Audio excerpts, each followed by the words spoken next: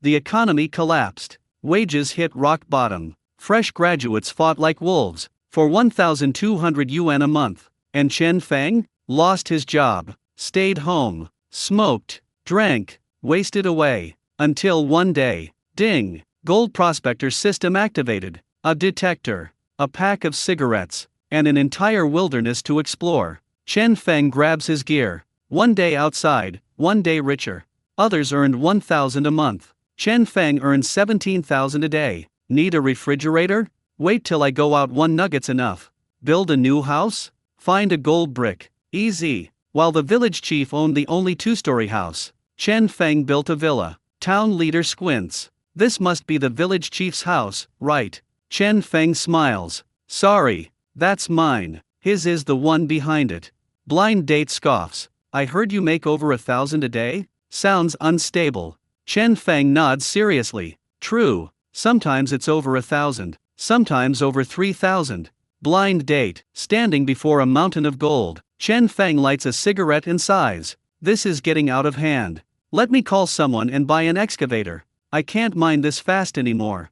I got Isekai'D and unlocked a gold miner system, only on Manhwa Recap Haven, where poverty ends. The moment gold starts beeping. You little bastard, don't you have chickens of your own? You have to steal mine? If I catch you, I'll chop off your hands, you bad omen. Don't play dumb, I know it was you. Stealing chickens like this, why don't you just choke to death? You're a grown man with arms and legs, yet all you know how to do is steal? No wonder you had a mother but no father to raise you. Outside the ramshackle thatched hut, shrill curses rang out one after another. Inside, Chen Feng lay on the con, completely stunned. He had been sleeping peacefully at home. When he opened his eyes, he found himself here confused, disoriented, with no idea what was going on. Before he could figure it out, a surge of memories crashed into his mind. Only then did he understand. This was a parallel world, almost identical to his previous life. Cities, villages, lifestyles, everything felt familiar. The only difference was that the people he once knew no longer existed. Worse still, this world had fallen into a devastating economic crisis. The unemployment rate had soared to 78%. Wages were several times lower than before.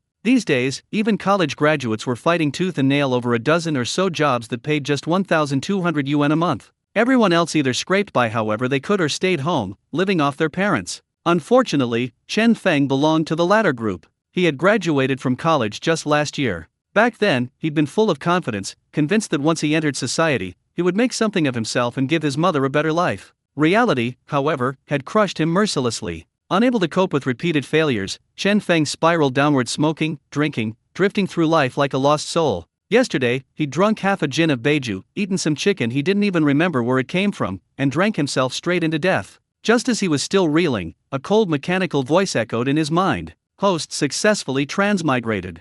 Gold miner system activated. Detectable metals, gold, silver, upgradable, dot. Detection radius, 3 meters, upgradable, dot. Detection depth, 20 centimeters, upgradable, dot. Other functions, not yet unlocked. System upgrades require monetary value, calculated based on the profit gain from detected metals. Chen Feng studied the information for a long time before finally grasping how it worked. In simple terms, the system helped him find gold. He could sell the gold for money, convert that money into points, and use the points to upgrade the system. So I'm basically becoming a gold digger, Chen Feng muttered, stroking his chin. In his previous life, he'd only ever seen gold panning on TV. He never imagined that one day, he would become the one hunting for gold. Just as he was lost in thought, footsteps sounded outside. Moments later, the door creaked open. A woman walked in. Her clothes were old but neatly washed. Time had etched lines into her face, yet traces of her former beauty could still be seen. It was his mother, Lu Ping. They looked at each other in silence. The air felt awkward. Lu Ping finally sighed, eyes full of exhaustion and heartache, and began cleaning up the empty cigarette packs and wine bottles scattered across the con. Did you steal old Wang's chickens? She asked, lifting the trash basket. Chen Feng glanced at the bowl of chicken on the con. After a brief pause, he said, if I said it wasn't me, would you believe me? Whether I believe you or not doesn't matter, Lu Ping replied softly. Old Wang's family has to believe it. Besides, if you didn't steal them, then why are our chickens still here? Where did the chicken on your bed come from? Maybe it got confused and committed suicide, Chen Feng said with a forced laugh. He had only been in this world for 10 minutes and was already being blamed for stealing chickens. Who was he supposed to argue with? Lu Ping sighed. Don't steal anymore. I know you're upset because Wang's wife keeps gossiping about you behind your back. Let her talk. Just pretend you didn't hear it. It won't kill you. She shooed Chen Feng off the con with a rag and began wiping it down. Oh, right, she added casually, your uncle called yesterday. Chen Feng immediately remembered him, his mother's younger brother. That man had always been smug, especially after his son landed a job earning 2,000 yuan a month. Ever since then, he never missed a chance to boast. Every time they met, he would praise his own son endlessly, then turn around and lecture Chen Feng like a moral authority. Worst of all, he loved scolding Lu Ping, saying she spoiled her child, that spoiling a son was the same as ruining him, and that she'd regret it someday. Chen Feng still remembered how his mother would lower her head, saying nothing, sighing again and again. Just thinking about that man's face made Chen Feng roll his eyes. What did that bastard say this time? He asked irritably. Lu Ping turned and shot him a reproachful look. You child, he's your uncle. He means well for you. How can you talk like that? Calling him names like that, where did you even learn it? After a pause, she sighed again. He said he could arrange a job for you as a security guard under his son. 800 yuan a month. At least it's better than staying home all day. Chen Feng snorted, a hint of sarcasm in his smile. Doing it for my own good? More like his son can't find anyone willing to work for 800, so he remembered me. Even if I made 600 elsewhere, I wouldn't earn 800 under him. If I go, I'll be driven crazy by his attitude before long. Lu Ping understood his reasoning, but letting Chen Feng stay home drinking all day wasn't good either. She didn't expect him to make a lot of money. Just having something to do would be better than this. What your uncle said isn't completely wrong, she said gently. Why not go work there for a couple of months?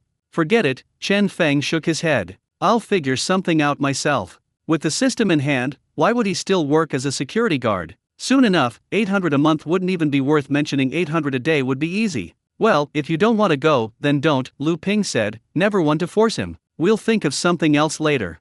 Oh, right, Mom, Chen Feng suddenly said, can you lend me some money? Gold mining wasn't something he could do barehanded. Even if the system existed, he still needed tools, metal detectors, equipment, supplies. Right now, he had nothing. Didn't you spend all the money I gave you last time? Lu Ping asked helplessly. Chen Feng scratched his head awkwardly. At his age, still asking his mother for money, it was embarrassing. Spend it carefully, Lu Ping said as she pulled a few worn bills from her pocket. And drink less. Alcohol isn't good for you. She counted the money and handed it to him. Chen Feng accepted it silently, gripping the bills a little tighter than necessary. This time, things would be different. 120 yuan note, 3 10 yuan notes, totaling 50 yuan. You can tell from the house alone that Chen Feng's family is not well off. Lu Ping makes a living by raising some poultry and farming some land. Sometimes when others hire workers, she will work for a few days and earn 50 yuan a day. Even if you're constantly busy all year round, your income is only around 15,000 yuan. Besides daily expenses and what Chen Feng spent, there wasn't much left. Mom, I want 3,000. Chen Feng took the 50 yuan and said with some difficulty. What? How much do you want? Lu Ping's eyes widened in shock at Chen Feng's words, and she looked at him in disbelief. Sanqian, what are you going to do? You might as well take my life. Lu Ping's face clearly showed her refusal. There was no way she would give it to him. Giving him 50 is not a small amount, it's enough for him to live on for several days. If I really gave him 3,000, he probably wouldn't come home for the next 2 weeks, and wouldn't come back until he'd squandered it all. No, Mom, I want to go pan for gold with the villagers, but I need to buy some equipment. All the odds and ends together, it's estimated to be around 3,000. Chen Feng knew that Lu Ping was shocked because she thought he was going to squander the money. After saying that, he added, consider this 3,000 as a loan to you. I'll give it back to you when I make money. Upon hearing this, Lu Ping looked doubtful and said, really? You're really going to pan for gold, not just squander it? Of course it's true, I also think we can't keep squatting like this anymore. Chen Feng nodded seriously. Gold panning. When the topic of gold panning comes up, Lu Ping can't help but hesitate. Some villagers are indeed panning for gold, but due to the poor economy, there aren't many temporary workers available. So they came up with a shady way to make money. They took a metal detector and went to the abandoned gold mine next door to pan for gold. Everyone dreamed of finding a gold brick and becoming rich overnight, but unfortunately, almost everyone came back with scrap metal every day. Occasionally, someone might find a gold nugget, and that would be enough to excite them for half a month. In reality, the average monthly income of a gold prospector was only 300 or 400 yuan. But because everyone is dreaming of striking gold tomorrow, many people are still happy to do this job even though the income is very low. Son, this line of work is too unstable. It's no different from gambling. Why don't you find a stable job? Many people in our village bought equipment, but they quit before they even made back their investment. Lu Ping was afraid that Chen Feng's enthusiasm would only last 3 days, and that he would eventually quit and lose several thousand yuan. Besides, this industry was too unstable. It sounded like you could strike it rich, but in reality, it was a no-brainer and not a long-term solution. Mom, trust me this time. I'm serious this time. I'm definitely not just going through the motions.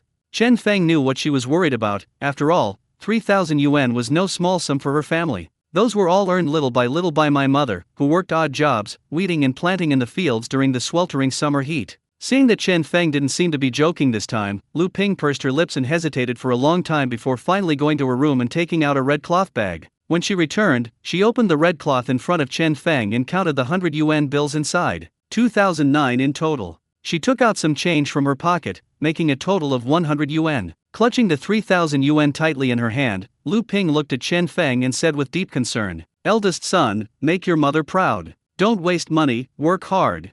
You know how painful it is for me every time your uncle talks about you in front of me. I also want to hold my head high in front of him, and in front of all my relatives.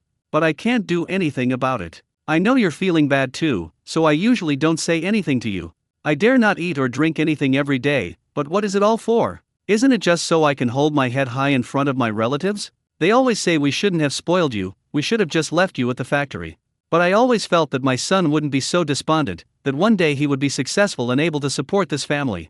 You." As she spoke, Lu Ping's eyes welled up with tears. No one knows how difficult it was for her, a woman practically a widow, to raise Chen Feng. The hardships she endured are beyond comprehension. As Chen Feng listened to Lu Ping's words, his eyes also turned red. When the whole world thought Chen Feng was a failure, only his mother, Lu Ping, still foolishly believed that Chen Feng would one day wake up and become successful. "Mom, don't worry, I won't let you down this time." Chen Feng spoke softly, but his words revealed an unprecedented firmness. "Okay, take this money. Mom trusts you." Lu Ping's voice was a little choked up as she stuffed the money into Chen Feng's hand and turned her head away. She didn't want her son to see her vulnerable side. Upon receiving the 3,000 yuan, Chen Feng had never felt money so heavy. He stepped outside, took a deep breath, and faced the sunlight. The woman who had been cursing at the entrance must have gotten tired and went home by then. Chen Feng subconsciously reached into his pocket, wanting to grab a cigarette, but found it empty. He had no cigarettes left. He shook his head and went to the village's farm machinery shop.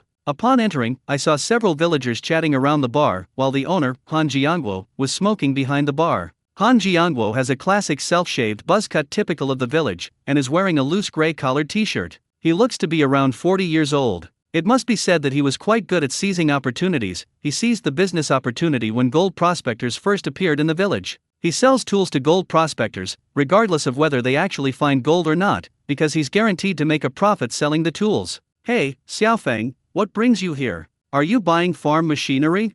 Han Jiangguo greeted Chen Feng with a smile, somewhat surprised. "I came here to buy a metal detector. Do you still have any?" Chen Feng asked, looking at the various farm tools on his counter as he walked in. "Yes, why did you buy a metal detector? Are you going to pan for gold too?" Han Jiangguo said in surprise. "Nothing much to do, just exploring for fun." Chen Feng smiled and didn't say anything more. "Okay, gold panning is good. Look at the village next door. I heard someone found a gold nugget a while ago. Holy crap, he sold it for over 20,000. You heard he struck gold, so you wanted to try your luck, right?" Han Jiangguo smiled, as if he knew Chen Feng inside and out. The villagers nearby were surprised to hear this and began to speak up. "How much?" "It sold for over 20,000. My god, that kid's made a fortune. Damn it, I'll go shopping tomorrow too. How much do I make from farming all year? If I could find such a big gold mine, I'd stay here for a year and get a license." My wife wouldn't dare utter a sound. Seeing that Chen Feng didn't speak, Han Jiangguo started rambling on again. "Let me tell you, you've come to the right place to buy from me. Do you know whose metal detector that kid used to find such a large amount of gold? Damn it, if it weren't for my metal detector, he could never have found such a huge amount of gold. He can only dream about it." He talked to himself for a long time before remembering to take Chen Feng to see the tools. "Come on, Xiaofeng, come with me to the warehouse and see what you want." Han Jiangguo walked out from behind the bar and led Chen Feng to the warehouse next door. "Here, take a look. This smaller one is 2,600, and this larger one is 4,800. Which one do you want?" Han Jiangguo pointed to the two metal detectors standing by the wall and said to Chen Feng. Chen Feng looked at the metal detector, stroked his chin, and asked, "What's the difference between these two?" "You get what you pay for. Larger ones can detect at greater depths, over longer distances, and with greater accuracy. A smaller range will be smaller, but it's still accurate. I recommend you get one for 2,600. You can upgrade to a larger one later when you've made more money. Han Jiangwo offered his suggestion. The reason he recommended the smaller one wasn't because he was particularly practical, but because he was afraid Chen Feng wouldn't have enough money and wouldn't be able to afford the larger one at all. If he could afford a smaller one, Han Jiangwo would be completely satisfied. 2,600 is not cheap. Can you give me a discount? I'm a regular customer and I always buy things from you, Chen Feng said, trying to negotiate the price. Hearing this, Han Jiangwo smiled helplessly and said, "Brother, you're really talking nonsense. When have you ever come here to buy anything? You always buy things from the convenience store next door." Chen Feng wasn't embarrassed at all. He grinned and said, "Well, here I am. Just tell me whether I'm here or not." Alright, since you've brought it up, I won't say 2,600, 2,500 will do," Han Jiangwo conceded. "Okay, if you say 2,550, then it's 2,550. I'll do as you say." Chen Feng didn't haggle anymore. "Since you're going to pan for gold, I have other things here that are essential for gold panning. See what you need." Han Jiangwo continued to introduce the product to Chen Feng, providing a comprehensive service. "This backpack is for carrying odds and ends, and can also hold some food and tools. It's an essential for gold mining. I bought it for 120, but I'll sell it to you for 80. It's super sturdy. How about it?" He picked up a black backpack, tugged at it forcefully, and showed it to Chen Feng. Chen Feng didn't believe a single punctuation mark in Han Jiangwo's words. "You bought it for 120 and sold it to me for 80? Are you kidding me?" Chen Feng took the bag and examined it carefully. He frowned and said, "I think I've seen this bag online. It only costs 60 yuan there." Of course, he hadn't seen it online, he was just talking nonsense. Upon hearing this, Han Jiangwo immediately shook his head and said, "Impossible. This quality is worth 60? You're kidding. It won't break even if you carry it for 10 years. The quality of what you see online is definitely not as good as mine. Can you really trust things online? How about this, consider it my support, I'll sell it to you for 70, okay?" Chen Feng nodded and said, 70 is fine, then I'll take one." "Alright, take a look at this little shovel. It's used for panning for gold and digging. The big ones are 10 yuan each, and the small ones are 8 yuan each. Which one do you want?" Han Jiangwo squatted down and picked up two brand new little shovels. "I'll take the 10 yuan one, this one you." Before Chen Feng could finish speaking, Han Jiangwo quickly interjected. "Brother, this really can't be discounted. It's already 10 yuan, and if it's any cheaper, we'll really lose money."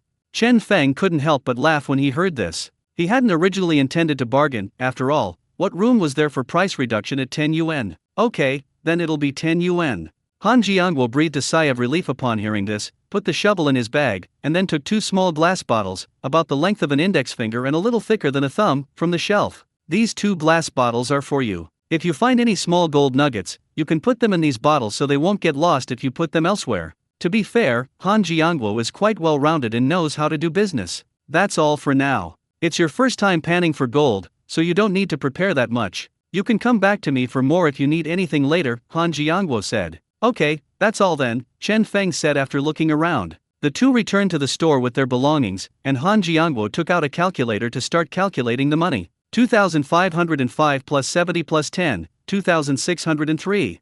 "Brother, are you scanning with your phone or paying cash?" Han Jiangwo looked up and asked with a smile. "Cash, and you didn't even offer to round it down to 0, Chen Feng said, taking out the money from his pocket and checking it as he spoke. "I really can't do without it. You know how small my business is, I don't even make any money," Han Jiangwo said with a smile. "With this setup, he'll earn at least 400, and even his way of addressing him will change from the initial Xiao Feng to calling him brother all the time." Businessmen all claim they don't make money, but Chen Feng naturally didn't believe him. Although he didn't know exactly how much he earned, he estimated it was at least a few hundred yuan. "Okay, here's the money, you can count it." Chen Feng handed the counted money to Han Jiangwo. "What's the point of counting? We're from the same village, how could I not trust you?" Han Jiangwo chuckled, took the money, glanced at it symbolically, and stuffed it into the drawer. Indeed, there was no need to count. Han Jiangwo had been watching closely the whole time Chen Feng was counting. Even if Chen Feng miscounts, Han Jiangwo would never miscount. Chen Feng slung the black bag over his shoulder and noticed a box of Baitishan cigarettes on the bar.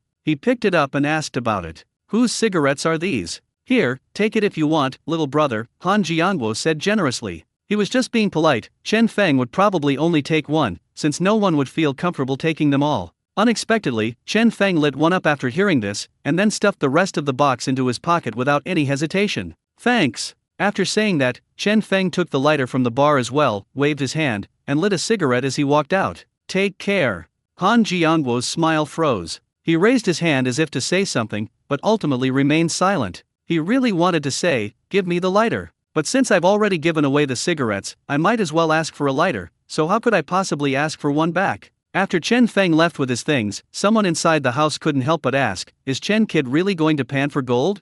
Han Jiangwo rolled his eyes upon hearing this, leaned against the bar and said, "What a load of rubbish, it's just a 3-minute fad." He probably heard someone made money by panning for gold and wants to follow suit. Look at him, he doesn't look like he's going to find gold.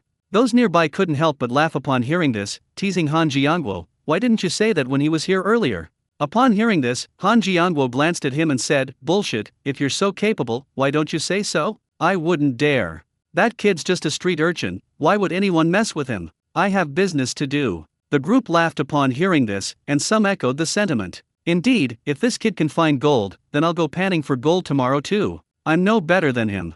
By the way, Lao Han, you just said someone in the next village found 20,000 yuan worth of gold."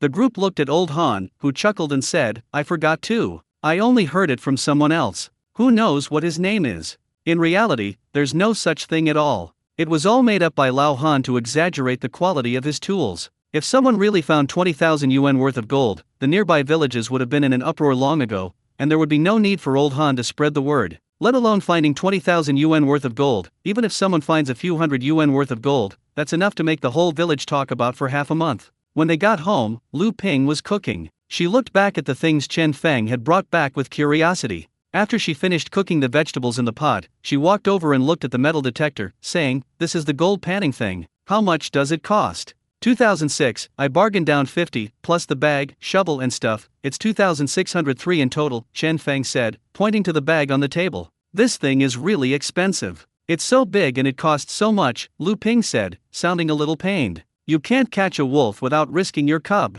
I'll go find Brother Zhang after we finish eating. Have him take me with him when he goes gold mining tomorrow, and also ask them what time they start, and if there's anything else I need to be careful about." Chen Feng picked up a large cup of boiling water that was cooling on the table and poured some into his own cup. "Okay, find out what happened and learn from them," Lu Ping instructed. "Okay." Chen Feng picked up his cup and drank it all in one gulp, ready to start the meal. After dinner, Chen Feng went to Zheng Ping's house. In rural areas, there's no such thing as knocking, you just push the door open and go in. As soon as I entered, I saw Zheng Ping's wife wiping the floor, while Zheng Ping sat at the dining table smoking. The dishes and chopsticks hadn't been cleared away yet, so he must have just finished eating. "Xiao Feng, come and sit down." The two were surprised to see Chen Feng. Zheng Ping was taken aback and then invited Chen Feng to sit down. Zheng Ping is 30 years old this year. He is an honest man and has a strong physique due to years of farm work. He has been married to his wife for 6 years. His wife is 28 years old this year, and the two of them are good people. Sister-in-law is mopping the floor. "Brother Zheng just finished eating?" Chen Feng smiled and sat down opposite Zheng Ping. "We just finished eating, do you want a bite?" "It's all leftovers," Brother Zheng said warmly. "I'm not eating. I just finished eating at home," Chen Feng said, waving his hand. "Why don't you have a smoke? Here you go." Zheng Ping took out a cigarette from the pack. It was a pack of Ganoderma lucidum cigarettes that cost 6 yuan a pack. Chen Feng took the cigarette, and Zheng Ping lit it for him. Chen Feng shielded the flame with his hand and gently touched Zheng Ping's hand as a way of saying thank you. "Brother Zheng, I also bought a metal detector," Chen Feng said, exhaling a puff of smoke. "You bought some too? You want to strike it rich too?" Zheng Ping said in surprise. "Nothing much to do, just browsing around for fun," Chen Feng said with a smile. "Well, to be honest, I thought it looked pretty good before I started, but after I started, I realized that this thing is purely based on luck. After a day's work, all I find are scraps of copper and iron. If I'm lucky, I might find a little silver. But I'll hardly ever find gold, maybe once every 10 days or half a month. Sometimes we order the wrong thing and end up spending all our travel expenses," Zheng Ping said with a laugh. "When are you going? Will you come with us in a chartered car?" Zheng Ping asked before Chen Feng could even speak. "Yeah, I was thinking of coming with you guys to save on travel expenses, and it's good to have someone to look after us," Chen Feng said with a smile. "Okay, then I'll count you in tomorrow. The travel fare is 15 yuan for a round trip, you know that, right?" Zheng Ping flicked his cigarette ash and said, "Okay, I'll give you the money now. What time are you leaving?" Chen Feng said, reaching for his money, but Zheng Ping stopped him. "Oh, no rush, we'll talk about it tomorrow. We usually leave at 6 in the morning and return at 6 in the evening." Remember to eat breakfast, and take some food and water. There's nowhere to eat lunch, so you'll only have dry rations, Zhang Ping thoughtfully reminded him. Okay, I'll go to the convenience store to buy something later, Chen Feng nodded. You've bought everything, right? Did you forget anything, like a backpack or a shovel? Zhang Ping asked. No, I bought it from Han Jiangguo's all-inclusive store, and he even gave me 2 small bottles as a gift, Chen Feng said. Okay, that's fine. I have some other miscellaneous tools here, so you don't need to buy any more. Just use mine if you need anything. After all, we're just starting out, so don't buy too many useless things. Zhang Ping said with deep understanding. Alright, then I'll be going now, brother Zhang. Let's go make a fortune together tomorrow, haha. Chen Feng stood up and laughed. Okay, feel free to ask me anything you don't understand, Zhang Ping said as he stood up to see Chen Feng off. After leaving the house, Chen Feng turned towards the convenience store. A group of people were playing cards inside the shop, and a few others were watching. The shop owner, Lu Dahai, was around 50 years old, with a beer belly and a receding hairline. He was very familiar with Chen Feng, since Chen Feng always bought things from his shop. You're here. What would you like to buy?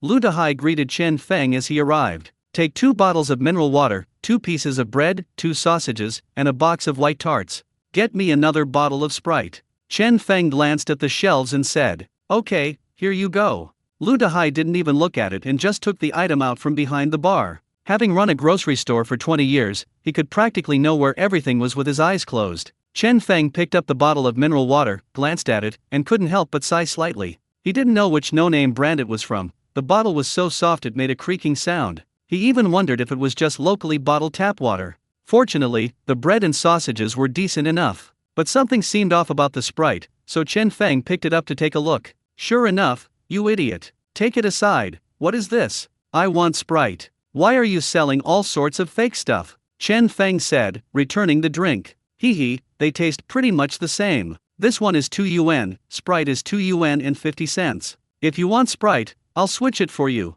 Lu Dahai took the lay-by back and replaced it with a bottle of proper Sprite for Chen Feng. Lu Dahai took a plastic bag and helped Chen Feng pack everything, then took a bag of Baitishan cigarettes from the shelf and handed it to him. This cigarette isn't fake, is it?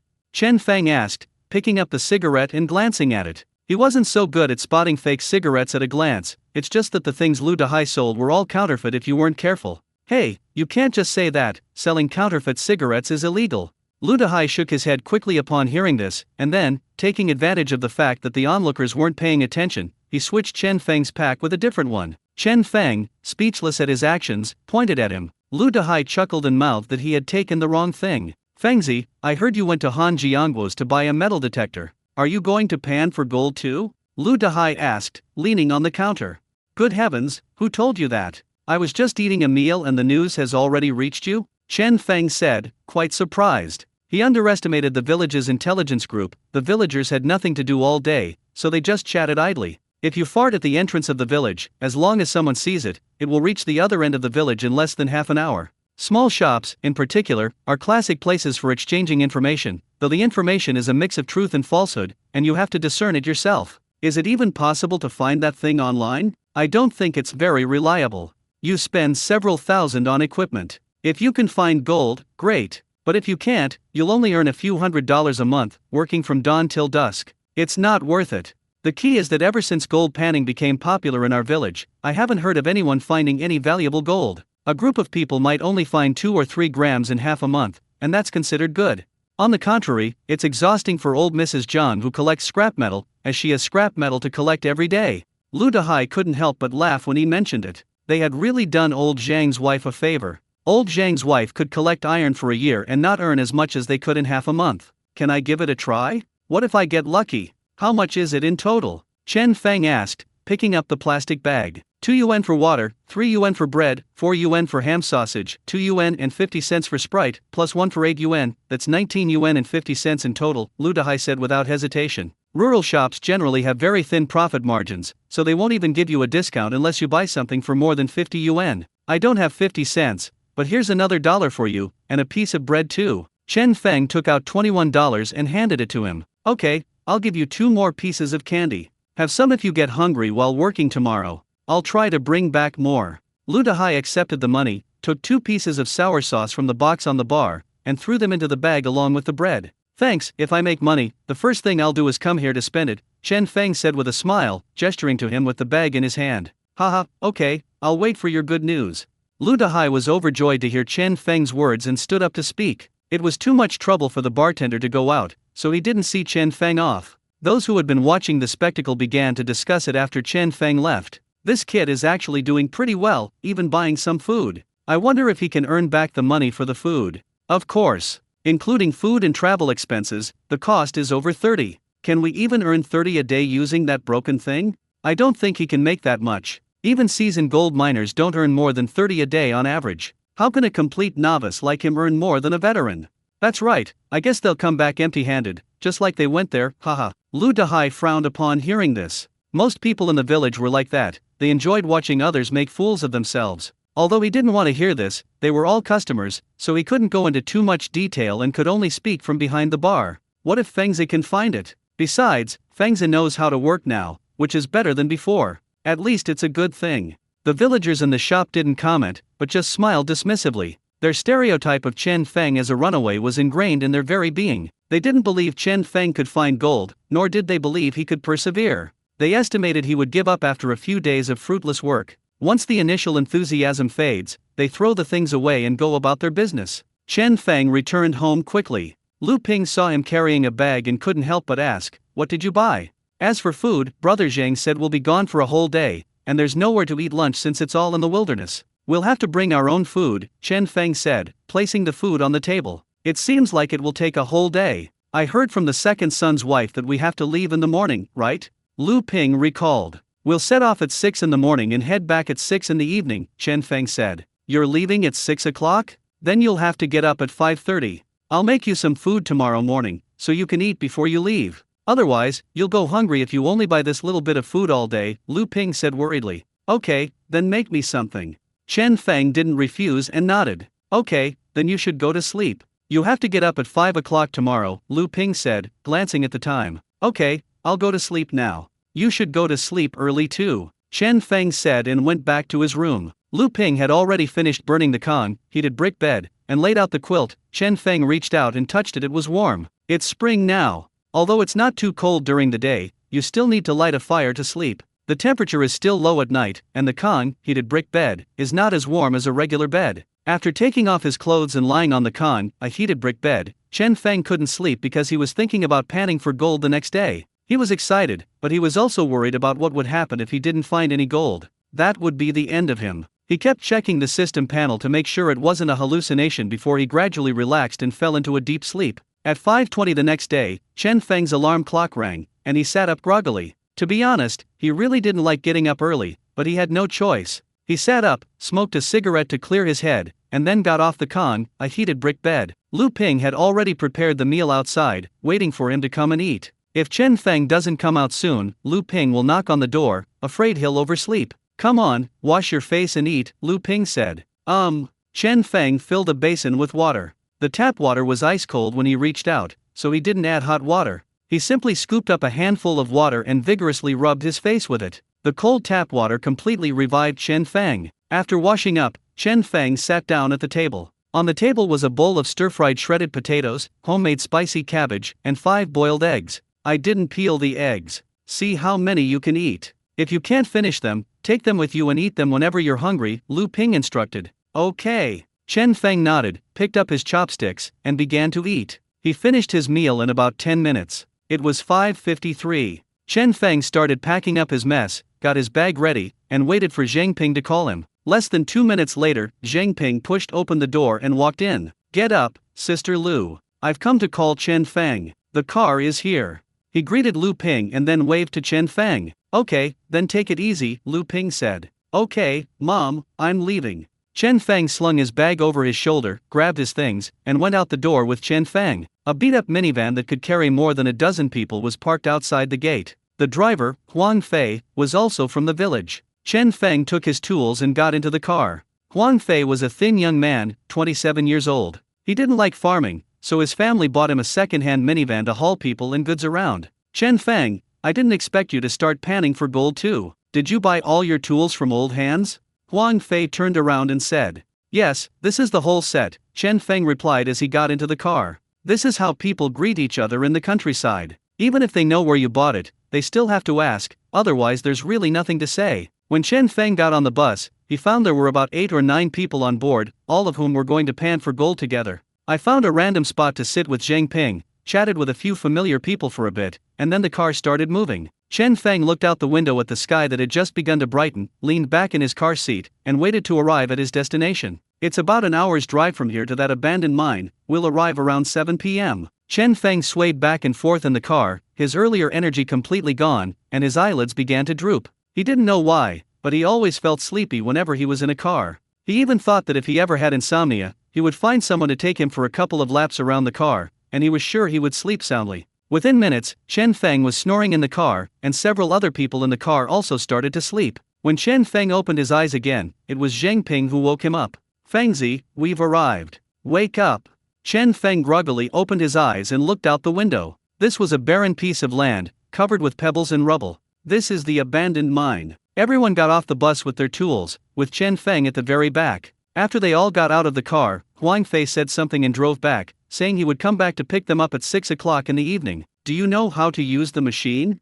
Zhang Ping asked Chen Feng as he put on his clothes. "Yes, I studied it when I got home yesterday." Chen Feng also started to put on his clothes. It's called wearing, but it really just means putting on the earpiece that comes with the metal detector. Although metal detectors will beep when they detect something, sometimes the sound is too faint to hear if the object is too far away. Wearing headphones ensures you can hear even the quietest sounds and miss nothing. Chen Feng carried a black bag, held a long metal detector in his hand, and wore full coverage headphones. Looking up, I saw that everyone else had already started their tests, using metal detectors to search the ground. At first glance, it looked like a group of engineers searching for landmines. This scene made Chen Feng laugh.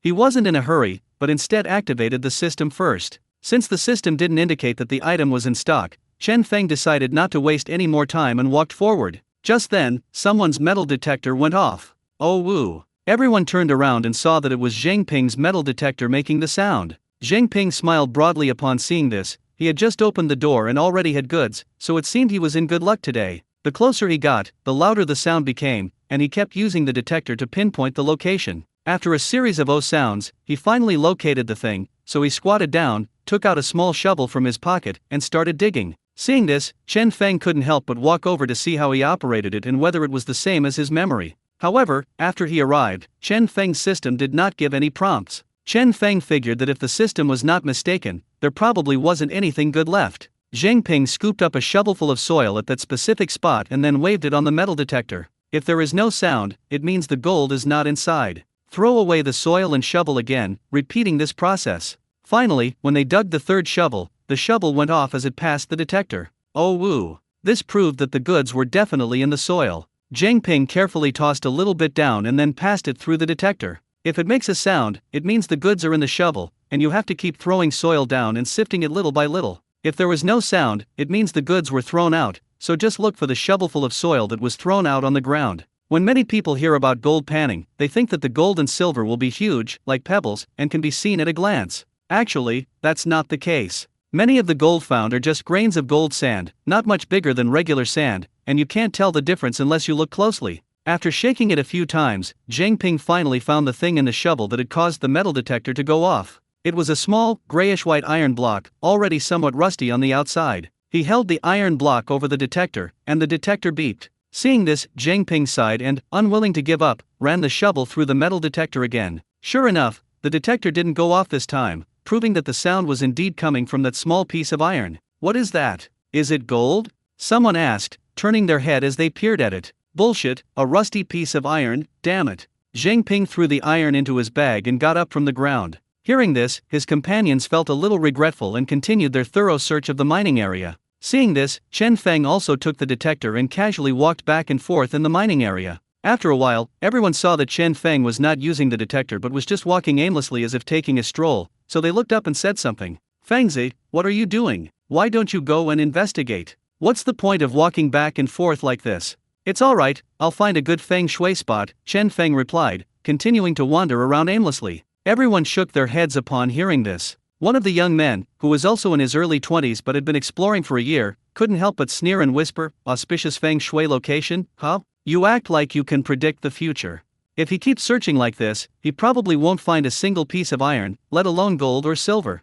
The The speaker was named Song Hui, and his face was full of experience. I think so too. Who explores like that? Why don't you ask some of us experienced people? You're just messing around on your own. Let's see what you can come up with. One of the people next to Song Hui said with the same disdain. Since the exploration wasn't very interesting anyway, people would go out in groups of 2 or 3, chatting casually. Chen Feng was alone, and he was somewhat distant from them. Chen Feng became more and more puzzled as he walked. It had been almost 20 minutes, and he had explored the entire area, so why hadn't his system given him any prompts? This system is just a scam, isn't it? Just as he was thinking this, the system suddenly sent a notification. There are precious metals within a 3-meter radius of Chen Feng. Upon seeing this, Chen Feng's face lit up with joy, and he quickly moved the detector back and forth. After all, a distance of 3 meters in radius is not short. He first needs to draw a 3-meter radius area based on the system's prompts to confirm that the object is within that range. Then, take the detector and thoroughly scan the 3-meter radius area that has been marked,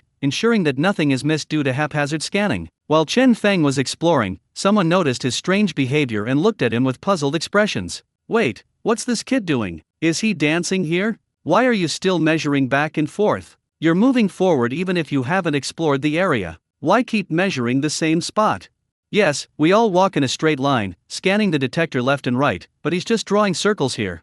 I don't know, who would pan for gold like that? It would be a miracle if he actually succeeded, Song Hui said with a mocking smile. The group chattered amongst themselves, and Zhang Ping, seeing Chen Feng's detection method, felt somewhat helpless. Thinking that Chen Feng was a novice and didn't know much about gold mining, I had to teach him the correct methods. As soon as Zhang Ping walked up, before he could even speak, he heard a sound coming from the detector in Chen Feng's hand. Oh woo! Upon hearing this sound, Zhang Ping's eyes widened slightly. He hadn't expected that Chen Feng would actually find something using this unorthodox detection method. He quickly stepped forward, pointed to the spot where the sound had just come from, and said, "Don't rush, explore slowly, it seems like it was right here." The moment Chen Feng heard the detector's sound, he couldn't help but grin. He slowly probed with the detector and finally determined the location of the cargo based on the sound. He squatted down to take out a shovel from his bag, but Zhang Ping handed him the shovel hanging on his bag and squatted down with him. Chen Feng looked up and smiled, took the shovel, scooped up a spadeful of soil, and began to work it on the detector. Those companions who were looking over here widened their eyes in surprise when they saw the two of them squat down. Holy crap, what's going on? Did they find something? It seems so. Otherwise, why would they be squatting down? Look, aren't they shoveling dirt? Holy crap, this kid is really lucky. I haven't even found a piece of iron yet, and he's a newbie who actually found something. Song Hui looked at Chen Feng and his companion's figures with surprise in his eyes, and snorted, "What's the use of finding them? We're not even sure if we'll actually get the goods. Why are you so surprised?" Those around him nodded in agreement. Indeed, it was too early to be happy, they didn't even know what it was yet. Oh woo. The detector went off as Chen Feng held the shovel over it. "Take your time, pour out only a little at a time, so you don't spill the goods and make them hard to find," Zhang Ping instructed, watching the shovel from the side. Chen Feng slightly raised the shovel and continued to move it over the detector. After moving it twice, the detector was still beeping. Chen Feng then held the shovel in his left hand and extended his index finger with his right hand, rummaging around inside the shovel. Zhang Ping was also helping Chen Feng look when he suddenly noticed a grayish-white object. He immediately laughed and pointed at the shovel in Chen Feng's hand. "The goods are over there." Chen Feng also saw the small white particle, picked it up, and ran it through the metal detector. Oh woo. The sound confirms that this is the item in question. This isn't iron, is it?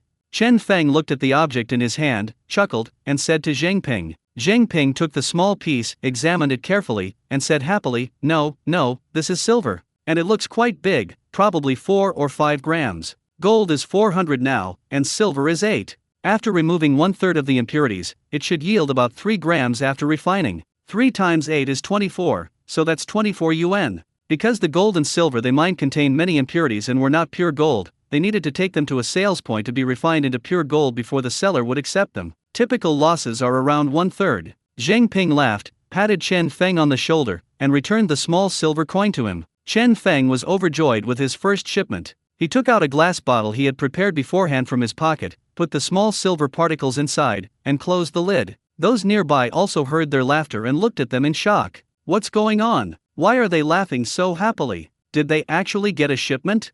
I don't know. Really? Chen Feng really found something good. Holy crap, what's going on, Lao Zheng? What's wrong? These people put down what they were holding and looked at Chen Feng. Some of them couldn't contain their curiosity and shouted.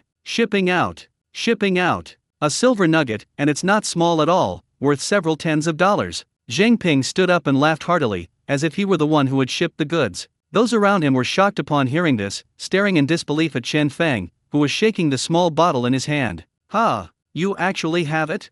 Song Hui looked at the two of them with considerable surprise, his eyes filled with disbelief. He just said that someone like Chen Feng definitely wouldn't be able to find anything, but he was proven wrong so quickly. Chen Feng had only been there for less than an hour when he found silver nuggets worth tens of yuan. His luck was just too good. Damn, this kid actually found a prime location, and he's got some goods right off the bat. No wonder he kept looking around and wouldn't leave. It turns out he heard the noise. Damn. I was wondering why this kid kept drawing circles. Turns out he'd found something. The crowd looked at Chen Feng with a mixture of envy and jealousy, and then continued to use their detectors to scan for mines. It's no use just looking at others. No matter how long you look, it won't become your own. Great start. You're really lucky. Keep it up. If you can scrape together 100, then we'll be making a killing today. Zhang Ping said with a smile as he took the shovel Chen Feng handed him. Haha, you too. Anyway, there's still plenty of time, no rush. Chen Feng picked up the detector lying on the ground and said the same thing. Zhang Ping picked up the detector and began to probe downwards, while Chen Feng continued with the same routine, strolling back and forth, looking for his own auspicious spot. Oh woo. Someone finally detected something, a long-lost smile appeared on their face, and they squatted down to start shoveling across the detector. Unfortunately, he didn't have Chen Feng's good luck. A few minutes later, he looked at the brass-like object in his hand and sighed. It's better than nothing, and it's better than a block of iron. If you accumulate enough brass, it can be worth some money. About 15 minutes later, Chen Feng finally heard the system notification again. He couldn't help but chuckle, then started drawing circles around the spot, marking out an area, and began a thorough sweep. Oh woo. Upon hearing the sound, Chen Feng couldn't help but grin. He immediately knelt down and took out the small shovel from his bag. They shoveled it down, ran it over the detector, and found nothing. Chen Feng shoveled again with force, but after checking the detector, he still found no goods. He kept digging with his shovel, piling up a small mound of dirt next to him, before the detector finally went off. Oh my, let me see what kind of quality you really are. Gold! Gold! Gold! Chen Feng shouted loudly as he threw soil down. After tossing it a few times, when it passed the detector again, the detector went silent. Chen Feng knew that he had tossed the goods away, so he squatted down and carefully searched for the small mound of dirt. Before long, he saw a silver nugget that was about the same size as the previous one. Tisk tisk tisk, although it's not gold, it's not bad either. That makes 50 yuan in total, right? Chen Feng took out the small bottle and put the silver pellets inside. Now there are 2 small silver pellets in the bottle. He now understood why Wei Jianguo had given him 2 small bottles, one contained gold and the other silver. He had previously thought it was worthless and was worried that if one broke, he would bring a spare. Chen Feng happily put the bottle away and began probing back and forth. However, Wei Jianguo didn't actually think that way at all. He thought that since it wasn't worth much, giving away just one would seem stingy, and if it broke, the other party would have to come back and ask him for it, which would be troublesome, so he might as well give away 2. As for using 2 bottles to pack the goods separately, that's complete nonsense. Who would do that for no reason? Gold might not appear for 10 days or half a month, and even silver is scarce. Carrying 1 bottle is sometimes pointless. Who would carry 2 bottles around all day, making a racket? Only Chen Feng, who is 100% certain of having something to offer as long as he squats down and starts digging, would have a need to bring 2 bottles. He's just overthinking it. By noon, the sun was shining directly on everyone, and the temperature was rising. Everyone felt a bit hot, so they unbuttoned their clothes and gathered together to eat.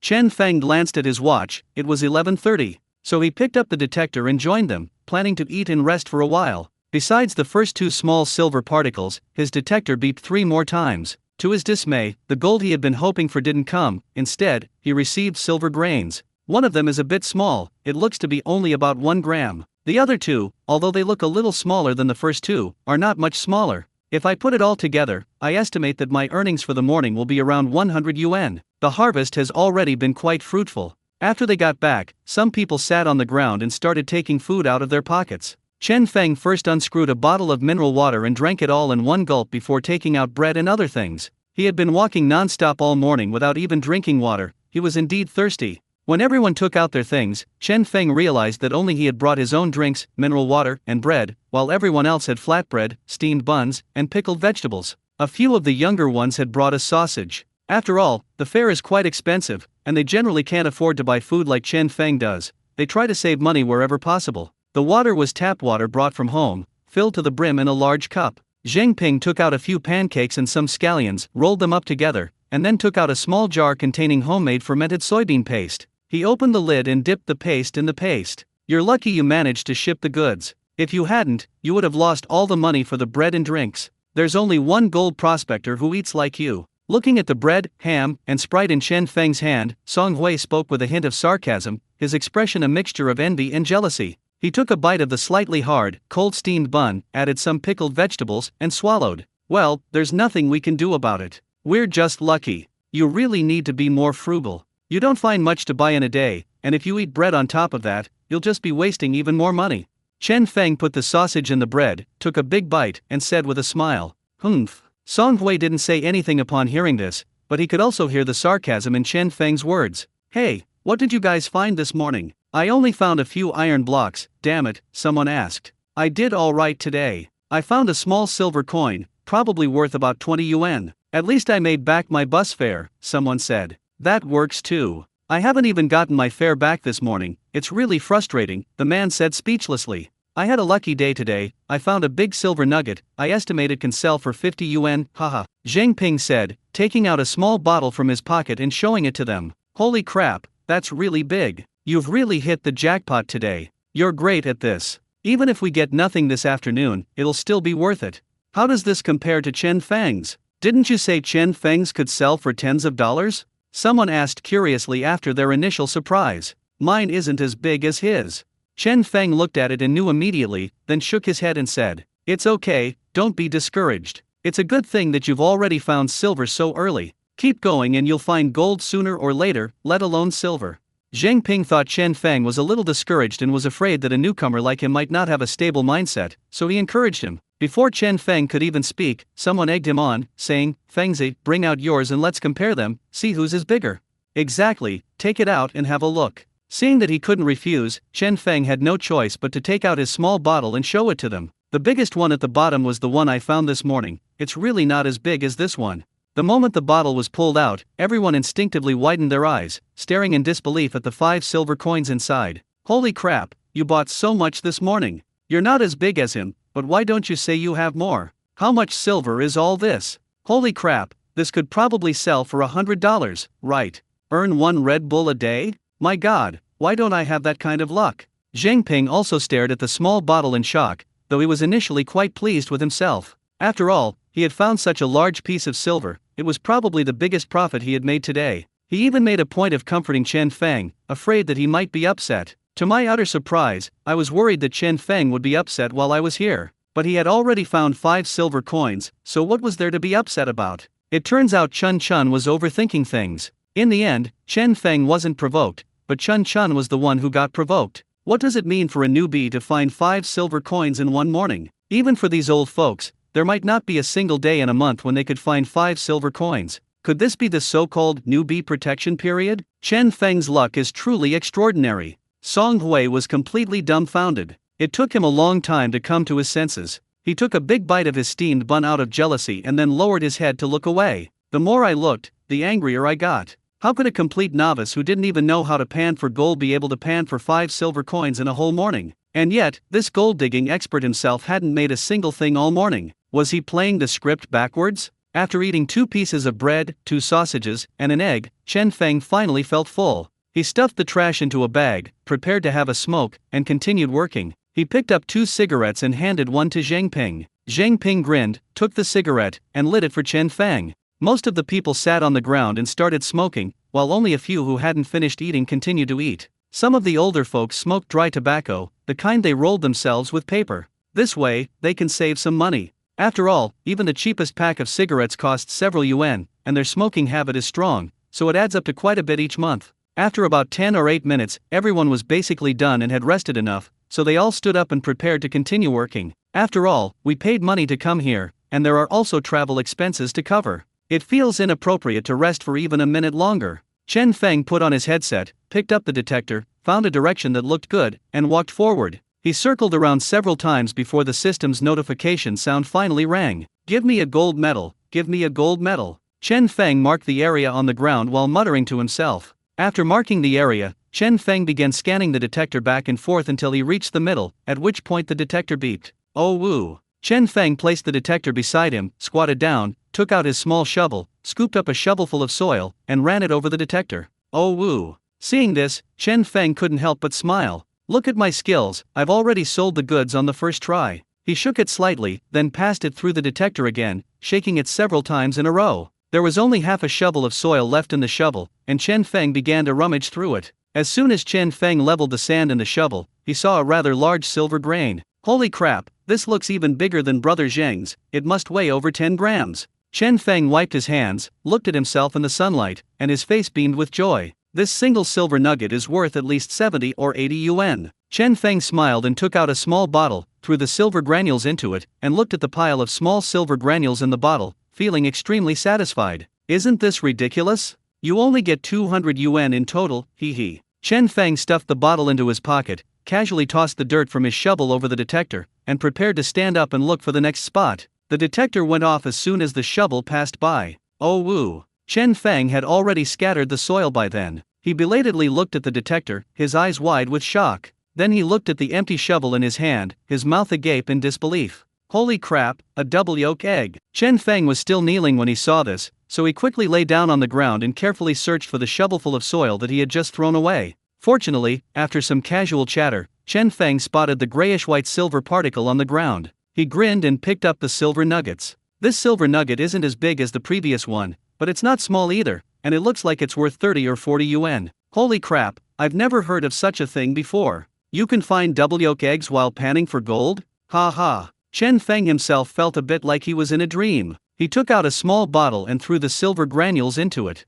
Chen Feng had never heard of anyone shoveling 2 items at once. If this got back to the village, they'd probably be talking about it for half a year. I had only packed my things and taken a few steps when the system notification sounded again. Wow, this place is great. Chen Feng's smile had barely faded when it instantly reappeared. Looking around, he found that his companions were all far away, scattered and probing back and forth. 2 of them had probably found something and were digging at the ground. We need to hurry and dig before they come. Chen Feng quickened his pace and, in less than 15 minutes, he had extracted 2 more silver coins worth about 30 yuan each. After putting the silver granules into the small bottle, Chen Feng stood up. His legs were a little numb from squatting for so long. To be honest, he doesn't know why, but he feels like he's picking up money off the ground. Squatting down gives you 20 points, squatting down gives you 30 points. This feeling is so damn awesome. No wonder gold miners, even with an average income of a few $100s, were unwilling to do anything else. This thing is like a free scratch-off lottery ticket, it's really addictive. It's a pity that he hasn't made a fortune yet.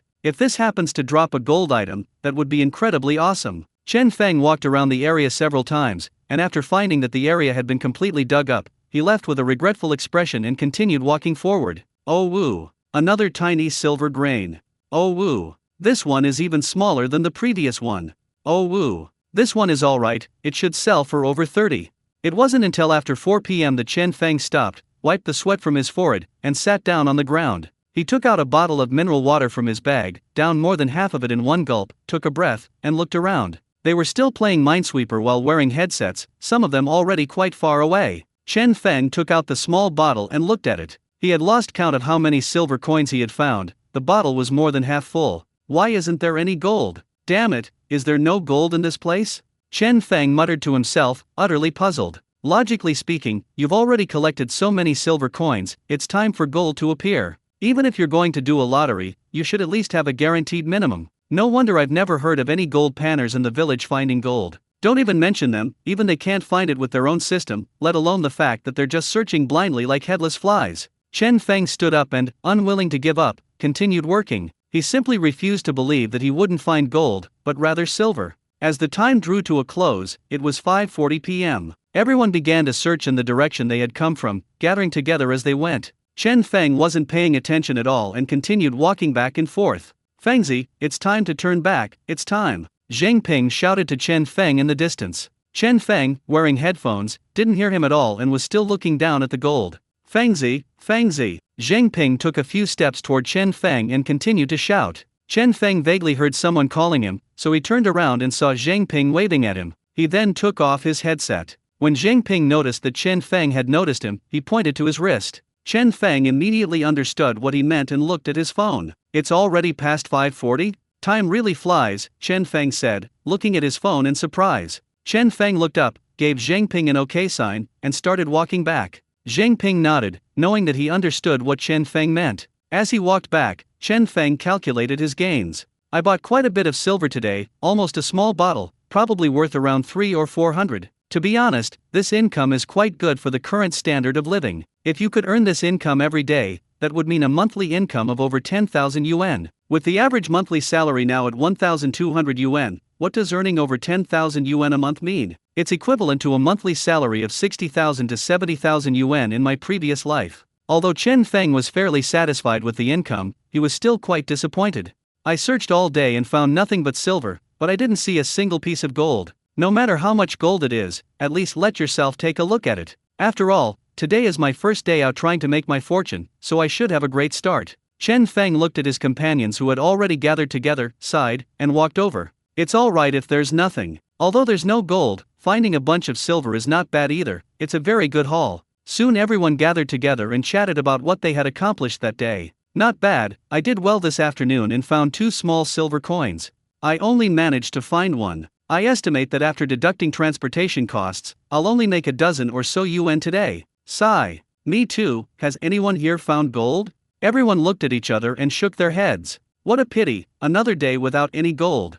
Someone sighed, saying with some regret. Zhang Ping looked at Chen Feng and asked curiously, how many silver coins did you find today? Although it's your first day panning for gold, you've probably earned the most today. You're really lucky. How many pills? I didn't count them, just about a bottle's worth, Chen Feng said after thinking for a moment. Everyone was going to the county town to sell their harvest, so this kind of thing couldn't be hidden. Chen Feng didn't intend to hide it and simply confessed. A small bottle. Zhang Ping's eyes widened upon hearing this, and even his tone changed slightly. He figured that even if Chen Feng had the best luck that day, he'd probably only get 7 or 8 grains, which would already be quite a lot. To my utter surprise, this kid actually managed to find a small bottle, with who knows how many pills it contained. What incredible luck you have. Could this be the legendary innate gold-digging physique? Holy crap.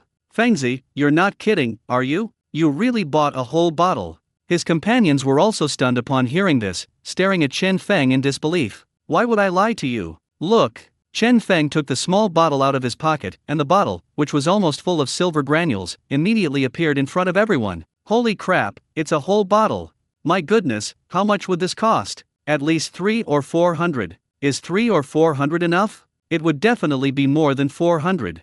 Holy crap, how did you even find this? We pan for gold by the grain, and you're selling it by the bottle? What the hell? Song Hui stared at the small bottle of silver, his eyes practically blazing with jealousy. If only this were his, he would definitely buy a box of Yuxi cigarettes to celebrate when he gets home today, and maybe a couple of pig's trotters as well. Just as they were marveling at Chen Feng, Huang Fei pulled up in his van a little ahead of them. He rolled down the window and looked at them gathered together, his eyes full of curiosity. They used to stand here patiently and wait for me, but what's going on today? Why is it different from usual? Did they release something good? He was also a trustworthy person, and upon seeing this, he immediately got out of the car. What are you doing? What are you looking at?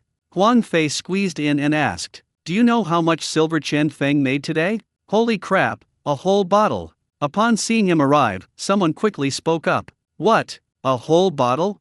Huang Fei was immediately shocked. He drove them around every day and knew exactly what they had gotten. If you manage to find a few pieces of silver in a day, that's considered extremely lucky. But what on earth did Chen Feng do on his first gold panning trip? He found a whole bottle of gold. Really? Let me see. Huang Fei quickly took the small bottle from Chen Feng's hand and looked at it. Holy crap, did you find all of this today? Huang Fei looked at Chen Feng in disbelief. Yes, Chen Feng said with a smile. Wow, you're amazing. You're a natural at this. You managed to find so many on your first visit, Huang Fei said, his voice filled with amazement. It's alright, just lucky. Chen Feng took the small bottle and smiled. Damn, you're incredibly lucky. These guys have been searching all day and haven't gotten as much as you, have they? Huang Fei asked, looking at the crowd. The group looked at each other, considered it for a moment, and then shook their heads. Even all of them combined wouldn't be enough for one bottle. Chen Feng himself only had one bottle. They couldn't help but sigh. The difference between people is just too big. We're all out here to make our fortune, so why are you so outstanding? Alright, you've hit the jackpot today. Let's go back now. Huang Fei waved them over with his car keys and invited them to get in. I still have to drive to the county town today. Including their sales trip, I estimate I won't get home until almost 8 o'clock. Okay, let's go. Everyone chimed in, saying that they were all exhausted after a long day, and the little bit of food they had eaten at noon had long been digested. They were all thinking about going home for a hot meal. As everyone walked, they packed up their things, taking off their headsets and unplugging the wires. Chen Feng was at the back, doing the same thing, tying the wires and headset to the metal detector, ready to pack up and get into the car. Just as he reached the car, Chen Feng suddenly paused, looked up at his companions queuing to board with surprise in his eyes. His system suddenly alerted him that there was precious metal within a 3-meter radius. Come on, Fengzi, why are you standing there like that? Zheng Ping, sitting by the window, leaned out and said to Chen Feng, who was standing by the car, I think I heard my machine start running, wait for me a moment. After saying that, Chen Feng unwrapped the wire and prepared to get to work. He was certain there was something under his feet. It definitely wasn't a system malfunction. Because he had already tried it, everyone had some silver on them, but even if Chen Feng was close by, the system wouldn't give a notification. The system will only alert you to unclaimed metal underground. What the heck? Are you sure your machine made a sound, or you misheard? Zheng Ping said, somewhat incredulously. Could it be that just as they were about to get on the bus and leave, Chen Feng discovered another shipment? Everyone heard Chen Feng's words and peeked out. Fengzi, really? You're talking about goods again? Damn, what luck you have. I've been here talking with my equipment for ages and haven't gotten anything, but you come here and have something right away. Seeing that Chen Feng had already turned on the machine and started scanning, and since everyone was stuck sitting there anyway, they all got down to watch Chen Feng make a scene. Fengzi, where did that noise come from? Zheng Ping came down with a shovel, wanting to help him find it. I forgot too. The sound was very faint, and it was nearby, Chen Feng replied while scanning the area. After all, he couldn't say that the system notified him that there was stock, so he started exploring. He could only give a vague answer. Chen Feng searched the area thoroughly but found no sign of any goods. Moreover, every time he brought the metal detector close to the car, it would start beeping. Every time he approached the car, he had to carefully distinguish whether it was the car or the cargo that was beeping, which made Chen Feng frown. Everyone was initially excited, but when they saw that Chen Feng couldn't find anything after a long time, they became a little impatient. Fengzi, are you sure you didn't hear wrong? There's nothing there at all? Yes, what you heard was the sound of a metal detector approaching the car, right? That's right. If there really was something there, it would have been discovered long ago. It's just a small area. Let's go, Fengzi, stop exploring, there's nothing there.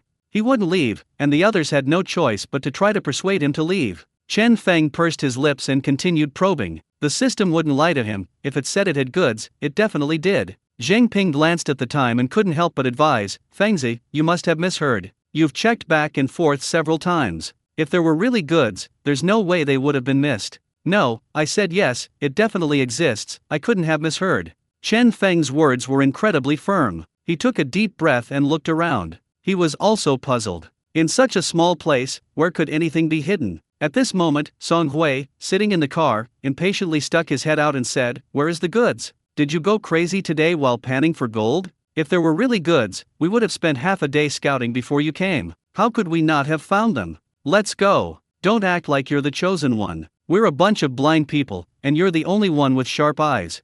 Chen Feng ignored him completely, put down the metal detector, and was holding his breath. He refused to believe that he couldn't find this guy. There was only a 3-meter radius. Where could he hide? Suddenly, as if he had thought of something, he slapped his head and stepped forward to shout at Huang Fei, move the car. Ha! Huang Fei was stunned when he heard this. What did this have to do with him? Hurry up, the goods are under the truck. Chen Feng urged again. Huang Fei himself didn't want to move. He suggested that they just get in the car and leave. But seeing how determined Chen Feng was, as if he wouldn't leave unless Huang Fei moved, Huang Fei had no choice but to start the car and drive it forward a few meters. The onlookers couldn't help but sigh. What was wrong with Chen Feng? Did he really have to turn this place upside down? If you have the goods, then go looking for them. If you don't have them, what are you looking for? Are you really just going to search blindly? Seeing this, Chen Feng quickly picked up the metal detector and went forward to probe the area under the car. After scanning back and forth a few times, the metal detector emitted a sound that shocked everyone.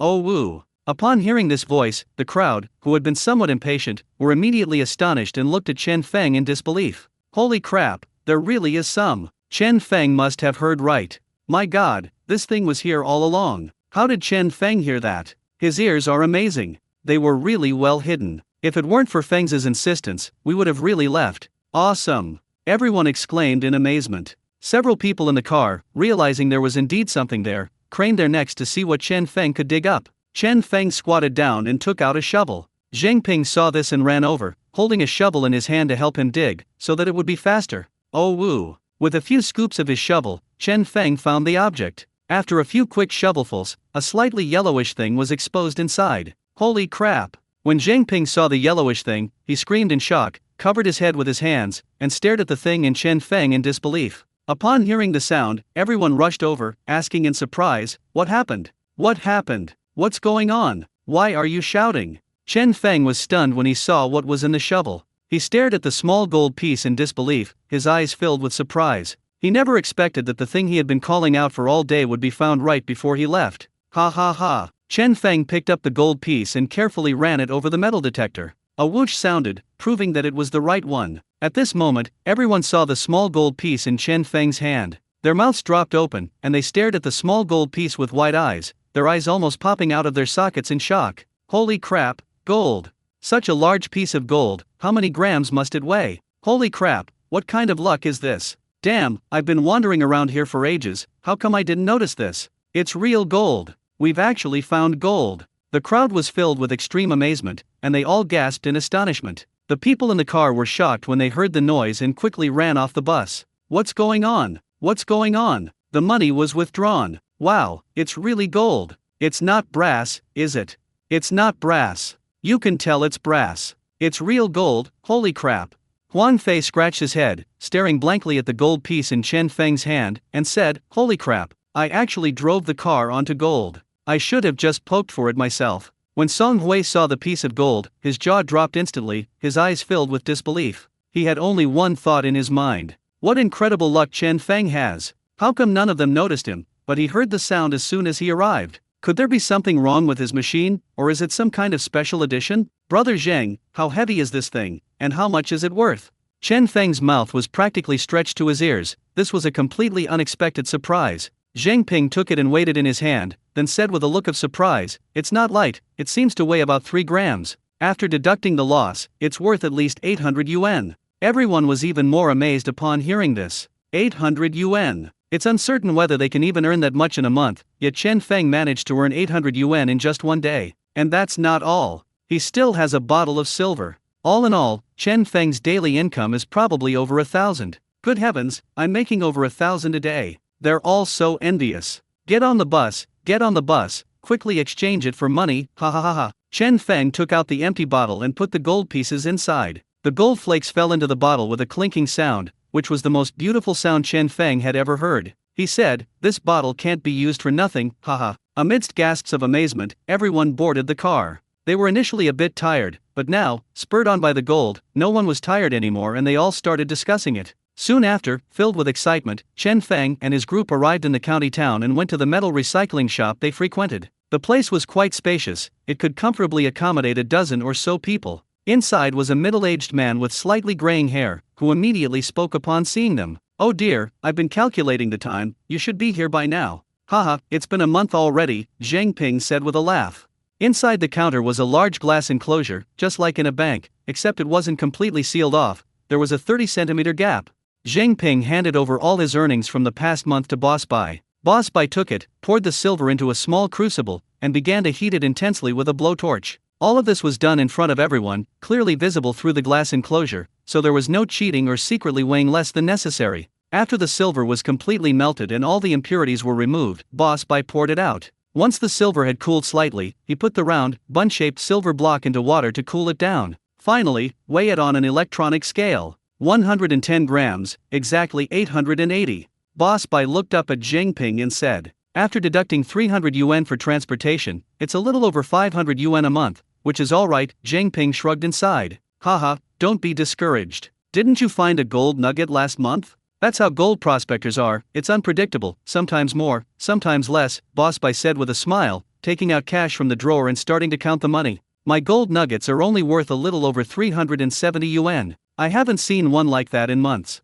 Zhang Ping took the money and shook his head helplessly. "It's alright, we'll be able to pan for gold tomorrow," Boss Bai said auspiciously with a smile, taking the bottle from the next person. After burning all the money, the villagers' income for the month was 720, and after deducting the transportation fee, he still had 420 left. They don't come out to pan for gold every day, sometimes they won't come out if the weather is bad, or if it's raining or windy. I traveled for a total of 20 days this month, so the fare was 300 yuan. These villagers sold all their goods in a month, with the highest amount they made being 920 yuan. This is because he was lucky at the beginning of the month and found a gold nugget weighing about 1 gram, which is why his income is so high. Just then, Chen Feng arrived. He had just started taking out small bottles from his pocket when one of his companions couldn't help but say to Boss Bai, "Hey, look at him, he has so many." Oh, Boss Bai immediately became interested. He looked at Chen Feng and couldn't help but say, "I've never seen you before. Are you a new gold prospector?" "Yeah, I just started." Chen Feng smiled and handed over the 2 small bottles. Boss Bai took the 2 small bottles, raised his eyebrows, and said in surprise, "Wow, you've had a good month. This gold piece is quite large, it must weigh about 3 grams. You've really struck gold." Everyone laughed upon hearing this, and Chen Feng also smiled, leaving Boss Bai completely bewildered. "What's wrong? What are you all laughing at? Is it copper instead of gold?" He poured out the gold piece and examined it carefully. He looked at everyone with a puzzled expression and said, "This should be gold, right? I've been collecting goods for so many years, I usually don't make mistakes." Zhang Ping then smiled and said, "It is gold, Mr. Bai, you are not wrong, but you are wrong about the timing. He didn't buy it in a month, he bought it in a day, just today." Upon hearing this, Boss Bai's eyes widened in disbelief. He quickly turned to Chen Feng and said, "What? You bought all this stuff in one day? Really? This can't be true, can it?" Chen Feng nodded and said, "It was indeed found today. I just started gold panning today, and I only bought the machine yesterday." Upon hearing Chen Feng's words, Boss Bai was filled with amazement and pushed up his reading glasses. "My God, I've never heard of anyone panning for gold in a day and finding so much stuff. You're the first one I've seen in all these years. This is truly historic. Young man, you have a bright future ahead of you." Chen Feng smiled but didn't say anything. Boss Bai first burned out the silver and weighed it. 97.3 grams of silver, that's 778 yuan and 44 cents in total. "I'll round it up for you, 780. "Okay, thank you, Boss Bai," Chen Feng said politely. Mr. Bai waved his hand, indicating that he was welcome, and then picked up the gold and started burning it. Under the intense heat of the blowtorch, the gold began to melt, eventually forming a round droplet of liquid. The liquid was golden and shiny, with light flowing inside. It was the first time Chen Feng had ever seen alchemy in person, and he couldn't help but marvel at it. No wonder people say that true gold is not afraid of being tested by fire. The transformation of gold from its initial dark yellow and blackish appearance to its current translucent state is truly amazing. After a while, Boss Bai threw the still warm gold nugget into the water, and the water immediately made a sizzling sound. Boss Bai fished out the gold nugget, carefully dried it, and then placed it on the electronic scale. Previously, there was no need to wipe the silver, because even if it was a little wet, it wasn't worth much money, and a quick wipe was enough. But gold is different, 1 gram costs 400, and a little more water could cost tens more. 2.3 grams, that's quite a lot, that's 920 yuan. Adding the previous 780, it's a total of 1,700. Following Boss Bai's words, although everyone was already mentally prepared, they still let out a gasp of surprise. "Goodness, 1,700? We might not even be able to earn 1,700 in 2 months. This is so awesome. I feel so good just listening to it. We've already made back most of the money we spent on the machine. Why don't I have that kind of luck? If I could earn 1,700, I would definitely go home and buy some ribs to have a good meal." Huang Fei watched from the sidelines, his heart itching with envy. He was already considering whether he should try doing the same thing. With over 1,000 a day, what are you going to do? This is much better than driving around in your beat-up van all day. Even if he doesn't earn 1,000 a day, earning 100 is fine too. "Young man, do you want cash or a cell phone?" Boss Bai asked. "Cash, please," Chen Feng said after thinking for a moment. Although mobile phones are more reliable and convenient, he wanted to make his mother happy so that when she asked him how much money he earned in a day, he could just pull out a wad of cash. That impact is much greater than a few numbers on a mobile phone. "Okay, no problem." Boss Bai took out a money box from under the counter, counted out 1,700 yuan and handed it to Chen Feng. "You count them." Chen Feng took the money, counted it, and put it in his pocket. "No problem, boss, haha." The two men laughed at the same time. The group said goodbye to the boss, returned to the van, and prepared to go back to the village. When they were getting on the bus, Chen Feng asked Zhang Ping who he would pay the fare to. Zhang Ping said to just give it to Huang Fei, since you know him. Sometimes, Zhang Ping's men weren't familiar with Huang Fei, so Zhang Ping was responsible for collecting the money. However, since Chen Feng knew Huang Fei, this procedure was waived. When Chen Feng got into the car, he paused by the driver's seat, took out 15 yuan from his pocket, and handed it to Huang Fei. "Here, take the fare." Huang Fei turned his head and said with a smile, "No rush, you can give it to me when you get home." Chen Feng smiled and said, "Take it, you can forget about it when you get home." Huang Fei took the money after hearing this and placed it on the car's dashboard. As they hurried home, Chen Feng's uncle arrived at Lu Ping's house. "Xiaoming, what brings you here all of a sudden?" Lu Ping was tending the fire when she saw Lu Ming and said with some surprise, "What are you doing, sis?" "I just came to take a look." Lu Ming is 1.67 meters tall, with a buzz cut and mud on his shoes, so he must have been doing farm work in the afternoon. Chen Feng's uncle was not from the same village as them, but from 2 villages in between. "Sit down. Have you eaten? There's some food in the pot, would you like a bite?" Lu Ping asked. "I'm not eating anymore." "Where's Xiao Feng?" Lu Ming looked around but didn't see Chen Feng. "He went out to work and hasn't come back yet, but he should be back soon," Lu Ping said, glancing at the time. "Work? What kind of work?" Lu Ming asked, looking quite surprised. "This kid is lucky he doesn't go out and cause trouble, yet he can actually do work? Oh dear, he said yesterday that he saw people panning for gold and thought it looked good, so he wanted to go too. He discussed it with me for a long time. I figured doing something was better than staying still, so I agreed. Let's do whatever we want," Lu Ping said with a smile. "Gold panning?" Lu Ming frowned immediately upon hearing this. "Then he has to buy equipment, right? And you're the one who gave him the money?" Upon hearing this, Lu Ping turned her head and said, "Yes, they asked me for 3,000 yuan to buy things. They left with Zhang Ping and the others early this morning." Upon hearing this, Lu Ming rolled his eyes at her, utterly speechless. "I'm not trying to criticize your older sister, but why do you just let him do whatever he wants? Didn't you even try to stop him? And you just give him money whenever he asks. Isn't gold panning a complete joke? They've been panning for gold for so long, and I've never heard of anyone getting rich. When you calculate it one by one, some of them don't even make 500 yuan a month, and they still have to get up early and work late. It would be better to go work as a security guard for Xiao Yang. He's guaranteed a monthly income of 800 yuan, and with Xiao Yang around, he can at least take care of him." Xiao Yang is Lu Ming's son, Lu Chaoyang. Upon hearing this, Lu Ping made an excuse and said, "Oh dear, what can we do if the child doesn't want to go? It's all the same. If he wants to go, let him give it a try." Lu Ming was speechless upon hearing this, and laughed irritably. "You really are easygoing. That's Sister Chien. That piece of junk sells for 3,000 yuan, but you're selling it for scrap metal. Who would want it? We didn't make a single penny, we'll lose 3,000 in the end. Don't you know how hard it is for you to save up 3,000 yuan? You spoil him too much. I'm not trying to be mean, but just you wait and see. If he doesn't find anything in 3 days, he won't even take it with him on the 4th day. He'll just throw the machine away." Upon hearing this, Lu Ping quickly said, "No, Xiao Feng is serious this time, it doesn't seem like a 3-minute fad. You're the only one who trusts your precious son. He's been drinking heavily at home for a year, and when you ask him to do 2 days of farm work, he throws down his hoe and goes home in less than half an hour. I heard that panning for gold is more tiring than working in the fields. In the summer, the sun is so hot that you're practically oozing oil. He can't even work in the fields, so how can you expect him to pan for gold? Really?" Lu Ming was speechless at this point, utterly exasperated with his own sister. He originally came to ask about Chen Feng becoming a security guard, but he didn't expect Chen Feng to suddenly go gold mining. There's no way to force Chen Feng to become a security guard now, since the machines have already been bought. We can only wait and see in a few days, and then decide what to do after Chen Feng stops mining for gold. "How are your chickens? Are you raising enough? I can bring you a few more chicks," Lu Ming asked, changing the subject. 30 or so chickens are enough for now. The main problem is that corn is a bit expensive lately, so I go to the fields every day to cut wild vegetables to feed the chickens. That way I can save some money. 30 or so is enough. If there are any more, I won't be able to gather that many wild vegetables.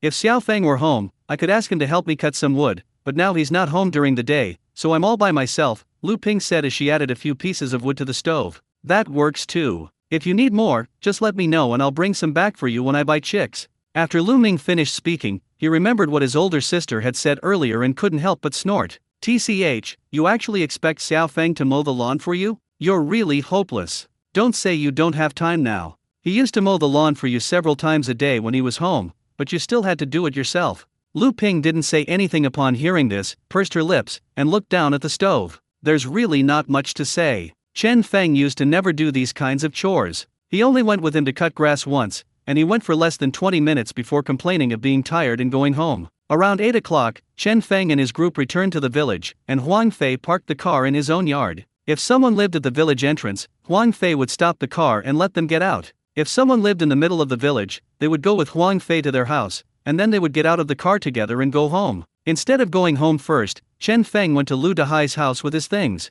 He thought that he had worked hard to earn money and wanted to buy something for his mother. Otherwise, if you expect Lu Ping to voluntarily go to the convenience store to buy some food to satisfy her cravings, dream on. Even if she really wants to eat, she won't go to buy it. As soon as I entered, I saw Lu Dahai sitting at the bar smoking. The shop was much livelier than in the afternoon, with nearly 10 people chatting. 3 of them were playing cards at the table. This is the village. After dinner, everyone has nothing much to do. They either wander over to someone else's house or go to the small shop. They don't buy anything, just chat for a while. As soon as everyone saw Chen Feng enter the store with the detector, someone couldn't help but greet him. "Fengzi, when did you get back?" "Just got back, came out of Huang Fei's yard," Chen Feng replied, placing the detector on the counter and thinking about what to buy to take home. "How's your first day of gold panning?" Lu Dahai asked with a smile as he stood up. Upon hearing this, the chatter inside the room quieted down for a moment. They were also curious about what Chen Feng and his friends had found today. "Not bad, a successful first battle," Chen Feng replied with a smile. Seeing his ambiguous answer, Lu Dahai couldn't help but chuckle. "There are more reports of success, but have you actually opened a business?"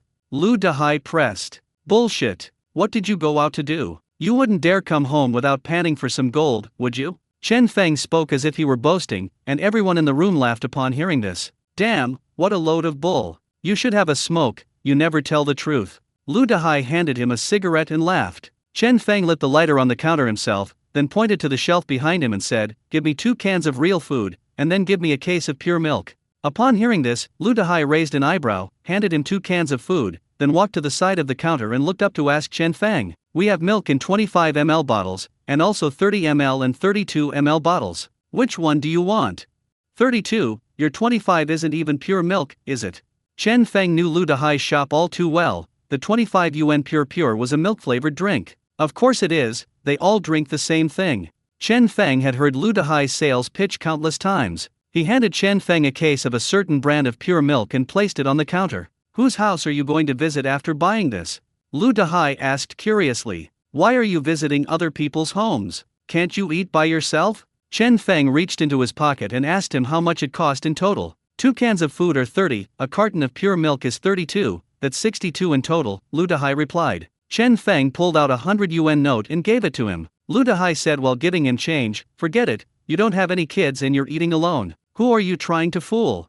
So what? Pure milk is only for kids, but adults will die if they drink it?" Chen Feng laughed as he spoke. It's no wonder Lu Dahai thought Chen Feng was going to visit someone. 2 cans of food and a carton of milk were the standard gift-giving combination. A can of food costs 15 yuan. Who would open a can of food to eat all the time? Milk costs even more than 30 yuan a carton. If you don't have children at home, who would buy it for themselves? It's ridiculously expensive. This guy, he's talking so tough now. Looks like he really found something today. Lu Dahai handed the money to Chen Feng and looked at him with a smile. "Just kidding, I've never gone soft." Chen Feng picked up his things and was about to leave. "Hey, tell me the truth, how much money did you actually make today?" Lu Dahai asked, full of curiosity. "I didn't make much, just a small profit of 1,700. Chen Feng turned around with a smile, nodded at him, and then left the store with his detector. He didn't intend to hide it, nor was there anything to hide. Besides, he couldn't hide it anyway. More than a dozen people knew that he earned 1,700 a day. I'm sure it will spread throughout the whole village in less than half an hour. It doesn't matter whether it's said sooner or later." "How much?" 17,000. Lu Dahai exclaimed in shock as he watched Chen Feng's retreating figure. The room fell silent instantly, even the card game stopped for a moment, and everyone stared wide-eyed at Chen Feng's back, their eyes filled with disbelief. "Holy crap, really? He actually made 1,700 in one day?" Someone exclaimed in astonishment. "No, is he talking nonsense or serious? Did he really make 1,700? If he earned 1,700, he must have struck gold. My God, is this kid really that lucky?" A villager exclaimed in disbelief. They wanted to ask Chen Feng if it was true, but Chen Feng had already left, and they couldn't go to his house to ask. "No, I feel like he's just talking nonsense. He must be joking. Earning 1,700 a day? Is that even possible? No gold panner has ever made 1,700 a day. You have to have a lot of gold to make that much. After a moment of astonishment, one of them came to his senses and said with some doubt. Upon hearing this, everyone immediately regained their senses and, after thinking about it, realized it was somewhat impossible. That's right. I think Chen Feng was just joking. I guess he'll just lose today. Indeed, his smile doesn't seem serious, he was probably just saying it casually. Everyone started to speak up, and Lu Dehai also came to his senses, and couldn't help but purse his lips. Damn, Chen Feng, that kid, never tells the truth. Once everyone understood this, they continued to have fun and chat as usual, treating the incident as just a minor episode. No one present believed that Chen Feng really earned 1,700 yuan in one day. If you said Chen Feng earned 200 yuan a day, that might be more believable, but 1,700 yuan, isn't that just a joke to tease them? Before Chen Feng had even left for half a minute, Huang Fei arrived and immediately shouted at Lu Dehai, "Get me a pack of red Nanjing cigarettes." 12. Lu Dehai turned around, grabbed a pack of cigarettes, and came downstairs. Just then, someone saw Huang Fei arrive and couldn't help but ask with a smile, "De Fei, Chen Feng came to buy something just now. He said he earned 1,700 in one day. That kid is really good at lying. Is it really that much?" After all, Huang Fei drove them around every day, and he knew all too well how much money they made. What nonsense! Huang Fei looked at the person who asked him, his voice rising several octaves. Don't lie. They really made 1,700 today. I saw it with my own eyes. I even went to sell the goods with them and was there counting the money. These words shocked the entire audience. What the heck? You're saying he really made 1,700? The man was stunned upon hearing this, and even stood up excitedly for a moment, though it was unclear what he was so excited about. Nonsense, I saw it with my own eyes, how could it be fake? Huang Fei took the Nanjing cigarette, tore it open, and put one in his mouth. No way, you're kidding, right? This sounds so unbelievable. This kid made 1,700 on his first day panning for gold with you guys? Is he really that lucky? A seated woman looked at Huang Fei with disbelief on her face. And I'm lucky, not just lucky, but really lucky. Huang Fei lit a cigarette and excitedly began to tell his story under everyone's gaze, no longer in a hurry to go home for dinner. You guys didn't see it. Others pan for gold by the grain, but this kid pans for it by the bottle. It's like he stumbled upon a gold mine. He panned a whole small bottle of silver in a day. That bottle of silver sold for 780 yuan. After he finished speaking, someone noticed something was wrong and quickly asked, "Then isn't it 780? Didn't he say 17,000? Huang Fei took a drag of his cigarette and continued, "Listen to me, this kid said he heard the metal detector go off when we were getting on the bus, but we didn't believe him. He insisted on looking around, but we couldn't find anything. We all wondered if Fengzi had misheard, but he insisted that I move the car. When I saw I had no other choice, I moved it. Guess what happened after I moved it? Holy crap, he pried out such a huge piece of gold in just a few strokes. That piece of gold must have weighed more than 3 grams, and it sold for over 900. Isn't that amazing? His ears are damn good, I have to admire them." Huang Fei became more and more excited as he spoke, as if he were the one who had struck gold. Everyone was stunned, their faces filled with shock. They never expected that Chen Feng really did earn 1,700 yuan in one day. He wasn't joking at all. Holy crap, Chen Feng is so lucky. He actually made 1,700 in one day, which is more than most people make in a month. My goodness, no wonder he was so arrogant just now, he really has something to offer. Lu Dehai was so shocked that he couldn't close his mouth. He never expected that Chen Feng was not joking at all and was telling the truth. So he bought the canned food for himself? Lu Dehai couldn't help but mutter to himself. On the other side, Chen Feng had already returned home with his things. As soon as he opened the door, he saw Lu Ming sitting at the table. "Xiao Feng's back. Why are you so late today? Didn't you say you'd be home by 7? Lu Ping stood up and asked Chen Feng. "I went to the county town to sell some goods together. Uncle's here," Chen Feng greeted him. "Well, I was free this afternoon, so I thought I'd come and see you all," Lu Ming said. Chen Feng set up the machine against the wall, then placed 2 cans of food on the table and the milk in the corner. "Are you hungry? The food is in the pot, I'll go get it for you." "Why did you buy 2 cans of milk? Who are you sending them to?" Lu Ping asked as she served the dishes. "Eat it yourself, who are you going to send it to?" Chen Feng took off his coat, sat down at the table, and handed Lu Ming a cigarette. After all, he is the maternal uncle, so the proper etiquette should still be observed. The eldest uncle took the cigarette and lit it himself with a lighter. "Mom, just open this can of food," Chen Feng said, picking up a can and handing it to Lu Ping. "You silly child, why did you buy this ridiculously expensive thing? You can keep it for visiting friends and relatives," Lu Ping complained. "Why keep it? We're buying food.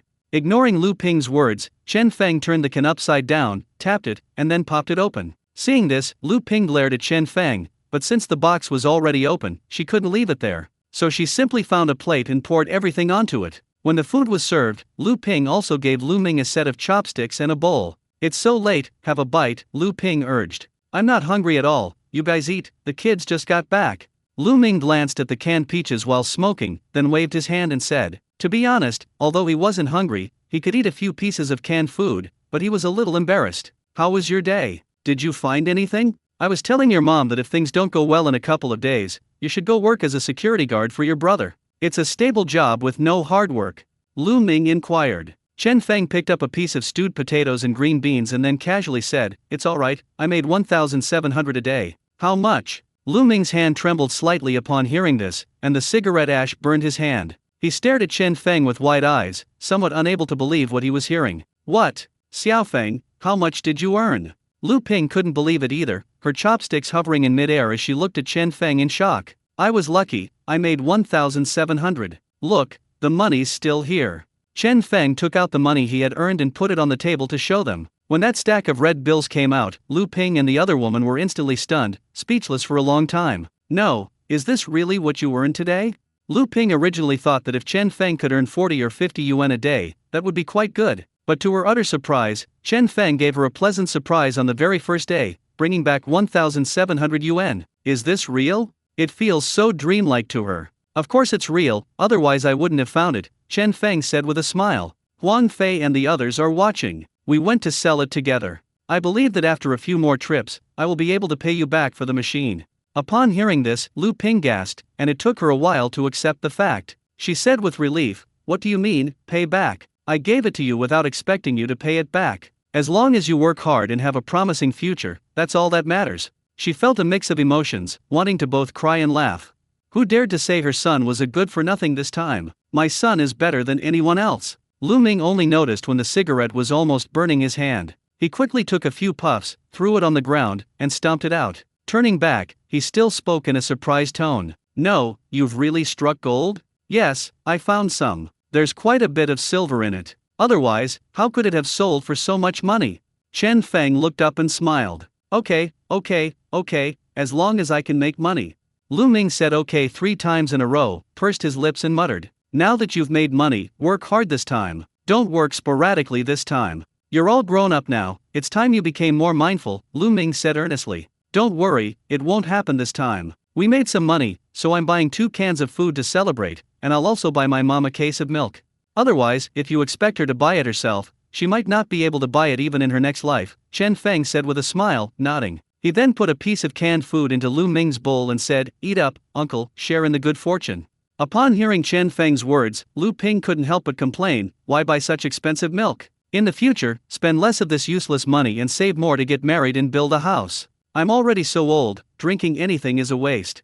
That's what she said, but the smile in Lu Ping's eyes betrayed her. She was genuinely happy, her son had become successful and knew how to buy her things. This is the first time in history. Lu Ming nodded upon hearing this, picked up the canned yellow peaches with his chopsticks and began to eat, his expression somewhat silent, lacking his previous pride. His son earns 2,000 yuan a month, but he never mentions buying him a couple of cans of food or a carton of milk. The amount of money isn't important, what matters is that Xiao Feng has the heart to do it. He knows that the first thing he does after earning money is to buy some food for his mother. Look at Xiao Feng, and then look at my own son, Sai. Okay, you guys take your time eating. I'll head back now. Xiao Feng must be tired after a long day, go to bed early, Lu Ming said, standing up after finishing the canned peach. Stay a little longer, uncle, Chen Feng said, standing up. I'm not staying any longer. You guys go ahead and eat. No need to see me off, Lu Ming said, quickly pressing his hand down to stop them. Xiaoming, take 2 bags of milk back for your wife to drink. Lu Ping stood up, opened the milk carton, took out 2 bags, and handed them to Lu Ming. No, sister, she doesn't like it either. We have more at home. Lu Ming felt embarrassed to take the 2 bags of milk and kept declining. The milk at home was bought by Chao Yang. Is there any left? If not, why don't you take 2 bags home and drink them? Chen Feng also suggested. He bought them, and there are still quite a few left. You can keep them, I really don't want them, sister. Lu Ming said as he pushed the cart away and walked out.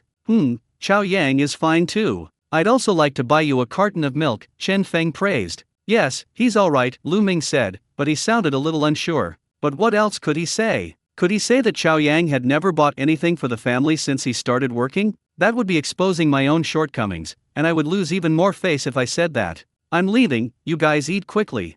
Lu Ming said this as he left the door, turning back to look at the door before walking out. Okay, then come and stroll around whenever you have time, Lu Ping said. Okay, Lu Ming replied. After Lu Ping and the other woman watched him leave, they went inside to continue their meal. Lu Ping put the 2 bags of milk on the table, picked up her chopsticks, and continued eating. Eldest son, tell me the truth, did you really earn this money? Did you borrow it from someone else to deliberately upset your uncle? Lu Ping still couldn't believe it and asked. Mom, it really was me who earned it. So many people saw it. How could I lie about that? Chen Feng chuckled upon hearing this. Okay, as long as it's your money, that's fine. My goodness, I didn't expect you to earn so much in one day. Is it all of you who earned this much, or just you alone? Lu Ping was so happy that she didn't even realize she was hungry, and continued to ask while holding her chopsticks. As for myself, they all seem to be around 60 or 70 years old, Chen Feng said after taking a sip of water and thinking for a moment. My goodness, such a big difference. Lu Ping exclaimed in surprise. Look, your son is lucky. He's scooping out bottles of silver. He must be making a lot of money, Chen Feng said with a smile. Okay, since you're lucky, you'd better work hard and don't squander the money you earn today. Your line of work is unstable, so you need to save up more money regularly. You might earn 1,700 today, but who knows how much you'll earn tomorrow, Lu Ping advised. I understand. Chen Feng nodded, fully understanding his mother's feelings. Hurry up and eat, especially this canned food, it'll spoil tomorrow, Chen Feng said, pointing to the canned food. Okay, it's not a holiday and we're still opening canned food. It feels like we're being wasteful, Lu Ping said, picking up a piece of canned food. Then you'll have to get used to this kind of life in advance, because it will be like this every day from now on, Chen Feng said, finishing the rice in his bowl. Get out of here. Don't get cocky just because you've made a little money. Save up to build a house and get married later. That's better than anything else, Lu Ping said with a laugh. Or if you don't want to live in the countryside, you can buy an apartment in the county town. It's all the rage for them to move to the city now.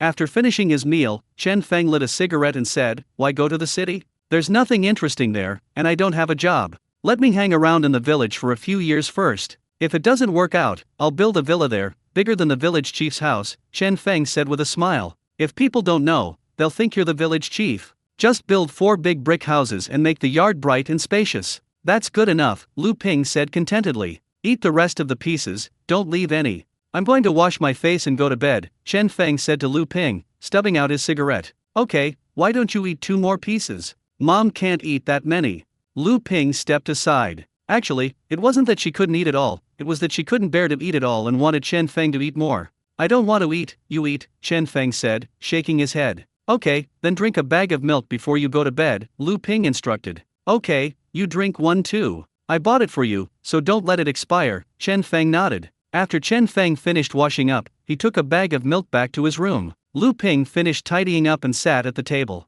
She picked up the bag of milk, looked at Chen Feng's closed door, and her eyes were a little moist. The child has finally grown up and become sensible. When Lu Ming returned home, his wife Yao Li was making the bed. Seeing Lu Ming's silence, she couldn't help but ask, What's wrong? Looks like Chen Feng didn't do it, did he? I don't know what my older sister was thinking. Her child is so big and just stays at home. It would be so much better if she went to Chaoyang. Really? How much money can you offer if we go to Chaoyang? Lu Ming asked, looking up at him. 800? Didn't we agree on that before? How much does he want to earn? He wants to earn 2,000 a month, but he's not cut out for that, Yao Li said matter-of-factly. 800? That kid went out to pan for gold today and earned 17,000 a day. Can you send 800 people? These days, forget about being a security guard. Even if you asked him to work in that corner of Chaoyang, he probably wouldn't even want to, Lu Ming snorted and lit a cigarette in a muffled tone. What the hell? Earning 1,700 a day? How is that possible? You're not kidding, are you? Is it true? Yao Li was stunned upon hearing this. She didn't even bother to make the bed and hurriedly asked, It's fake? I was watching right there, how could it be fake? The kid pulled out a wad of cash and put it directly on the table. After he made some money, he bought his mother 2 cans of food and a carton of milk. Damn it, look at that kid, he knows to think about his parents. Look at your kid, he doesn't call for months, and when he does, it's because something's wrong. Lu Ming spoke in a low voice, taking a deep drag on his cigarette. My God, that kid earns so much. Yao Li's face was still full of disbelief, her eyes wide with astonishment. The main problem is that her son only earns 2,000 a month, while Chen Feng earns 17,000 a day. How could she not be shocked? Xiao Feng opened a can of food last night, and I was too embarrassed to eat any, but he gave me a piece. Before I left, the older sister gave me 2 bags of milk, Lu Ming said. What about the milk? Yao Li asked, looking at the table. I didn't take it. It was bought for someone else's mother. How could you possibly take it? I didn't even take it when they offered it to me, Lu Ming said, shaking his head. Upon hearing this, Yao Li couldn't help but complain, just take it if I give it to you. I'm craving milk right now, and it's ridiculously expensive to buy from Shanghai. Take it, how dare you be so shameless? Don't you have a son? Ask your son to buy it for you, Lu Ming said irritably as he turned around. Chao Yang doesn't even earn enough for himself. I heard he just bought a phone recently, which cost over 8,000 yuan. He even bought you milk. Think about it, Yao Li sighed. We have no idea what he's up to. He earns 2,000 yuan a month, but he spends over 8,000 on a phone, Lu Ming said, lighting another cigarette. Okay, stop talking. Anyway, a phone can last for several years, so just buy it, Yao Li advised. Yeah, what else can we do? You can't control it anyway, Lu Ming snorted. When I left, I said that I had milk at home and I wouldn't take it. Xiao Feng even asked me if I bought it in Chaoyang. I said yes, and I blushed as soon as I said it. When did Chaoyang buy it? Lu Ming said, taking a deep breath. You can't blame anyone else for that. You're so stubborn about saving face. If you don't have it, you don't have it. You just have to say you do, Yao Li said, rolling her eyes. Wouldn't it be even more embarrassing to say you didn't? Your son has been working outside for a year, and then when someone asks you what your son bought for you, you say you didn't buy him anything, you didn't see a single thing? Is that something to talk about? Lu Ming turned to look at her angrily. Who said you didn't buy any? Didn't someone buy you a pound of candy last time? Yao Li said, sitting on a heated brick bed. I asked him to buy it. When I came back and offered him the money, he refused. It was only 4 yuan in total. I didn't ask him to go, Lu Ming said, stubbing out his cigarette in the ashtray. His house was newly built a few years ago, and the floor inside is tiled, so he usually doesn't throw things on the floor. Chen Feng's family lived in a mud brick house built 20 years ago. The house and floor were made of rammed earth, so there weren't many rules. People would just throw things on the ground and then sweep them up later. Alright, stop rummaging through your intestines and go to sleep, Yao Li said as she burrowed into the covers. Upon hearing this, Lu Ming got into bed and turned off the light, but he was far from sleepy, his mind preoccupied with Chen Feng, tossing and turning and unable to fall asleep. No, you're making pancakes, can't you just go to sleep? Yao Li said impatiently. Still making pancakes? I'd rather make you. Lu Ming muttered irritably. Zheng Ping returned home, washed his face thoroughly with some water, and his wife Mao Min heated up some food for him in the kitchen. After he finished washing up and the food was heated up, Mao Min sat down at the table to eat with him and asked, "How was today?" "Not bad. I found a pretty big piece of silver today and sold it for 50 or 60 yuan. Zheng Ping dipped it in sauce and ate half a scallion in one bite. "Oh, that's great. How much money did you make last month?" Mao Min asked in surprise. 880. After deducting the fare I gave Huang Fei, I made a total of over 500 yuan. Zheng Ping took the money out of his pocket and handed it to his wife. 500 yuan is a bit little, but it's alright. At least I'll be free, and it won't interfere with the housework. I can go shopping for free whenever I have time. Mao Min took the money, counted it, sighed, and thought for a moment before saying this. What about Fengzi? Do you think he can last long? Does he have the makings of a gold digger? Mao Min asked. Chen Feng had always been famous, and she was very curious about whether he could last long. Him. Even if you let him go panning for gold by himself tomorrow, he'll probably go anyway. You won't be able to stop him, Zheng Ping said with a smile. Oh, does he really enjoy this job? I thought he would complain about how tiring it was and not like it anymore, Mao Min said, quite surprised. If you could earn 1,700 a day and still enjoy this line of work, you'd be willing to go even if it were a knife falling from the sky, Zheng Ping said, pursing his lips. What the heck, 1,700? You mean Chen Feng earned 1,700 today? Mao Min asked in shock, her face filled with disbelief. Of course. What do you think? That kid's got some good luck. He made a whole bottle of silver in one day, and even found a piece of gold before he got on the train. Wow, that piece of gold is so big, it must weigh more than 3 grams. This is the first time I've ever seen someone pan for such a large piece of gold. Zheng Ping held up 2 fingers to indicate the length, saying that even now, he still finds it unbelievable. My God, I never imagined he was so wealthy in this industry. Goodness, he earns almost as much in one day as you do in 3 months, Mao Min said in a daze. Of course. We're all so envious. I've been panning for so long and I've only found gold once, and it was only 1.5 grams. They found more than 3 grams of gold on their first day. How can you argue with that? Zheng Ping stood up and poured himself a bowl of rice. Okay, that's good. It doesn't matter how much money he makes, as long as he can work properly. It's better than him just wandering around aimlessly before. Mao Min nodded and said, "That's right.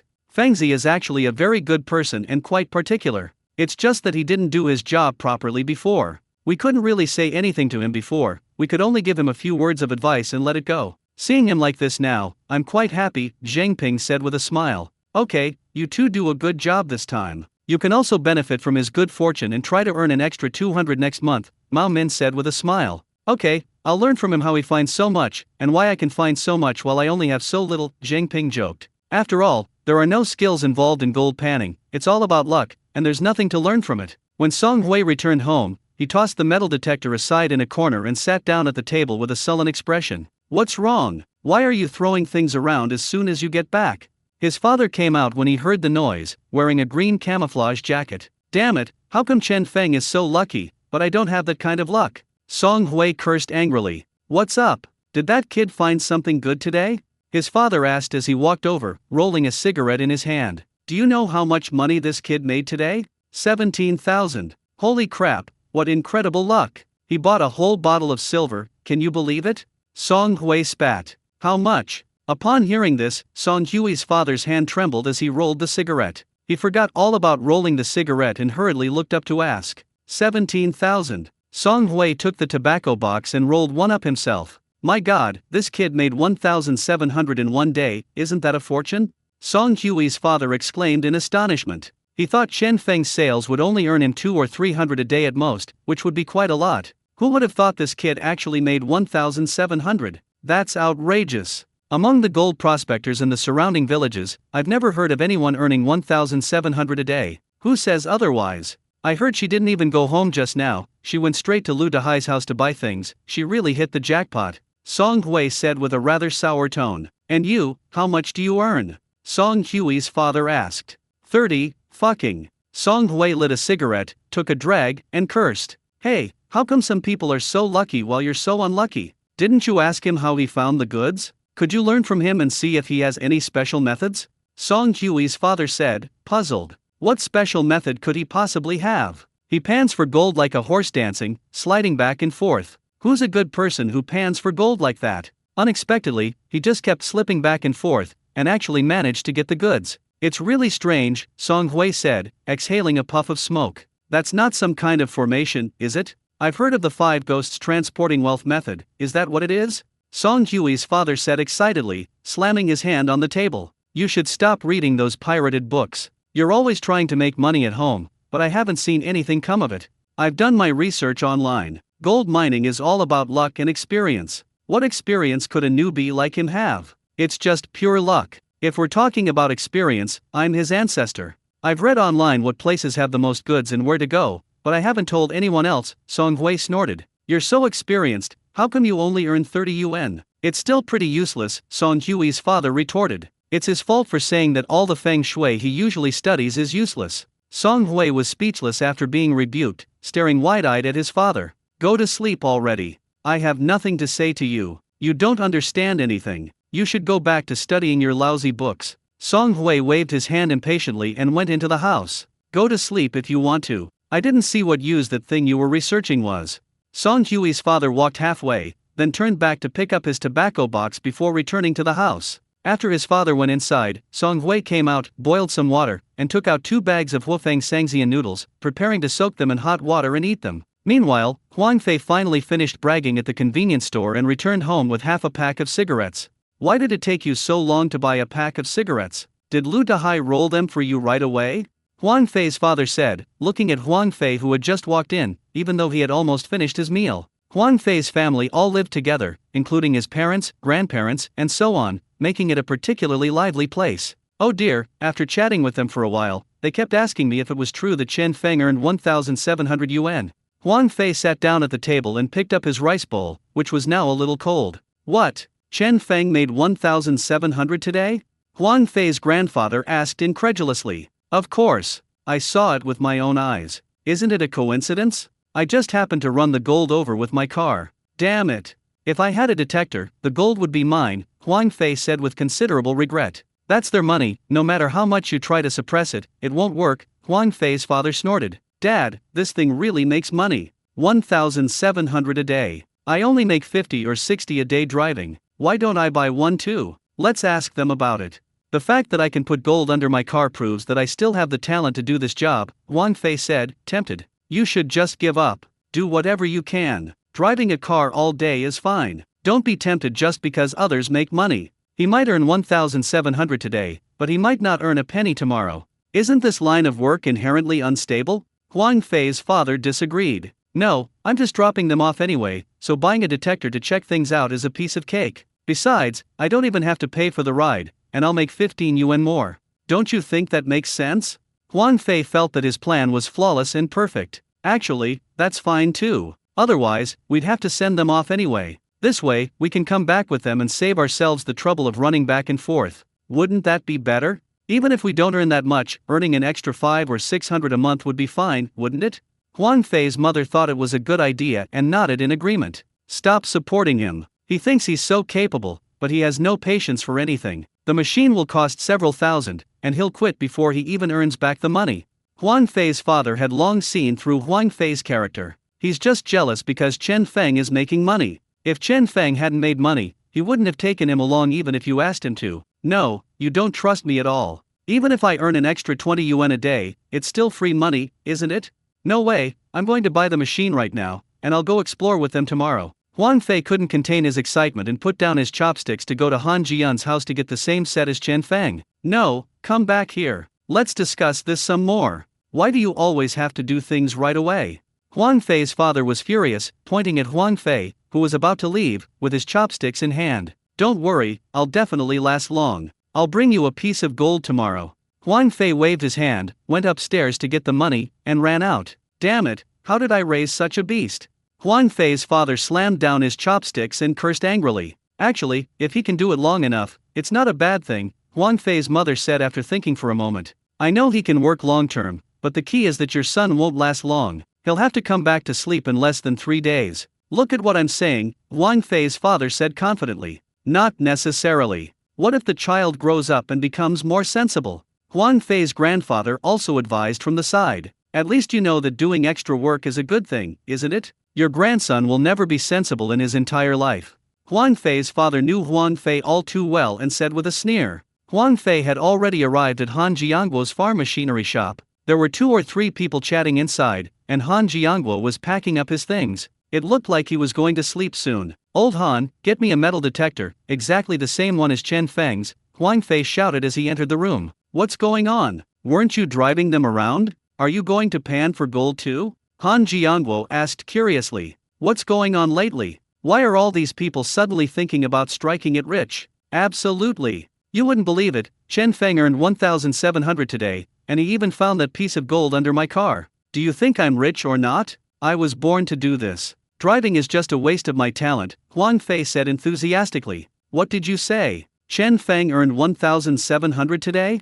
Han Jiangguo's eyes widened instantly upon hearing this, and he said in utter surprise. He had previously said that Chen Feng didn't look like someone who was trying to strike it rich, and that he was probably just playing around. Unexpectedly, I made 1,700 yuan on the first day. If I keep doing this for a few more days, I'll have already made back the cost of the machine. Do you have any machines like Chen Feng's? Huang Fei urged, looking at the astonished Han Jiangguo. Yes, come with me to the warehouse.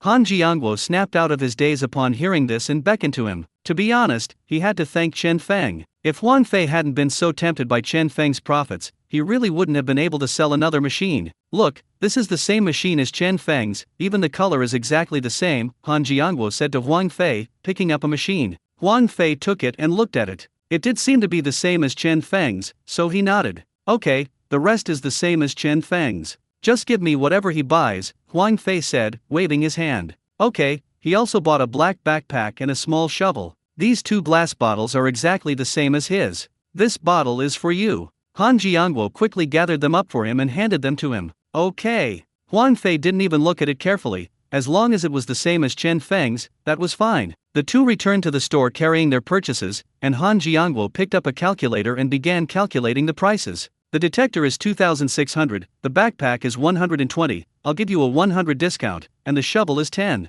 A total of 2,701. Last time, Chen Feng spent a total of 2,630 yuan, while Huang Fei spent 2,710 yuan on the same thing. Huang Fei rarely haggles when buying things. If he does, he simply asks, "Can you make it cheaper?" Cannot. The conversation ended there. Logically speaking, since they're all from the same village, it wouldn't look good if they sold things at two different prices. But Han Jiangwo didn't care about those things, his priority was making money. He'd deal with the rest later. Upon hearing that he was being given a 20 yuan discount, Huang Fei immediately took out his money and said, "Thank you." "Oh, you're welcome." Han Jiangwo accepted the money with a smile. "I hope you strike it rich tomorrow," Han Jiangwo said with a smile. "Thank you for your kind words," Huang Fei said happily. After Huang Fei left, Han Jiangwo leaned on the counter, his eyes filled with surprise. "I didn't expect this kid to actually be able to find good stuff, he's got a knack for it." Of course, he was envious, but no matter how envious he was, he couldn't go out to pan for gold, he still had his shop to look after. However, it was a good thing for Chen Feng to find something, since he used the equipment that sold him to find gold. "It's myself. Now I don't have to make things up every day, real examples are all around me." With Chen Feng's success, Lao Han figured he'd be able to sell a few more of his goods, and he was quite pleased with himself. The news that Chen Feng had found the goods spread throughout the village at an extremely fast pace, and the story became increasingly exaggerated. "Hey, did you hear? Chen Feng went out to pan for gold today and made 1,700 yuan. That piece of gold was huge, it must have weighed more than 3 grams. Holy crap, is this for real? It's that big? Hey, did you know that Chen Feng made over 2,000 today? He dug up such a huge piece of gold with just one shovel, it must be as big as a finger joint. Holy crap, did you hear? Chen Feng made over 17,000 yuan a day panning for gold. My god, he found several pieces of gold, that's awesome. You don't believe me? Go ask at the convenience store." Huang Fei said it himself. He was there, how could he not know? The next day, Chen Feng stood at the door, looking at the drizzling rain outside the window with a gloomy expression. "Damn it, the weather forecast said it would be sunny yesterday, how come it's raining today? I was hoping to try again and recoup the cost of the machine, but it seems that plan has fallen through now. I can only stay home all day. After all, gold panning requires good weather, you can't pan for gold when it's windy or rainy, and all you'll get is mud. Moreover, wading through mud to find goods not only severely impacts efficiency, but it's also not worth the risk of the machine being submerged in water and rendered unusable." Just as Chen Feng was feeling down at the door, a young man ran over. He looked to be only about 20 years old, with dark skin and a buzz cut. Upon seeing Chen Feng at the door, his face lit up with joy, and he quickened his pace to run up to him and say something. "Bro, I heard you made hundreds of thousands yesterday? And you dug up a piece of gold the size of a fist?" Upon hearing this, Chen Feng fell silent for a moment before finally asking, "Which father told you this?"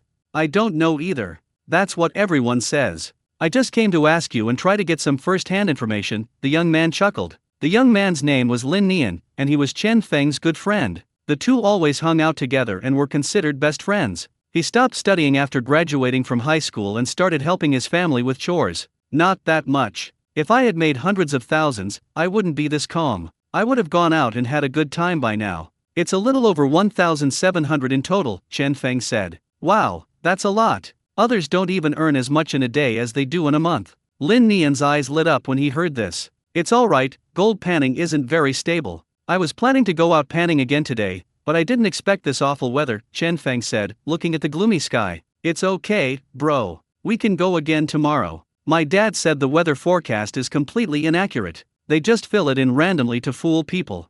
Lin Nian took out a crumpled box of Double Happiness cigarettes from his pocket, took out the only 2 inside, and handed one to Chen Feng. A box of Double Happiness cigarettes costs 4 yuan. Lin Nian has always smoked this. He doesn't have much of a source of income, he relies entirely on his family for money, or sometimes he earns some extra cash to make a little pocket money. Out of cigarettes? Chen Feng took the cigarettes and looked at his cigarette pack. "That's all, hee." Lin Nian took out a lighter and lit it for Chen Feng. "Come inside, it's chilly outside," Chen Feng said, inviting him inside. "No, my shoes are all muddy, they'll just get dirty," Lin Nian said, shaking his head. "It's okay, I have to go out in a bit too, so I'll still get dirty." Chen Feng pulled him into the house. Then I threw the half-full box of Bitishan cigarettes on the table at him. "Take it and smoke it." Chen Feng didn't have a whole box left, otherwise I would have just given him a whole box. Lin Nian has always been very kind to Chen Feng. Sometimes when his family orders food, and Chen Feng's family hasn't brought any out yet, Lin Nian will always think of bringing it to Chen Feng, and he always manages to bring something strange and unusual. Sometimes when Chen Feng was out of money, Lin Nian would take his few dollars and buy a pack of cigarettes for the two of them to smoke. Lin Nian wouldn't stop until he had spent all the money in his pocket. Hee, thanks, brother. Lin Nian took the cigarette, a happy smile on his face. For him, the white boxed Hungtashan cigarettes were a good cigarette. He couldn't usually afford such expensive ones. Little New Year is here. Come and have a bag of milk. Lu Ping came out and saw Lin Nian, and warmly handed him a bag of milk. Thank you, auntie, but I don't want any. Lin Nian shook her head, feeling embarrassed to accept the drink. Take it if you can, and drink it, Chen Feng said upon seeing this. Thank you, auntie, thank you, brother. Seeing that both of them were so encouraging, Lin Nian finally accepted the bag of milk, holding it in his hand and saying somewhat embarrassedly. To be honest, Lin Nian was a little reserved when Lu Ping was there. It wasn't until Lu Ping went inside that Lin Nian quietly spoke to Chen Feng. Brother, when I arrived, I heard old Wang's wife cursing and talking to her husband about coming to ask you for money. Old Wang's house was the same house where Chen Feng, the original owner of the body, stole chickens. Upon hearing this, Chen Feng frowned. You want money from me? What money do you want? Have you no shame? Chen Feng sneered. After his rebirth, Chen Feng was thinking about whether or not to return the chicken money to old Wang's family, since stealing chickens was wrong no matter what. But after learning what old Wang's wife had done, Chen Feng was so angry that he wouldn't even be satisfied if he bled all of old Wang's chickens, let alone return the money. No wonder Chen Feng, though a scoundrel, never did anything petty like stealing chickens or dogs. How could he suddenly steal a chicken from old Wang's house to stew? There are reasons for all of this. Old Wang's wife is the typical rural woman who loves to gossip behind people's backs and spread rumors for no reason. At first, people criticized Chen Feng behind his back, saying that he was nothing more than a college student and a shut-in. Later, it got to the point that Chen Feng's father had been gone for so many years because he discovered that Lu Ping was having an affair and ran away from home in a fit of anger. They even spread rumors that Chen Feng is doing nothing now because he discovered he wasn't his biological son and was an illegitimate child, which is why he's retaliating against his mother like this. Although Chen Feng didn't know why his father suddenly disappeared when he was 6 or 7 years old, he knew it certainly wasn't as old Wang's wife had said. When I was a child, I asked my mother why my father never came back. Lu Ping just sighed, shook her head, and said, your dad can't do anything about it either. When Chen Feng heard what old Wang's wife said, he was furious. But these kinds of things always get worse the more you try to explain them, and he couldn't confront old Wang's wife about it. He could only steal one of his chickens to vent his anger. At first, Chen Feng wanted to set fire to his woodpile in the middle of the night, but he didn't dare to do it, afraid of making things worse. She heard I made money, so she came to ask for it, right? Chen Feng knew exactly what she was thinking. Yes, that's probably it. If you ask me, you're too kind, brother. To deal with a bastard like that, you should just set fire to his woodpile in the middle of the night. In the dark, no one will know it was you who did it. Give her a lesson, teach her to talk nonsense for no reason. If you're worried about being discovered, I'll do it. I'll choose something they'll never expect, Lin Nian said confidently. Chen Feng laughed and said, forget it, the whole village knows you and I are close. If his woodpile burned down, it was either you or me who did it. There's no need to guess. Don't worry, we'll have plenty of ways to deal with her later. If she doesn't push her luck, that's fine. But if she dares to continue, or even come looking for me, then don't blame me for being impolite. Chen Feng hates people like this the most in his life. They gossip and spread rumors about you behind your back. These kinds of people are like toads on your feet, they don't bite but they disgust you. When you finally get really angry and go to her, she won't admit that she said it, acting as if it has nothing to do with her. What is this? Okay, brother, I'll listen to you. Just tell me if you need anything. If not, I can sprinkle some medicine on his chickens one of these days, Lin Nian pondered. Hey bro, if you're not going out today, how about we make some extra money? Lin Nian suggested. What kind of extra income? Chen Feng asked upon hearing this. Let's go fishing in the river. If we have a good catch today, we can catch 10 or 8 fish and sell them for 20 or 30 yuan, Lin Nian said. Do you go touch it on a rainy day? Chen Feng asked doubtfully. They usually wait until it's dry to try and catch them, because then the water is shallow and easy to grab. If you try to catch them now while it's raining, the river will probably overflow. Will you even be able to catch them? We'll go fishing on rainy days. I've discovered that when it rains a lot, the fish all swim downstream. We can just wait downstream and catch them. Lin Nian got more and more excited as he spoke and couldn't help but stand up. Okay, we're just sitting here anyway, might as well make some money. Chen Feng was also bored, so he decided to go out with him. First, I changed into some work clothes, then I took a plastic bag and put my phone and cigarettes in it so they wouldn't get wet. When Lu Ping heard that the two of them were going to catch fish, she was quite puzzled. Why would I let them go fishing in this heavy rain? I didn't want them to go, but I couldn't persuade them otherwise. So I could only remind them to be careful and come back early. After they finished, the two headed towards the small river outside the village. On the way, Lin Nian went home to get a fish basket and a landing net. As for selling the fish he caught, he didn't need to worry about that. When the time comes, just put it at Lu Dahai's house, let him post it in the group, and if it's cheaper, people will naturally come to buy it. Although selling it in the county town would be more expensive, there are also transportation costs involved, so it's more convenient to do it this way. Brother, look, it's raining really hard today. I bet even the streams are overflowing. Before they even reached their destination, the two of them were soaked to the bone. Chen Feng wiped the rain from his face and couldn't help but feel a little regretful. Before they even caught the fish, they became the fish themselves. He didn't expect to earn much, he just wanted enough to make enough for 2 packs of cigarettes. When they arrived at the riverbank, they saw that the water had indeed overflowed onto both sides of the river. They went downstream, put the plastic bag on the bank, and went directly into the river. The river was only 30 or 40 centimeters deep, so there was no danger. Brother, look. There really is a fish that's been washed ashore. Lin Nian said excitedly, pointing to a fish. Damn, so you were just guessing too. Chen Feng realized that the kid wasn't sure either. Hey. Lin Nian wasn't embarrassed at all, he picked up the net and chased after the fish. Chen Feng also picked up a landing net and searched the river for fish. A carp weighing over a pound was right in front of Chen Feng. Chen Feng slowly approached, his eyes sharp, and suddenly slammed the net shut. The net was empty, the carp darted away and continued swimming downstream. Chen Feng. He really wanted to say, damn it, the drawing was so accurate, how come it went off track as soon as the net went in?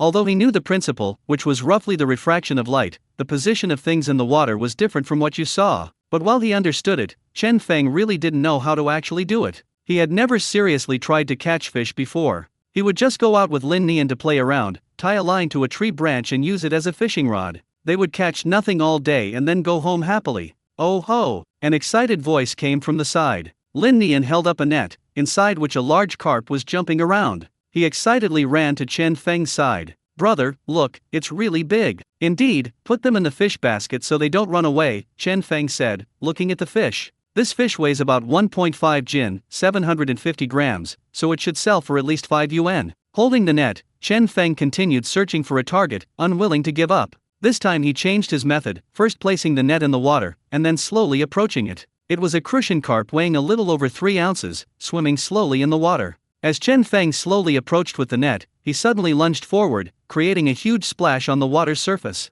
The net was empty, the fish had vanished without a trace. Chen Feng looked at his empty net and sighed dejectedly. He preferred catching gold to catching fish. At least the gold won't run away, damn it. Meanwhile, Lin Nian had already caught another fish. Wow, looks like we're going to make a fortune today.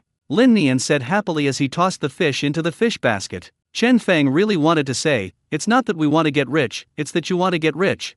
I haven't gotten a single penny yet. An hour later, there were 6 or 7 fish of various sizes in the fish basket. Chen Feng stood in the middle of the river, looking around with a net, feeling lost. He didn't catch a single fish in an hour. His best chance was when he caught a crucian carp weighing half an ounce. He managed to catch it, but because the mesh was too big, the small crucian carp struggled out of the net, and Chen Feng just stared at it as it fell into the river and disappeared in a flash. It's not my problem, it's the internet. My internet is definitely not working properly, Lin Nian's internet works perfectly.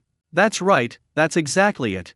Looking at Lin Nian, who was catching things with great enthusiasm, Chen Feng couldn't help but comfort himself. Ha ha ha, this is big, brother, it must weigh 3 pounds. Lin Nian's laughter rang out again as he held up the net with both hands, inside which a large carp was jumping around. To this, Chen Feng could only give a thumbs up. You're a natural fish-catching genius, aren't you? You make a fortune with just one net, huh? Chen Feng was naturally not to be outdone, and he had already lowered his expectations of himself. From earning 30 yuan at the beginning to now being able to make a living in a day, as long as you don't miss out on any opportunities. After another hour, Chen Feng slowly approached a fish with a net.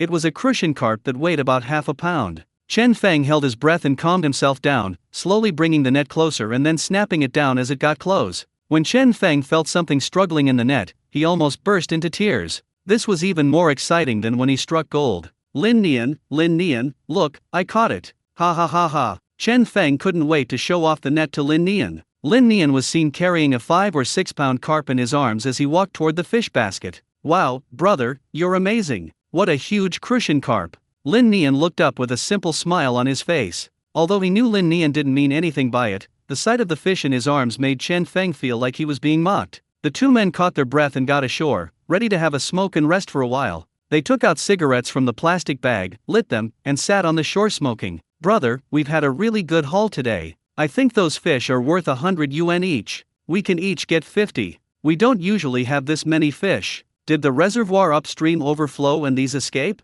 Lin Nian couldn't help but speculate. I guess so, Chen Feng nodded. There would never have been so many fish here before, you'd only see one every half a day. Otherwise, this place would be full of people, not just the two of them catching them. By the way, Anian, you don't need to divide the fish after you sell them. You can keep them all. You caught them all. I'll just take the crucian carp home and stew it, Chen Feng said. If he caught fewer people and Chen Feng caught more, Chen Feng could share the money. But the problem is that Chen Feng didn't catch fewer people, he didn't catch any at all. These are all the fruits of Lin Nian's labor, and he felt embarrassed to share them, so he just took one home to eat, as long as the trip wasn't in vain. What are you saying, bro? We agreed to catch fish together and split the profits. How could I possibly take it all? What kind of person do you take me for? It's definitely half for each of us, no discussion. Lin Nian immediately straightened his face upon hearing this, appearing very resolute. He definitely wouldn't agree to take both. Seeing that Lin Nian was about to get angry if Chen Feng continued to say that, Chen Feng smiled and didn't say anything. Instead, he stubbed out his cigarette, stood up, and said, okay, then catch more.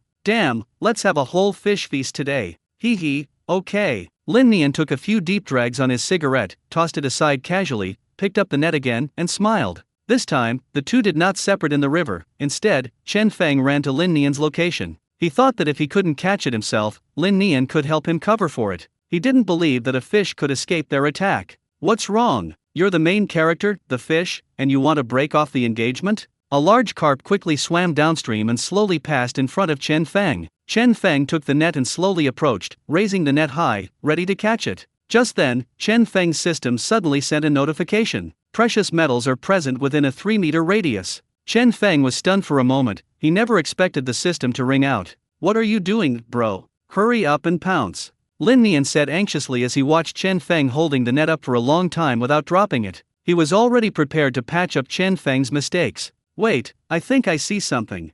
Chen Feng simply turned the net upside down, completely ignoring the fish swimming in front of him, and started digging around in the water with the net handle. There's something. What is it?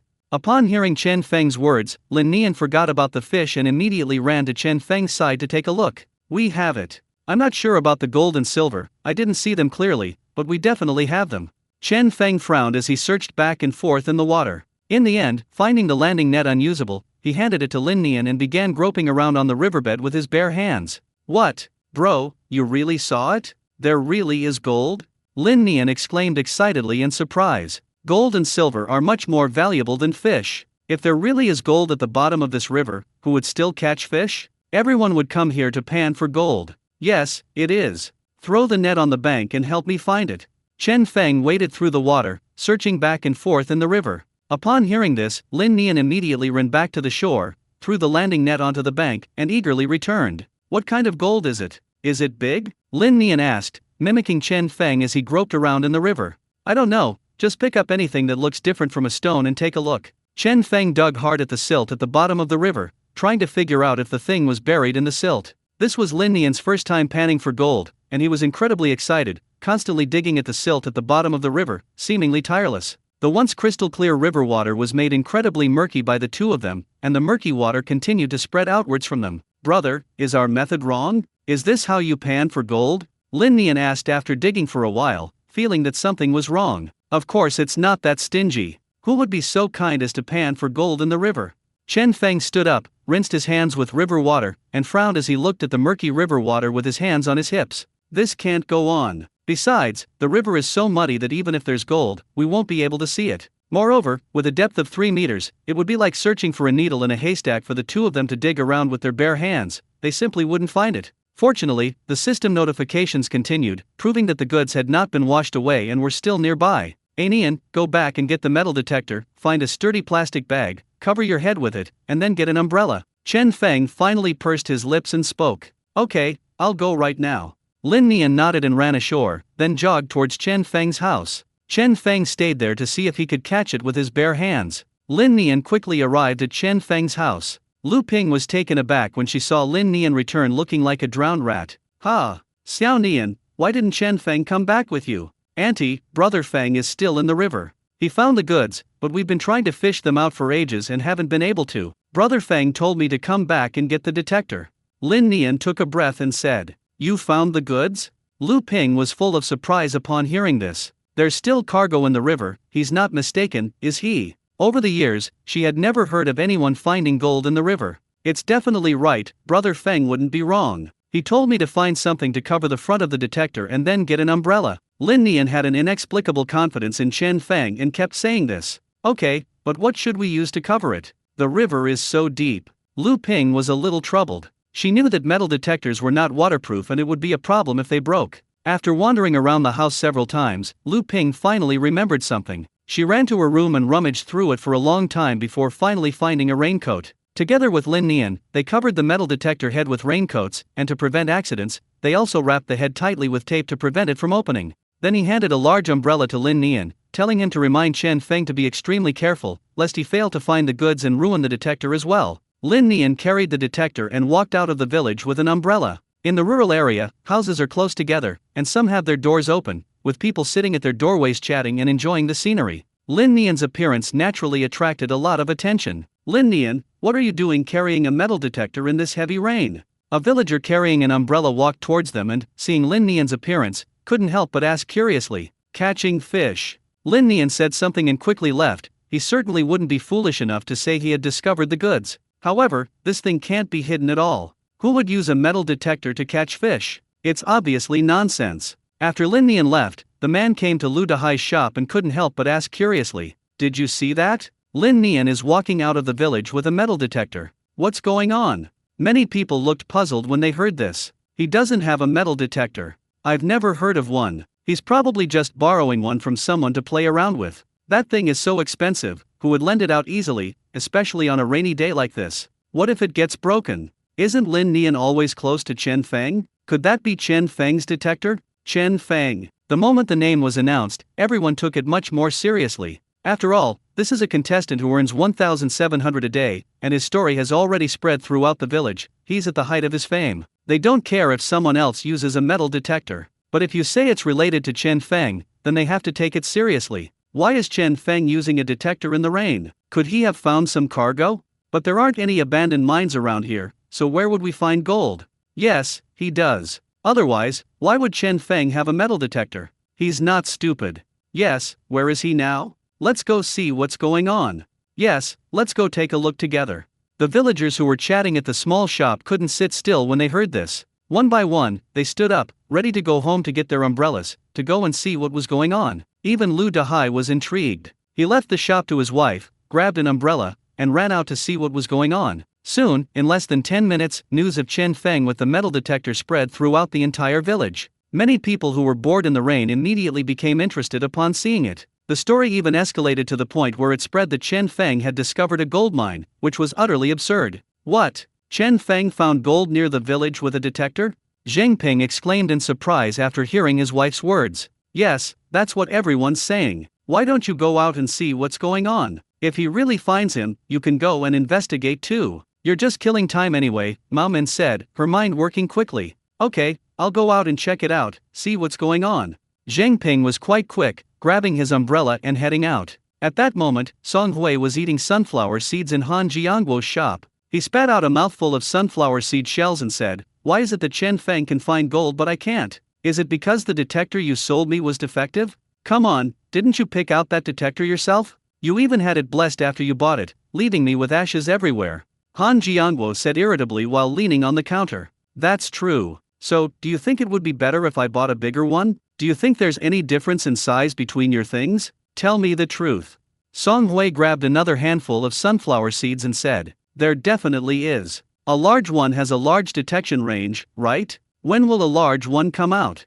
Han Jiangguo didn't actually know what the difference was. That's what the supplier told him. Since he started stocking up, almost no one buys the large sizes, everyone buys the small ones because they're cheap, leaving him with a bunch of unsold large ones. If Song Hui could buy a bigger one, that would be great. Just as the two were chatting, someone came in from outside. Give me a packet of green bean seeds, Song Hui. What are you doing here? The man said as he approached the bar, looking at Song Hui with curiosity. It's fine if it rains, what else can we do? Song Hui shrugged. All the gold prospectors are heading out of the village now. It seems Chen Feng found gold outside our village. And you're still here? Aren't you in a hurry? The man said with a smile. What did you say? Chen Feng found gold outside our village? Song Hui asked, his eyes wide with shock and disbelief. After all, when they first bought the detector, they would search around the village and its surroundings whenever they had free time. They searched not only outside the village, but also inside the village itself. In the end, they found nothing. They had to go to the abandoned mine to find anything.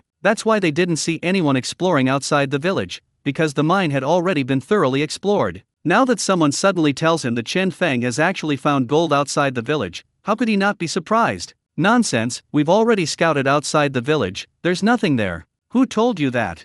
Song Hui said, his face full of disbelief. Who else heard that? The whole village is in an uproar, a bunch of people are running out to find where Chen Feng is panning for gold, and you're so calm. The man said speechlessly. Holy crap, you're not kidding, they really all went. Song Hui couldn't sit still when he heard that. If this were fake, so many people wouldn't be going to watch the spectacle. Yes, sit a little longer, everyone else has already dug them all up. The man smiled, took the bean seeds, and headed home. After he left, Song Hui and Han Jiangguo exchanged a glance, remained silent for a few seconds, and then Song Hui grabbed an umbrella and walked out. Hey, remember to return the umbrella after you're done using it, Han Jiangguo called out from behind. Okay. Song Hui had already left the house with his umbrella. Watching Song Hui's departing figure, Han Jiangguo stroked his chin and said, Really? Chen Feng can find gold outside the village? That's too far-fetched. As soon as Song Hui stepped outside, he could see groups of people walking out of the village. Upon inquiring, he discovered that they had all heard that Chen Feng had pulled out gold and were preparing to watch the spectacle. No, you don't have metal detectors either. What use is it for you to know the location? Song Hui asked, puzzled, looking at the two old women. Oh dear, what do you know? People say there's so much gold there, you can grab a handful and find it even without any special tools.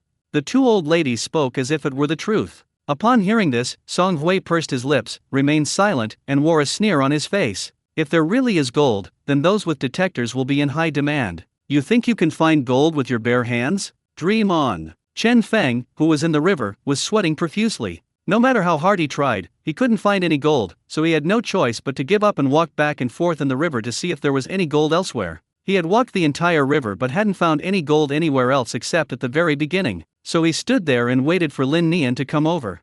After a while, Lin Nian ran over with the detector and stood on the shore shouting, Brother, am I coming over now? Come here, be careful not to let water get into the machine, Chen Feng said, beckoning. Lin Nian held up the detector and waited over step by step. When he got closer, Chen Feng asked, Is it wrapped up tightly? It shouldn't get wet, right?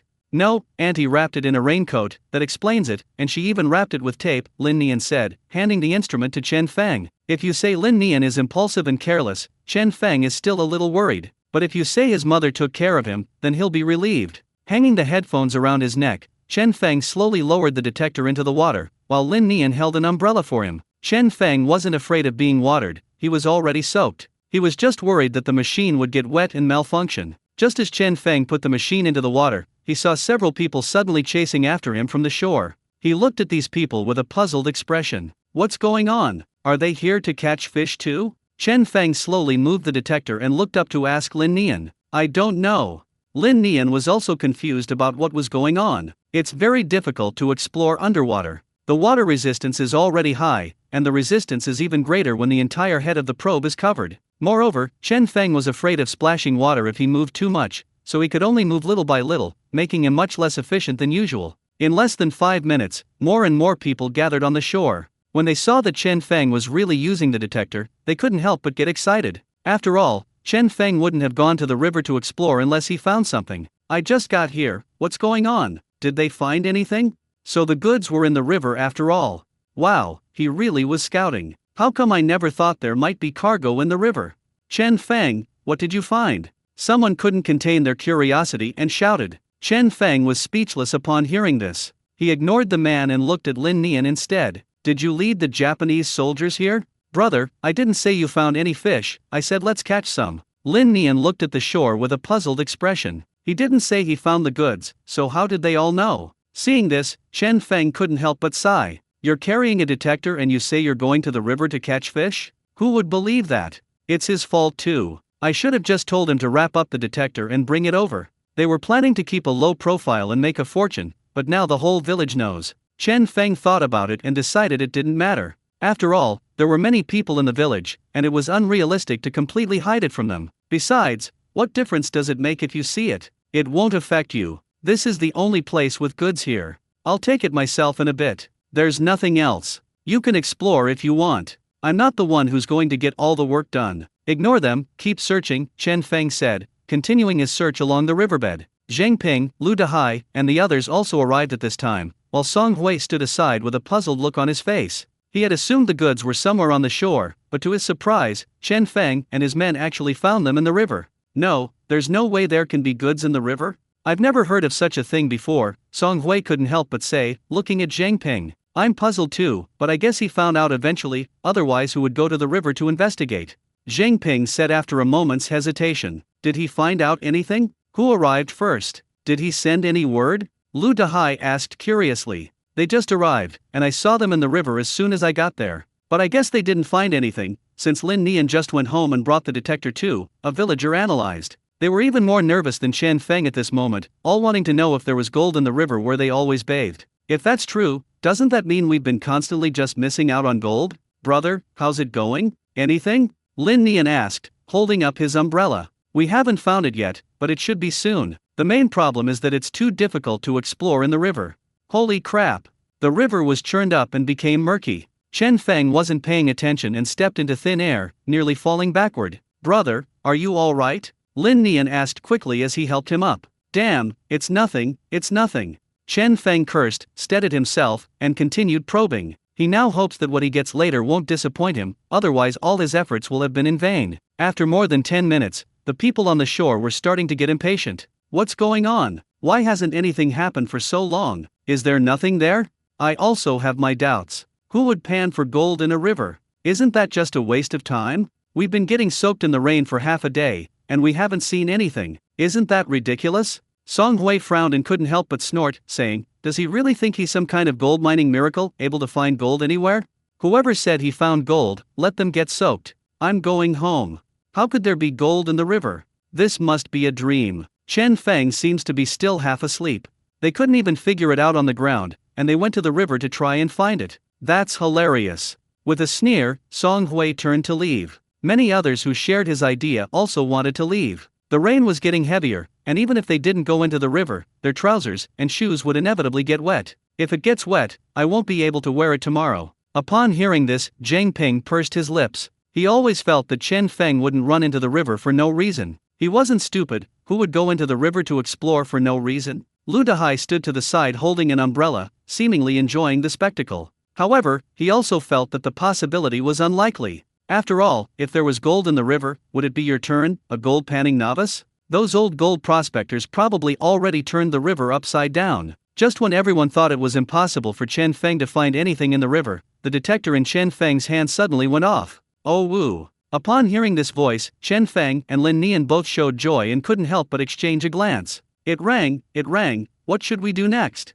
Lin Nian said anxiously. Don't rush, don't move. The water is too muddy right now. Let's wait until it clears up a bit before slowly sifting through it. Once we know where it is, things will be easier, Chen Feng said. The two of them stood in the water like that, without moving for half a minute. The murky underground gradually cleared, revealing its true nature. Hold the detector and don't move, I'll feel around. Chen Feng handed him the detector and bent down to carefully feel around, leaving no spot untouched. Because they were too far away, the people on the shore couldn't hear the detector. They could only see Chen Feng bending down, groping for something in the river. Hey, it looks like he's touching something. What can you touch? The riverbed is all mud, what could you possibly find? Someone spoke softly, their eyes full of disdain. Bending over, Chen Feng grabbed a handful of silt and rinsed it off in the river, trying to see if there was anything inside. After rinsing off the mud, Chen Feng seemed to touch something somewhat round, and his face immediately lit up with joy. Upon closer inspection, a bright yellow oval shape appeared before the two of them.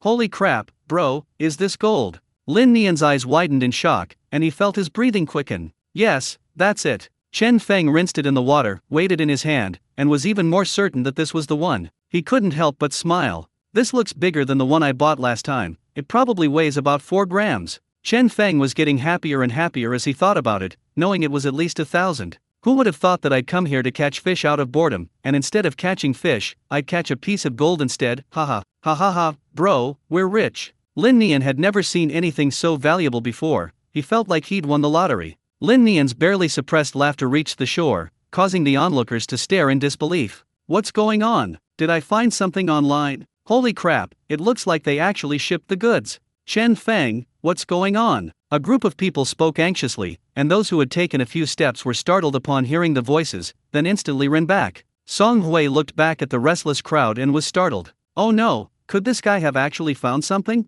Unable to contain his impulse any longer, he ran straight to the riverbank and stared wide-eyed at the two people laughing heartily in the river. What's going on? Did he really find something? Song Hui quickly asked the people around him. How would I know? I just heard them suddenly burst into laughter, and Chen Feng was holding something in his hand.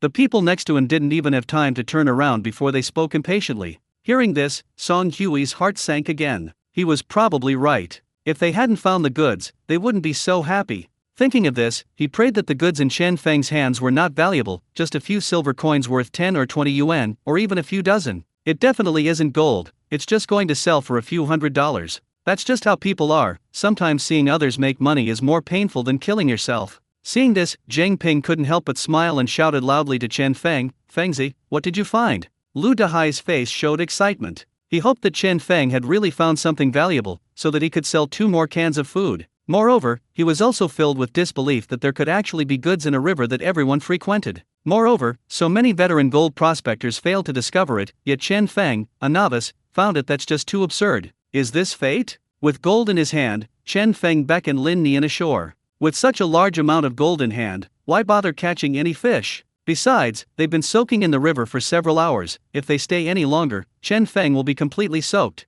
As soon as they saw the two of them come ashore, everyone gathered around and started talking. What did you find? Show it to us.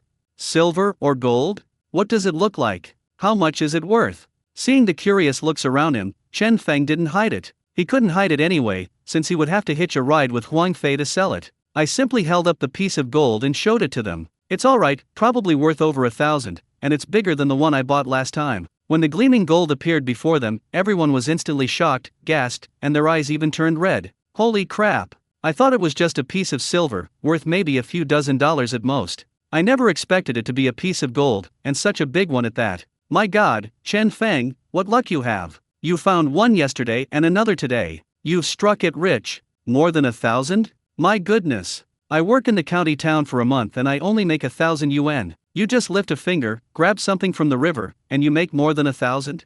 How can there be such a huge difference between people? Song Hui stared at the gold, his eyes widening instantly. He never expected that Chen Feng would actually find a piece of gold in the river. How is that possible? How can there be gold in the river? Does that make sense? Looking at that piece of gold, Song Hui was filled with deep regret. Who exactly said there couldn't be gold in the river? If he had known there was such a big piece of gold in the river, he would have come to pan for it long ago. Would it have been Chen Feng's turn? He was so angry he felt like dying. Why did all the good things go to Chen Feng? Zhang Ping grinned as he looked at the gold in Chen Feng's hand and said, Holy crap, Fengzi, you're so lucky. This is bigger than the last piece of gold. You're amazing to find gold in this place. By the way, how exactly did you discover there was gold here?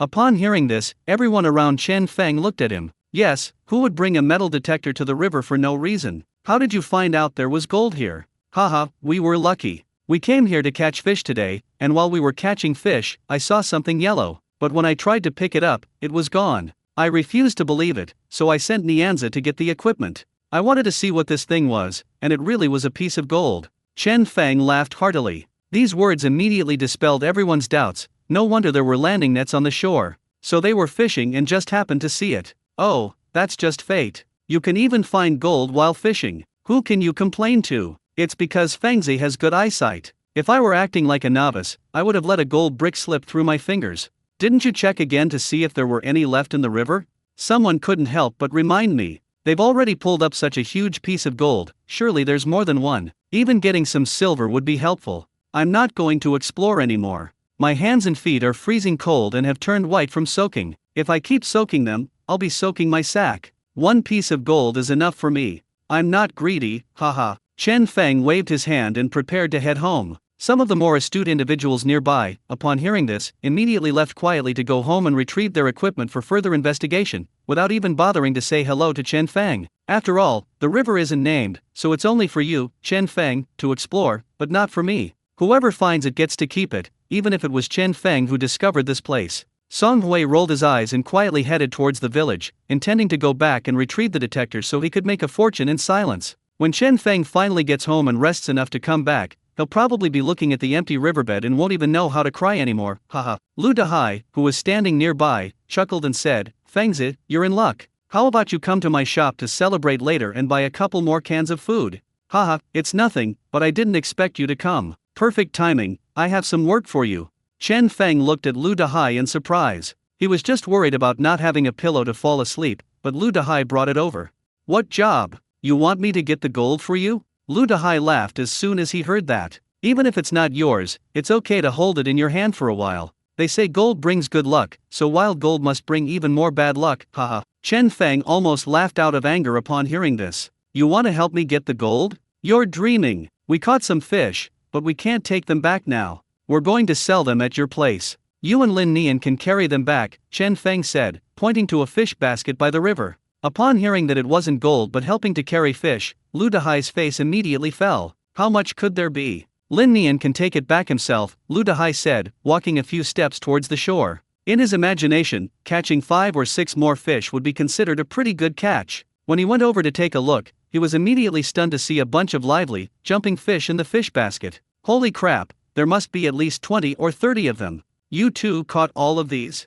Lu Dahai asked in shock. Absolutely. Lin Nian can't lift it by himself. You'll help him lift it, Chen Feng instructed, holding the detector and an umbrella. Lu Dahai's lips twitched upon hearing this. What kind of situation was this? People came to watch the fun, but he had to do the work. Come on, Xiao Nian, lift it up. Lu Dahai rolled up his sleeves and together with Lin Nian lifted the basket of fish. Wow, this must weigh at least 60 or 70 pounds. Lu Dahai exclaimed in shock once again. Absolutely, otherwise would I let the two of you carry it? Everyone exclaimed in amazement at the basket of fish. These fish alone could fetch a lot of money. Their trip today hadn't been in vain. If they had known there were so many fish, they would have come to catch them too. And so, Chen Feng, like a victorious general, returned to the village under the escort of a group of people. Just bring the fish to your house. I'll go home and change my clothes before I come back, Chen Feng said to Lu Dahai. Okay, you go first. Lu Dahai nodded and carried the fish into his shop with Lin Nian. When Chen Feng returned home soaking wet, Lu Ping immediately stood up and said, You two just stayed in the river like that? Yes. Chen Feng set up the detector against the wall and took a towel to dry his hair. Take off your wet clothes and change into something dry, Lu Ping urged. Okay, I'll go inside and change my clothes first. As soon as Chen Feng entered the house, he found that his heated brick bed, was burning hot. His mother had already thought of this for him, just waiting for him to come back so that he could warm up. After taking off all his clothes, drying them off, and changing into clean clothes, Chen Feng lit a cigarette and went outside. I'm going to Lu Dahai's house to process the fish first, Chen Feng said to Lu Ping. You caught a fish? How much? Lu Ping asked upon hearing this. About 60 or 70 catties. I'll bring back 2 and stew them later, Chen Feng said after thinking for a moment. My goodness, how come there are so many? They must weigh 60 or 70 pounds. Lu Ping was quite surprised when she heard this. They were mostly arrested by Lin Nian. I only arrested one, Chen Feng said with a smile. If you can't take it, just take less. We're good friends, don't take advantage of others, Lu Ping said after thinking for a moment. It's alright, I know what I'm doing, Chen Feng said, squatting down in front of the stove and warming himself by the fire. What about the metal detector? Is there anything on it? Lu Ping took the metal detector and started wiping the water droplets off it with a dry cloth. Then we must find it. Chen Feng went into the house and put the gold on the table for her to see. Lu Ping walked over when she saw the large piece of gold, and she was so shocked that she couldn't close her mouth. My God, how big is this? Is this really gold? Lu Ping said, picking it up in disbelief. It's definitely gold, no doubt about it. I searched for ages before finding it, my hands are all white from being soaked in water, Chen Feng said with a smile. How much is this worth? I never thought there would be gold in the river. You're incredibly lucky, Lu Ping exclaimed. I estimate it will be over 1,000, but who knows the exact amount? Chen Feng guessed. Alright, Mom, I'm going to Lu Dahai's house now. wait for me at home. Do you need me to bring anything back? Chen Feng asked, turning around. You don't need to bring anything, we have everything we need at home, Lu Ping quickly replied. She knew that if she mentioned what she lacked, he would spend money to buy it. I just earned some money, so I should be more frugal. Chen Feng grunted in agreement, took his umbrella, and left the house, heading towards Lu Dahai's home. As soon as I entered, I saw a lot of people gathered around the pile of fish, discussing it animatedly, clearly very interested. Lu Dahai also took the time to pour the fish into several large wash basins filled with water to prevent them from dying. That's really big. That carp must weigh 3 or 4 pounds. The crucian carp are quite big, many of them weigh 2 or 3 ounces, that's really good. I never expected that the 2 kids could catch so many fish. They're better than adults. Even adults don't say they can catch 60 or 70 pounds of fish at a time. That's right, the key is that they also found a piece of gold, which is worth more than 1,000. You can imagine how lucky they are. How much is this fish? Is Chen Feng selling it? Lu Dahai chimed in from the side, he'll be here soon. He'll definitely sell, but we don't know how much he'll ask for. Lin Nian, how much are you two planning to sell it for? Lin Nian listened to everyone's praises and was extremely happy. It was the first time he had ever been so popular in the village. Because Chen Feng had talked at home for a while, he arrived later than Lin Nian, who came after changing her clothes. Upon hearing the question, Lin Nian hesitated for a moment and said, I don't know how much it will cost. Let's wait for my brother to come and we'll talk about it. I'll listen to him. Chen Feng walked in at this moment, and everyone turned around when they saw him, their eyes focusing on him. Fengzi, you had a good day. This fish looks good. How much are you planning to sell it for? The main character is here, make way. Everyone joked around, and Chen Feng smiled too. After thinking for a moment, Chen Feng set the price, 2 yuan a pound for carp, 4 yuan for crucian carp, definitely much cheaper than in the county town. Normally, at fish stalls in the county town, carp costs 3.5 yuan and crucian carp costs 6 yuan. If you catch your own fish and sell it in the village, you certainly can't sell it for that much. This price is fair and reasonable. Everyone nodded in agreement upon hearing the price, indicating that it was good and a good deal. The crucian carp looks good. Give me half a pound of this one. It'll be perfect for making soup on a rainy or cloudy day. A slightly dark-skinned man pointed at a crucian carp and said with great interest, What, are you trying to help your wife produce milk? Someone nearby overheard him saying this and couldn't help but joke. I'll make sure you have enough milk to drink, so your eldest son won't go hungry. The man didn't spoil her at all, which made everyone in the room burst into laughter. The man wasn't embarrassed by what he heard and laughed too. That's how it is in the village, whoever has the sharpest tongue can get the better of others. Everyone's used to it. Lu Dahai took out a scale and started catching fish with the man and weighing them. It really is about half a pound, maybe a little more. Seeing this, Lu Dahai looked at Chen Feng. Since this wasn't his goods, he couldn't make a decision for Chen Feng. Whether this amount of money counts or not depends on Chen Feng's opinion. Seeing this, Chen Feng said nonchalantly, Okay, that's fine, let's just call it half a jin. In business, you can't be too stingy, rounding down is essential. Although Chen Feng had never run a business before, he understood this principle. The man smiled upon hearing this, feeling he had gotten a good deal, and took out 2 yuan from his pocket. Is this money for you or for Lao Lu? He asked Chen Feng. Give it to Hai Ge first, and he can give it to me later, Chen Feng suggested. Lu Dahai found a plastic bag, put the fish in it, and the man took the bag and happily went home to make fish soup. Seeing this, many people spoke up and selected the fish they wanted, keeping Lu Dahai very busy. He couldn't even attend to those who wanted to buy, and had his wife come out to sell first. Chen Feng then walked over to Lin Nian, nodded at the fish basin, and said, Take a few back and stew them with your grandpa. Don't catch fish and not get to eat them yourself. Okay, my grandpa loves to eat fish. I'll weigh it and take it away in a bit. In Lin Nian's mind, this was a fish that he and Chen Feng caught together, so he couldn't just take it away. He had to weigh it, calculate the cost, and then deduct the amount from their share. What's the point of using a scale? Just grab a bag and take 2 of these, or all the good ones will be picked out. I'll take 2 of these too. Upon hearing this, Chen Feng slapped him on the head in an annoyed tone and said, This kid really has business acumen, he has a very clear sense of boundaries. However, for the 2 of them now, the sense of boundaries is a bit too much, and there's no need for that. Oh. Lin Nian rubbed his head upon hearing this, then picked up a plastic bag and put in a large carp and 2 crucian carp weighing a little over 3 ounces each. Brother, do you think this is okay? Lin Nian handed it over to Chen Feng to show him. What do you mean, okay or not okay? It depends on what your grandpa wants to eat. If he wants crucian carp, take a couple more home. Chen Feng said, noticing that there weren't enough crucian carp. No need, this is enough. We can't even finish it in one meal. I'll take it home first. Lin Nian said, and then took the fish home. Before long, a third of the fish had been sold, which surprised Chen Feng. He hadn't expected them to sell so well. Chen Feng thought to himself that he estimated he could sell all the fish today. Meanwhile, Lu Dahai's wife, Helan, stood behind the counter, watching Lu Dahai busily working, and couldn't help but hesitate. Although Chen Feng had a good relationship with them and always bought things from their store. But you said that Lu Dahai carried and sold things for a long time, and his own house was still covered with plastic bags. In the end, she got nothing and was just busy working for others. Helan felt a little uncomfortable when she thought about this. But if you ask Chen Feng directly for some money from selling the goods, she's too embarrassed to ask, and more importantly, she can't say it. It would seem very awkward. If Chen Feng were to catch a fish himself and take it home to cook, he couldn't say anything, but it would also make him seem stingy, like he was taking advantage of someone's misfortune, demanding payment for doing a little work. Just as Helan was struggling with her decision behind the counter, Chen Feng saw that everyone who had bought fish had left. After Lu Dahai had some free time, he looked at the sweat on his forehead and couldn't help but laugh. Look how tired Brother Dahai is, he's covered in sweat. Lu Dahai smiled upon hearing this, wiped the sweat from his forehead, and said, of course, this basket of fish is really heavy. We carried it all the way from outside the village, and then we had to empty the basins and drain the water. You're such a clever kid, bringing back just a detector. Why didn't you tell me to carry the detector? You were carrying fish. It's not that I can't lift it. What can I do without Brother Dahai? Chen Feng grinned, took a cigarette out of his pocket, put it directly into Lu Dahai's mouth, and lit it for him.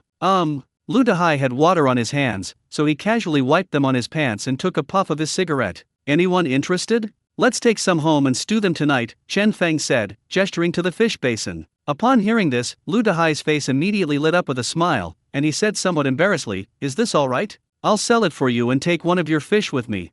Oh, what's wrong with that? We caught it ourselves and didn't spend any money. Everyone can eat it. I'm not going to let others eat fish while you watch. Chen Feng chuckled and gestured to him again. Alright, if that's how you put it, then I won't stand on ceremony. We're out of vegetables for dinner anyway, so I'll catch one and stew it tonight. Lu Dahai smiled upon hearing this, and with a cigarette dangling from his lips, he prepared to catch a carp. That one's big, I'll just look at that one, Chen Feng said, pointing to a large carp that weighed over 3 pounds. No need, that's too big, I can't eat it. Lu Dahai grabbed a carp weighing over 2 pounds, put it in a bag, and handed it to Helan behind the counter, telling her to keep it in water and cook it that evening. Helan took the fish, her heart filled with joy. Her previous hesitation vanished instantly. She said to Chen Feng, Xiao Feng, this is really not good. I'll just help you sell some fish, and we'll even take one from you. It's alright, sister-in-law, just take it home and eat it. It's no big deal, Chen Feng said with a smile. Okay, I'll go to the back then. Helan said and went back to the back to find a pot to put the plants in. Little did Chen Feng know that he had been considering this when he arrived. Lu Dahai had indeed helped a lot, carrying and selling the fish, and he couldn't let him do all that for nothing. But if you say you just give him some money, the fish aren't worth much at all, so there's no way to divide it up. If Chen Feng and his companion spent an afternoon soaking in the river, they could only earn about 10 or 20 yuan, which seemed like a small amount, not worth it. But if you say you'll give me a few dollars, that's practically an insult. Who cares about a few dollars? Lu Dahai wouldn't accept it either. It's better not to give it at all. Chen Feng originally thought that he would buy more things this time as a way of repaying the favor and not letting the favor go to waste. But after seeing the fish here, I changed my mind. It would be better to just give him 2 fish. 2 fish only cost a few dollars. That way, Lu Dahai would be happy, his efforts wouldn't have been in vain, and he would be pleased. That would be much better. He readily agreed to help whenever Lu Dahai was needed in the future. Isn't that how relationships are built? Chen Feng also picked out a 2-pound carp and a half-pound crucian carp, sent them home, and then returned. When he returned, Lin Nian also came back, his face beaming with joy. As soon as he saw Chen Feng, he couldn't wait to say something. Brother, you have no idea how surprised my grandpa was when he saw the fish. He didn't even expect me to actually catch one. And when he heard that we had caught 60 or 70 pounds of fish, his expression was quite something. He asked me several times if it was true, ha ha ha. Lin Nian is quite proud of himself now. His grandfather has praised him several times for his success. So as soon as he saw Chen Feng, he couldn't wait to share the situation. Haha, he thought you were just going out to have some fun. Chen Feng knew exactly what his grandfather was thinking, and said with a smile. Then Chen Feng went to the counter, took 2 packs of Baitishan cigarettes from Lu Dahai, and tossed 1 box to Lin Nian. I told him I'd given him the pack of cigarettes this morning, but we went out fishing and didn't have time to buy any. We've been smoking that pack of cigarettes ever since, and in the end, it ended up back in his hands. I might as well just give him a new box this time and let him take it home to smoke. Thanks, brother. Lin Nian carefully put the cigarette into his pocket. Old Lu, you can sell it here and post it in the group. We'll head back now. Just call me when we're done selling, Chen Feng said to Lu Dahai. Don't worry, I'll figure it out for you. I'll take care of it, Lu Dahai nodded and said. Chen Feng and Lin Nian returned to Chen Feng's house. Lu Ping was scaling fish. When she saw Lin Nian arrive, she couldn't help but smile and say, let's eat here tonight, Xiao Nian. No, auntie, my grandpa cooks too, Lin Nian waved her hand and smiled, then sat down next to Chen Feng. If you're not in a hurry, you can go to the county town to sell this gold tomorrow or the day after. If you're comfortable with that, I'll go by myself. When I come back, I'll give you half the money, Chen Feng told Lin Nian. Don't worry, brother. You're the one who found this gold. I didn't do much, just held an umbrella for you. It's such a valuable thing, so don't give me any of it, Lin Nian said after hesitating for a moment. After all, Chen Feng was the one who saw the gold, and he just took an umbrella and took half of it. He felt really embarrassed. What are you saying? We agreed to split the harvest in half, so it's half and half. What do you mean, you found out or I found out? You're not trying to avoid giving me my share of the fish money, are you? Chen Feng joked. No way, bro, I'm not that kind of person, Lin Nian quickly replied. Well, I'm not that kind of person. If I give you a share, just take it and don't say anything else, Chen Feng said with a smile. If Lin Nian had agreed when Chen Feng said he didn't want the fish money, and that he would sell the fish he caught himself and not split the profits, then Chen Feng naturally wouldn't have received any of the gold either. Lin Nian was a kind and generous man. Even if he only caught one fish, he would share half with himself. So naturally, one couldn't be uncouth either, sharing the fish money with others while pocketing the gold for oneself. Since we started by saying it would be split in half, then let's split it in half, and do it the way we say it. If someone is good to Chen Feng will not be stingy with them. If someone is bad to Chen Feng, he will not do anything foolish like repaying evil with kindness. He has always been like this. Just as the two were chatting, Zhang Ping walked in with a detector and smiled when he saw Chen Feng. He also wanted to explore the river, so he thought he should tell Chen Feng beforehand, otherwise it would seem inappropriate for him to sneak off to explore. In fact, quite a few people had already taken detectors to the river, without telling Chen Feng at all. Fengzi, I came here to tell you something. I thought I had nothing to do, so I thought I'd go explore the river and see if I could find anything. Didn't you find this place first? It wouldn't be very polite of you to go there without telling you, Zhang Ping said with a smile, scratching his head. Upon hearing this, Lu Ping turned around, instinctively wanting to say, if you want to go, then go. Anyone can go to that river, it's not like you've signed your name. But before she could finish speaking, Lu Ping glanced at Chen Feng sitting there, then swallowed her words and continued cleaning the fish. Let Chen Feng handle this himself, I shouldn't interfere. Hey, go ahead and go, why bother reporting to me, haha. Chen Feng waved to Zhang Ping, gesturing for him to sit down. Seeing this, Zhang Ping came over and sat down, his expression relaxing considerably. He said that Chen Feng wasn't such a stingy person and wouldn't allow only himself to go and not let others go. Brother Zhang, if you trust me, go home, cook, and rest. Chen Feng had a good impression of Zhang Ping's behavior and said with a smile after thinking for a moment. To be honest, the river wasn't named, so anyone could go there, but after all, I was the one who discovered the gold in the river first. If you talk to him about it, it's fine. But if you don't tell him and just take the instrument to explore on your own, Chen Feng will always feel uncomfortable, as if something of his has been taken away from him. Since Zhang Ping went out of his way to tell him, he decided not to hide it from him anymore. As for those who leave without saying goodbye, if you like soaking in the water, then soak in it. Soak slowly until you feel comfortable before you come out. If there really were something else in the river, would it be your turn? You wouldn't even bring it out yourselves. You're all so cunning, do you really think others are fools? Zhang Ping, somewhat puzzled, asked, Fengzi, what do you mean? I don't quite understand. What I mean is, there's nothing left in the river. Anyone who wants to explore can go ahead, but you shouldn't bother soaking in it. Even if you soak all night, you won't find anything, Chen Feng frankly stated. Oh, no way. If there's been a shipment from the river, there must be something else, right? Zhang Ping said, somewhat incredulously. It's not like there's only one piece of gold in the river, and it's all gone just because Chen Feng fished it out. I checked with instruments before you came, and there was nothing there except this piece of gold. If there were, I would have come back. If you don't believe me and still want to try, then go ahead. Chen Feng chuckled and said that he had said everything he needed to say. If Zhang Ping still didn't believe him, there was nothing he could do, and he wouldn't keep stopping him. Anyway, once you hit a wall, you start to believe it. It's just soaking in the water for one night, it's no big deal. Upon hearing this, Zhang Ping's expression showed some hesitation, but after considering it, he pursed his lips and said, okay, Fengzi, I believe you. I won't go. I trust your judgment. Anyway, if we go now, they'll probably have already beaten us to it, and we'll end up with nothing. We might as well go home, stay put, and go pan for gold in the abandoned mine tomorrow. Haha, don't worry, I won't cheat you. What are you planning to cook for dinner tonight? Chen Feng asked casually. Let's do some green beans and meat for dinner. Your sister-in-law doesn't like fish, otherwise I would have bought one to take home. You two caught really good fish, they're quite big, Zhang Ping praised. What else do you need to buy? If you want to eat it, I'll give you one for free, Chen Feng said. Chen Feng was being polite, since they were such good friends. When Chen Feng said he wanted to buy fish, Chen Feng couldn't very well say, I'll sell it to you for 2 yuan a pound. Anyway, he had no intention of buying it, so I'll just be polite. Besides, given Zhang Ping's personality, even if I really wanted to give it to him, he wouldn't accept it and would definitely pay the normal price. No, your sister-in-law is picking green beans. Since you've decided not to go, I'll go home and cook. I'll be going now, Sister Lu, Zhang Ping said and stood up. Let's go, take it easy, Xiaoping, Lu Ping called out as she turned around. Okay, Sister Lu. Zhang Ping carried the detector out the door.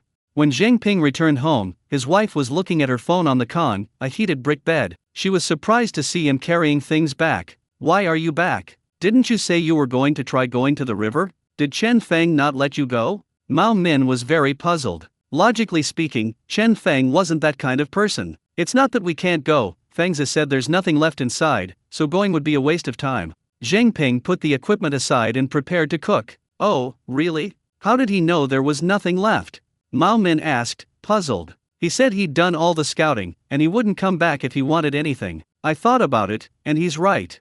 Fengzi would never cheat me, and if there really was something, why would he come out? Zhang Ping couldn't help but say. Mao Min was somewhat skeptical upon hearing this. It wasn't that she thought Chen Feng was fooling her, but the river was so big that she didn't quite believe Chen Feng could have found it so accurately that if he said there wasn't a piece, then there really wasn't one. What if there's still a slight leak somewhere? Why don't you try again? Look how many people from the village went. Chen Feng was in a hurry this afternoon, so I don't think we can say there won't be any left, right? Mao Min said, still somewhat unwilling to give up. Hey, Fengzi already said that, how can I go? If I go, it will seem like I don't trust him, and it would be bad if he found out. Although Zhang Ping was still interested in giving it a try, since he had already made the promise, he decided not to go. He would just stay home and cook, and go pan for gold in the abandoned mine tomorrow. Okay, that makes sense.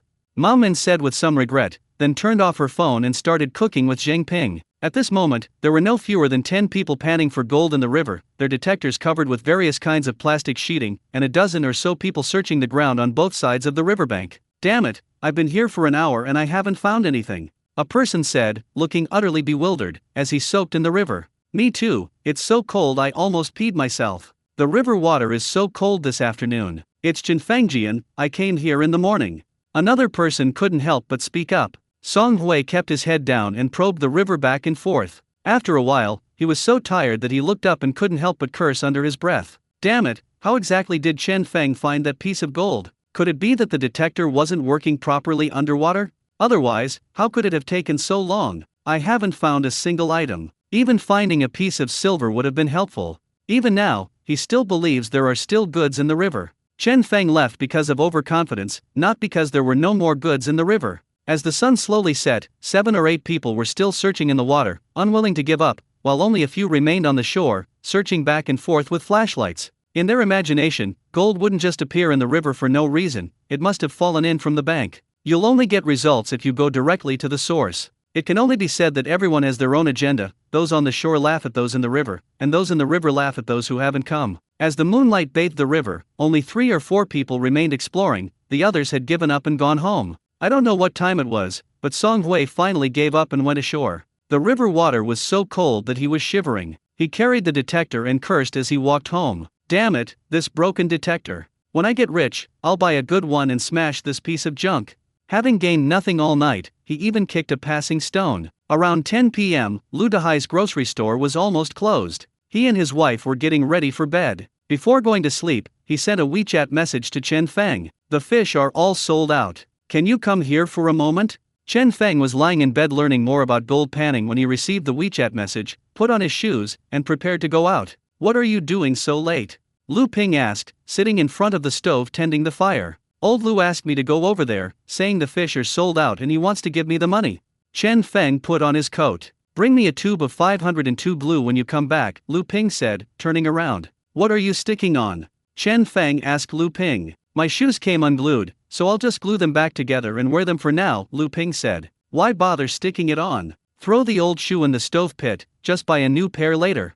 Chen Feng said, turning to leave, not wanting to talk to her anymore. What are you throwing me away for? I want to throw you into the stove pit. I only have these shoes for working. It would be a waste to wear nice shoes. I have new shoes. Buy me some glue. Lu Ping shouted at Chen Feng, who had already walked out the door. Okay, Chen Feng replied from outside the door. When they arrived at Lu Dehai's house, only Lu Dehai and his wife were inside. Upon seeing Chen Feng, Lu Dehai suddenly couldn't help but laugh, a rather sly laugh that startled Chen Feng. What are you laughing at? Chen Feng asked, utterly puzzled. Ha ha ha ha, let me tell you. Lu Dehai couldn't hold back his laughter halfway through his sentence and bent over with laughter, unable to say anything at all. Brother, what's wrong with you? How much money did you make? Why are you so happy tonight? Chen Feng leaned against the counter. Lu Dehai paused for a moment, straightened up, and suppressed a laugh as he said, Do you know how many raincoats I sold today? How much? Chen Feng asked, following up on the question. 8 pieces. They're all leftover stock from a few years ago, the kind that nobody wanted. Lu Dehai couldn't help but laugh whenever he thought about it. After a moment's thought, Chen Feng understood what was going on. He chuckled and said, Could it be that those people copied me, all running to the river to pan for gold, and then, having nothing to hold their machines, came to you to buy them? You're right, that's exactly it, ha ha ha. Lu Dehai was practically laughing hysterically. I never expected this. I couldn't sell any raincoats on a rainy day, but I sold 8 on a sunny day. I don't know where this person gets rich. Your sister-in-law complained to me before that nobody in the village buys raincoats, mainly because they are more expensive than umbrellas and are a hassle to put on. I haven't sold many of these things, and they're almost weathered away. I'm thinking of throwing them away. Unexpectedly, at 15 yuan apiece, they were all sold out today, with only one left, Lu Dehai said happily. And you know what's the funniest thing? 2 people couldn't afford it, so they didn't buy it and instead wrapped it in plastic sheeting at home. As a result, it got soaked in the river, and I heard the machine was ruined. It cracked me up. Lu Dehai was overjoyed today, laughing so hard he was almost out of breath. His wife, while laughing, glanced guiltily out the window. Keep your laughter down, don't let anyone hear it. He patted Lu Dehai and said. Chen Feng chuckled upon hearing this. He felt no pity for these people whatsoever. If you weren't so cunning, you'd honestly come over and ask yourself, how could you possibly have watched me soak in the river all night? Since no one is asking me, then it has nothing to do with me. Who doesn't like to hear some fun? These guys came over at night looking dejected. I heard they didn't get anything and just wasted the whole night. How could it be so strange? There was only 1 piece of gold in the river, and you just happened to find it. Lu Dehai still finds it puzzling. Then you see, what is fate? Chen Feng said with a smile. This is Xiaofeng's money, why are you so tactless? Helan rolled her eyes at Lu Dehai and said. I didn't mean anything by it, I'm just quite puzzled. By the way, all those fish have been sold for a total of 79 yuan. It's all here, you can check it. Lu Dehai took out a wad of cash and handed it to Chen Feng. Chen Feng took the money, glanced at it casually, and then pulled out a 1 yuan note and placed it on the counter. Give me a tube of 502, Chen Feng said. Lu Dehai took a tube of 502 blue and handed it to him, then told him, 502 is 1.5 yuan now, so don't tell anyone I sold it to you for 1 yuan. Chen Feng was stunned for a moment upon hearing this, then took out 2 1 yuan bills and handed them to him. Then give me another tube. Oh, what are you taking? Let's go. Lu Dehai stuffed the 2 yuan into his hand, pushing him along as he handed it over. He could only do this because there was no one else in the room, otherwise, he wouldn't have dared to push and shove Chen Feng like that. After all, Lu Dehai runs a business for the whole village, and everyone knows him quite well. It's your business if you have a good relationship with Chen Feng, but if you sell Chen Feng for 1 yuan and I sell him for 1 yuan and 50 cents, others will inevitably feel resentful. Lu Dehai can't do business like that. He could only be so polite to Chen Feng if no one was in the room. No, don't push me, Chen Feng stretched his head to go back, but Lu Dehai didn't give him the chance at all. Hey, hurry up and go. Why are you arguing with me over 5 cents? Just go. Lu Dehai half carried him and pushed him out. No, well. Chen Feng turned around to speak, but was pushed so hard that he couldn't stand up straight. It's just 5 cents, what are you going to give me? Do you think I'd be short of your 5 cents? Lu Dehai pushed Chen Feng all the way to the door, and it looked like he was about to send him away. No, I'm glued, wipe. Chen Feng finally found a moment and quickly pointed to the counter. Upon hearing this, Lu Dehai turned around and saw the 1 yuan coin and glue neatly arranged on the counter. He immediately looked embarrassed. He thought Chen Feng was going to keep giving him the 50 cents, but it turned out he had forgotten to give him the glue. Turning around, he found Chen Feng looking at him with a helpless expression. He couldn't help but chuckle a few times and went back to get him the glue. Haha, I'm so excited. I thought you were going to give me that 50 cents. Lu Dahai handed him the glue and chuckled. It would have been so nice if you had been this enthusiastic when I bought the milk, Chen Feng said with a smile. That won't do, the cost of milk is too high, haha. Lu Dahai laughed when he heard this. Okay, I'm leaving now. Chen Feng was just joking, after all, the other party also had costs to cover. He waved the glue away and walked back. When they got home, Chen Feng handed the glue to Lu Ping. How much is a tube now? Lu Ping asked. It was 1.5 yuan, but he sold it to me for 1 yuan, Chen Feng said, sitting on the stool and lighting a cigarette. These days, everything is getting more expensive, even glue is going up in price. Lu Ping opened the box, glanced at the glue, confirmed it was the same one she used before, and put it back. Chen Feng shrugged upon hearing this, but remained silent. When they get to the county town, he'll see if he can find any good work shoes for her. That night, Zhang Ping and his wife had already turned off the lights and gone to bed, but Zhang Ping had something on his mind and couldn't fall asleep, tossing and turning. Seeing that he was still not asleep, Mao Min thought he had other ideas, so she glanced at the curtains and said, "Why aren't you sleeping? What's going on? What are you doing?" Zhang Ping was taken aback when he heard this. Upon hearing this, Mao Min rolled her eyes at him, then moved closer and reached out to tease the little creature. "What do you think?" Mao Min smiled, pursing her lips. "No, that's not what I was thinking about," Zhang Ping said, shaking his head and sighing. "Then why don't you sleep at night?" "I thought you were afraid of being overheard too early," Mao Min asked, pulling her hand back in confusion. "Do you think those people actually found anything in the river?"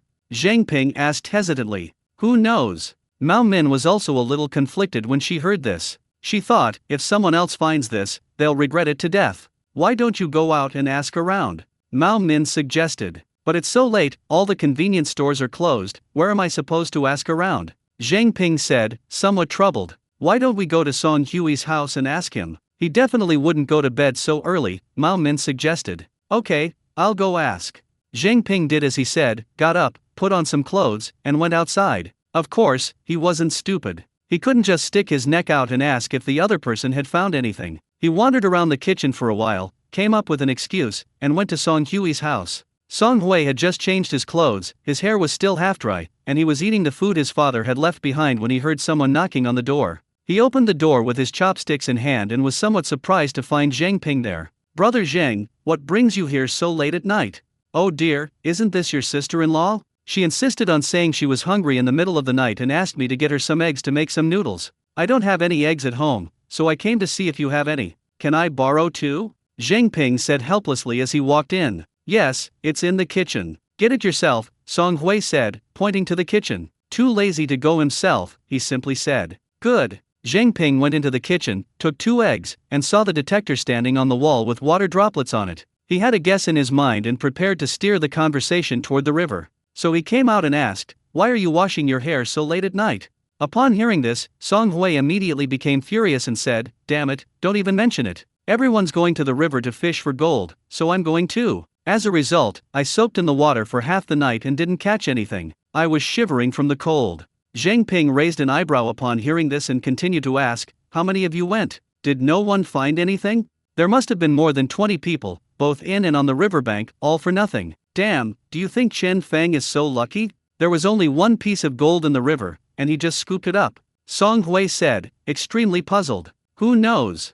Zhang Ping echoed. For some reason, Zhang Ping felt extremely happy when he heard that they hadn't managed to retrieve anything, and all the anxiety he had felt all night vanished. "I'm in an incredibly happy mood." Although Zhang Ping felt that his mindset was a bit off, he couldn't help but laugh and kept suppressing his smile so that Song Hui wouldn't notice anything amiss. "By the way, brother Zhang, why didn't you go?" It was only then that Song Hui realized something was wrong. Zhang Ping was always involved in these kinds of things in the past. "Well, it's just that it's raining and I didn't want to move. My sister-in-law even asked me to stay home and cook, but I just decided against it," Zhang Ping said, making up an excuse. He certainly wouldn't be foolish enough to tell Song Hui that Chen Feng knew there was nothing in the river and that's why he wasn't allowed to go. "You were right not to go," Song Hui said, waving his hand.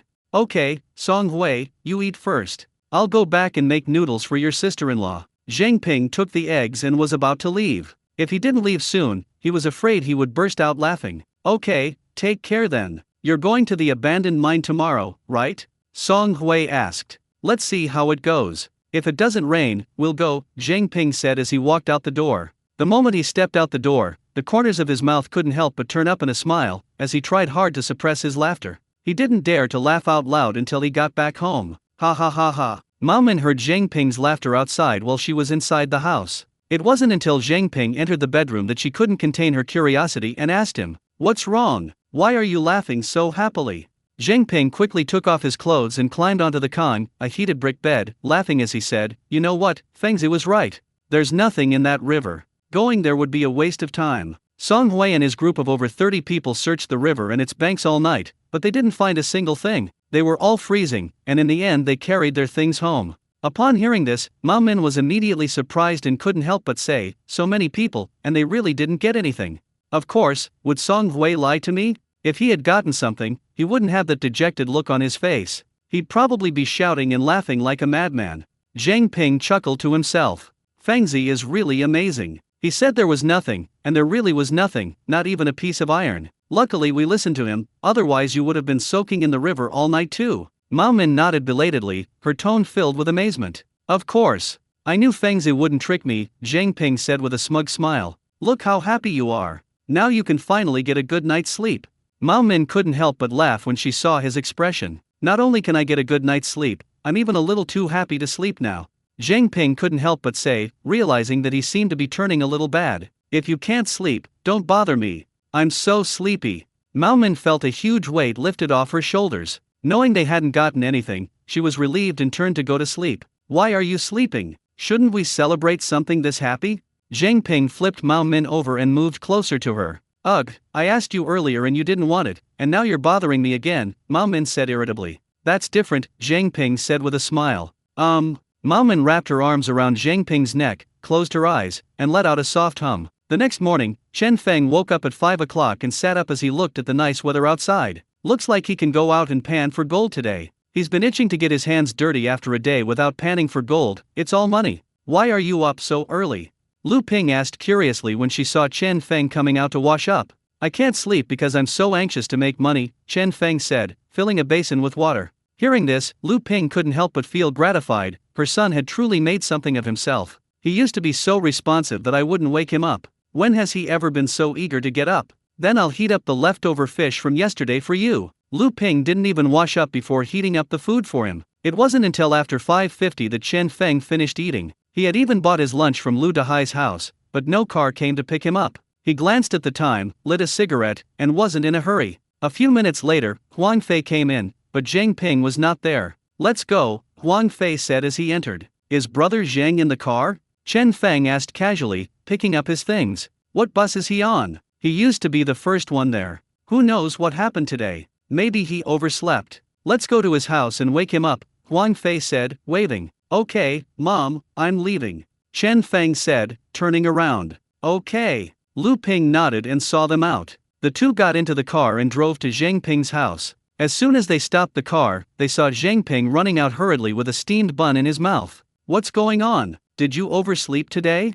Huang Fei opened the car door and laughed as he watched Zhang Ping get in with his things. "I overslept, but thankfully it wasn't too late," Zhang Ping said with a sigh of relief as he got into the car. "Did you go panning for gold in the river yesterday too?" Chen Feng asked, looking at him with suspicion. "If you say you were panning for gold until midnight and then overslept this morning, that's normal. But he said he wasn't going, so why did he oversleep?" "No, I didn't go. I forgot to set my alarm. Your sister-in-law had to wake me up," Zhang Ping said, taking a bite of his steamed bun and giving Chen Feng a wink. The two pretended they hadn't discussed it the day before, and the other passengers didn't notice anything unusual. "Oh, it's normal not to set an alarm," so Chen Feng didn't take it seriously. Before the car had driven off for 5 minutes, Chen Feng's old problem flared up again, his eyelids were drooping, and he quickly fell asleep. This time, however, he felt the car stop and got up on his own without Zhang Ping calling him. "Let's start a pleasant day."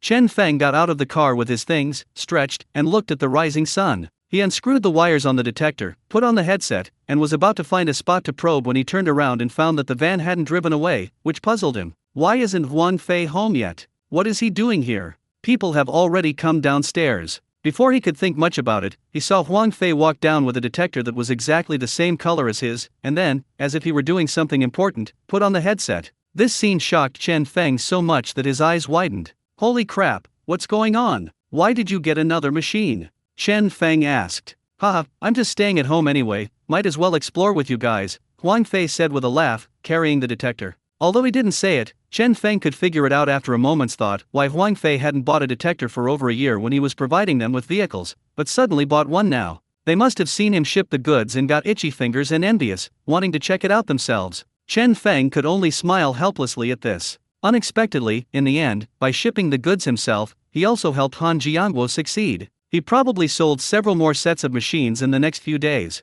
You can investigate, right? Chen Feng asked. Yes, I can. I've watched it for so long, I've learned it by now, Huang Fei said confidently. Alright, let's find a place that looks good and explore it, Chen Feng said casually. After Chen Feng finished speaking, he was surprised to find Huang Fei taking a detector and probing around the van. After discovering there was no stock, they moved the car forward a bit and then checked under the van. Chen Feng. Zheng Ping couldn't help but chuckle when he saw Huang Fei's actions. Good grief, you're having second thoughts about finding gold under Chen Feng's car, aren't you? After Huang Fei finished his search, some of the people couldn't help but laugh and ask, Huang Fei, did you find anything under the car?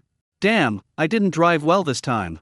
Huang Fei wasn't discouraged and grinned. Everyone smiled upon hearing this and got to work, taking out their detectors to sweep away mines. Chen Feng casually scanned a direction and walked forward. Even though he knew there was nothing there, he still had to pretend. He couldn't just put on a show like he had a GPS tracker and suddenly there was something there. Huang Fei followed behind Chen Feng, sweeping along his route. Thus, a rather comical situation arose. The two of them were like a greedy snake, with Chen Feng in front and Huang Fei behind. No matter which way Chen Feng turned, Huang Fei followed closely behind him. 5 minutes later, Chen Feng turned around and looked at Huang Fei with a helpless expression. Huang Fei was focused on probing with his head down and didn't notice that Chen Feng had stopped. A few seconds later, he crashed into him. Damn it, why aren't you moving forward? Huang Fei looked up at Chen Feng and said, I'm leaving my ass. Chen Feng said irritably. No, brother, why are you following me around? Chen Feng said, utterly speechless. Upon hearing this, Huang Fei scratched his head sheepishly and said, it's just that you're lucky. I figured if I followed you, I could pick up some leftovers.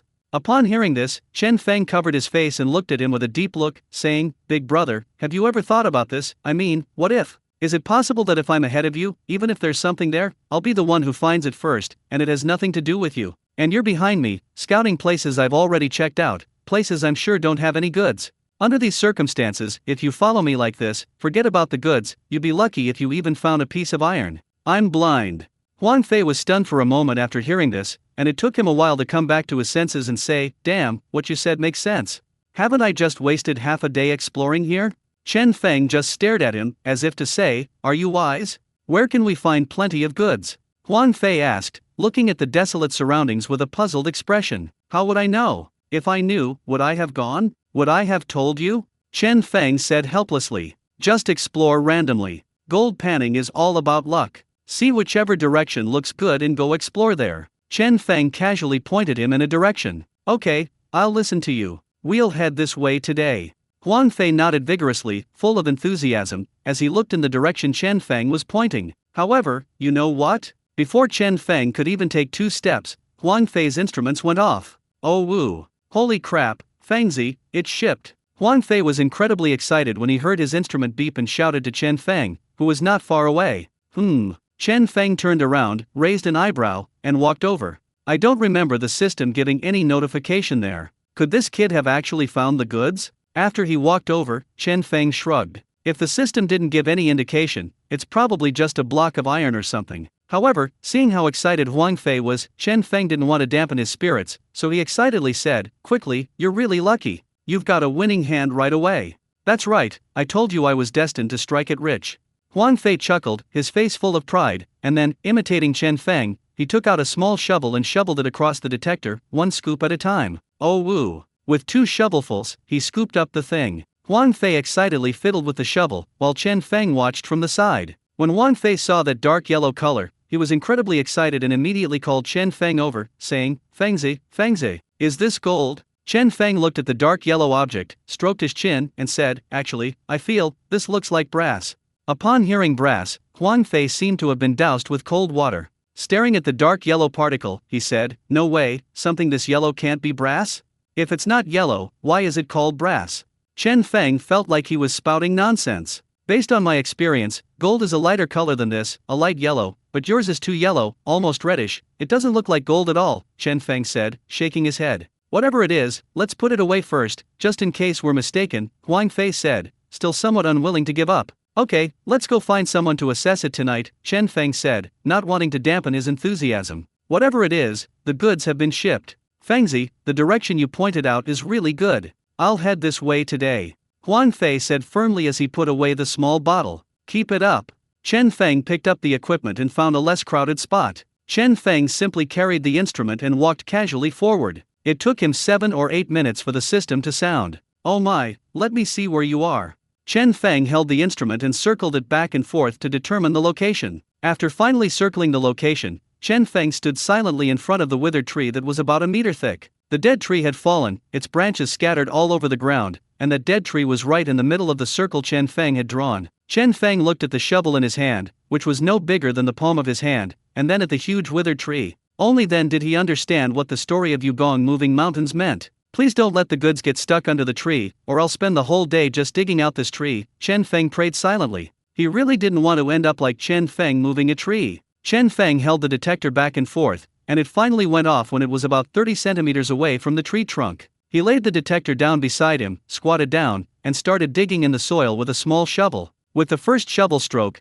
Chen Feng saw the clump of dead tree roots lying underground. Damn it, what are you doing growing up so big? Chen Feng squatted on the ground, digging at the tree roots, cursing as he did so. The succulent tree was already dead. Chen Feng used a shovel to break off the roots that had grown out with a single, forceful shovel, pulled the roots aside with his hands, and then continued digging in the ground. It rained yesterday, so the surface soil is dry, but the inside is still very moist. When you dig it out, it's wet and black. After breaking off several tree roots, Chen Feng finally shoveled up a full shovel of soil and passed it over the detector. Oh woo! Upon hearing this voice, Chen Feng smiled. This time, the soil was wet and clumped together, unlike usual when a layer would fall off with a shake. Chen Feng could only slowly pull it down with his hands, and only when he felt it was about right would he put it on the detector. After rummaging through the shovel twice, the detector was still beeping, so Chen Feng carefully searched through it. Soon, a grayish-white particle appeared in the soil. Chen Feng picked up the silver nugget, blew on it, and laughed. This silver nugget weighs about 6 grams and is worth about 30 yuan. Chen Feng took out a small bottle and threw in the silver granules, which made a clanging sound.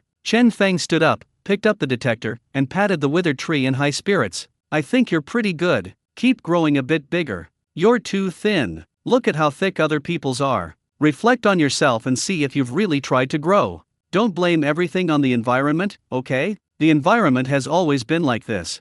After teasing the withered tree, Chen Feng continued walking forward with the detector. Zhang Ping, watching him from a distance, asked, "What's going on, Fengzi? Did you find something?" "It's just a small silver coin, worthless," Chen Feng said, shaking the bottle in his hand. Zhang Ping was surprised to hear this. He had seen Chen Feng squat down and knew that he had found something, but he was not sure what it was. "I thought it might be a block of metal. After all, none of these people even triggered the detectors. It would be too outrageous for you to win right away." Unexpectedly, Chen Feng actually won the hand right away, finding a small silver nugget. After clicking his tongue a few times in amazement at Chen Feng's good fortune, Zhang Ping turned back and continued probing. Unbeknownst to Chen Feng, his companions, who were gathered in small groups, were bored and discussing him. "Hey, how much do you think Chen Feng will be able to find today?" one of them asked. Hearing this, the bystander hesitated for a moment, then guessed, "I feel it might be a little more than us, around 100 or 200. After all, he's been really lucky lately." The other person, somewhat incredulous, said, "Really? He can't possibly have that much every time, can he? Who says otherwise? I feel it's his turn to be the one to go home." Everyone felt the same way, thinking that it was their turn to get rich, and that Chen Feng couldn't possibly take all the gold. Zhang Ping, who had just returned from scouting, chuckled as he listened to everyone's words and said, "Then you're probably going to be disappointed. I just came back from Chen Feng's place, and he's already won a big hand, getting a small silver coin. I feel that if this trend continues, it's not impossible for me to earn over 1,000 yuan a day again." Everyone was immediately surprised upon hearing this, and someone exclaimed in amazement, "Really? Chen Feng made a sale right away? What kind of luck is that?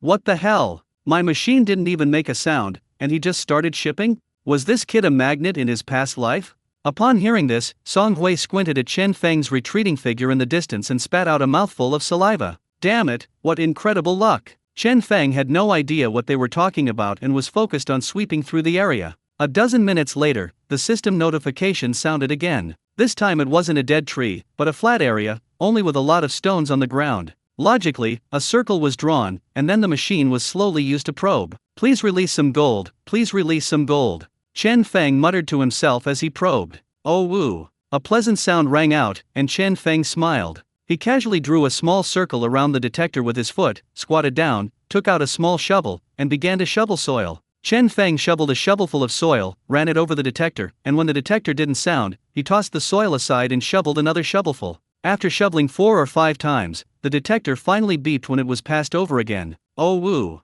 Oh woo. Chen Feng mimicked the sound of the detector, gently digging through the soil layer by layer on the shovel with his hands. When they had dug down about a third of the way, the detector stopped beeping, proving that Chen Feng had already taken the goods down. So Chen Feng lay down on the ground and searched back and forth in the soil he had just dug away. Soon, Chen Feng found a golden object in the black soil. Holy crap, it actually produced gold?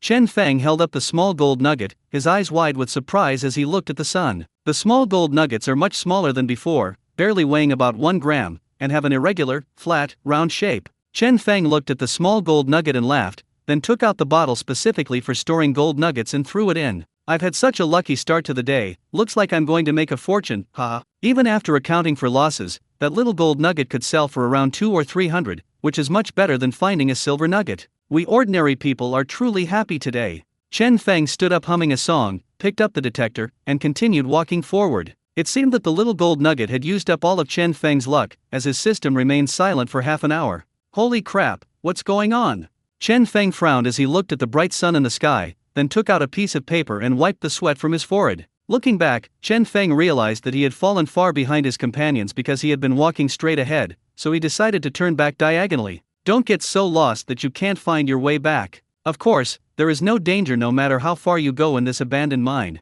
There is a signal here, and you can find out where you are by making a call with your mobile phone. There is no possibility of losing contact. However, some skilled gold prospectors would go to some deserts to pan for gold. Although they could find a lot of gold there was no signal coverage and the area was sparsely populated. If they lose contact and get lost, then it's all over. As Chen Feng was walking along carrying the detector, it suddenly went off. Oh woo. Chen Feng turned his head in confusion, looking at the location where the detector had sounded. His system hadn't given any notification, which meant there was no good stuff there. I tried the detector again, and it made a whoosh sound. Even though he knew there was nothing there, Chen Feng still wanted to see what was buried underneath human curiosity, huh? So Chen Feng squatted down and casually picked up a shovel to dig up the soil, no longer as cautious as when he was panning for gold. Anyway, there's nothing valuable in it, so just break it off and throw it away. After 7 or 8 shovelfuls, Chen Feng suddenly realized he couldn't pry it up anymore, as if he had hit something hard. He looked closely inside and saw that one corner of the thing was sticking out.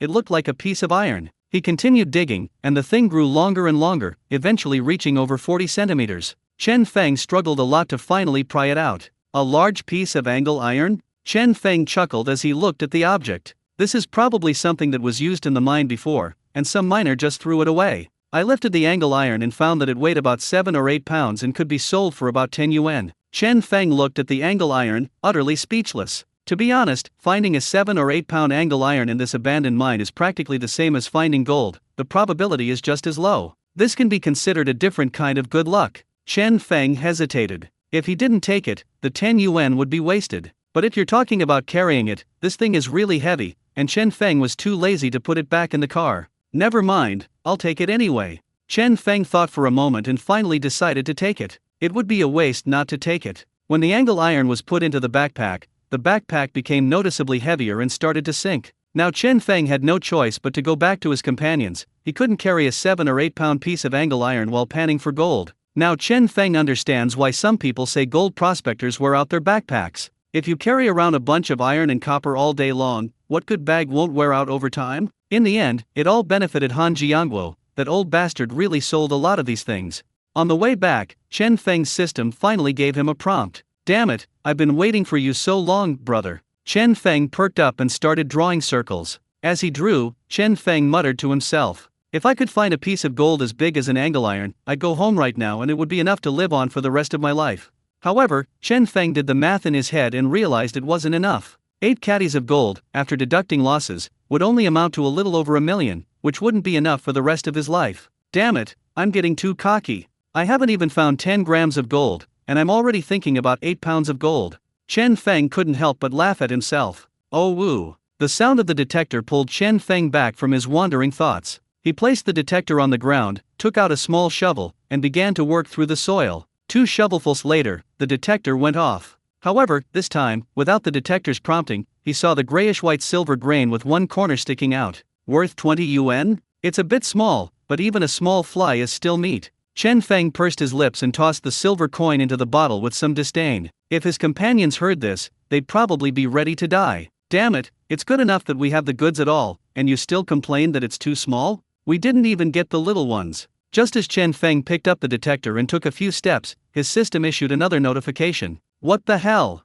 Chen Feng was surprised that this thing was actually continuous, so he happily continued to draw circles. Holding the detector, I probed back and forth within the circle, and finally, in a slightly recessed area, the detector went off. Oh woo. Damn, you even prepared a trap for me, huh? Chen Feng took out a small shovel, squatted down, and started digging around in the pit, not even bothering to shovel anymore. You know what, after rummaging around for a while, he actually managed to pull the goods out. Look at this, isn't it ridiculous? Chen Feng grinned and pulled the silver nugget out of the soil. This one is bigger than the previous one, weighing about 4 or 5 grams. He took out the bottle, threw in the silver nuggets, and then put the lid back on. Holding the detector, Chen Feng continued walking forward. He thought he had explored the area thoroughly, but unexpectedly, after walking a dozen meters, the detector went off again. Holy crap, I've messed things up, haven't I?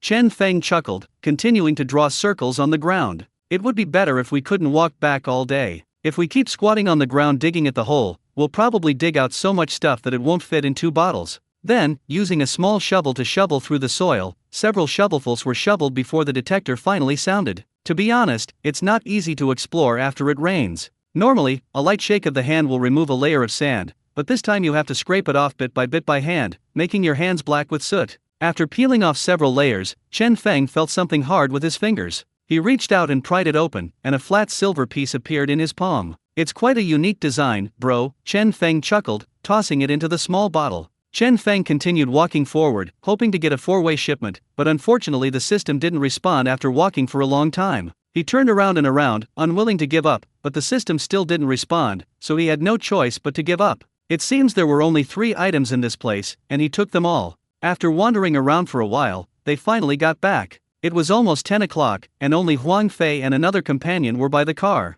They were both somewhat surprised to see Chen Feng walk back. Chen Feng doesn't like exploring close-up areas, so why did he come back today? What are you doing back here? Are you hungry? His companion asked loudly. No, we found a great treasure, we'll bring it back first, Chen Feng said before getting into the car. Upon hearing this, his companion's eyes widened. The treasure Chen Feng mentioned must be extremely valuable. He walked back with a face full of curiosity. Upon hearing this, Huang Fei eagerly ran to the car, wanting to see what he had found. Once they got on the bus, they saw Chen Feng squatting in the aisle, taking out a large piece of angle iron from his backpack. Holy crap, it's huge! Where did you find it?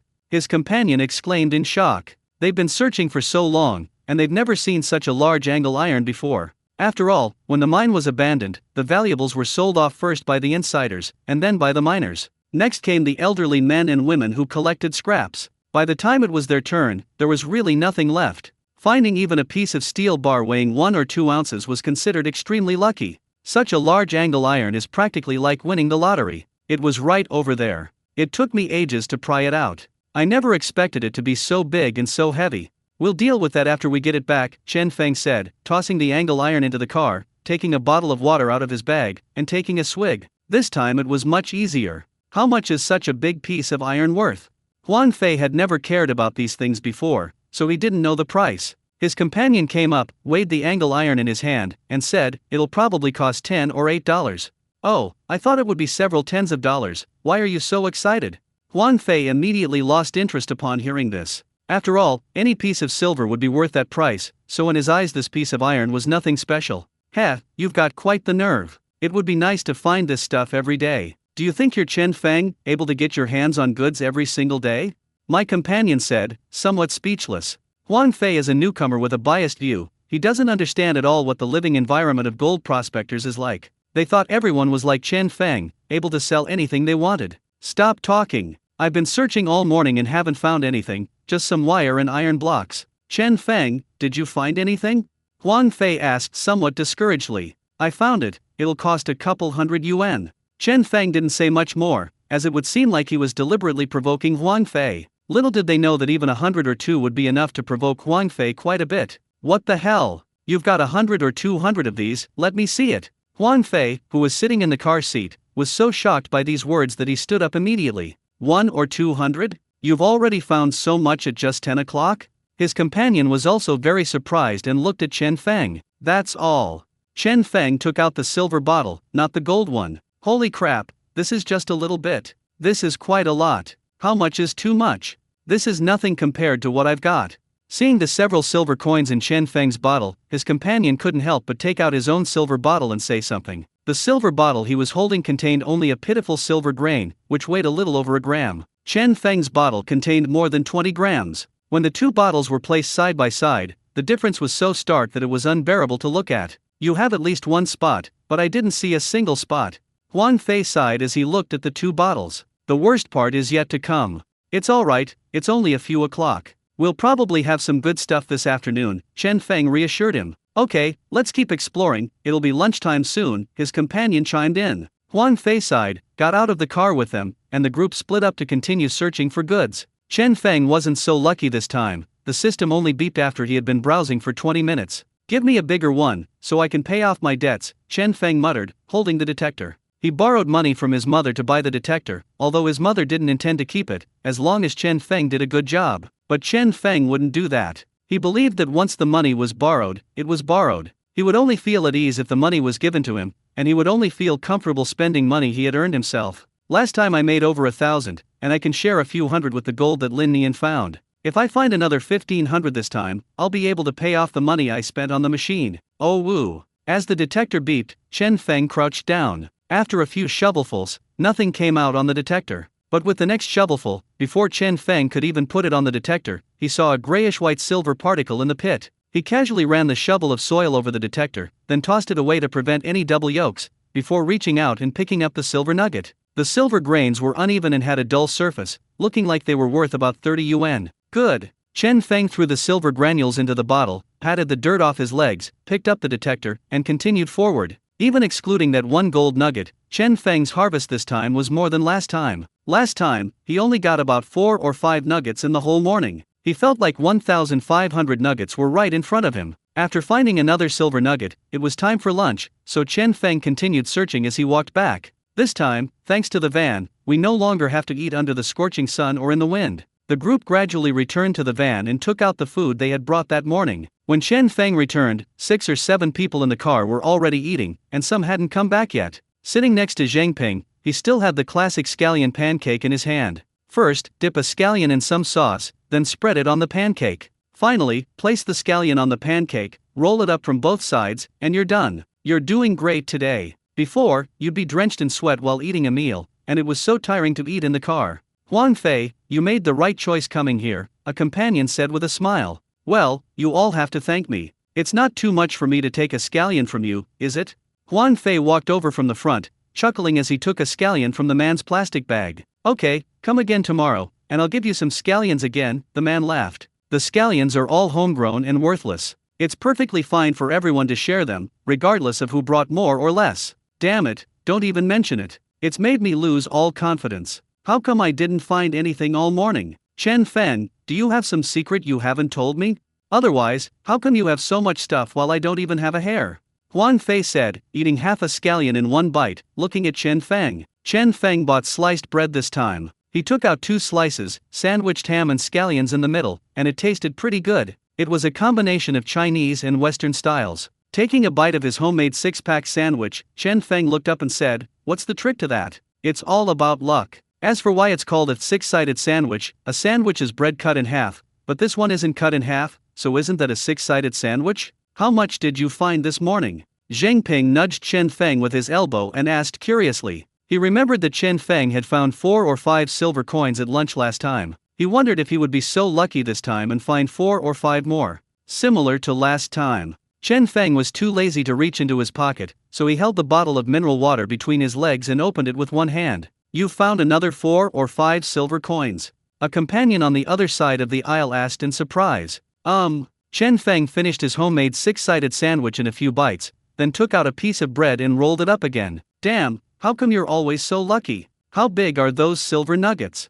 A companion in the back seat exclaimed. Chen Feng took a swig of mineral water, then pulled out a small bottle from his pocket to show them. They're all about the same size, none of them are particularly big, Chen Feng said. When everyone saw Chen Feng take out the bottle, they all craned their necks to look. When they saw that there was obviously more stuff in the bottle than last time, someone couldn't help but exclaim in surprise. Holy crap, you call this about the same as last time? This is clearly more than last time. Wow, what luck you have. I found one this morning, and it's not even as big as the one in your bottle. Zheng Ping couldn't help but widen his eyes slightly as he looked at the bottle. He thought that if Chen Feng could get the same result as last time, he would be incredibly lucky. To his utter surprise, he reaped even more rewards this time than last time. Hey, you guys think this is too much? Huan Fei stood up and said, picking up the angle iron from the ground. Look, this is my brother Feng's biggest gain today. Isn't that amazing? Everyone laughed upon hearing this, but their tone remained somewhat incredulous. Although iron is not as valuable as silver, such a large piece of angle iron is still very rare. Damn, this angle iron can sell for $10 or $8. I'd be happy if I could find an angle iron this big. I thought Chen Feng would only offer high-quality goods, not these worthless items. Hearing this, Chen Feng laughed and said, sometimes I make mistakes too, haha. Hearing Chen Feng's words, Song Hui rolled his eyes in annoyance and snorted, feeling both sour and jealous. As they were finishing their meal, the rest of the group gradually returned. Normally I can only sit on the hard ground, but now I can finally have a proper rest at noon. Everyone who came in was slightly surprised when they saw the angle iron on the ground. Holy crap, such a big piece of iron is not easy to touch. Who's lucky enough to be here today? Who else could it be but your brother Feng? Upon hearing this, the man looked at Chen Feng in surprise and joked, Fengzi, you've picked up some gold and silver, but leave some of this scrap metal for us too. Don't take everything, big or small, leave us something to eat. Hearing this, Chen Feng said helplessly, I can't help it. You can't just not want it to ring. The man walked back and said with a smile, next time if you think it's too heavy, just ask me to carry it for you. I don't think it's too heavy. Someone as capable as you can still pick up this thing. It takes up too much space. Okay, I'll call you next time we run into each other, Chen Feng said with a smile, taking out a cigarette. He handed Zhang Ping a cigarette, and the two of them lit it and started smoking in the car, enjoying a moment of rest. Huan Fei finished eating, lit a cigarette in front of him, and said, damn, how come I'm sleepy even sitting here? Then why don't you take a nap? Someone joked from behind. That won't do. If I sleep, all the gold will be picked up by you, Huan Fei said, opening a crack in the window. After resting for a while on the bus, those who had rested enough picked up their tools and got off, while some who hadn't finished eating continued to eat. After resting for a while, Chen Feng picked up his tools and got out of the car. No wonder Huang Fei said that after getting up so early, having a hot and filling meal, and sitting in the car, he was really sleepy. I quickly got off the bus while I was feeling sleepy, otherwise I might actually fall asleep soon. Chen Feng wandered aimlessly around the mining area, as if he had used up all his good luck that morning. It took him 3 hours to find 2 small silver grains, and by then it was almost 4 in the afternoon. He frowned as he looked at the mere half bottle of silver. He remembered that at this time last time, the bottle was almost half full, but this time it was far too short. At this rate, he definitely wouldn't be able to raise the full 1,500. Including that gold nugget, it seems that today's harvest is only around 500 or 600. Damn it, what's going on? Why am I having such bad luck this afternoon? Chen Feng muttered, frowning as he walked forward. It took another 20 minutes before the system notification sounded. Let's get a big truck, let's get a big truck. Chen Feng first drew a circle, then slowly scanned the area within the circle with the detector. When the detector reached the middle, it went off. Oh woo. Holding his breath, Chen Feng squatted down, took out a small shovel, and shoveled 7 or 8 times before the detector finally beeped. Silently digging at the soil on his shovel, Chen Feng couldn't help but curse when he saw the tiny silver grain. Damn it. The silver grains were pitifully small. If Chen Feng's eyesight wasn't good, he wouldn't have been able to see them at all. They were probably only about a gram, and after deducting losses, they would only cost about 4 or 5 yuan. He really wanted to throw away the silver nugget and perform a sacrificial ceremony, but in the end he couldn't bear to, and based on the principle that even a small fly is still meat, he put it in the bottle. Why? Chen Feng stood up, sighed, and continued walking forward with the detector in his hand. Could it be that this is how it is for today? Chen Feng wondered to himself. Another long 30 minutes passed, and just as Chen Feng was about to curse, the system notification finally sounded again. Come on, according to the minimum guarantee principle, this should be the bulk order, right? Chen Feng drew a circle on the ground and began the probe as usual. This time it went smoothly, and the probe went off after only a few steps. Yes, that's it. Chen Feng squatted on the ground, holding a small shovel, and said with expectant eyes, I shoveled up a shovelful of soil and ran it over the detector. The machine didn't make a sound. Chen Feng forcefully tossed the shovel of soil aside, as if he wanted to shake away all the bad luck. Jinlei, Jinlei. Chen Feng shouted loudly with each shovelful of shovel. After 4 or 5 shovelfuls, the detector emitted a whoosh sound, and Chen Feng carefully dug through the soil in the shovel. I hope to see a touch of gold. After rummaging around for a few moments, when the grayish-white particles appeared before Chen Feng's eyes, Chen Feng immediately collapsed to the ground like a deflated balloon. Damn it, why is your sister getting smaller and smaller? I'll pay you, but at least make her bigger. Chen Feng was about to throw up. What kind of garbage was this? Gold is nowhere to be found, and silver is getting smaller and smaller. This one is about the same as the last one, worth only about 6 or 7 yuan. Chen Feng forcefully threw the silver nugget into the bottle, shoved it into his pocket with a sullen sigh. Damn it, even God is not as good as the guy surnamed Ma. At least the guy surnamed Ma knows to give a minimum guarantee.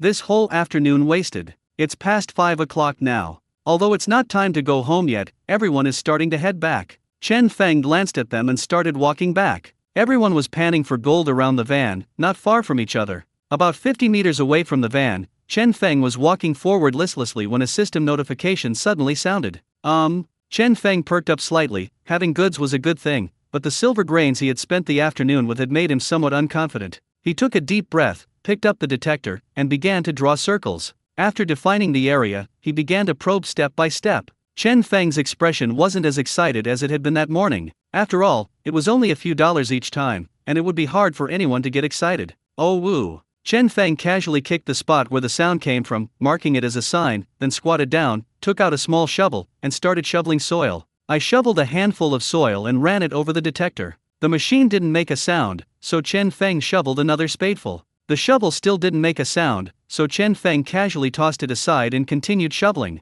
After shoveling 7 or 8 shovelfuls, Chen Feng became somewhat unsettled. No, why haven't we shoveled it yet? Chen Feng was a little confused. They should have dug it out by now in the past. After shoveling several more times, the detector still didn't move, and Chen Feng had already dug a hole in the ground. Holy crap, did I forget to order something? Chen Feng pulled the detector over, wanting to know if the goods were still inside. Oh woo. The detector made a sound as soon as it was pulled over. Chen Feng looked at the small pit. It was the first time he had encountered such a situation. People around saw Chen Feng squatting on the ground searching for goods. When he couldn't find anything after a long time, 2 people walked over curiously. What's going on? I've seen you digging here for ages. You've dug this deep, and you still haven't seen anything? I don't know either. It seems like the goods were buried a bit too deep this time. Chen Feng continued shoveling soil, one shovelful at a time, and spoke. Zheng Ping was not far away and came over when he saw what was happening. Has the goods been shipped? Zheng Ping took out a towel to wipe the sweat from his forehead and leaned over to ask. No, we've dug this deep, but we still haven't seen the goods, the man replied. Did we probe the wrong location? Zheng Ping couldn't help but wonder. No, I just checked again, it's right here, Chen Feng said while wiping away the soil. Zheng Ping was worried that he was a novice and might not be sure, so he casually took his own detector and probed it. Oh woo. The detector did indeed sound, proving that Chen Feng had not pressed the wrong button. Damn, it's really that deep. Looks like it's a big one, Zheng Ping exclaimed in surprise. Hearing this, Chen Feng curiously raised his head and asked, What do you mean? The deeper you go, the bigger the goods become. That's a saying that's always been around in the industry, Zheng Ping replied. After saying that, even he himself became a little excited, as it was the first time he had ever seen goods buried so deep. Yes, I've heard that before, and it seems to be true. Someone else chimed in with agreement. Chen Feng thought about it carefully and realized that there seemed to be such a saying in this industry, but he didn't understand the specific principle behind it. Maybe it's because gold is heavy and likes to burrow into the soil. Holy crap, so Fengzi, you've really hit the jackpot, the man said excitedly to Chen Feng. Whether it's a large shipment or not, we'll have to wait and see. Chen Feng was no longer as sullen as he had been at the beginning. He had become somewhat excited. After another dozen or so shovelfuls, they still found nothing, and the pit kept getting bigger and bigger. People who were a little further away couldn't help but come over when they saw them all gathered there, wanting to see what was going on. What's going on? Why did they dig such a big hole? There's something there. Fengzi has been digging for ages and hasn't found anything yet. It's probably a big one. Damn, a big find in a deep pit, not bad, Fengzi. Hearing the words of those around him, Chen Feng remained unmoved and continued to work hard on the soil. He dug for more than 10 minutes, and the pit he dug was more than 10 centimeters deep and about the size of 3 palms, but the goods were still nowhere to be found. At this moment, everyone came to watch Chen Feng dig the hole, and even blocked the sunlight for a time. Chen Feng looked up and told them to move to the side. Could the machine be malfunctioning? I've never seen anyone dig such a big pit when panning for gold. Yeah, if they dig any longer they'll almost fill me up. These people came later. It's unknown whether Zhang Ping also verified it. Huang Fei stroked his chin and said, "It would be funny if we dug for a long time and finally found a wire." "That's right, they even paid out wages," someone said quietly with a laugh. Song Hui listened to their words and couldn't help but smile disdainfully. The deeper the pit, the bigger the goods. That's just self-comfort. And some people actually believe it. No one said a word as they listened to him, and Chen Feng ignored him as well. After squatting for almost 20 minutes, Chen Feng's legs went numb. He took a deep breath, stood up, and rested his legs. "Not digging for honey?" someone asked as he stood up. "Let me stretch a bit," Chen Feng said, stretching for a moment before squatting down. With another shovelful, the detector finally emitted a sound as it passed the probe. "Oh woo." The sound startled everyone, and Chen Feng raised an eyebrow. After waiting for ages, it's finally here. Chen Feng carefully rummaged through the shovel, and everyone holding their breath lowered at the sight, eager to know what this thing hidden in the pit was. After digging through several layers of soil, Chen Feng saw a dark object and frowned. Seeing this, others couldn't help but say, "Could this be a rusty iron nail?" Chen Feng tentatively placed the object on the detector, and the detector immediately emitted a sound. "Oh woo." Upon hearing this, everyone sighed, and the hope in their eyes vanished instantly. "Hi. That's it? What is this?" Everyone dug around and immediately recognized what it was, a rusty iron nail. "My god, after digging for so long, all we got was this piece of junk? Damn, I thought Fengzi might find some gold."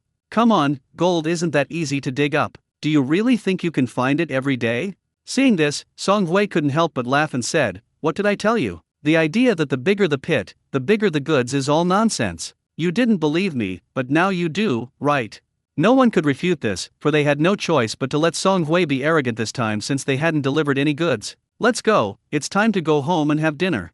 "Get on the bus, get on the bus." If I had known there was nothing there, I would have been better off sitting on the bus for a while. As the crowd was about to disperse, Zhang Ping nudged Chen Feng, signaling him not to be too disappointed. Chen Feng squatted on the ground, squinting at the iron nail, completely unmoved, and continued digging. The system notification is still there, but the system will not notify you about this junk. That proves the goods are still down there. Fengzi, stop digging. This is a normal situation for gold prospectors, they're bound to encounter it eventually, Zhang Ping said, squatting down to persuade him. He knew that anyone who dug a hole for half an hour would not be satisfied if they found it was just a broken nail. Chen Feng didn't say anything, but simply pulled over the detector that was next to him. As soon as it was pulled over, the detector made an "oh" sound.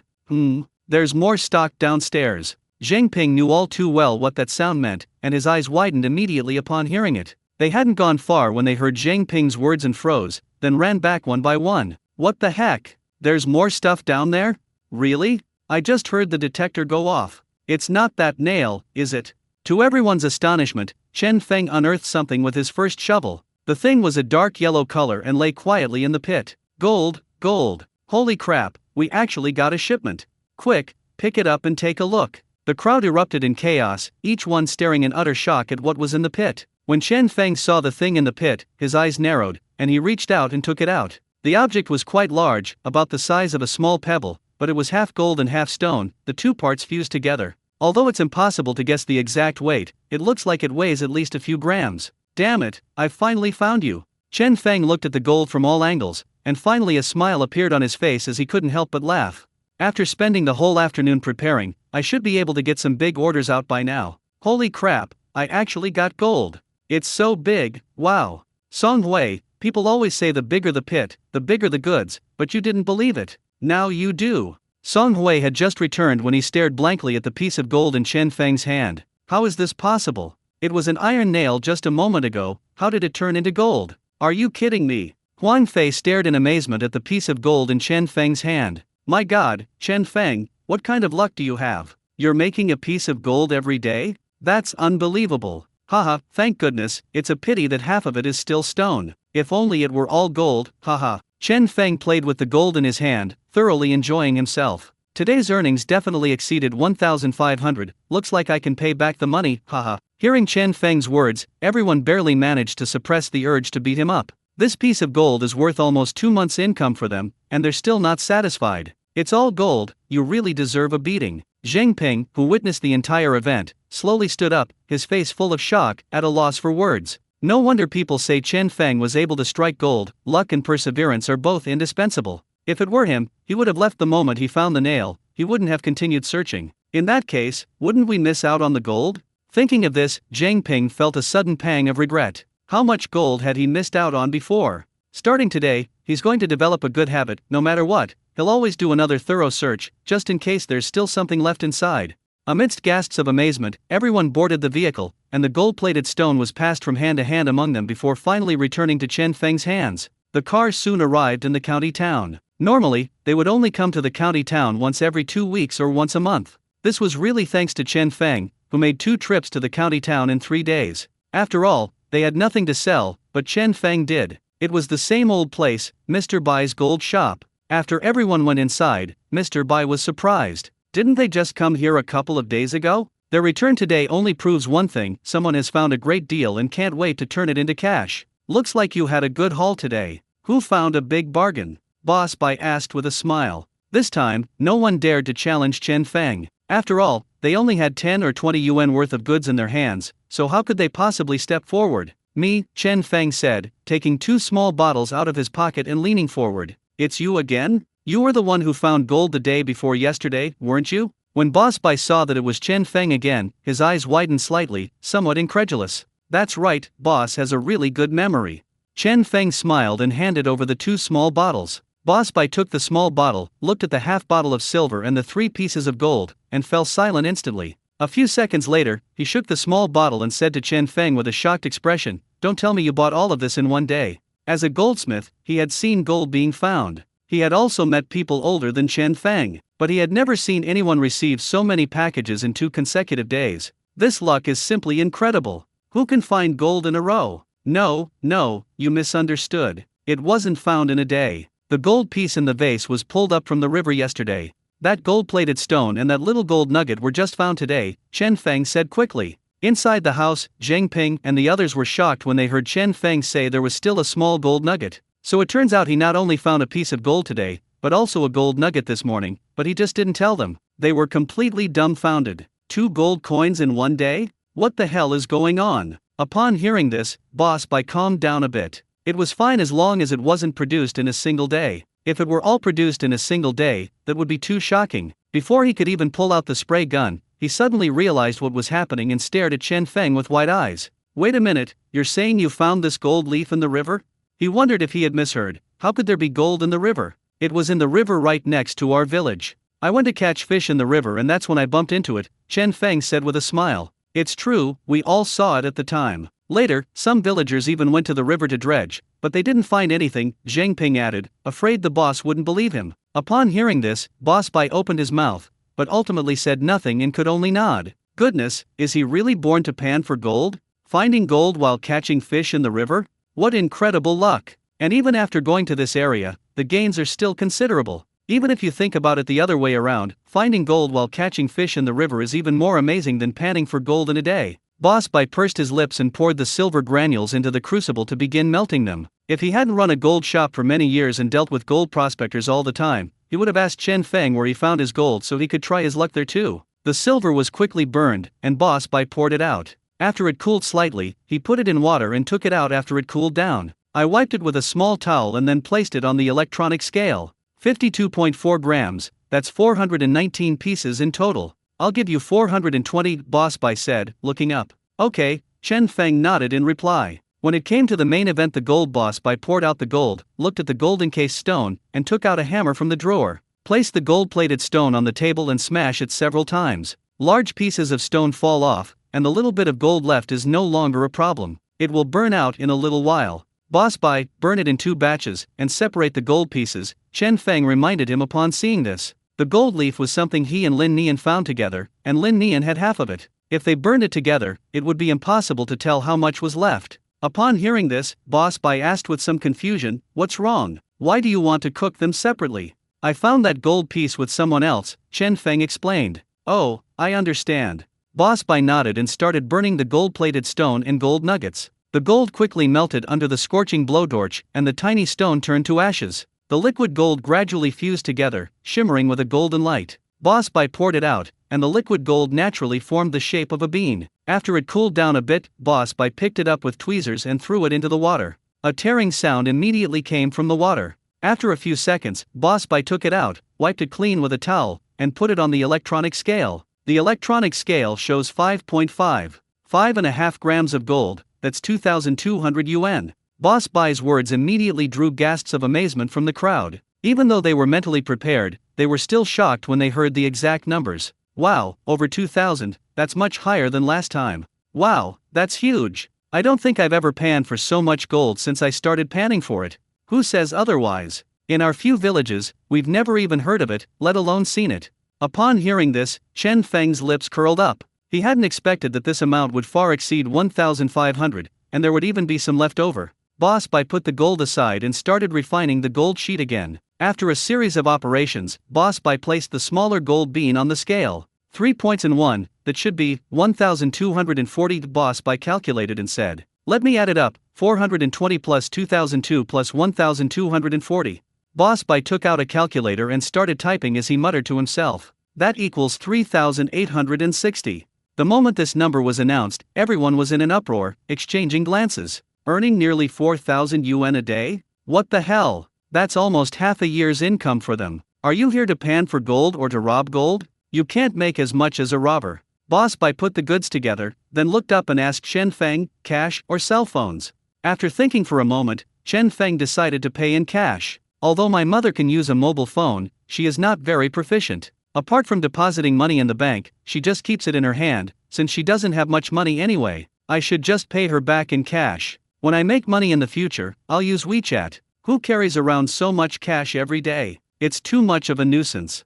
Chen Feng took the thick wad of money from Boss Bai and put it in his pocket. To be honest, 4,000 yuan is really thick. Chen Feng's wallet couldn't even hold it all. No wonder some people say that because cash is now digitalized, people have lost their sense of money. Chen Feng had also charged into 648 before. Although it was heartbreaking, it was nothing special. But if you were to tell him now, take out 7 tickets now and exchange them for a few more chances to win a prize, Chen Feng would absolutely refuse. That's real money, the kind you have in your hands. Who would be willing to give it away? After Chen Feng stepped back, everyone stepped forward and handed over their day's earnings to Boss Bai. Boss Bai had been burning silver in bulk just now, but now that he saw the tiny amount in their bottle, he was losing his motivation. What's the point of burning just one? It's much more satisfying to burn a whole bunch. Only one person had the biggest harvest today, finding 2 silver coins worth $40. Everyone else has one, and the size isn't that different. As for Huang Fei, he could only watch them burn the food with a pursed mouth. He didn't find anything today, and his memory was terrible. 12. 7 pieces. 41. 8 pieces. Even as Mr. Bai burned his own gas, he sighed, wondering if this was enough to cover the cost of his spray gun, since a can of gas cost 3 yuan. Finally, everything was finished, and everyone got into the car and drove home. It was getting dark. After Chen Feng got off the bus and returned home, Lu Ping had already prepared dinner and was waiting for him to come back. "Go wash your hands and eat," Lu Ping said, bringing him a basin of water when he returned. "Okay." Chen Feng took off his backpack, washed his hands, and sat down at the dining table. Today, Lu Ping made new shu pork and also prepared a cold dish. After taking a bite of food, Chen Feng took out the money and put it on the table. When Lu Ping saw the thick wad of money, her eyes widened instantly. What is this?" Lu Ping said blankly. "That piece of gold yesterday, plus today's harvest," Chen Feng said with a smile. "How come there are so many?" Lu Ping said in disbelief. "Just lucky, born to be a gold prospector," Chen Feng said, pouring himself a glass of water. "My God, other gold prospectors only make a few $100s a month, how come it's completely different for you?" Lu Ping exclaimed. "Making money is a good thing. I can pay you back the money I borrowed today. Besides, a few hundred yuan of it belonged to Lin Nian, so it's not that much," Chen Feng reminded him. Lu Ping ate a bite of rice in a daze, still finding it unbelievable. Even if you remove a few $100s, it's still a huge sum of money. Earning 3,000 a day? Who would believe that? I don't want it. You should save it carefully. Don't spend money recklessly once you make it. Build a new house and get married later. That's better than anything else. Lu Ping cautioned him, worried that Chen Feng might start spending money recklessly again once he made some. "No, I'm still young, why the rush to get married? It seems that the older generation is obsessed with marriage. Chen Feng shook his head helplessly. After finishing their meal, Chen Feng counted out 3,000 yuan and handed it to Lu Ping. Lu Ping eventually accepted the money and saved it for Chen Feng. He sat down, lit a cigarette, and called Lin Nian via WeChat. A short while later, Lin Nian pushed the door open and came in. "Auntie, brother, you were looking for me?" Lin Nian greeted Lu Ping and said as he sat down in a chair. "We sold 79 fish in total, let's say 80, and that piece of gold sold for 1,240. 660 yuan per person." Chen Feng did the calculations and handed him the money he had prepared. Lin Nian looked at the money, his face filled with excitement and disbelief. He couldn't help but look up and ask, "Brother, can such a small amount of gold be sold for so much money? What do you think? Otherwise, why would so many people be out there panning for gold?" Chen Feng laughed. "Take the money." Chen Feng stuffed the money into his hand. This was the first time Lin Nian had received so much money, and he was at a loss for what to do, feeling both excited and hesitant. "Brother, how about I take 200 and you can have the rest? After all, you're the one who found the gold, I'll be happy with just a small portion." As Lin Nian spoke, he pulled out 2 red bills, intending to hand the rest to Chen Feng. "Stop talking nonsense. Just take it. We agreed that the two of us would go out and make some extra money and split the profits equally. If I take the lion's share now, what kind of person would I be?" Chen Feng pressed down hard, forcing him to accept it without further ado. Lin Nian finally gave in to Chen Feng's insistence and put the money away, saying excitedly, "Brother, next time you go out to pan for gold, can you take me with you? I don't want money, I just want to play along." Chen Feng thought for a moment and said, "It's not that it's impossible, but the key is that you don't have anything, so going there would be a waste of time. Maybe we'll have a chance to get the whole machine sometime in the future. Now is clearly not a good time to let Lin Nian go gold panning. Only with a system can you have goods every day. Lin Nian doesn't have a system, so going there would be a waste of time. If you want to play, let's talk about it later." "Okay." Lin Nian didn't insist and nodded vigorously. The two chatted for a while, and then Lin Nian went home. When he got home, Lin Nian's grandfather came out wearing a coat. "What's up? What does Chen Feng want with you?" Lin Nian couldn't hide his joy upon hearing this, and he even ran all the way back. "Let's split the money," Lin Nian said, reaching into his pocket. "Oh, it's the money from selling fish last time, isn't it?"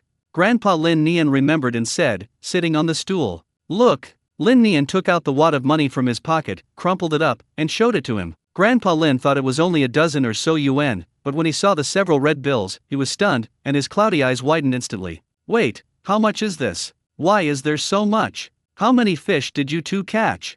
Grandpa Lin Nian stood up excitedly. "The fish only cost a few dozen yuan, and the rest was money to be split among the gold. I was thinking of just taking a small share, but brother Chen Feng wouldn't allow it and insisted on splitting it in half.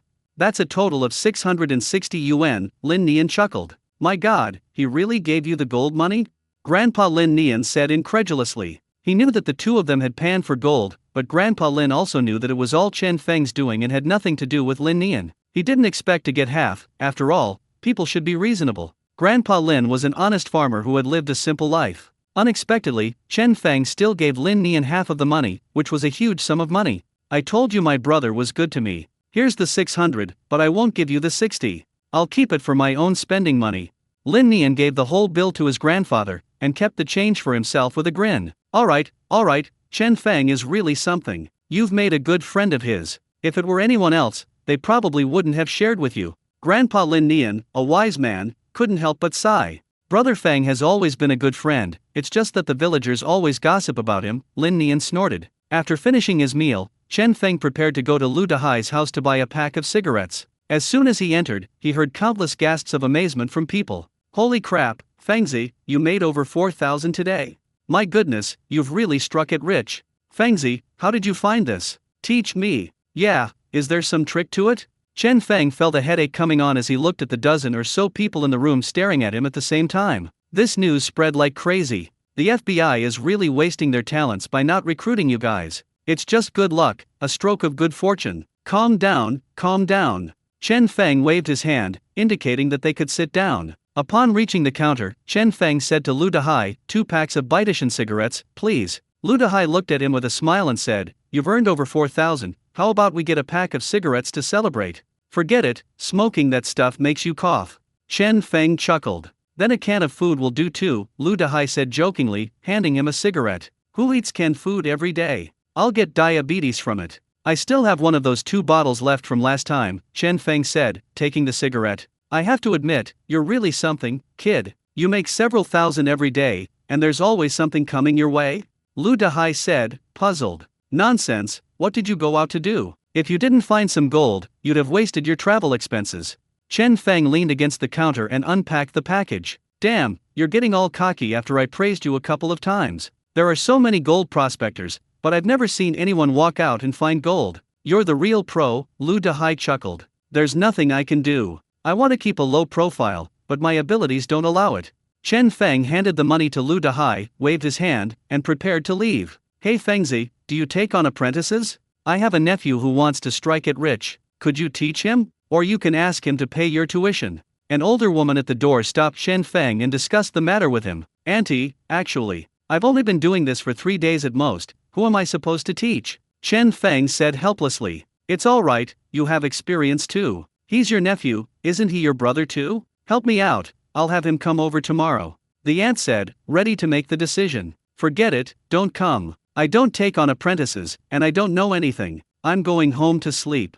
Chen Feng said, turning to leave. Isn't that crazy? I barely know you, let alone your nephew. Who is he anyway? Fengzi, why are you so stingy? It's just for a few days. Just tell him how you got it, isn't that easy? The old lady blocked the doorway, not letting Chen Feng leave at all. Chen Feng was getting annoyed by her and frowned, saying, if you're so good at talking, why don't you teach me? Why do you need me to teach you? Upon hearing this, the older woman waved her hand and said, it's not that I don't understand, do you? You're the expert. Chen Feng snorted and said, I think you're the expert. This guy talks so easily. If you're so good at talking, you do it. I can't.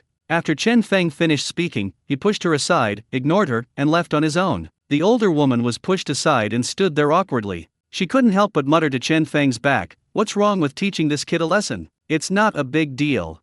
Upon hearing this, Lu Dahai couldn't help but chuckle, but remained silent. Why should someone teach you? Why are you so arrogant, acting like they owe you something? Seeing this, everyone inside couldn't help but smile, and they went about their business, chatting and playing games. But at night, the village will surely have one more interesting story to tell. When Wang Fei returned home, his mother couldn't wait to ask, how was it today? What did you find? When Wang Fei's father saw Wang Fei's dejected appearance, he knew it was all in vain, so he snorted and didn't say anything. I didn't find anything. The timing was wrong today. I just watched Chen Feng rummaging around.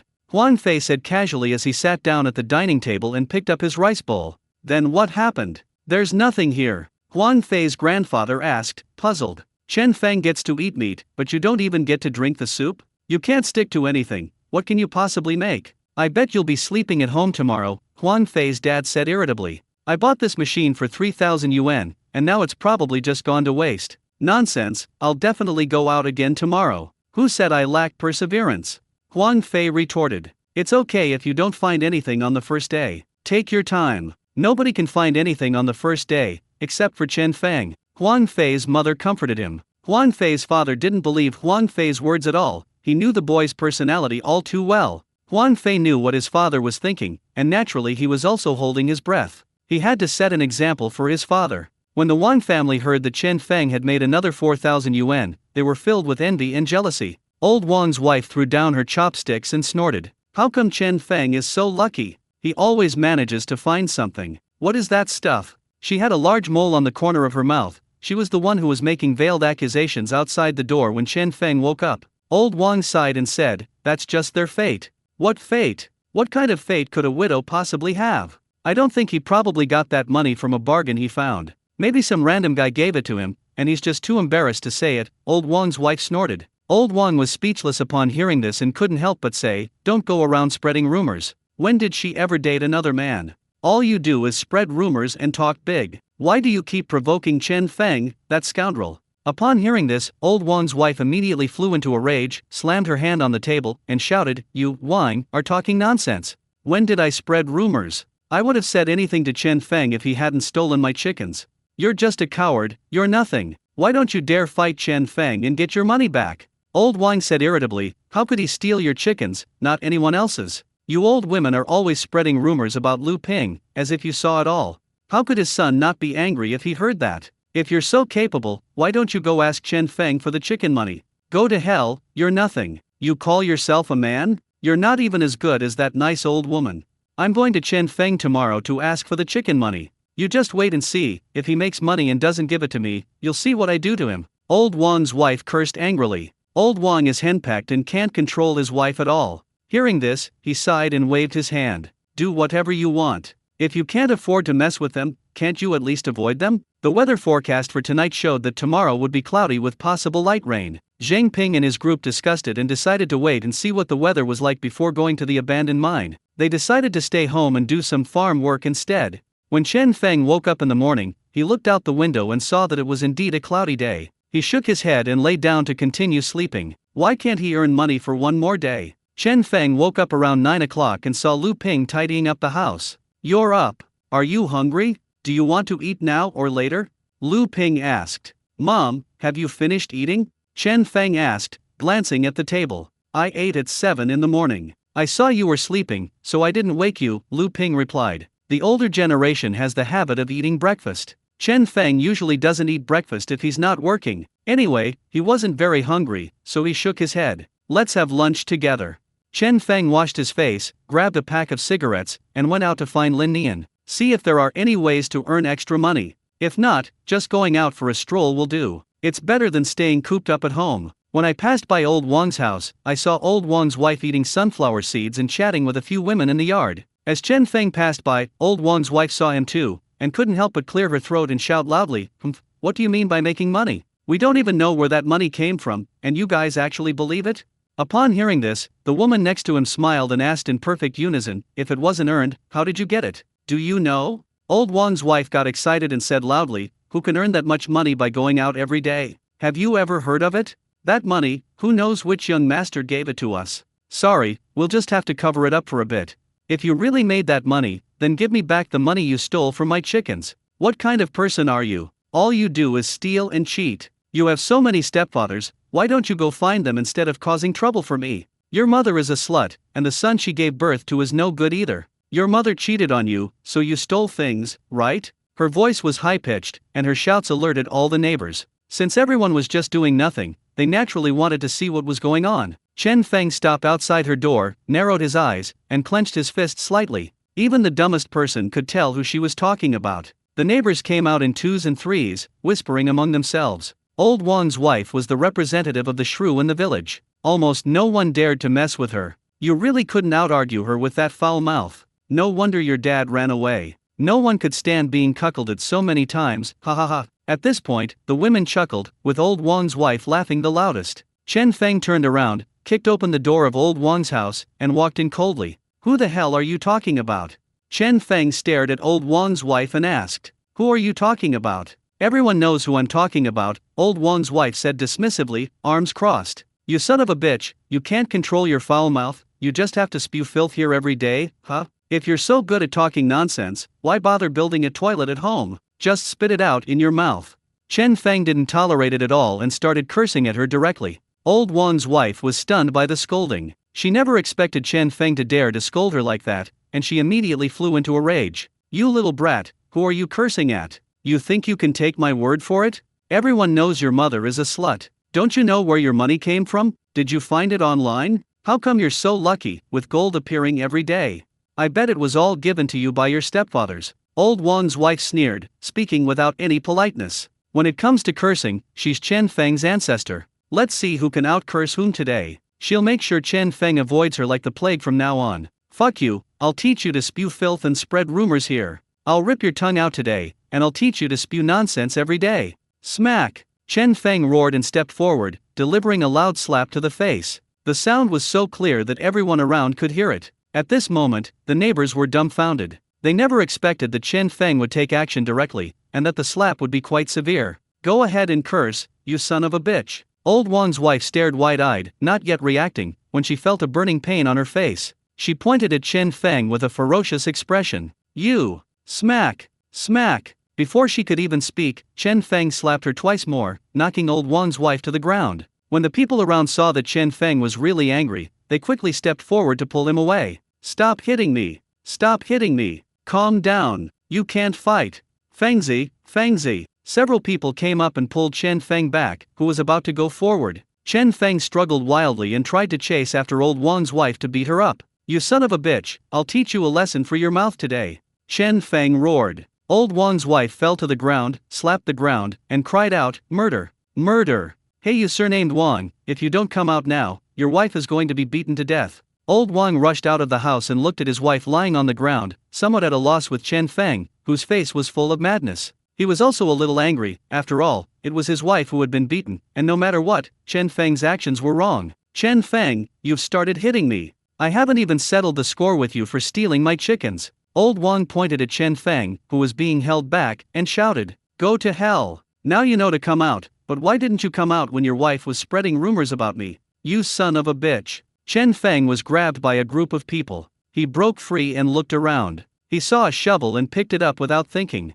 "Fuck you, you're so foul-mouthed, go ahead and keep cursing." Chen Feng swung the shovel directly at old Wang's wife, which terrified her. She never expected Chen Feng to be serious, and for a moment she even forgot to cry out. Terrified, he scrambled backward, pointing at Chen Feng and trembling as he cried out, "Quick, grab him. He's murdering someone." A shovel slammed into the ground with a clanging sound, making the eyelids of those around him twitch. If this really happens, he probably won't be able to get out of bed for at least 10 days to half a month. Seeing that things had escalated, someone rushed to find the village chief, while old Wang trembled with fear and pointed at Chen Feng, shouting angrily, "Chen Feng, what are you doing? You son of a bitch, didn't you say I stole your chickens? Today we'll settle all our old scores and new ones, and I'll send you 2 adulterers to hell." As Chen Feng spoke, he swung a shovel at Lao Wang. Lao Wang was so frightened that he ran back and hid behind someone else. Several people couldn't stop Chen Feng from going berserk, and old Wang's wife was even pulled up and told to leave quickly. Seeing that more and more people were blocking his way and Chen Feng couldn't get up, old Wang's wife felt emboldened and pointed at Chen Feng angrily.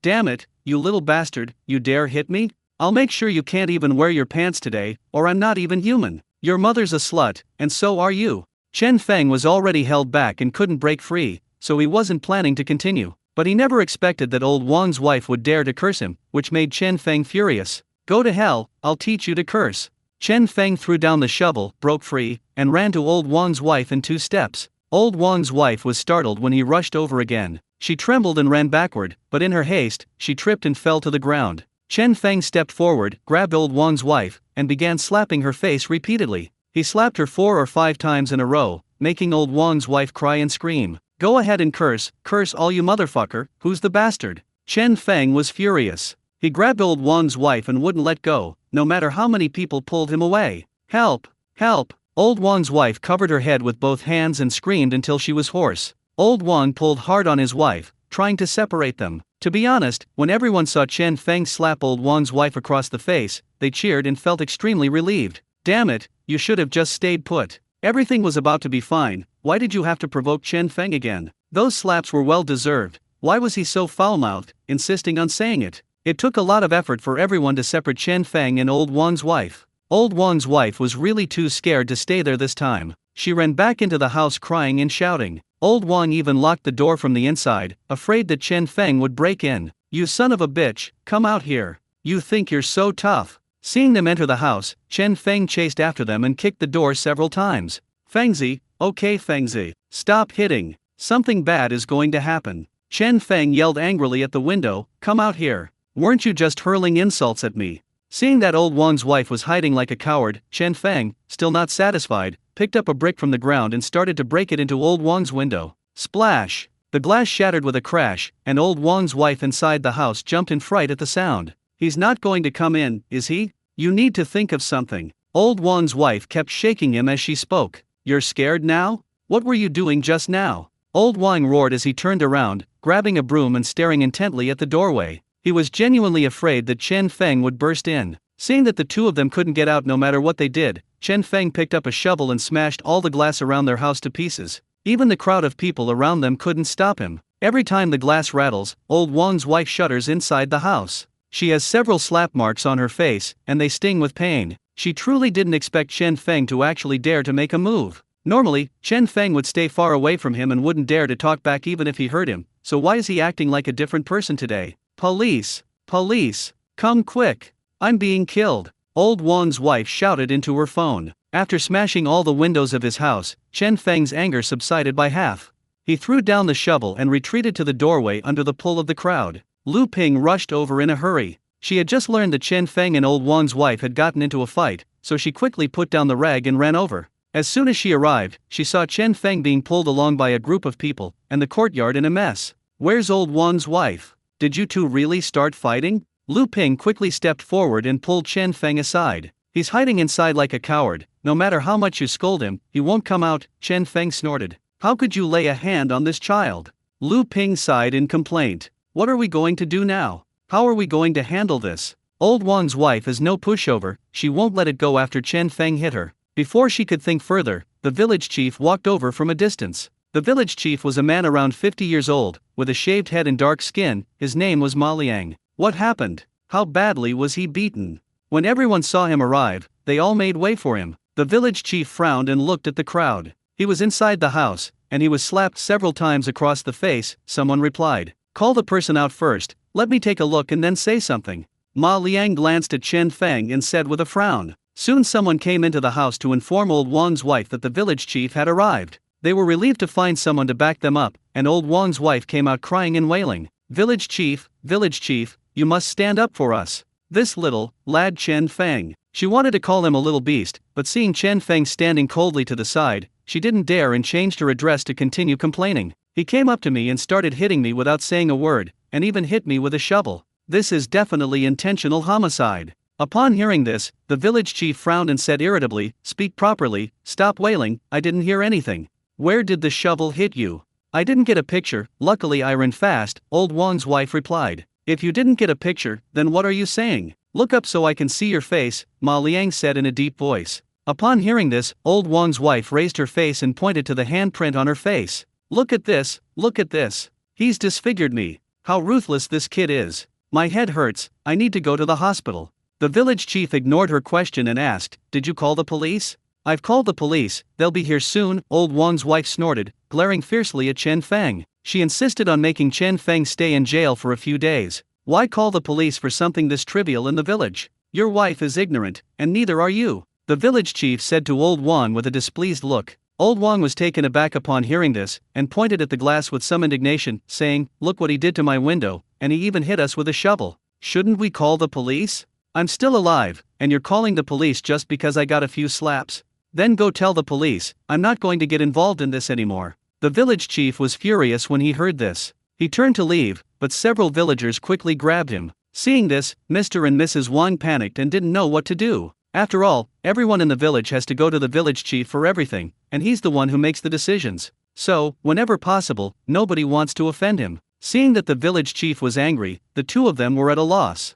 Chen Feng narrowed his eyes, a multitude of questions welling up in his mind. "I don't have any connection with the village chief, so this seems like he's helping me?" Lu Ping stood to the side, silent ever since the village chief arrived, her eyes revealing a deep-seated loathing for him. No, village chief, we'll listen to you. But I've already called the police, what should I do now?" Old Wang quickly stepped forward and grabbed the village chief's arm, saying. Upon hearing this, the village chief turned around, pondered for a moment, and said, "Let's wait a while until the police arrive." After hearing the village chief's words, everyone quieted down. After all, he was the leader of the entire village, and his words carried considerable weight. The village chief walked into the yard and inspected the damage to old Wang's house. Old Wang's wife followed beside him, still babbling on and on about how heavy the losses were and how her head hurt. However, the village chief remained unmoved.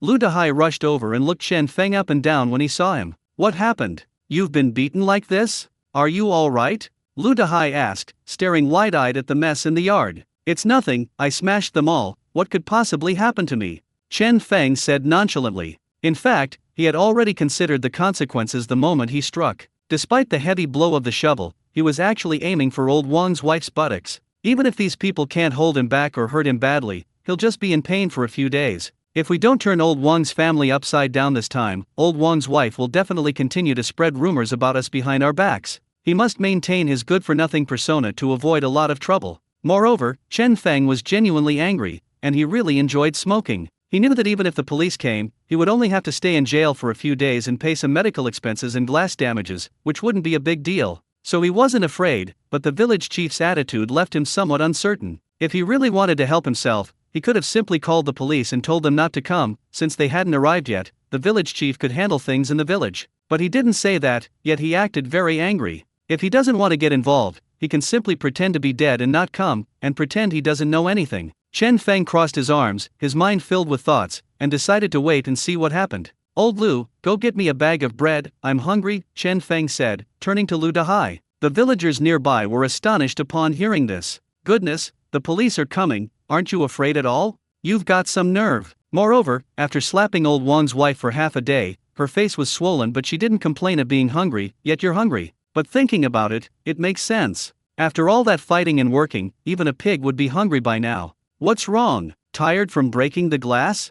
Lu Dahai chuckled. Nonsense, a bunch of people were holding me back. Do you think that glass is so easy to break? It's just that old Wang's wife is lucky. I couldn't reach her. If I could, I would have torn her mouth apart and made her talk about me behind my back every day. Damn it.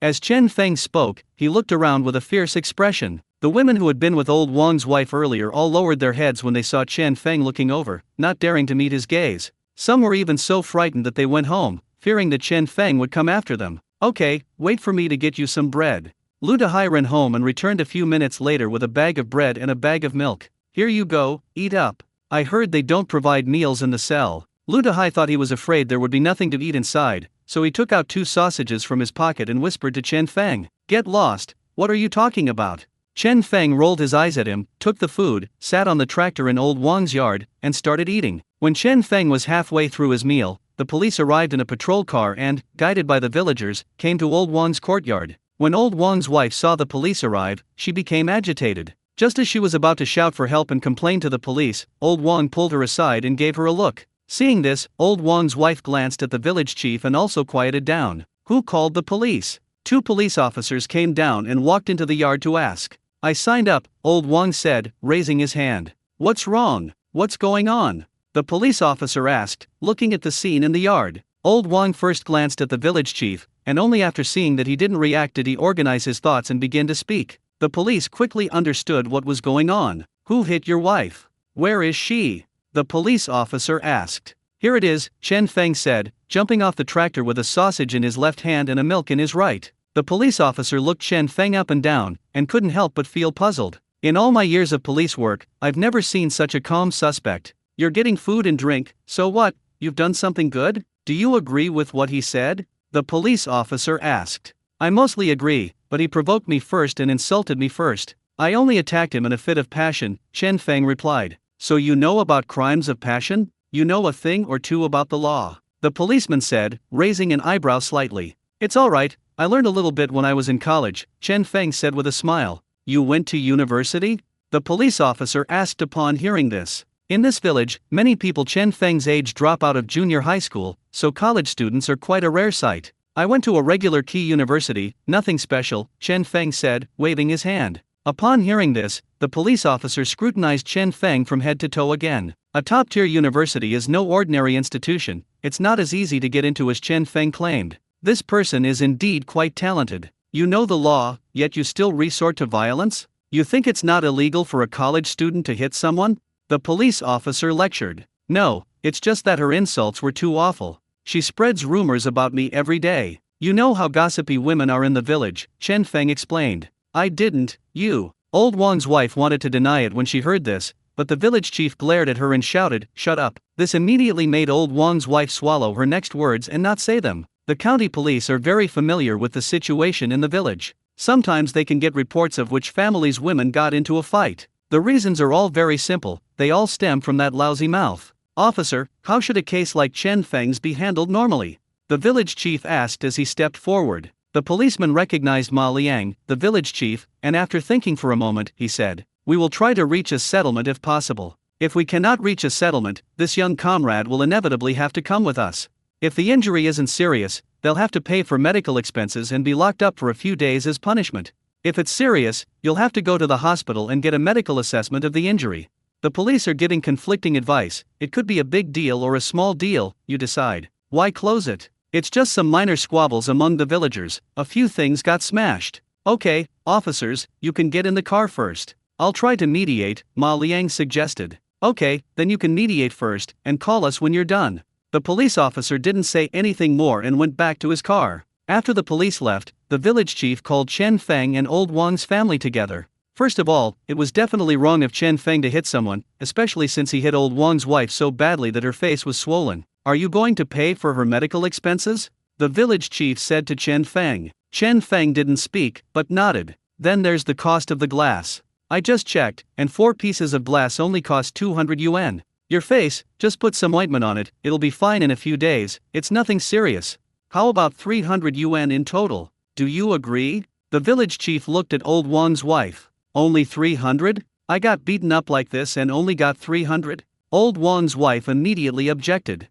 I've been beaten up like this, I should get at least 1,000. And there's glass too, it'll add up to 1,200, not a penny less than 1,200, I can't let this beating go unpunished. Old Wang's wife screamed. Not a penny of 1,200, take the 300 yuan or not. Chen Feng spat and said. Then you can squat there, the police will arrest him. Old Wang's wife said angrily. Seeing this, Lu Ping quickly pulled Chen Feng aside, telling him not to be so stubborn. She said it was better to pay money to avoid trouble than to go to jail. Chen Feng gently tugged at Lu Ping from behind, signaling her to be quiet. Alright, stop arguing, Ma Liang said, frowning. Old Wang's wife, don't feel wronged. Why didn't Chen Feng smash my windows? Why didn't he yell at me? If it weren't for your foul mouth, would people dare to hit you for no reason? Ma Liang didn't hold back at all. Old Wang's wife blushed immediately upon hearing this. Anyone would be embarrassed to be spoken to like that in public. Just as they were about to speak, the village chief pulled them aside. Let me tell you too, the police said that even if they arrest Chen Feng,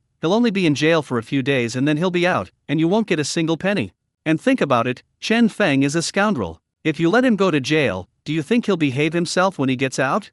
If you two aren't afraid that Chen Feng will retaliate against you from behind, then you should file a normal police report, Ma Liang said quietly to them. Old Wang and his wife exchanged a glance, both looking somewhat embarrassed. To be honest, I'm not afraid of thieves stealing from me, I'm afraid of thieves eyeing me. If Chen Feng really harbors resentment towards them, he could poison their chickens and ducks one day, and they wouldn't be able to catch him. Moreover, they both absolutely believed that Chen Feng was capable of doing such a thing. Then, there will truly be no day of peace. They have a family, a business, and a child in school. Chen Feng and his mother are barefoot, if pushed too far, who can they afford to mess with? So all that beating was for nothing? With so many people watching, I've lost so much face, old Wang's wife said indignantly, touching her still stinging face. I'll ask you for some more money and have him add some more, so that neither of you will lose out. 400 yuan is a lot of money. How many jobs would you have to do to earn that? Don't you two have any idea how much those few pieces of glass are worth? A little over 100 yuan is the most you can get. It's only worth it if you have the money in your hands. What's the point of locking him up? The key is that it can be kept for a long time. What's the point of locking him up for a few days? The village chief advised. The two exchanged a glance, pondered for a moment, and finally nodded. Seeing this, the village chief nodded, led the two of them back, and said to Chen Feng, in the end, although it is understandable that you took action, we are all from the same village, and it is ultimately unreasonable for you to be so violent. Give me 400 yuan, and add another 100. Considering you're still a child, your Aunt Wang won't hold it against you. Upon hearing this, Chen Feng exchanged a glance with his mother. Lu Ping was extremely anxious, fearing that Chen Feng might lose his temper and refuse to give even 400. Alright, since Uncle Ma has spoken, what else can I say? As Chen Feng spoke, he lifted the village chief up slightly, implying that his words carried weight and that he was listening. It can be said that Ma Liang was given a lot of face in front of so many people. Upon hearing this, the village chief nodded in satisfaction, then went to the police car and knocked on the window. The policeman rolled down the window. The child is young and doesn't understand. I've already mediated the minor conflict in the village, so you don't need to bother with it. You two should go back. As the village chief spoke, he gestured with his hand inside the car, indicating that there were many people present now and that there would definitely be a reward later. Okay, if there's really nothing else, we'll head back. Let's keep things harmonious among neighbors and villagers, there's no need for so much grudge. The policeman craned his neck to say this, and seeing that they had no objections, he drove back. After the police left, Ma Liang turned to Chen Feng and said, "Don't delay paying that money. Just give it to me today. I heard you've been making a lot of money lately, so you won't miss out on this little bit." Okay, since Uncle Ma has said so, I'll definitely listen to him. I'll get the money and bring it over in a bit, Chen Feng said with a smile. Okay. Ma Liang patted Chen Feng on the shoulder, then went back to give old Wang and his wife a few words of advice, telling old Wang's wife not to be so gossipy in the future. Old Wang's wife pursed her lips and didn't say anything, while old Wang nodded repeatedly, promising that he would keep his wife in check in the future. Alright, everyone stop watching and go home. Let's disperse. Ma Liang waved his hand, telling the villagers who had gathered to go home and stop crowding around. People gradually dispersed upon hearing this, since there was nothing more to see anyway. Chen Feng and Lu Ping went home together. On the way, Lu Dahai couldn't help but say, "Fengzi, you're really lucky. You got away with this for just 400 yuan. But Fengzi, you need to think this through carefully. I can't say more."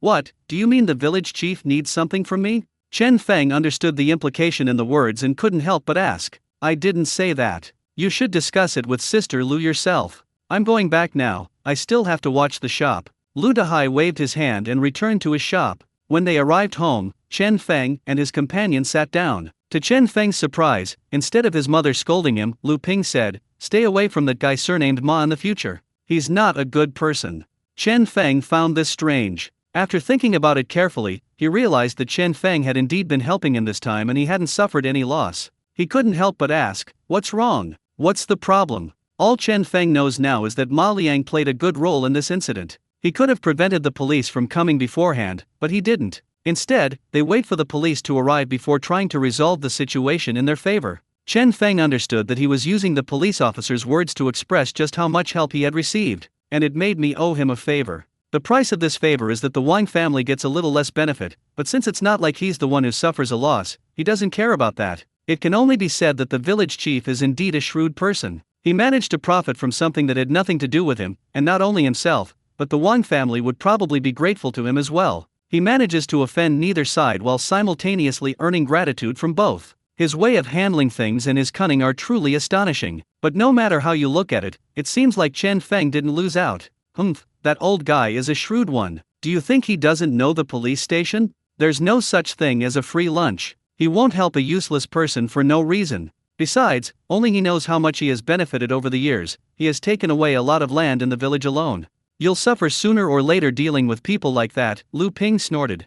I know he must have something on his mind, otherwise he wouldn't have helped me for no reason. Anyway, I didn't lose anything. Let's see what he's up to, Chen Feng said, lighting a cigarette. Besides, if you think he's a bad person just because he's greedy, then where incorruptible officials are there in the world? Aren't they all like that? Every man for himself, or the world will destroy him. That's understandable. Upon hearing this, Lu Ping rolled her eyes and said, I'm warning you, he has a powerful background, but it's not clean. Don't get involved with him.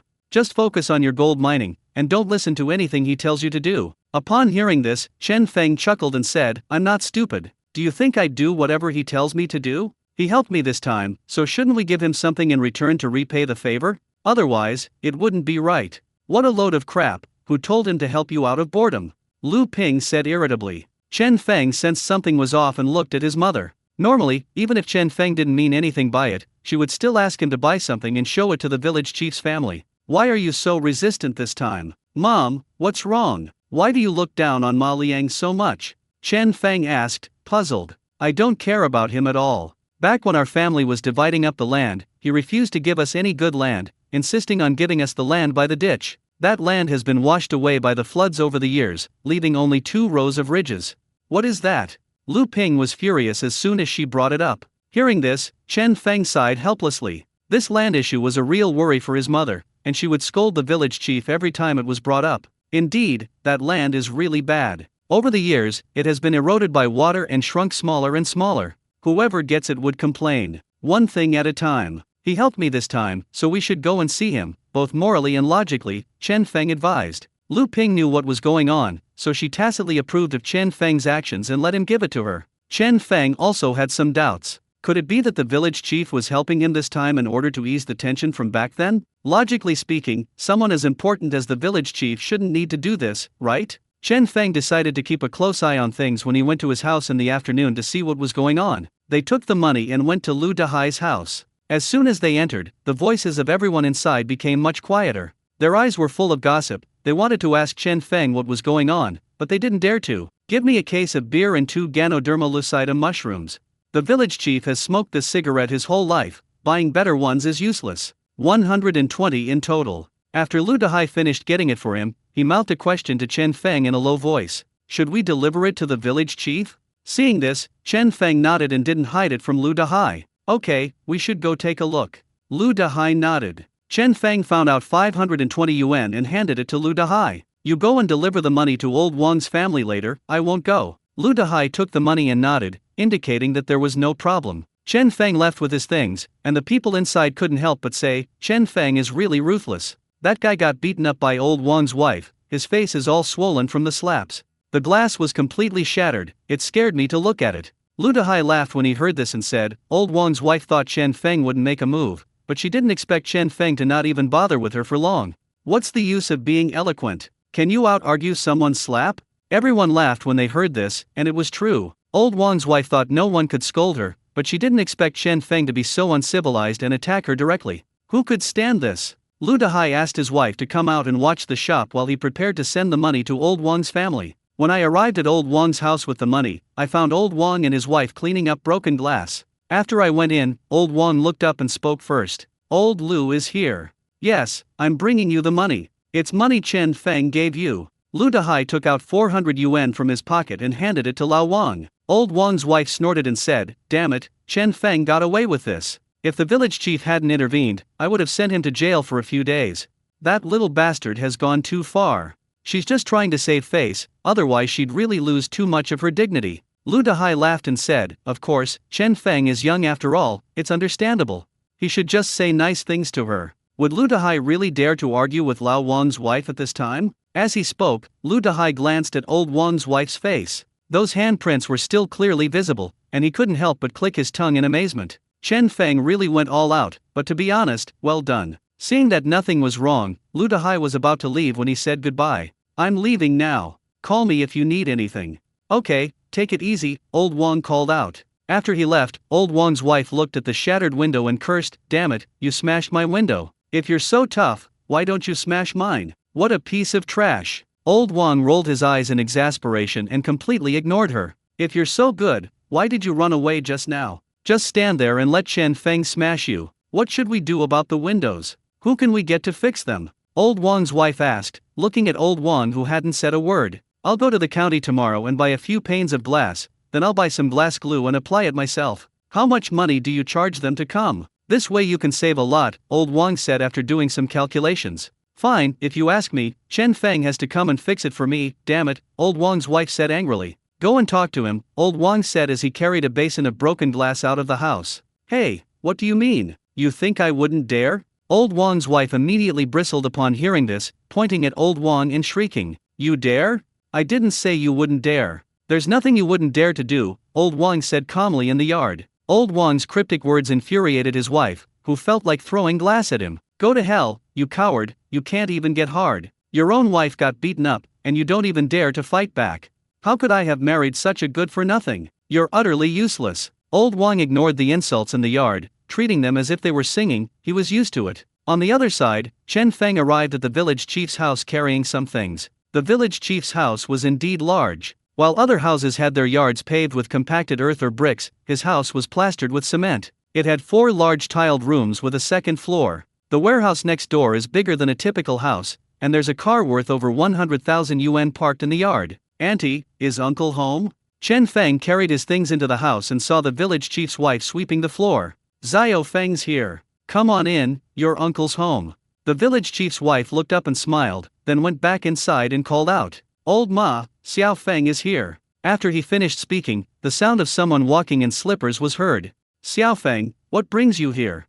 The village chief came out, smiled at Chen Feng, and asked knowingly. Oh dear, it's all thanks to uncle's help this morning, otherwise would the Wang family have let me go so easily? I knew you liked to drink, so I bought you a case of beer, Chen Feng said, holding the items. You're here, why bring anything? Don't be so formal, come and sit down, the village chief said, glancing at the things he brought. Chen Feng put his things at the door and sat down in the kitchen chairs with the village chief. Here, have a cigarette. The village chief took out a cigarette and handed one to Chen Feng, who took it and lit it for the village chief. Well, I'm not trying to be mean, but you were a bit impulsive this time. You said you got beaten up, and I went to help. If I hadn't gone, you would have been in jail for a few days. Old Wang's wife is just a chatterbox, it's not worth arguing with her, the village chief said, taking a puff of his cigarette. Indeed, looking back now, it was a bit impulsive, Chen Feng said with a laugh. Has the money been delivered to them? The village chief asked. I sent it. I asked Lao Lu to send it. It would be too awkward for me to go myself, Chen Feng said. Okay, just find someone to deliver it. Once the money is delivered, everything will be fine, the village chief said, taking a deep drag on his cigarette. The two chatted casually for a while, and the village chief casually asked, "Does your family farm the land, or does your mother do it all by herself? Don't you ask anyone for help or anything?" Chen Feng paused for a moment upon hearing this. He felt that there was something else behind the village chief's words. After thinking for a moment, he said, "Yes, it's still her. Sometimes when she's busy, she can call me uncle. But my uncle is also busy, so he can't help much anyway." The villager nodded upon hearing this. "Indeed, there's not much land anyway, we can just take our time planting it. You can help out and manage." "Yes, it's no big deal," Chen Feng said with a smile. "How is your father? Does he usually keep in touch?" the village chief asked. "No, who knows where they've been all these years,"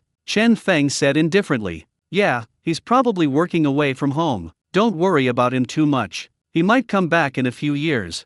"He hasn't come back even once in all these years?" the village chief asked. "No, I've never seen him. He's probably a big boss now," Chen Feng said with a smile. "That's possible," the village chief laughed. The two chatted casually for a while, and Chen Feng realized that the village chief was just talking nonsense and didn't seem to be asking him anything or wanting him to do anything. "Alright, uncle, you go ahead with your work. I have some things to take care of at home, so I'll be going now," Chen Feng said, standing up. "Okay, come over if you need anything. We're all from the same village, not outsiders," the village chief said, standing up to see Chen Feng off. "Okay, I'm leaving, uncle." Chen Feng waved and left. After Chen Feng left, the village chief's wife whispered, "His father hasn't come back even once in all these years. Are you not planning to come back?" The village chief paused for a moment and then said, "Who knows if he's telling the truth or not? He probably doesn't dare to come back." As Chen Feng walked back, he was still pondering. He had thought that the village chief was helping him so that he could also help one of his relatives to make money. After all, besides this skill, there was nothing else about her that he would be interested in. But it seems the village chief didn't mean it that way at all, which is really strange. When they got home, Chen Feng repeated everything they had talked about to Lu Ping. "He talks a good game, but when you actually ask him for help, he can't do it. If you're so good at talking, why don't you move our land somewhere else?" Lu Ping said disdainfully. "Aren't all officials like this?" Chen Feng smiled, not taking it to heart. "It's better if he doesn't ask me for help. I'd rather have some peace and quiet. But if he really asked me to help his relatives make money, after he just helped me, do you think I should agree or not?" Chen Feng stretched and said, "Brother Feng, I heard you got into a fight with old Wang's wife. What's going on?"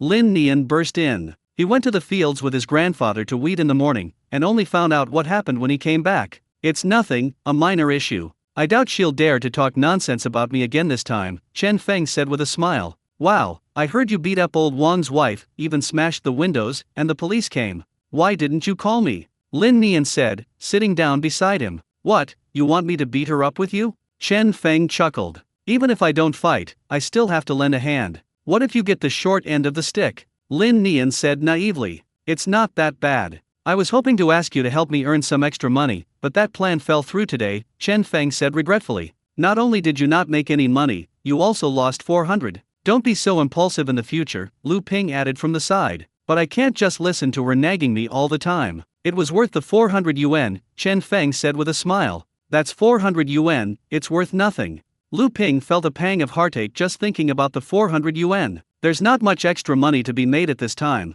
but someone in the next village is hiring. I think they're doing weeding in the fields tomorrow, 60 yuan a day. Do you want to go, brother?" Lin Nian asked. "No way. A true hero doesn't earn a fixed amount of money. I'd rather go to an abandoned mine than work weeding grass for a day for only 60 yuan. Chen Feng shook his head. He wanted to make money by chance. The more he did, the more he earned, and at least that would give him motivation. He doesn't like doing jobs like this, where you can earn 60 yuan a day even if you have to pull your arms out of the way. After chatting with Lin Nian for a while and seeing that Chen Feng was alright, Lin Nian went home. That evening, Chen Feng went to Zheng Ping's house. "Brother Zheng, are you planting the seedlings?" As soon as Chen Feng entered the house, he saw the floor covered with earthenware pots, where Zheng Ping and his wife were filling them with seeds and watering them. Some crops cannot be grown now because the temperature is not suitable, so they will plant them indoors first. Then wait until the temperature is suitable for a while before transplanting the seedlings. This way they will grow faster. "Fengzi, come in and have a seat." Zheng Ping waved him in, brushed the dirt off his hands, and offered him a cigarette. "Fengzi, what happened this morning? Did you get into a fight with old Wang's wife?" Mao Min asked curiously. "She's just foul-mouthed," Chen Feng said without adding anything more. "She's easy to talk to, but this time she's met her match."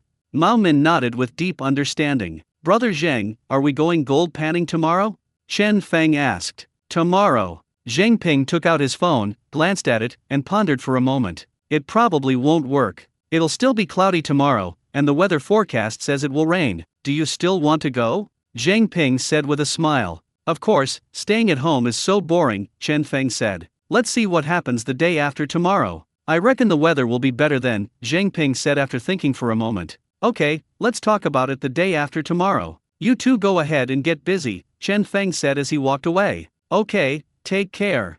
Zheng Ping saw him to the door. After he left, Mao Min couldn't help but say, Fengzi has become addicted to being mischievous. Of course. If I could make several thousand a day like him, I'd be addicted too, Zheng Ping exclaimed as he planted seedlings. When Chen Feng arrived home, he stroked his chin and began to ponder in his mind. Now everyone in the village knows that he spends thousands of dollars at a time, which is not a good thing, as the bigger the tree, the more the wind blows. Chen Feng understood the principle of not flaunting wealth, but since he had been going out with everyone to sell goods, he couldn't hide it from them no matter what. So he decided not to hide it anymore. The weather was bad tomorrow, so he figured they wouldn't go gold panning. This was an opportunity for him. He could easily hire Huang Fei's truck to go to the abandoned mine and pan for gold himself. When we get back, we'll find an excuse to go to the county town and secretly sell the gold. When he returned to the village, he said he hadn't found anything and had even spent the money on the trip, which would hopefully dispel some of the villagers' curiosity. To prove that he is just an ordinary person, and that he was just lucky before, and that he also missed when he tried to make a move. The more Chen Feng thought about it, the more feasible it seemed, so he decided to do it that way. He came out to pack his backpack, and Lu Ping casually asked him about it. What, going to the abandoned mine tomorrow? Okay, I'll hire Huang Fei's car myself tomorrow, Chen Feng said, tossing a pack of cigarettes into his bag. Go by yourself? Why are you going by yourself? Aren't they going? Lu Ping said in surprise. They're not going, the weather's bad, Chen Feng replied. You're still going even though the weather's bad? Lu Ping didn't understand what Chen Feng meant at first. Chen Feng turned around and explained it to her, and Lu Ping finally understood what was going on. That's true. You earn several thousand every time, it's too eye-catching, Lu Ping said with some concern. I'll go by myself this time, and nobody will know how much money I make. When I get back, I'll just say I'm from the Air Force, and let those bastards have a good laugh, Chen Feng said with a smile. He knew that countless people in the village were waiting to see him make a fool of himself. If word got out that he had paid for his own travel expenses, many people would probably gloat. It's possible, but the key is that you're in the middle of nowhere, with no one to look after you. What if something unexpected happens? Lu Ping said with some concern. It's alright, what could possibly happen? I've been there a few times and I'm already familiar with it, and I even have my phone, Chen Feng reassured her. After finishing his tidying up, Chen Feng wanted to go to Lu Dahai's place to buy some food in advance, but then he thought he shouldn't do that. With so many people in the grocery store, if I buy something, they'll definitely know I'm planning to go gold panning tomorrow. We can't make arrangements with Huang Fei in advance. Once we do, Huang Fei will definitely tell others, and when they hear that I'm going, some people will probably have to come with me even if they don't want to. You have to go on short notice to prove that it was a spur-of-the-moment decision, not something you were prepared for. After finalizing the plan, Chen Feng prepared to wash up, but when he turned around, he saw his mother glued his shoes. The sole of the shoe was split in the middle, and both sides were also torn. Chen Feng glanced at it and couldn't help but ask, can it be glued back together? It seems like it won't stick together, the tear is too big. Lu Ping sighed, pressing her hand against the shoe upper, hoping to glue it back together. After using almost half a tube of glue, the shoes were barely glued together, but Chen Feng estimated they wouldn't last long before cracking again. Forget it, I'll go to the county town tomorrow and buy you a pair, Chen Feng said. Lu Ping knew these shoes wouldn't last long, so she nodded and said, then don't buy anything too expensive, just buy something that costs 10 or 8 yuan. You don't need anything fancy for work. Okay, I understand. Although Chen Feng wanted to say that buying cheap shoes would only lead to them breaking after a month or two, he ultimately didn't say it. He knew that Lu Ping was just worried about the money. I'll just buy whatever I want and not tell her how much it costs. After washing up, Chen Feng went to bed on the Kong, a heated brick bed. The weather was indeed bad today, and it was especially cool at night. You could hear the wind howling outside. Chen Feng rolled up the quilt. It was still warmer inside the quilt, and the small Kong, heated brick bed, was scalding hot. On the other side, old Wang and his wife lay on the Kong, a heated brick bed, and a strong wind howled in through the broken window, making the room feel like an ice cellar. Old Wang's wife pulled the blanket over herself, cursing from the cold. Damn it, that damn Chen Feng, that bastard. Why did you smash my window for no reason? Damn it, your legs are freezing. Old Wang sighed and curled up in bed. It was so cold inside that he had just lit a whole stove full of wood, which would normally only need to burn half. This has resulted in the heated brick bed being scorching hot, making it almost unbearable to lie on, while the outside is still freezing cold, with the cold wind making one's head feel chilly. Could you find something to block the window? It's been blowing in all night. What's the point? You'll either be burned to death by the heated brick bed, or blown to death by the wind. Old Wang's wife kicked him hard and said irritably, "What can we use to block it? This kid smashed the window to pieces. We don't even have a big enough plastic sheet in the house. I can't even stick it up." Old Wang sighed. "Then let the wind blow it away, let it blow your mother to death." Old Wang's wife cursed. Old Wang rolled up the blanket and said impatiently, "Go to sleep, you won't be cold if you're asleep. In the end, it's all because of your foul mouth, otherwise we wouldn't be freezing tonight." However, he only dared to think these words, he didn't dare to say them aloud. Damn it, God, couldn't the weather be nice for once? Why did it have to change when I don't have a window? Feeling the howling wind, Old Wang's wife couldn't help but shrink back and curse. Damn Chen Feng, damn God, they're all bastards. Old Wang, who was listening nearby, was extremely annoyed. He wished he could throw a ladle of water in his wife's face and then throw her by the window so that her mouth would freeze together. That would make the world much quieter. As if God had heard his wife's words, a sudden gust of wind blew into the house, making a rattling sound. "Damn, why are you getting more and more excited as you talk about it?" Old Wang's wife said, burying her head deep in the quilt. "Shut up already, what if it rains later?" Old Wang sighed deeply. "If it rains again with this wind direction, the house will be a waterfall by midnight. Then it's my fault, it's all your fault. If you had stopped Chen Feng a little, he could have." Old Wang's wife was fine until she started talking, then she got even more excited and started chattering like a machine gun. Old Wang buried his head in the blankets and ignored her. Although it's stifling in bed, it's still better than being riddled with machine gun fire. Finally, after an unknown amount of time, the two of them drifted off to sleep.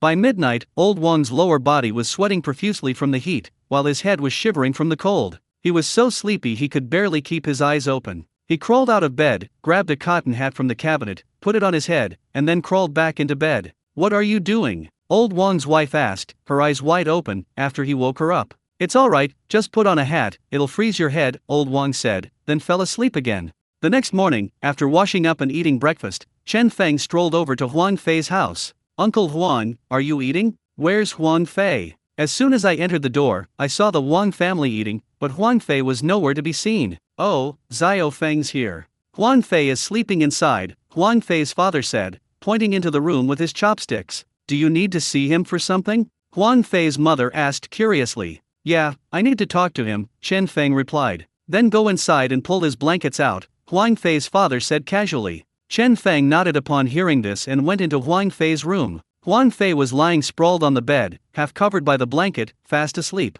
Chen Feng sat down on the a heated brick bed, looked at Huang Fei and couldn't help but smile. He stretched out 2 fingers and gently stroked Huang Fei's thigh. Huang Fei nudged Chen Feng in his sleep, then turned over and continued sleeping. Chen Feng ran 2 fingers up his thigh, and when he reached the groin, Huang Fei was so startled that he sat up abruptly. "Holy shit, what the hell is this?" Huang Fei sat up in alarm and hurriedly brushed the stuff off his thighs. He thought a mouse had gotten into his bed, and he was instantly wide awake. When Huang Fei saw Chen Feng looking at him with an uncontrollable smile, he breathed a sigh of relief and lay back down in annoyance. "Holy crap, Fengzi, you scared me to death. I thought the rat was going to crawl up my ass. What are you sleeping for so early in the morning? Help me get a ride," Chen Feng said, slapping his thigh. "Get out of the car, where are you going?" Huang Fei asked with his eyes closed. "I want to go to the abandoned mine to pan for gold," Chen Feng replied. "Go to an abandoned mine?" Huang Fei asked, puzzled. "Didn't Brother Zheng say yesterday that he wasn't going today? Why did your plans change again? He didn't even notify me." Huang Fei sat up, scratched his head, and asked in confusion, "If they don't go, I'll go by myself. I can't stay here any longer. I was thinking this morning that I might as well try my luck at the abandoned mine," Chen Feng explained. "You're going by yourself?" Huang Fei looked at him, completely puzzled. "Yes," Chen Feng said with a smile. Huang Fei was somewhat surprised to hear this. He hesitated for a moment and said, "Fengzi, as you know, I charge per person. I can only make a small profit if there are 10 people, otherwise it won't even cover the gas money. If you go alone, how can I charge you? It's too expensive to charter a car for 1 person, it's not worth it. Why don't you wait until tomorrow? I reckon Brother Zhang will contact us to set off tomorrow." Upon hearing this, Chen Feng generously replied, "It's alright, Dei Fi. Just name a number, anything is fine. Besides, I'm going to the county town today. I was thinking, since I'm already going to the county town, I might as well go directly to the abandoned mine and give it a try. It's too late tomorrow. Seeing his determination, Huang Fei pursed his lips and thought for a moment before saying, a round trip by yourself would cost at least 100 yuan. If you really want to go, how about I find a few more? That way you can pay less.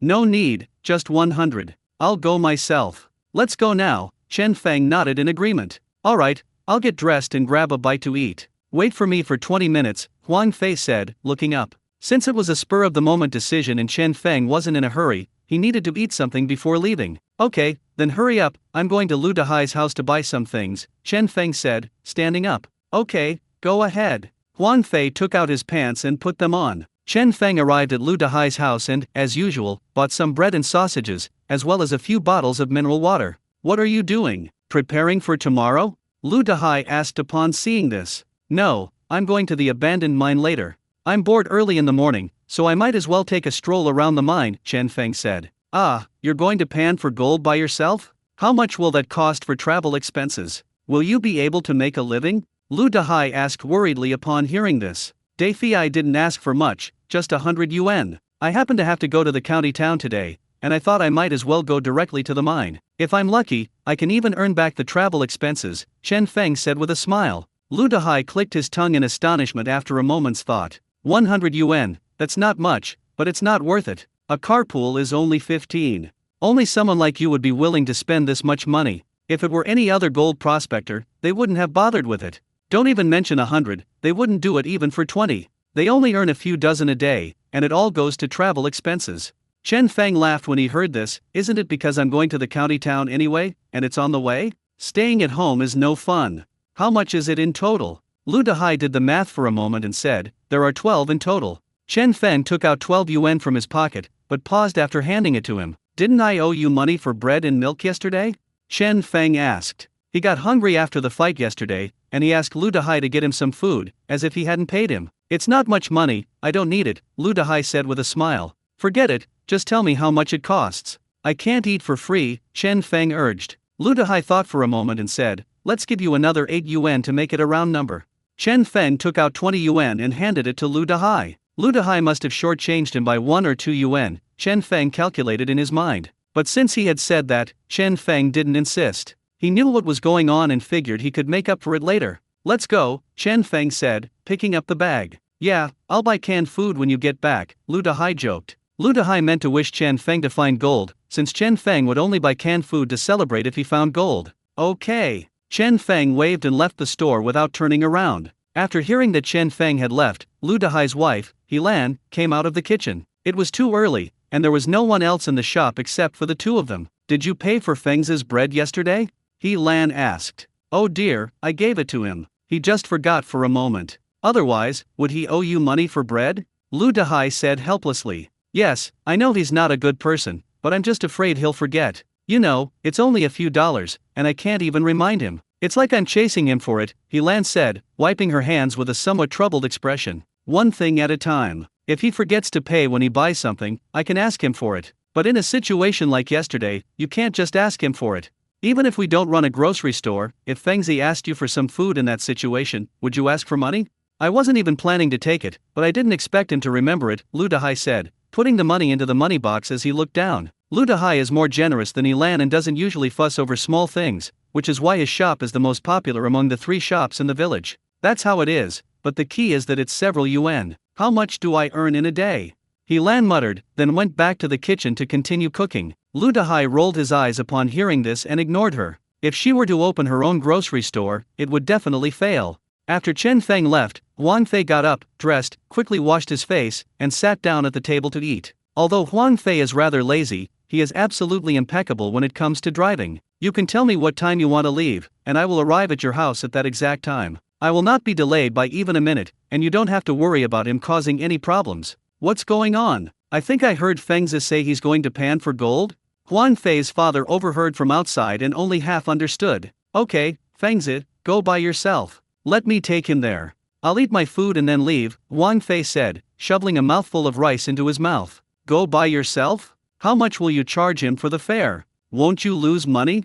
Huang Fei's mother asked, frowning. The fee won't be too high if one person goes alone. I can't let this trip not only fail to earn money but also result in a loss, right? 100 yuan isn't enough, Huang Fei replied. Oh, that's all right. Even though we earn less, as long as we don't lose money, that's fine. Huang Fei's mother nodded in relief after hearing that it was 100 yuan. Fengzi is addicted to shopping too. He wants to go too. It would be better if we all went together tomorrow, and we could save so much money, Huang Fei's mother added. After all, everyone has to make a living. Relationships are one thing, but we also need to eat, so Huang Fei's mother's concerns are not unreasonable. Huang Fei originally planned to go with Chen Feng and then come back to catch up on his sleep, but then he thought that if he went and came back on his own, his father would definitely scold him, and the 3,000 yuan he spent on the detector would be wasted. I have to set an example for him. Mom, pack me some food, Fengzi and I will eat together, Huang Fei said, holding up his rice bowl. You're going too? That makes sense, it's on the way, otherwise you'll have made a wasted trip.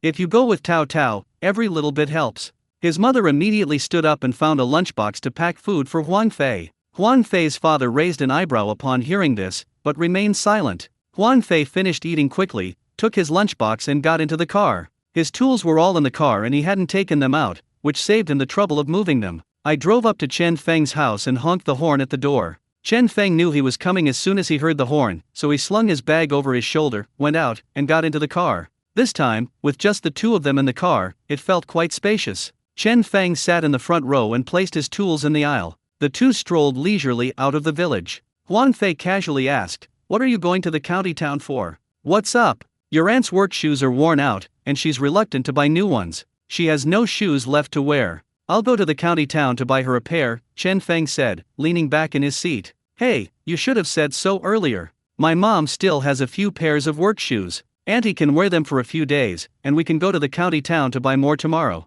You went to all that trouble today, spending a fortune to charter a car to the county town. It was totally unnecessary," Huang Fei said helplessly. "It's alright, I'll have to buy them sooner or later anyway, and I can't stay idle anyway," Chen Feng said with a smile. Just after the two left, around 7 o'clock, old Wang, his nose running from the cold, was urged by his wife to put on a cotton hat and go to Huang Fei's house. "Uncle Huang, is Huang Fei home? I want to take a ride to the county town to buy glass," old Wang said, wiping his nose. "Oh, you should have said so earlier." Huang Fei left to pan for gold in an abandoned mine with Chen Feng, Wang's father said regretfully. "If I had known earlier, I would have asked Huang Fei to give Lao Wang a ride, so I could have made more money." Ha! Old Wang's expression was as if he had swallowed a fly. He was worried that Huang Fei might have something to do today, so he arrived at 7 o'clock, but he was still a step too late. Huang Fei had already been called away by Chen Feng. "Alright then, I'll go ask someone else. I'm off, Uncle Huang," old Wang said, waving his hand. "Okay, why are you wearing a cotton hat so early in the morning? It's so cold outside," Uncle Huang said as he saw him off. "Don't even mention it. There's no glass in the house, and my head gets so cold at night. I had to get up in the middle of the night to find a hat to wear," old Wang said, hugging his shoulders and tucking his hands into his sleeves. Huang Fei's father almost burst out laughing when he heard this, but he managed to hold it in and sent him out. Old Wang had no choice but to go to Lu Dahai and ask him to drive his car to the county town to buy glass. To be honest, he even suspected that Chen Feng did it on purpose. Knowing that he wanted to buy glass, he deliberately sent Huang Fei away. Damn it. Upon entering, I saw Lu Dahai had just finished eating and was leaning against the bar, smoking. "Old Lu, can you give me a ride? I need to go to the county town to buy 4 panes of glass," old Wang said as he approached. "Buy glass? You should ask Huang Fei. His truck is big and easy to haul. My truck is too small, it's hard to haul." Lu Dahai hesitated for a moment before saying. His car was a brand new one he bought a few years ago, costing over 30,000 yuan. Lu Dahai treasured it terribly. He never uses it to haul goods, only to transport people to the county town. He always wipes the car down and makes it shine. No way, Huang Fei was called away by Chen Feng to go gold panning this morning, and we don't know when he'll be back. Last night the window had no glass, and the wind was blowing straight in, freezing my head. I had no choice but to put on a cotton hat in the middle of the night, old Wang said, adjusting the hat on his head. Seeing that he had already said that, Lu Dahai had no choice but to say, "Alright then, 60 yuan for a round trip to the county town." "Okay, then start the car, let's go now," old Wang agreed. Lu Dahai nodded and turned to go to his family's warehouse. After rummaging through a pile of junk for a while, I found some soft foam, which I'll use to line the glass later. He wasn't afraid the glass would shatter, but rather that it would scratch his car. If it did, he would be heartbroken. On the other side, Chen Feng and his companion arrived at their destination. Huan Fei woke up the groggy Chen Feng and said, "Fengzi, do you think this location is okay? If you don't like it, I'll drive a little further ahead. After all, Chen Feng is the main character today, so I'll stop wherever you say." Chen Feng sat up, looked around, and, feeling that it was about the same, nodded. "Okay, this will do," Chen Feng said, stretching. Huan Fei parked the car, and the two of them packed up their tools and got out. Chen Feng, carrying the detector, looked at the endless abandoned mine in front of him and took a breath of fresh air. For the first time, he realized what a vast world meant, a place where there was so much to be done. "From here on, you go west, I'll go east, and we'll never look back," Chen Feng teased Huan Fei with a smile. "Damn, then we'd have to go explore Siberia." Huan Fei chuckled, knowing that Chen Feng was joking. The two found a place that looked good and started working. Chen Feng didn't have many targets for today. He would be content as long as he could earn 1,000, and he would be very happy if he could earn 1,005. He wandered aimlessly through the abandoned mine, glancing at the system panel as he walked. He can currently upgrade 3 things: detection range and depth. There are also other functions. The detection type cannot be upgraded temporarily, and certain prerequisites are required. Both the range and depth can be upgraded with 10,000 points, and he is closest to both of these goals. Other features require 100,000 points to unlock. After some research, he realized that unlocking other functions would randomly grant one ability. To be honest, it's not a good deal for now. Moreover, it requires too many points. It takes a long time to accumulate 100,000. He's currently hesitating about the scope and depth. Choosing a range would definitely be more efficient, while depth can ensure that you don't miss any items. After all, like that gold-plated stone last time, it was just stuck at a depth of 20 centimeters. If it had been any deeper, I would have missed it. He also realized that the detection range wasn't necessarily better the larger it was. There had to be a suitable range. After all, if the detection range is too large, say, a radius of 5,000 meters, the system did indicate that the goods were available, but I couldn't possibly search the entire area within a 5,000 meter radius, could I? That would take so long, which would actually reduce efficiency. In Chen Feng's current plan, 5 to 10 meters is a good range, no more than that. After thinking it over, he decided to wait until he had enough points to upgrade his depth first, as not missing any items was the most important thing. Moreover, the deeper you go, the bigger the goods become, and the best items are hidden at the bottom. Bite. There are precious metals within a 3-meter radius of the host. Chen Feng was startled awake by the system's voice and stopped in his tracks. Looking back, I realized I had walked quite a distance without even noticing. If the system hadn't said anything, I might have actually ended up in Siberia.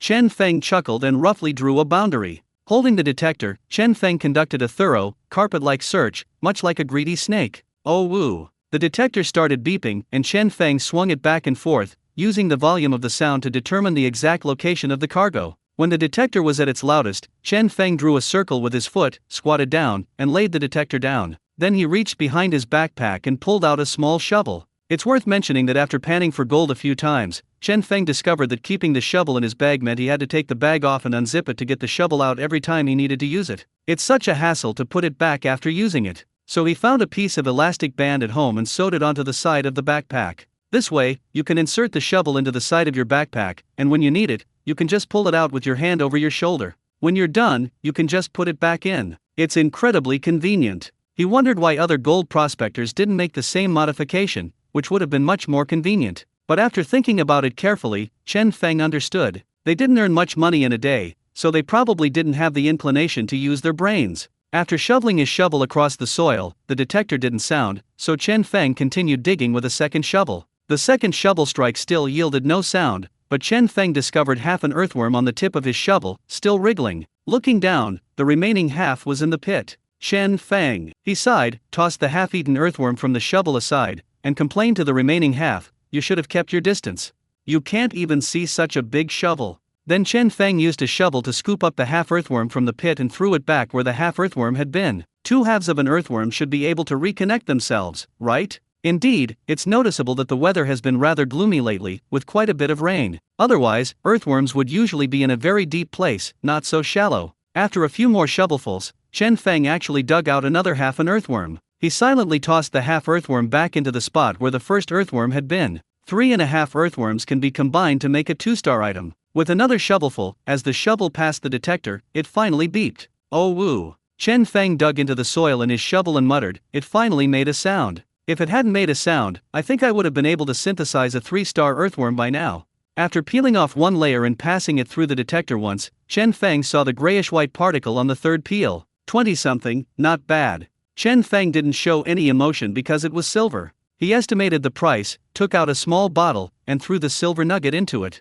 After closing the lid, I glanced back at Huang Fei, who was in the distance, peering down. Chen Feng turned around and continued walking forward. About 10 minutes later, Chen Feng's system beeped again. After drawing a circle, Chen Feng used the detector to scan it bit by bit. Just when he was feeling bored, Chen Feng suddenly thought that it would be great if he were like Magneto. By then, who would still be using a broken detector to sweep through here like a minefield? With a simple reach, all the gold on the ground would float to the surface. All you had to do was open a sack. Just move a chair, hold a wine glass in your left hand, and with a gentle lift of your right, watch as countless gold coins pour into the sack. Damn, Chen Feng feels so good just thinking about it. Elegant, so very elegant. But then I thought, I'm already Magneto, why would I need to pan for gold? Why can't you make money faster than this? Chen Feng rolled his eyes helplessly, realizing he really had a poor man's mindset. What's the difference between this and the fact that everything has been instantly transferred, and the only thing on everyone's mind is that this time the food delivery won't be late? Oh woo. The detector's sound stopped Chen Feng's wild thoughts. Chen Feng drew a circle with his toes, then squatted down and pulled out a shovel from behind his back. Just as he was about to make his first scoop, he heard an extremely excited voice behind him. Holy crap, Fengzi! Holy crap, Fengzi! I finally found the goods! Ha ha ha ha! As soon as Chen Feng turned around, he saw Huang Fei running towards him in the distance like a monkey king being born. Holding something in his left hand and the detector in his right, he practically shrugged the detector like a large knife. He paused for a moment, then looked back at the circle in front of him, his thoughts racing. If Huang Fei comes over and sees that I've found some good stuff, he'll definitely stare at me curiously to see what kind of goods I've sold. Once he knows that he has sold the goods, he will ask him to sell them with him when he goes to the county town that night. Then everything will be exposed, and all your plans will fall apart. If you wait for him to pretend that you haven't shipped the goods, he definitely won't go too far and will stay close by to check. Even though you know there's something here, you can't dig it up, and you can't just stand still. After walking for a while, I'm afraid I won't even remember where this place is. What if there's gold underneath? Wouldn't I be at a huge loss? Without hesitation, Chen Feng scooped up a shovel of soil with his left hand and picked up the detector with his right. The shovel traced an arc across the detector before being tossed aside without pausing at all. Chen Feng scooped out the goods almost every 2 seconds, trying to get them out as quickly as possible and then hide them, pretending he hadn't found anything. With a whoosh, Chen Feng's hands moved so fast they were almost blurry, shovelful after shovelful of soil flying everywhere, all connected together. After 7 or 8 shovelfuls, Chen Feng finally heard the sound of the detector. Oh woo! Because Chen Feng didn't pause at all, the moment he heard the sound, the shovel of soil in his hand was also thrown out. Chen Feng paused upon hearing the sound, casually tossed the shovel aside, and without caring about his image, braced himself forward with both hands. Right where he had just thrown the small pile of sand, his eyes darted back and forth, searching for the one that had gone off. 3 seconds later, Chen Feng spotted the tiny gold nugget floating on the sand. Without even looking at it closely, he grabbed it and stuffed it into his backpack, not even bothering to put it in a bottle. The entire series of operations was completed in one smooth motion. Chen Feng was only at ease after putting the gold nuggets into his bag. He let out a long breath, sat down on the ground, and looked back at Huang Fei, who was running towards him. Huang Fei was now less than 10 meters away from him. Fengzi, look at this thing of mine, it's huge, ha ha ha. Huang Fei was so excited that he didn't even have time to catch his breath. He quickly walked over and opened his palm to show Chen Feng the silver nuggets he had panned out. That silver nugget was indeed quite large. Chen Feng estimated it was worth about 40 yuan. Wow, Dai Fi, you're amazing. This is really big. To ship such a large one on your first shipment is impressive. Chen Feng exclaimed in amazement as he looked at the silver grain. Ha ha ha, I'm so awesome, I found such a great deal right away. Huang Fei was extremely proud, hands on his hips, standing tall and proud. After catching his breath, Huang Fei realized that Chen Feng seemed to be breathing lightly as well. No, I was running, why are you panting? You've been standing here without moving.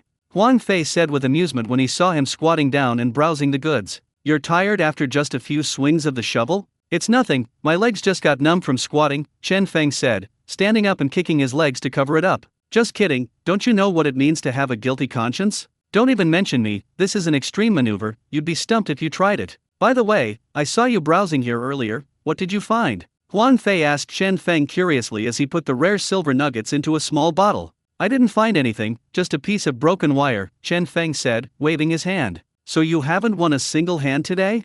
Huang Fei asked in surprise. Of course, it only made 2 noises and it was all junk, damn it. Chen Feng kicked the hole he had just dug to show his dissatisfaction. Hearing this, Huang Fei felt even more smug and was overjoyed. Even Chen Feng, who was known as the Gold Rush Saint, hadn't found any goods yet, but he had already found some himself. Doesn't that mean I'm even more powerful than Chen Feng? Just say you have a talent for this job. Huang Fei happily stuffed the bottle into his pocket, then grinned as he held the detector, saying with the air of someone who'd been there all along, Fengzi, you'd better keep it up. If you keep going like this, won't you let me surpass you? Chen Feng bent down to pick up the detector, sighed and said, indeed, you're so lucky today. You came up with a 40 yuan silver coin right away, while I didn't even get one. After exchanging a few words, the two continued panning for gold. Just as Chen Feng had guessed, Huang Fei casually started browsing around the area, and the item I just found actually turned out to be gold. If Chen Feng missed this opportunity, he would regret it to death. Huang Fei was full of enthusiasm and energy at the moment, and did not notice at all that Chen Feng was getting further and further away from him. To be honest, Chen Feng's mind was completely occupied with that gold nugget.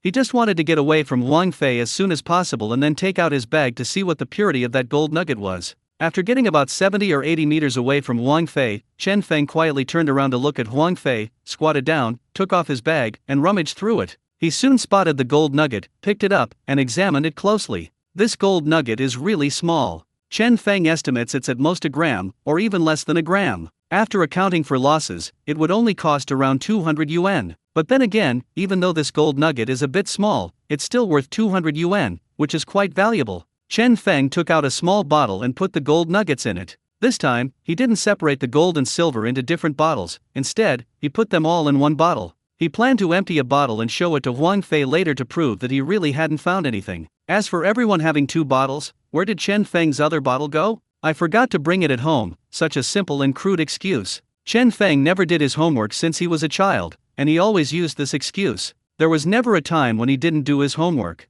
Don't ask, the answer is I forgot to bring it. After putting the bottle away, Chen Feng slung his bag over his shoulder and continued on his way. I have to say, panning for gold on a cloudy day is actually quite nice. There's no sun, the air isn't stuffy, and it's quite refreshing. As long as it doesn't rain, everything is fine. If this were a sunny day, the sun would be scorching hot by now. In this vast, barren wasteland, there's nowhere to hide. You'll be sweating profusely in just half an hour. It's unbearably hot, even the bottled water in your bag feels scorching. It's perfectly normal for the back of your backpack to be completely soaked. Chen Feng walked forward, casually carrying the detector in his hand, completely unconcerned about whether there was gold under his feet. If other veteran gold prospectors saw this, they would definitely curse under their breath, "Are you panning for gold or taking a stroll? You don't look like you're panning for gold at all." Unfortunately, this is how Chen Feng makes his fortune. Bite. There is precious metal within a 3-meter radius of the host. Upon hearing the sound, Chen Feng slightly shrugged his shoulders, a smile playing on his lips, and began drawing circles on the ground.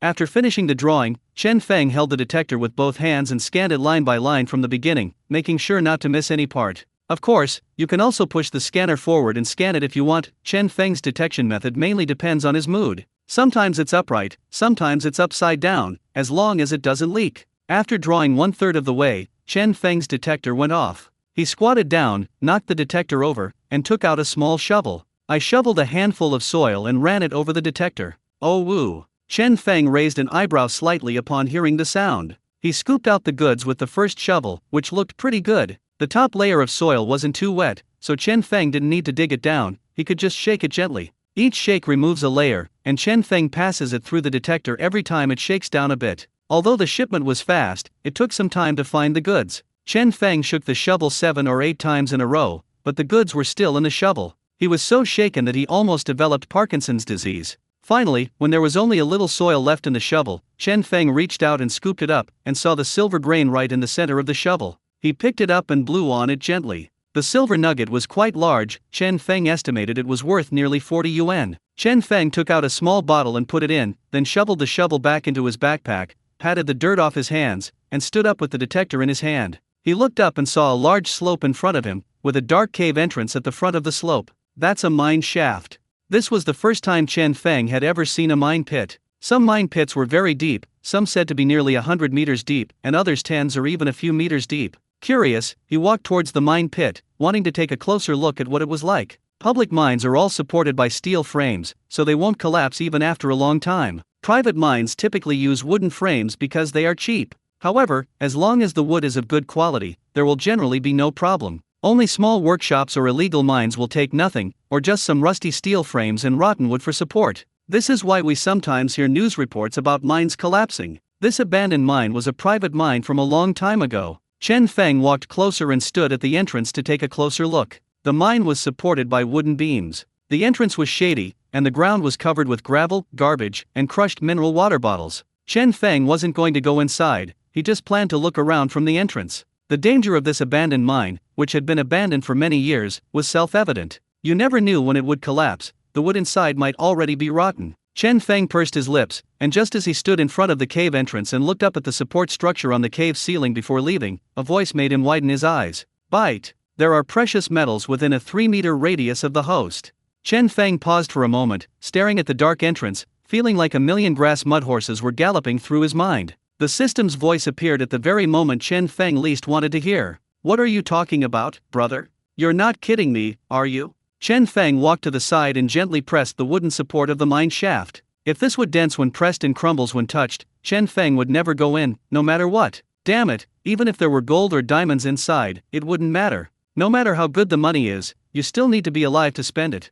If this mine really collapses, I'll definitely stay in the mine and not utter a sound. It was alright. Chen Feng tested the wood and it was still very hard, but it felt a bit rusty from being blown by the wind, which proved that the boss at the time was quite conscientious. Chen Feng stared at the dark cave entrance, took a deep breath, and decided to explore from the outside first. If the goods are outside, then everything is solved, eliminating the risk of them going into the cave. Strangely enough, if Chen Feng takes a step forward and the system indicates that there is goods, it means that the goods must be located at the edge in front of Chen Feng. However, Chen Feng tried many times, and sometimes he even felt the goods right under his feet, not at all on the edge. It's like the system has a delay, it only reminds you after you've taken several steps. Chen Feng originally wanted to exploit a bug to make the scouting process much faster, eliminating the need for minesweeping style detection. Simply tracing the edge would suffice. Unfortunately, the system fixed the bug, completely eliminating any possibility for Chen Feng to use his cleverness. Moreover, Chen Feng had another idea. If he got a vehicle, he could drive around the abandoned mine, stop whenever he heard a noise, scavenge the goods, and then come back up.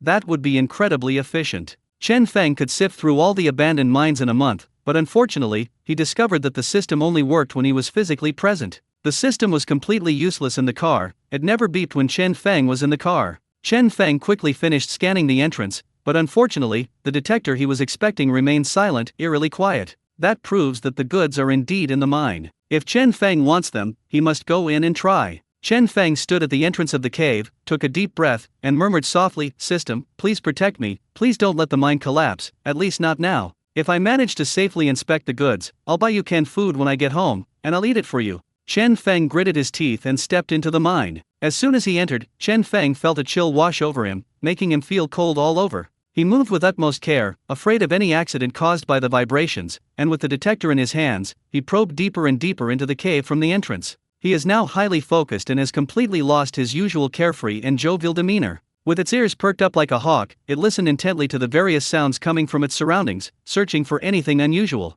If he hears even the slightest unusual sound from his surroundings, he immediately turns and runs away without even looking. It wasn't that Chen Feng was too cowardly, but the abandoned mine was extremely dangerous. If it collapsed, he would immediately lose his life there, without any chance of anything happening. Chen Feng gently swept the ground at the entrance of the three-line cave, but the detector still did not sound. He slowly took a step inside and continued to probe. Before he knew it, he had walked more than a meter into the cave. Just as he was about to continue sweeping the next row, a creaking sound suddenly came from inside the cave. Chen Feng froze instantly, breaking out in a cold sweat. He instinctively turned around and prepared to run away. Just as he was about to run, Chen Feng realized that the sound didn't seem to be the rubbing of wood, but rather the sound of a living thing, and it was coming from intermittently. A mouse. Chen Feng immediately understood what was making that noise. After realizing what had happened, Chen Feng breathed a sigh of relief and wiped the cold sweat from his forehead. He's completely terrified now, even the slightest unusual sound will cause him to overreact. He took a deep breath, adjusted his grip on the detector, and continued to probe forward. Under extreme pressure, the detector finally emitted a whoosh sound. The sound, accompanied by the whistling of the wind and the squeaks of mice, echoed through the mine. Even upon hearing this voice, Chen Feng couldn't help but feel a slight jolt of surprise. He squatted down, breathing softly, and gently laid the detector down beside him, then pulled out a small shovel from behind his back. Even when shoveling soil, Chen Feng no longer does it like before, first digging hard with the shovel. Instead, it is inserted at an angle, with even and stable force. I was afraid that my vibrations might cause one of the supports to loosen. After the first shovel went down and passed the detector, there was nothing there. Chen Feng poured the soil beside him and then took a second shovel. The second shovel yielded nothing, but Chen Feng's expression remained unchanged. He then took a third shovel. In fact, his attention was entirely focused on his surroundings, not on the shovel at all. After digging more than 20 shovelfuls, there was still no product. Chen Feng was not anxious or impatient, and continued to dig steadily, shovel by shovel. After digging dozens more shovelfuls, although Chen Feng's expression remained unchanged, he was already feeling a little surprised and excited. This script is exactly the same as the one for the last one, gold wrapped in stone. Could it be that another large shipment is about to be released? Chen Feng shoveled another spadeful of damp black soil and ran it over the probe. This time, the probe finally emitted an exciting sound. Oh woo! Upon hearing this sound, Chen Feng couldn't help but smile. He reached into the shovel and began digging through the soil layer by layer.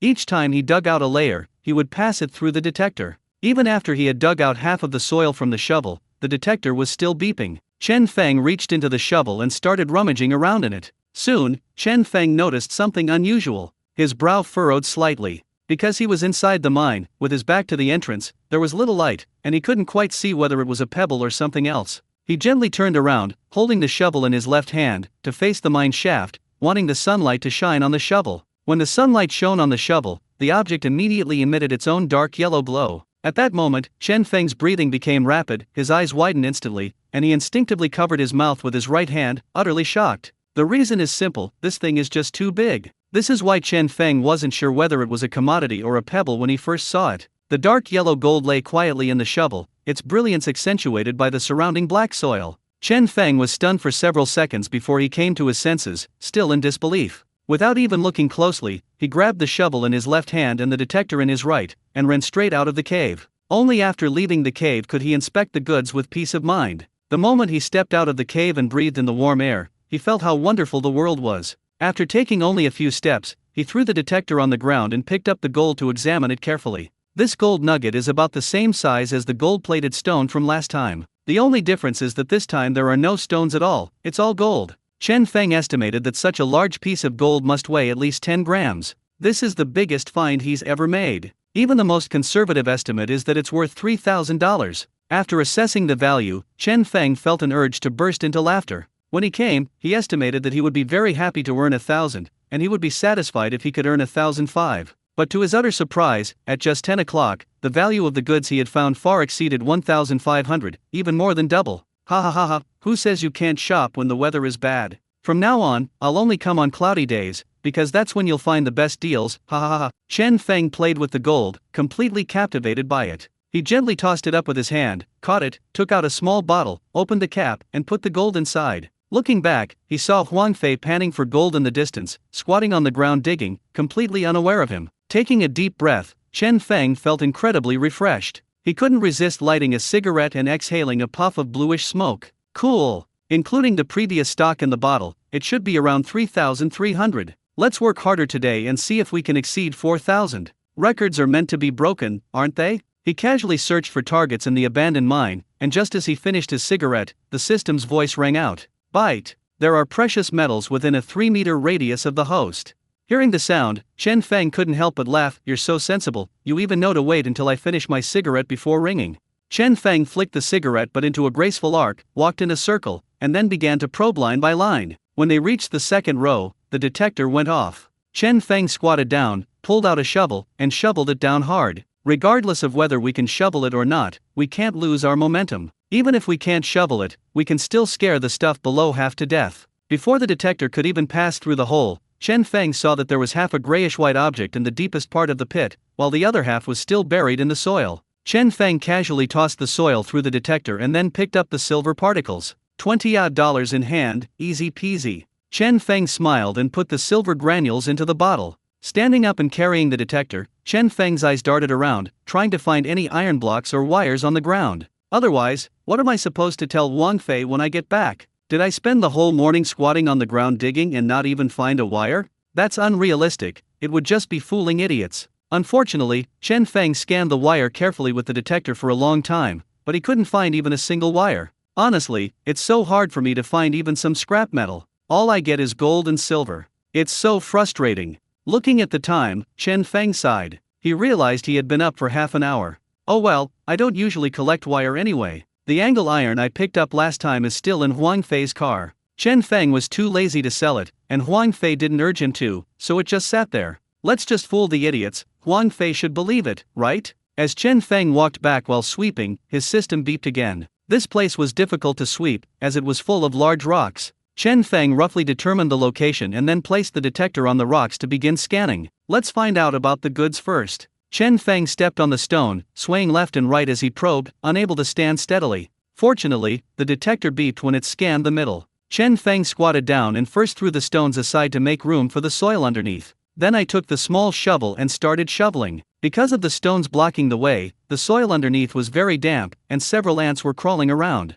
Chen Feng discovered that this place looked like an ant nest, with a small hole through which ants were going in and out. Chen Feng blew hard to shovel the ants aside, to prevent digging up a two-spotted ant with each stroke of the shovel, before finally starting to dig. The first shovel yielded nothing, so Chen Feng started on the second. After several shovelfuls, the detector placed on the rock finally sounded. Chen Feng dug into the damp soil with his hands and found a silver coin worth about 20 or 30 yuan. After putting the silver granules into the bottle, Chen Feng stood up, looked back at the pit in the ground, kicked a few stones back to restore its original shape, and then left with the detector. His intention was to help the ants restore their original environment, but Chen Feng noticed that it seemed a stone was pressing down on the ants. Ants are said to be able to move things hundreds of times their own size, so they should be able to move the stone by themselves, right? It definitely can. Chen Feng believed in them anyway. Seeing that it was almost time, Chen Feng went to his car to eat something and rest. As soon as I got back to the car, I saw Huang Fei excitedly opening his lunchbox. Holy crap, Fengzi, do you know what? I just found another piece of silver. Can you tell me how much it's worth? Huang Fei eagerly took out a small bottle and handed it to Chen Feng. The smaller one on the left is it? Chen Feng glanced at the small bottle, nodded, and said, about 15 yuan? Wow, it's worth 15. Huang Fei happily took the bottle, quite satisfied. What about you? You didn't find anything all morning, did you? Huang Fei asked. Nothing at all, bad luck today. Chen Feng said, sitting on the car seat, taking off his backpack, and picking up the food that was placed on the seat. Huang Fei didn't leave either, and Chen Feng found the food too heavy to carry, so he threw all the food into the car and only carried a bottle of water. What's wrong, Fengzi? You're not in good form today. I've already found the goods, and you haven't won a single one yet? There's not even any wire or iron. Huang Fei said, picking up his lunchbox and taking a bite of food. I didn't take them, I threw them all away, Chen Feng said, tearing open a bread bag. Why don't you take them? You can save up more and sell them for some money. I see everyone else is taking them, Huang Fei said. Too lazy to save up, Chen Feng said with a shrug. The two quickly finished their meal. Huang Fei took out his cigarette case, handed a cigarette to Chen Feng, and lit one for himself.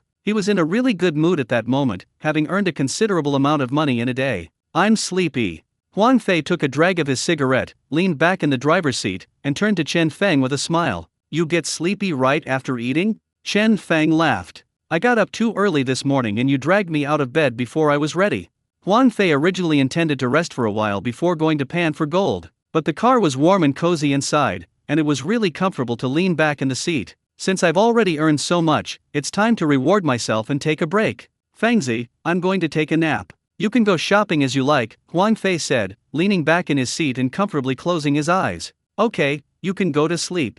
After resting for a while, Chen Feng picked up his things and prepared to get off the bus. Then I looked at Huang Fei, who was fast asleep, sleeping soundly. Chen Feng smiled, took his things, and quietly got out of the car without disturbing him. This time, Chen Feng walked in the opposite direction, no longer going to the place he had visited in the morning, and his choice proved to be correct. I had only walked a few dozen meters when the system notification sounded. Bite. There is precious metal within a 3-meter radius of the host. Chen Feng glanced around and noticed a pit on the ground. He recognized the pit all too well, it was the mark left by gold prospectors. Chen Feng was puzzled. He walked over and scanned the pit with the detector. There was no sound inside the pit, but the sound came from the side of the pit. He squatted down and looked around, and then he saw a small, rusty piece of iron on the ground. The system message is still there. This wasn't Huang Fei's work. He wasn't here this morning. It's probably a hole left by other gold prospectors. Chen Feng roughly guessed what was going on. Generally speaking, gold prospectors will avoid a place and go to another location if they see any traces left by others. The fact that there are traces here proves that it has already been searched, and continuing to search would be a waste of time. Chen Feng never expected that there would be hidden goods in the place where the gold prospectors had panned. Since you haven't found it, I'll gladly accept it. Chen Feng smiled and began drawing circles. After a thorough, sweeping search, the detector finally went off at the edge of the circle. Oh woo! Chen Feng took out a shovel, squatted down, and began tapping the soil. After 7 or 8 shovelfuls, Chen Feng had a sizable silver coin in his hand, worth about 40 or 50 yuan. Looking at the silver nuggets in his hand, Chen Feng honestly felt like laughing. He was also puzzled as to why the previous gold prospector was able to accurately avoid the correct answer and instead pan out the iron while leaving the silver in the ground. Perhaps this is fate. If he had just leaned 1 meter to the side, the silver nugget would have been his. After putting the silver particles into a bottle, Chen Feng carried the detector and continued walking forward. The afternoon passed quickly. Chen Feng took out a bottle of mineral water from his backpack, unscrewed it, took a sip, and glanced at the time. It's a little past 5:20 now. His small bottle was already full. He had found quite a few silver nuggets throughout the afternoon. Although he hadn't found any more gold, he was quite satisfied. Chen Feng needed to buy shoes for his mother, so he prepared to return to the car and tell Huang Fei to go home. When Chen Feng got into the car with his things, he found that Huang Fei was still asleep, his mouth open and his eyes closed, looking very sound asleep. Ha ha! Chen Feng gently nudged him and said, "De Fei, it's time, don't sleep." It took several pokes to wake Huang Fei. He was startled to see Chen Feng and instinctively picked up his phone, saying, "Oh dear, how long have I been asleep? I even forgot about gold panning. I'll get off the bus and pan for gold after I catch my breath." Chen Feng chuckled upon hearing this and said, "No need, you can drive home after you've calmed down a bit. It's already 5:30, what's the point of shopping anymore?" Huang Fei looked at the time on his phone, slapped his forehead in disbelief, yawned and said, "My god, I actually slept for so long, it feels like only half an hour has passed." Chen Feng sat down, took off his backpack and put it aside, saying, "Coincidentally, I feel the same way every night when I go to sleep. It was already daylight when I opened my eyes, I thought I had just fallen asleep." Upon hearing this, Huang Fei chuckled, realizing that it made sense. "Alright, I've had a great day anyway, so I might as well go home for dinner. By the way, Fengzi, how was the afternoon? How much did you buy?" Huang Fei started the car and only then remembered to ask. "Air Force, we've already spent all our money on ham sausages." Chen Feng lit a cigarette and then handed one to Huang Fei. "Oh, that bad?" Huang Fei said in surprise, taking the cigarette and putting it in his mouth. "Is that so?" Chen Feng said with a positive attitude, and from Huang Fei's perspective, Chen Feng's mindset was not bad. "It's okay, maybe you'll find one next time. It's perfectly normal for gold prospectors to fail. We just had the wrong orientation today, let's come back tomorrow," Huang Fei comforted him. "Yeah, it's nothing, I didn't even think about it," Chen Feng said nonchalantly. Huang Fei quickly drove the car to the county town, and the two of them got out of the car together. "Fengzi, should I go with you to buy shoes first, or should we go sell goods together?" Huang Fei asked. "I haven't even searched what I'm selling. You go ahead and sell it. I'll just go to the mall next door, buy a pair of shoes, and come right back. If you've sold out, just wait for me in the car," Chen Feng said with a chuckle. Huang Fei thought it over and agreed, saying, "Okay, I'm going to sell my goods now. Call me if you need anything." "Okay, go ahead." After they finished talking, Huang Fei went to the gold shop he frequented, while Chen Feng stood on the street looking back and forth before entering a relatively large shopping mall. After entering, I went straight to the women's shoe store and came to a store whose brand I didn't know. "Hello, are you looking to choose women's shoes?" A saleswoman who looked to be about 40 years old came up and asked. "Yes, buy my mom a pair of shoes, the kind she's wearing now." "Okay, how about these sneakers? They're lightweight and durable. If you're not satisfied, we also have leather shoes," the salesperson explained. "Leather shoes won't do." Chen Feng shook his head. His mother needed to wear them for working in the fields, and leather shoes would be too tiring. These sneakers would be just fine. Chen Feng picked out a pair of black shoes and asked, "How much are these shoes?" The original price was 150, but it's now 80 on sale, the salesperson replied. "Find a pair in size 38 and wrap them up." Chen Feng squeezed the shoe upper, feeling that the quality was good and quite soft, and said readily, "Okay."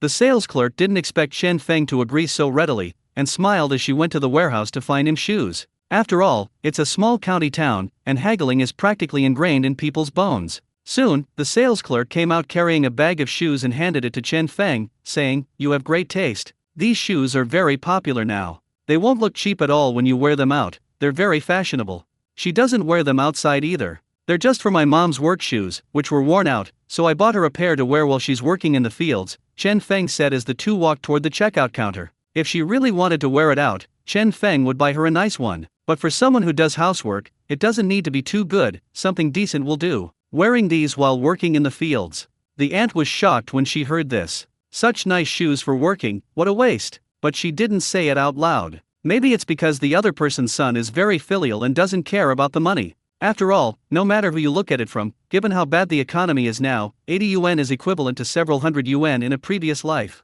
If anyone heard that someone was wearing shoes costing several hundred yuan while doing farm work in the countryside, they would probably say it was extravagant. After paying, Chen Feng picked up the shoe bag and left. The store was quite nice, they even gave him a pair of socks as a gift before he left. After leaving the store, Chen Feng didn't go back. He planned to find another gold shop in the county town to buy back the goods he had acquired that day. If they were to return the money to that Boss Bai's place, all their efforts would be in vain. Boss Bai would definitely tell everyone about it when he sees Zhang Ping and the others again. It would be impossible to keep it a secret. After walking quite a distance, Chen Feng saw a newly opened gold shop and went inside. The store wasn't fully stocked yet, and there was no one around except for a girl sitting behind the counter playing on her phone. Hearing someone enter, the girl stood up and smiled at Chen Feng. Hello, do you buy gold here?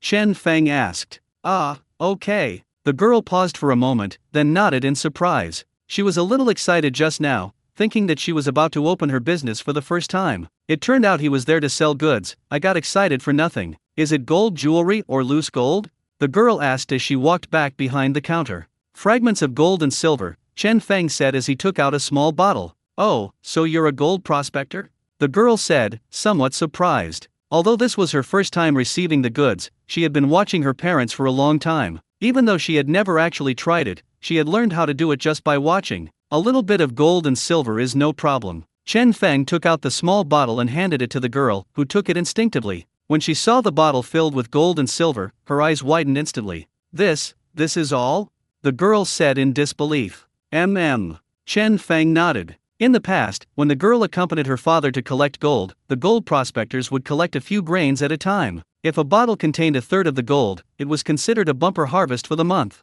When have I ever seen a bottle filled to the brim like this? And this bottle contains not only silver, but also what looks like a large piece of gold. Wow, how much is that worth? The girl looked at the bottle for a long time, then said in utter shock, you bought this on Dobayo in a month?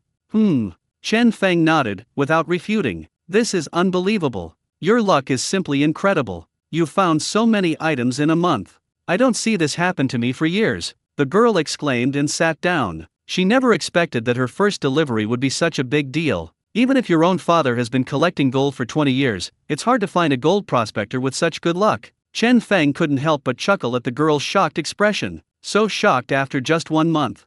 If someone told you they bought all of this in a single day, wouldn't your jaw drop? The girl poured the goods into the tray, put all the silver into the crucible, took out a gas cylinder, and attached the nozzle to the musket. Chen Feng could tell that this set of equipment was all new and had never been used before. It seems this gold shop has just opened. I'm probably the first customer. To be honest, it was the first time the girl had sat here to receive goods, and she was very excited. She imitated her father, lit the blowtorch, and heated the crucible intensely. When the silver was half melted, the girl started sweating. She held the spray gun in her right hand and fanned herself with her left. Once the silver had completely melted, the girl muttered to herself, somewhat uncertainly, it should be about time, right? It's fine to burn it a little longer. Chen Feng raised an eyebrow slightly as he listened to the girl's words. So you're just a half-baked guy? Although the girl seemed unsure of the timing, it was clear that her technique was quite professional, not unlike Boss Bai's silver refining skills. Once the girl felt it was about time, she poured the molten silver out of the crucible. After it cooled slightly, she used tweezers to pick it up and put it into a glass of water. Just as the girl was about to throw the silver in, she realized that there was no water in her cup. Oh no, I forgot to pour water. The girl quickly put the silver back, grabbed a bottle of mineral water, poured more than half a glass of it, and then picked up the silver again and threw it in. When she threw it, the girl subconsciously moved her body a little further away, as if afraid of being splashed. This series of actions made Chen Feng chuckle in disbelief. Once the silver ingot had cooled down sufficiently, the girl took it out, dried it, and placed it on the electronic scale. This scale is brand new, and you're the first person to use it, the girl said with a smile to Chen Feng. Why isn't it working? The electronic scale didn't display any numbers, and the girl pressed it several times without any response. What's going on here? I remember this is the switch. The girl asked, examining the electronic scale from all angles. Did you put the battery in? Chen Feng asked, blinking. Don't all newly bought electronic scales come with pre-filled batteries? The girl asked, her eyes full of surprise. After saying that, the girl opened the back cover, and there were indeed 2 button batteries inside. Chen Feng also stood up and looked inside the counter. See? I told you there was a battery. The girl proved to Chen Feng that she wasn't stupid and how she could have forgotten to put the battery in. Chen Feng examined it carefully and then reached out to remove the plastic sheet between the 2 batteries. This thing has something blocking it so it can't conduct electricity, Chen Feng explained. Oh. The girl sat down somewhat awkwardly, coughed lightly, and turned on the electronic scale. Who knows what the plastic piece in the middle of the battery is for? It's not mentioned in the manual. Wow, 60.3 grams. Multiply by 8, that's 482.4, the girl said, fiddling with the calculator. Okay, I'll round it up for you, 482.5. When Chen Feng heard that she wanted to round it up, he thought it was normal, since it's not easy to give too few zeros. But to my utter surprise, the girl gave an extra penny for rounding up the amount. Hey girl, you're being way too stingy. You're short of 50 cents? Chen Feng couldn't help but laugh and cry at the same time. The girl couldn't help but giggle as well, covering her mouth. That's not a small amount, so I'll give you 483. The girl herself found it funny. How could she have thought of rounding up a penny to get just 1 cent? She picked up the remaining 2 pieces of gold and examined them carefully from all angles. This was truly the first time she had ever seen such a large gold nugget. The guy's luck was absolutely incredible. The girl put the gold and gold nuggets into the crucible and picked up the blowtorch to continue heating them. The girl kept baking until the liquid gold glowed, then she poured it out, forming a golden bean. Once the surface of the gold liquid lost its luster, the girl threw it into the water, took it out after a while, dried it, and placed it on the electronic scale. 10.1? Wow, you've struck it rich this time. The girl said, her eyes wide with surprise. Chen Feng couldn't help but smile when he saw the weight. 4004 plus 483 equals 4883. Cash or WeChat? The girl asked, looking up. WeChat, cash is harder to handle, Chen Feng said, taking out his phone. Okay, I don't have any cash anyway, only WeChat.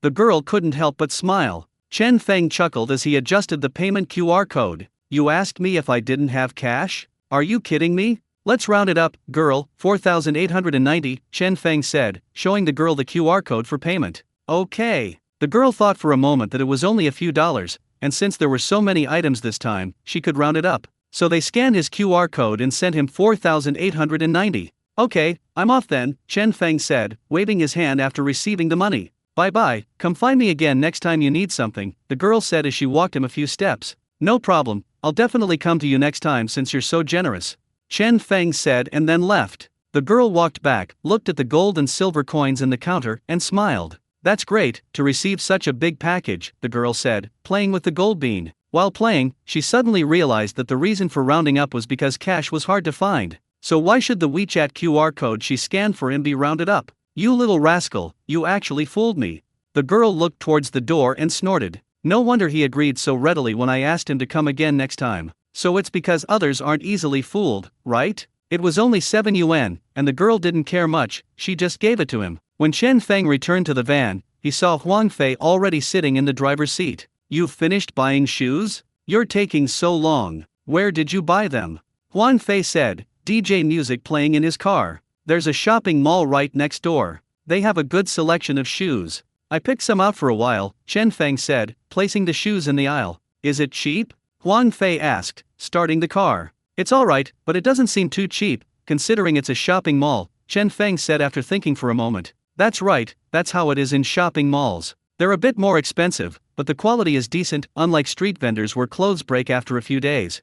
Huang Fei turned on his left turn signal and drove onto the road, preparing to go home. After the 2 men left, the girl took the gold and silver and eagerly went to a jewelry store, where she went straight behind the counter. Why are you here? Didn't I tell you to watch the shop properly? The door is locked, the owner said helplessly. It's locked. I received the bulk shipment, and I wanted to show it to you, the girl said boastfully. I received the goods. What are they? The shop owner asked, somewhat surprised. He never expected that his daughter's newly opened shop, which wasn't even fully furnished yet, would receive the goods so quickly. And this boss was none other than Boss by himself. Look at that kid, he's really lucky. He managed to find so many goods in just 1 month. You've been a shopper for so many years, and you've never met anyone this lucky, have you? the girl said, handing him the goods. After taking the silver ingots and gold nuggets, Boss Bai looked at them with surprise in his eyes. After weighing it on the electronic scale, I couldn't help but nod. It's indeed quite large. Did you refine all of this yourself? Of course, the girl said, raising her head. Okay, I thought you couldn't even use an electronic scale properly, but I didn't expect you to be so good at it, Boss Bai said with a smile. He originally planned to teach the girl alchemy properly after the store officially opened, but he didn't expect that she would actually learn it, which was beyond Boss Bai's expectations. The girl looked a little embarrassed when the electronic scale was mentioned, but she quickly covered it up. How about that? Pretty lucky, right? The girl said with a smile. You're certainly lucky. It's quite a lot to have so much stock in a month. But if you want to compare with me, you're still a bit lacking. You only managed to find this much stock in a month. I met a young man when I was collecting goods before, and he could find this much in a day, Boss Bai said with a proud look on his face. The girl was incredulous upon hearing this, saying, how is that possible? You can find so many items in just one day? Nonsense, what kind of luck would you need to do that? Upon hearing this, Boss Bai immediately sat up straight and said, hey, don't you believe me? I'm not kidding you. That kid came over a few days ago with the villagers. Not to mention me, even the people in their own village were shocked. Silver is sifted by the bottle, and a piece of gold can be made every day. That kid can even pan for gold in the river. Isn't that amazing? He's incredible. After saying that, Boss Bai said smugly, your client is impressive, but compared to me, he's still a bit lacking. Although the girl didn't believe her father at all, he sounded convincing, so she figured he wasn't lying to her and snorted. TCH, let's see who buys more next time. I don't believe your customer can buy this much every day. Upon hearing this, Boss Bai couldn't help but touch his nose. That's true. When the villagers came over, Boss Bai specifically asked about that young man from before. The person then said that the young man was unlucky today and didn't find anything. He hasn't come out to shop these past few days. When he comes back in a few days, I'll show you what he looks like, said Boss Bai as he put the goods away. Didn't go shopping? I bet you didn't find anything. The girl had a knowing look on her father's face. They were busy, they didn't find anything, Boss Bai argued. The girl didn't believe her father at all, and with a look of disgust, she took the keys and went back to the newly opened jewelry store. Soon, Huang Fei and Chen Feng returned to the village. Chen Feng got out of the car, took out 100 yuan, and handed it to Huang Fei. Dai Fei, here's your fare. Huang Fei took the money with some hesitation, then took out a 20 yuan note from his pocket and handed it to Chen Feng, saying, Fengzi, you didn't make any money today either, but I'm doing alright. You can give me 80. If Chen Feng manages to find something he likes today, he'll definitely accept the 100 yuan without hesitation. The problem is that Chen Feng had terrible luck today. He didn't earn a single penny and even had to charter a car to go out, which resulted in a huge loss. I was lucky today, thanks to him, otherwise, I wouldn't have gone out to pan for gold for no reason. Charge him 20 less, so he loses less money. Chen Feng looked at the 20 yuan Huang Fei handed him, paused for a moment, then stepped forward, patted him on the shoulder, and pressed his hand down, telling him to put the money away. Dai Fei, I appreciate your kind gesture. Although I didn't make any money today, I did make some a few days ago. Keep the money safe, that's how you make a living. To be honest, Huang Fei's actions really touched Chen Feng. He really didn't expect Huang Fei to waive 20 yuan for him. Chen Feng will remember this kindness. Although Huang Fei is usually a bit lazy and loves to talk, he is a truly loyal and righteous person, which is undeniable. Huang Fei wanted to say something more, but Chen Feng's resolute attitude made Huang Fei swallow his words. Okay, I'll keep it. Huang Fei nodded. Okay, get some rest. I'm going back for dinner, Chen Feng said. After hearing Chen Feng's words, Huang Fei couldn't help but laugh. Why rest? I slept all afternoon and I'm not sleepy at all. I'm full of energy.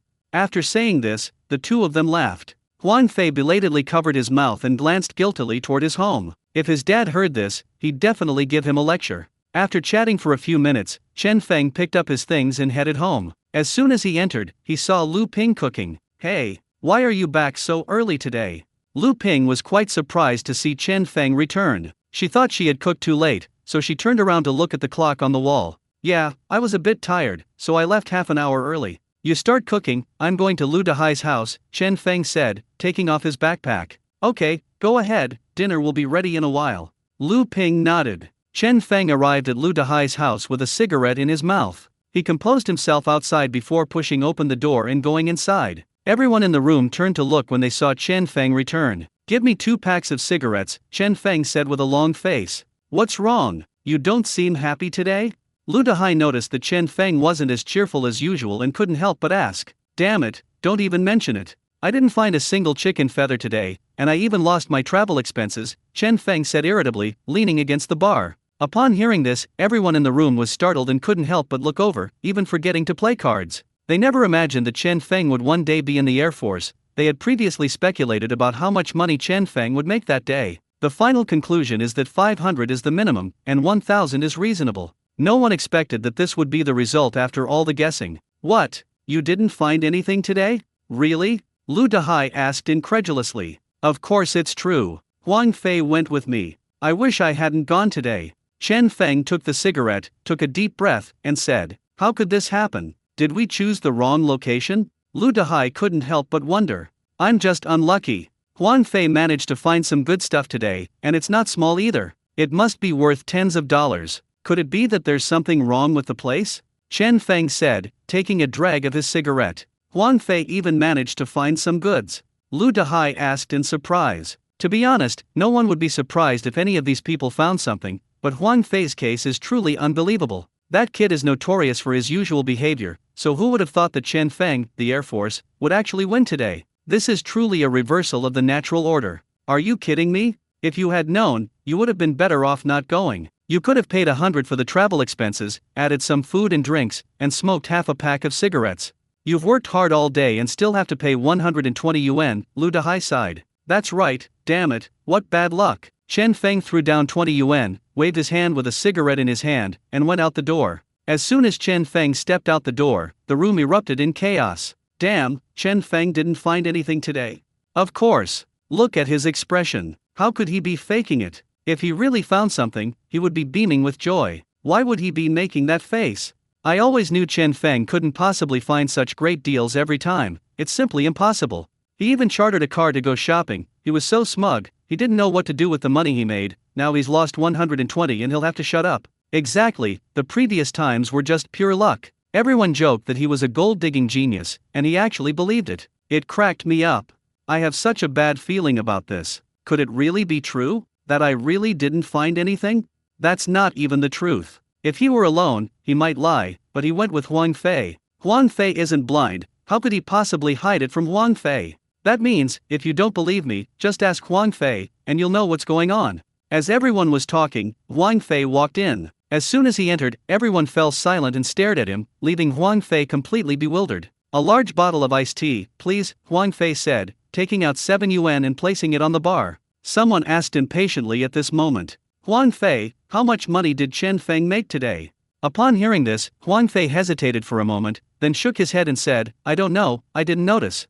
Seeing his obviously lying answer, someone couldn't help but expose him. Are you still covering for him? He just said himself that he didn't earn a single penny today, and even spent his travel expenses. Is that true? Huang Fei was somewhat surprised to hear this. Did Feng Zi really say that himself? Of course, you two arrived right after him, someone added. After hearing Chen Feng say it himself, Huang Fei finally spoke up, saying, Hey, Feng Zi, you're having a bad day. It's all just scraps of wire, the whole day was wasted. Upon hearing Huang Fei's words, the people in the room instantly erupted in excitement. This time it was definitely true. With Huang Fei as a witness, how could it be false? Chen Feng is now in the vacuum army. Huang Fei, I heard you found some good deals today. That's great, Lu Dahai said with a smile. Huang Fei couldn't help but laugh when the topic came up. Oh, I guess I was lucky. I found 2 silver coins and sold them for over 60 yuan. Ha ha ha ha, Huang Fei chuckled, holding his iced tea. Earning over 60 yuan a day is indeed a lot, and the people inside the house were somewhat envious upon hearing this.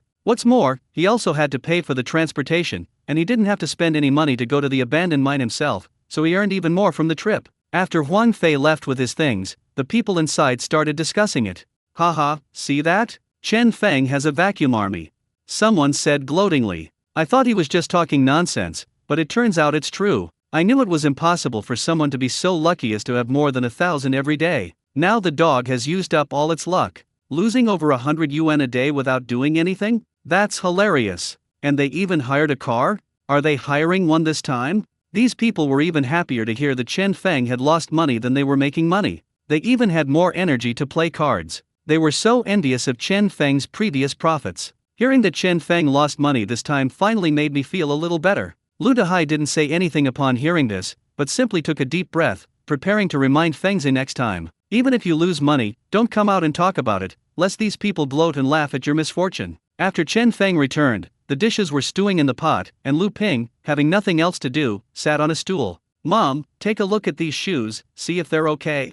Chen Feng said as he entered the room, handing her the shoe bag. When Lu Ping saw the shoes Chen Feng had bought for her, a smile appeared in her eyes as she pulled the shoebox out of the shoe bag. The packaging is actually quite good. Before, when I bought shoes, all I got was a tattered shoebox and nothing else. This shoebox is nice too, it can be used to store some things. After taking out the black sneakers, Lu Ping looked them over and pressed the solace, somewhat surprised. These solace are really soft, they seem to be of good quality. How much did you pay for them? Chen Feng paused for a moment and then said, 25. 25. Lu Ping felt a pang of heartache upon hearing this. She still felt it was a bit expensive. 20 would have been more reasonable. 25 is fine too, but you know what, there are definitely advantages to being more expensive. This one is much better than the 15 one I bought. You really get what you pay for, Lu Ping exclaimed. Of course, you should wear these to work tomorrow. Throw away your old shoes, they're not even sticking together anymore. Chen Feng said, pouring some water. Why wear them? Let's just make do for a couple of days. These are such good shoes, it would be a waste to use them for fieldwork, Lu Ping said, somewhat reluctantly. Give me a break. Your old shoes get wet in the rain and are practically slippers. What shoe isn't new before it's worn out? Without saying a word, Chen Feng threw her broken shoes from the ground into the fire pit. He knew that she wouldn't wear new shoes unless these worn-out shoes were gone. Oh, you silly child. Seeing this, Lu Ping quickly got up and grabbed Chen Feng, trying to get the shoe back, but Chen Feng threw it in too quickly and couldn't stop her. You brat, why don't you take out my insoles? They're freshly cleaned. Lu Ping slapped Chen Feng in annoyance and rolled her eyes. She was furious with Chen Feng. He just threw it away like that? He should have told her beforehand. Your insoles have been worn for months, what more do you need? Besides, these new shoes have air cushions inside, so you don't need to use insoles, Chen Feng said, taking the insoles out of the shoes to show her. Okay, but it's a shame. Such nice shoes will be worn out in the mud. Lu Ping was still a little reluctant. Shoes are meant to be worn, what's the big deal? Chen Feng said, taking a sip of water. Why didn't you buy yourself a pair of shoes when you went to the county town? It's almost summer, Lu Ping asked. I forgot, I have clothes to wear, no rush, Chen Feng said casually. Next time you go buy a pair, buy a good one, or at least a few hundred yuan's worth. Don't buy cheap ones, they won't last. Good shoes won't make your feet stuffy, and cheap shoes will make your feet sweaty and hot in the summer, Lu Ping advised. Okay, sure. Chen Feng wasn't in a hurry, and besides, there's online shopping now, if necessary, he could just buy it online. Chen Feng doesn't like buying things online because his village is too remote and can't be reached by express delivery. The items can only be mailed to the express delivery point in the county town. Then, when Lu Dehai has time, he will go to the county town to pick up the package, with a handling fee of 1 yuan per package. If you don't need Lu Dehai to fetch it, you can go yourself. With all this back and forth, a 7-day delivery time is considered fast. Usually it takes 10 days to half a month. Compared to the days or even 2 days it used to take in his previous life, the speed is really too slow, so Chen Feng doesn't like to buy things online now. It's more convenient in the county town, I can buy it and bring it back right away. The stew was ready quickly, and Lu Ping brought it up. Chen Feng took a bowl and served rice, and the two sat down to eat. By the way, how are you today? Lu Ping didn't expect Chen Feng to earn more than 1,000 every day. She just wanted him to earn 100 or 2 today, as long as he didn't have to pay for the travel expenses. Let's just make do, it'll cost a little over 4,000 yuan. Chen Feng smiled, referring to the verdant circuit. What? More than 4,000? Lu Ping's eyes widened instantly upon hearing this, and she exclaimed in disbelief. How can there be so much? Lu Ping was already a little confused. How could she make money every day like a dream, spending several thousand every time she went out? Did you go out to pan for gold or pick up money? I was lucky today. I found a big piece of gold in a mine. That gold alone sold for more than 3,000 yuan, Chen Feng said with a smile. Although Lu Ping was surprised, she noticed something and couldn't help but frown and ask, you went into the mine? Yes, it's not far, it's right at the entrance, Chen Feng added. That won't work either. Don't go there next time. That mine has been there for many years. You never know when it might collapse. What if you get buried? Don't go there again if you know there's gold inside, do you hear me? Lu Ping said sternly, with a hint of anger. She wanted her son to be successful, but she didn't want it to come at the cost of his life. If the job is dangerous, then it's better to stay home and farm with her. It's okay. I specifically checked it before going in, and only went in after confirming it was okay. Chen Feng wanted to say something more, but when he met his mother's angry and worried gaze, he unconsciously swallowed the rest of his words. I won't go next time, Chen Feng said honestly. Hearing him say that, Lu Ping's expression softened. Keep your money safe, don't go out and show it off and lose it, Lu Ping instructed. It's okay, it's all on my phone, Chen Feng said with a smile. Oh, Mom, please remember not to let this go unnoticed. I just went to the convenience store and made sure to spread the word about my Air Force position. They're probably gloating right now, Chen Feng said with a light laugh. Don't worry, I definitely won't tell, Lu Ping knew what she was doing. While Huang Fei's family was having dinner, Huang Fei's mother, seeing Huang Fei looking so happy, couldn't help but ask, what's wrong with you? Why haven't you stopped laughing since you came home? Huang Fei's father had already guessed what was going on, and squinted as he said, you made money? Otherwise, why are you laughing like you've eaten bee droppings?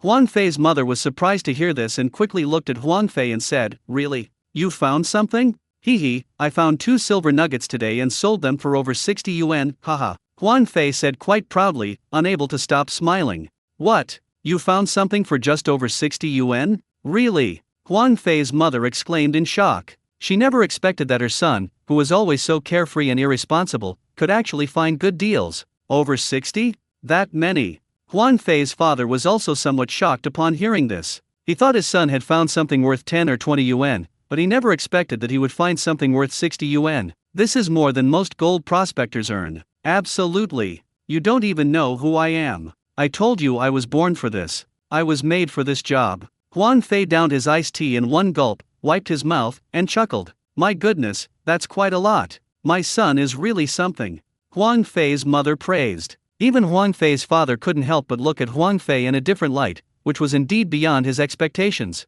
I thought Huang Fei was going to give up after failing to find any goods, but I didn't expect him to actually work so hard and find so many items. Grandson, you're really something. I told you your dad underestimated you, Grandpa Huang Fei snorted, glancing at Huang Fei's father. You've always said I can't do it, but how about it? Am I good enough today? Huang Fei asked his father impatiently. Huang Fei's father didn't speak, but nodded, his eyes filled with admiration. Hey, what about Chen Feng today? Will he buy a lot of stuff again? Huang Fei's mother asked curiously. Upon hearing this, Huang Fei pursed his lips and sighed. He had bad luck today, didn't find anything, went home empty-handed. What a pity, we didn't even make back the fare. We might as well not go today. Ah, he's so good at gold mining, yet he didn't even earn back his travel expenses.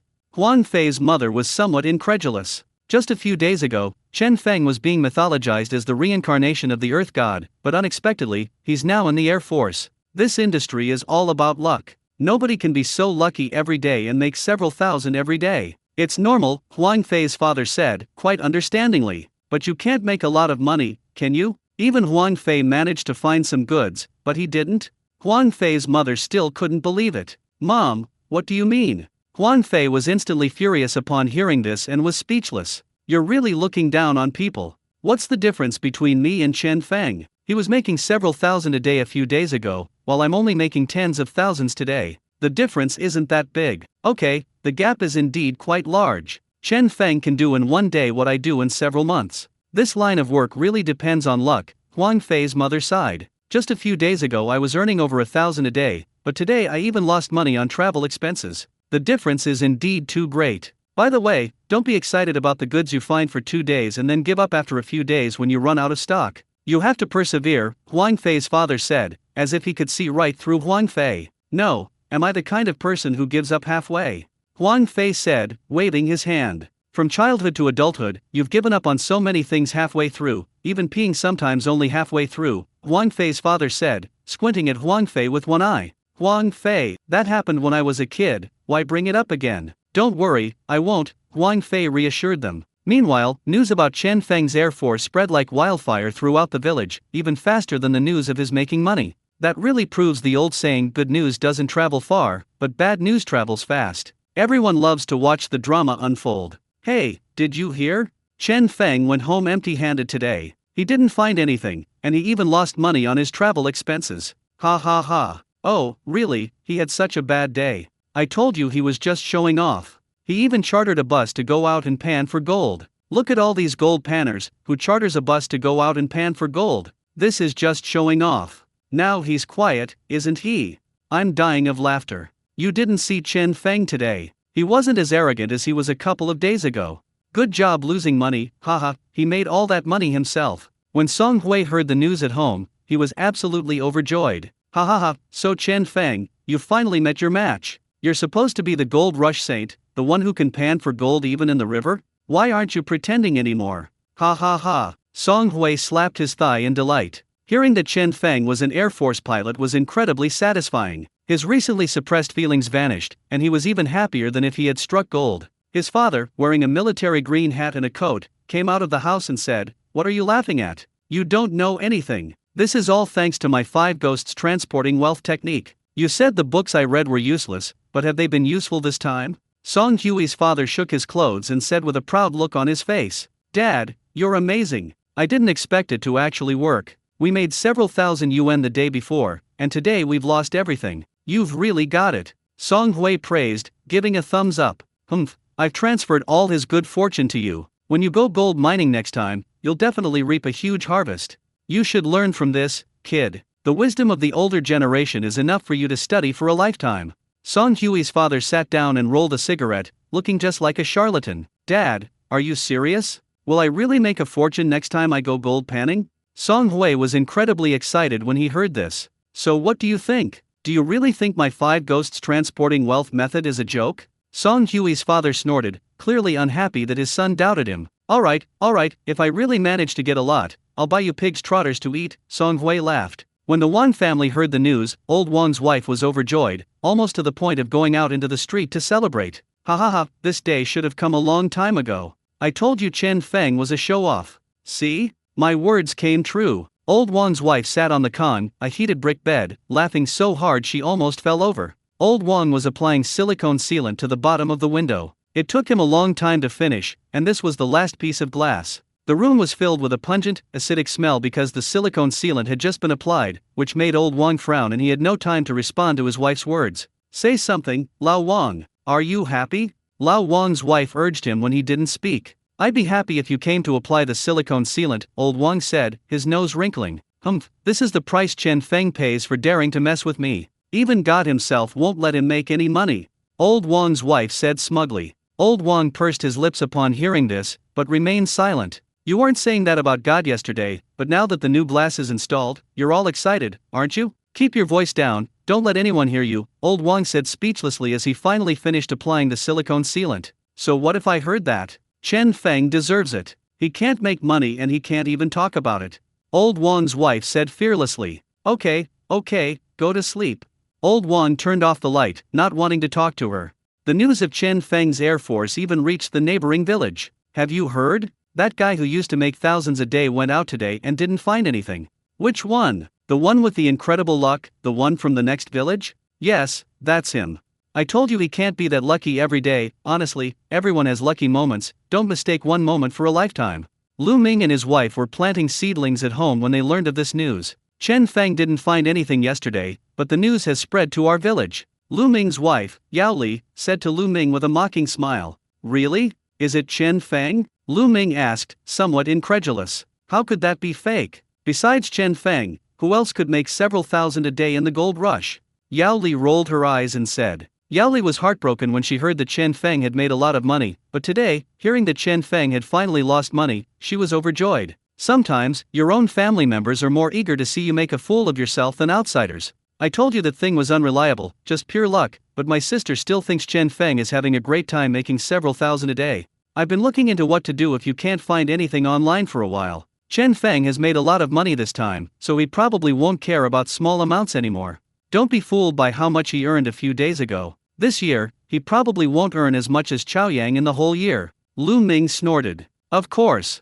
Chao Yang said he did a good job, so the boss gave him a raise of 100 yuan. Now he can earn 2,100 yuan a month. 2,001 a month, that's quite a lot. "Among all the children of our relatives, Chao Yang earns the most," Yao Li said with a proud smile. "That's true, and this job is stable, unlike Chen Feng, who's eating meat one day and starving to death the next," Lu Ming said, pressing some seeds into the flower pot. "Are you going to help my older sister till the land tomorrow?" Yao Li asked. "Yes, my older sister asked me to find a few people to help her till the land tomorrow, because she can't manage it all by herself. If we wait for her to slowly till the soil herself, everyone else will have already planted their crops while she's only tilled half of it," Lu Ming said. "Okay, I only help out a few times a year anyway, so I'll go." Our land needs turning tomorrow anyway, Yao Li said, calculating. Yes, I've planned everything out, Li Ming nodded. The next day, Chen Feng woke up on a heated brick bed, early in the morning. He didn't know if it was because he had been waking up early lately, but he had gotten into the habit of waking up naturally around 6 or 7 o'clock, regardless of whether he had work to do the next day.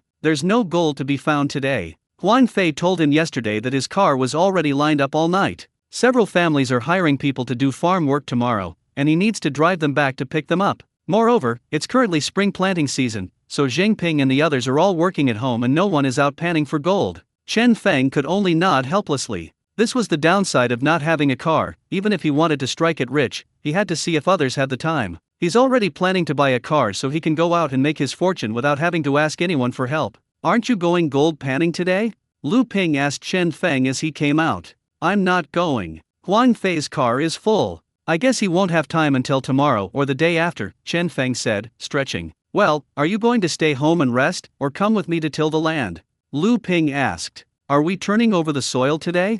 Chen Feng asked, somewhat surprised. Yes, I arranged it with your uncle yesterday, asking him to find a few people to come and work together.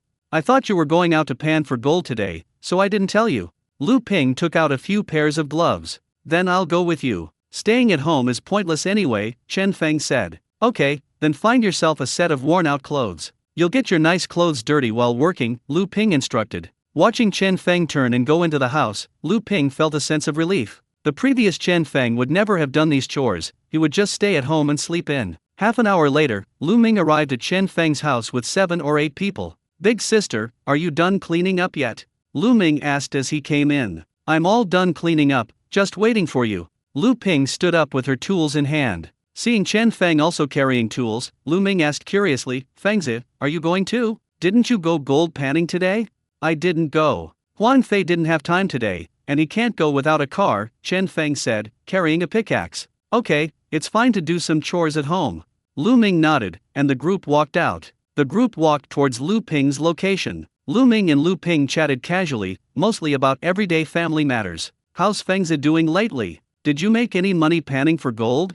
Lu Ming asked, turning to look at Chen Feng, who was carrying a hoe. I went yesterday, but I didn't find anything, and I even lost money on the transportation, Chen Feng said casually. Oh my god, why didn't you find any? What happened? Lu Ming asked, feigning surprise, though he already knew about Chen Feng's debt from yesterday. Just bad luck, Chen Feng said with a smile. Okay, take your time looking. Maybe you'll find it next time, Lu Ming said with a smile. How's Chao Yang doing now? Lu Ping couldn't help but ask. Chao Yang is alright. There's not much to do at the job, it's just standing all day. I got another raise a few days ago, by 100 yuan. The boss said I did a good job, Lu Ming said, unable to hide his pride. A raise is a good thing, it's great. Lu Ping didn't feel anything special about it. If it were before, she might have felt a little ashamed. But now, Chen Feng earns several thousand a day, and she remains completely unfazed by the salary increase in Chaoyang district. Seeing Lu Ping so calm, Lu Ming was somewhat surprised and also felt a little sad.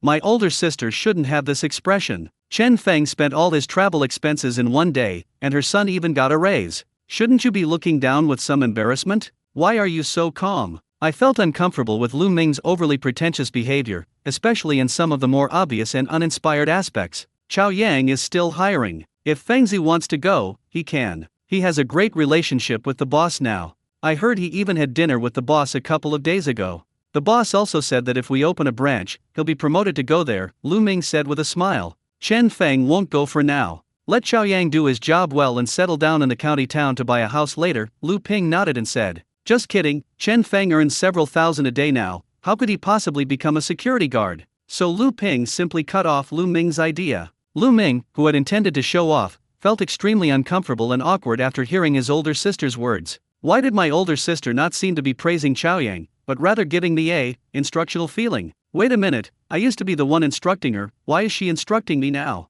How come the roles have suddenly been switched? Lu Ming felt frustrated and decided not to bring it up again. She probably got her confidence from the money Chen Feng made a few days ago. Once Chen Feng runs out of money, she won't be like this anymore.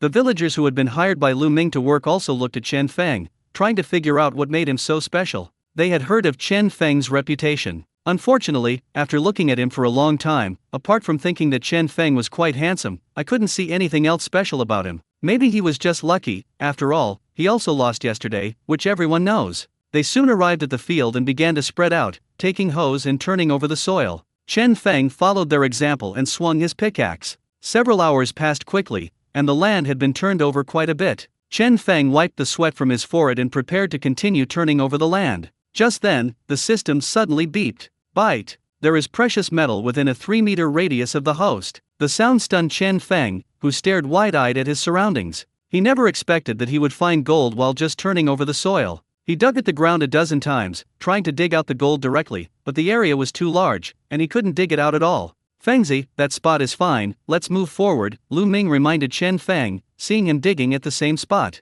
Okay, Chen Feng said, and then dug a few more times. Lu Ming shook his head upon seeing this and ignored him. If you can't even do farm work, what will you be able to do in the future? Chen Feng threw the hoe at his feet and then shouted to Lu Ping, Mom, I'm going home for a bit. Leave my hoe there.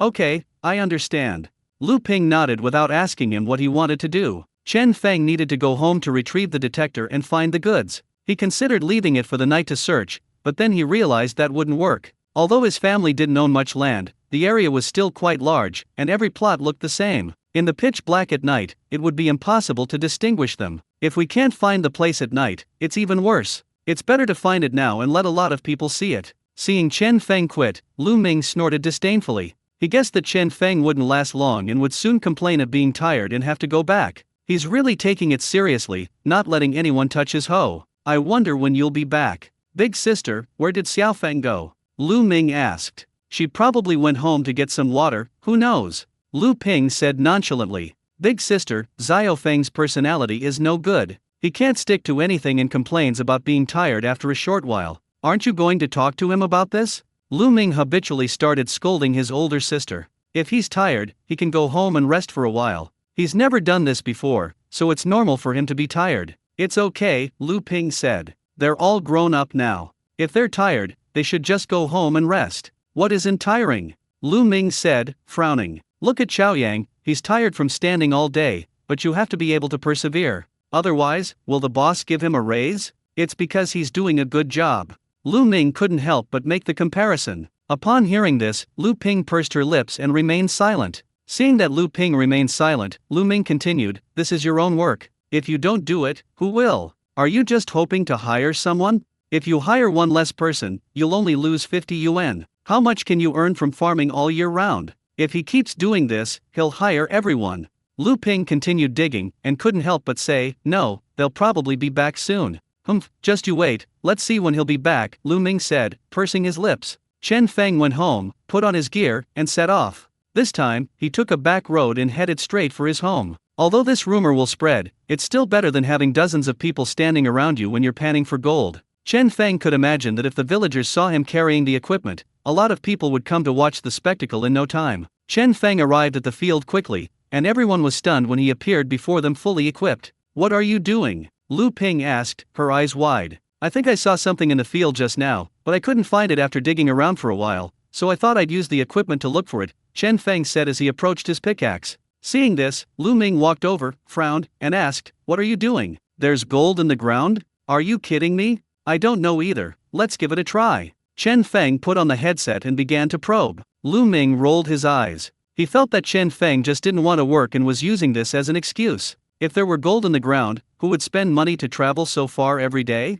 They could find it right in their own fields. Those who were working also stopped what they were doing and looked at Chen Feng with curiosity. This was the first time they had ever seen someone panning for gold on site. They had only heard about it before, and this was incredibly novel to them. Could there be gold in this land? Someone said in a low voice, somewhat doubtful. Who knows what's going on? Let's just wait and see, someone nearby chuckled. Lu Ming watched Chen Feng scanning around and said with some disdain, what are you scanning? Chen Feng ignored him and continued his thorough investigation. Lu Ping believed that her son wouldn't probe without a reason. He must have seen something, just like he did in the river last time. Just when everyone was somewhat skeptical, a voice came from the detector into everyone's ears. Oh woo! Everyone's eyes widened instantly upon hearing the sound, and Lu Ming stared at Chen Feng in disbelief. How could this be? He actually managed to find the item. The key point is that over the years, I've never heard of anyone finding gold in their land. You really have some good stuff, Xiao Feng, Lu Ping exclaimed in surprise. I'm not sure either, let's see what it is first.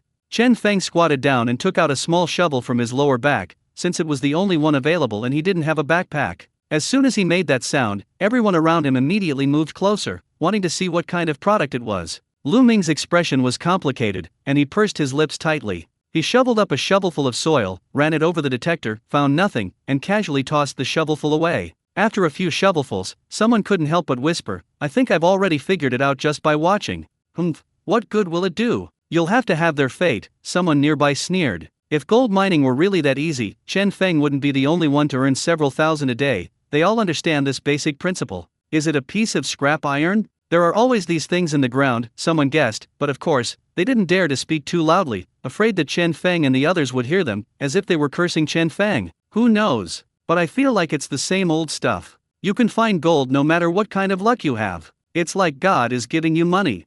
Someone else exclaimed in amazement. After 7 or 8 shovelfuls, the detector finally went off as it passed the target. Oh woo. Upon hearing this, everyone was immediately alerted. Even the most layman understood that the goods were inside the shovel.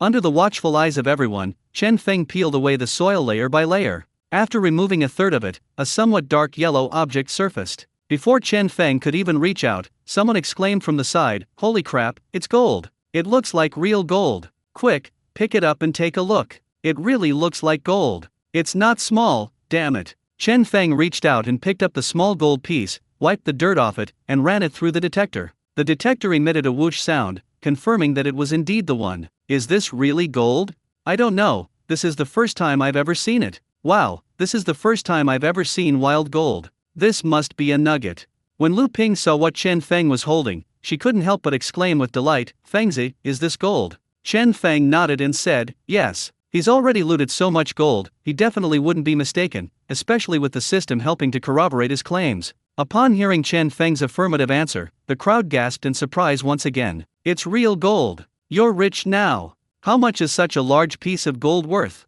Must it be several thousand? My God, I can find gold while working in the fields. How can this be fair? Fengzi, how much is this actually worth?" Upon hearing this, Chen Feng weighed the gold in his hand and said with a smile, "It's probably around 1,200 or 1,300. This kind of gold nugget has to be burned at a jewelry store, and about 1/3 of it is lost, so it's not as valuable as you think." Those around him sighed in disbelief, with one exclaiming, "It's not even worth that much. 12 or 13,000. My goodness. Exactly, what more could you want? This is already quite a lot. I'd be ecstatic if I could find 100 or 200 pieces of gold."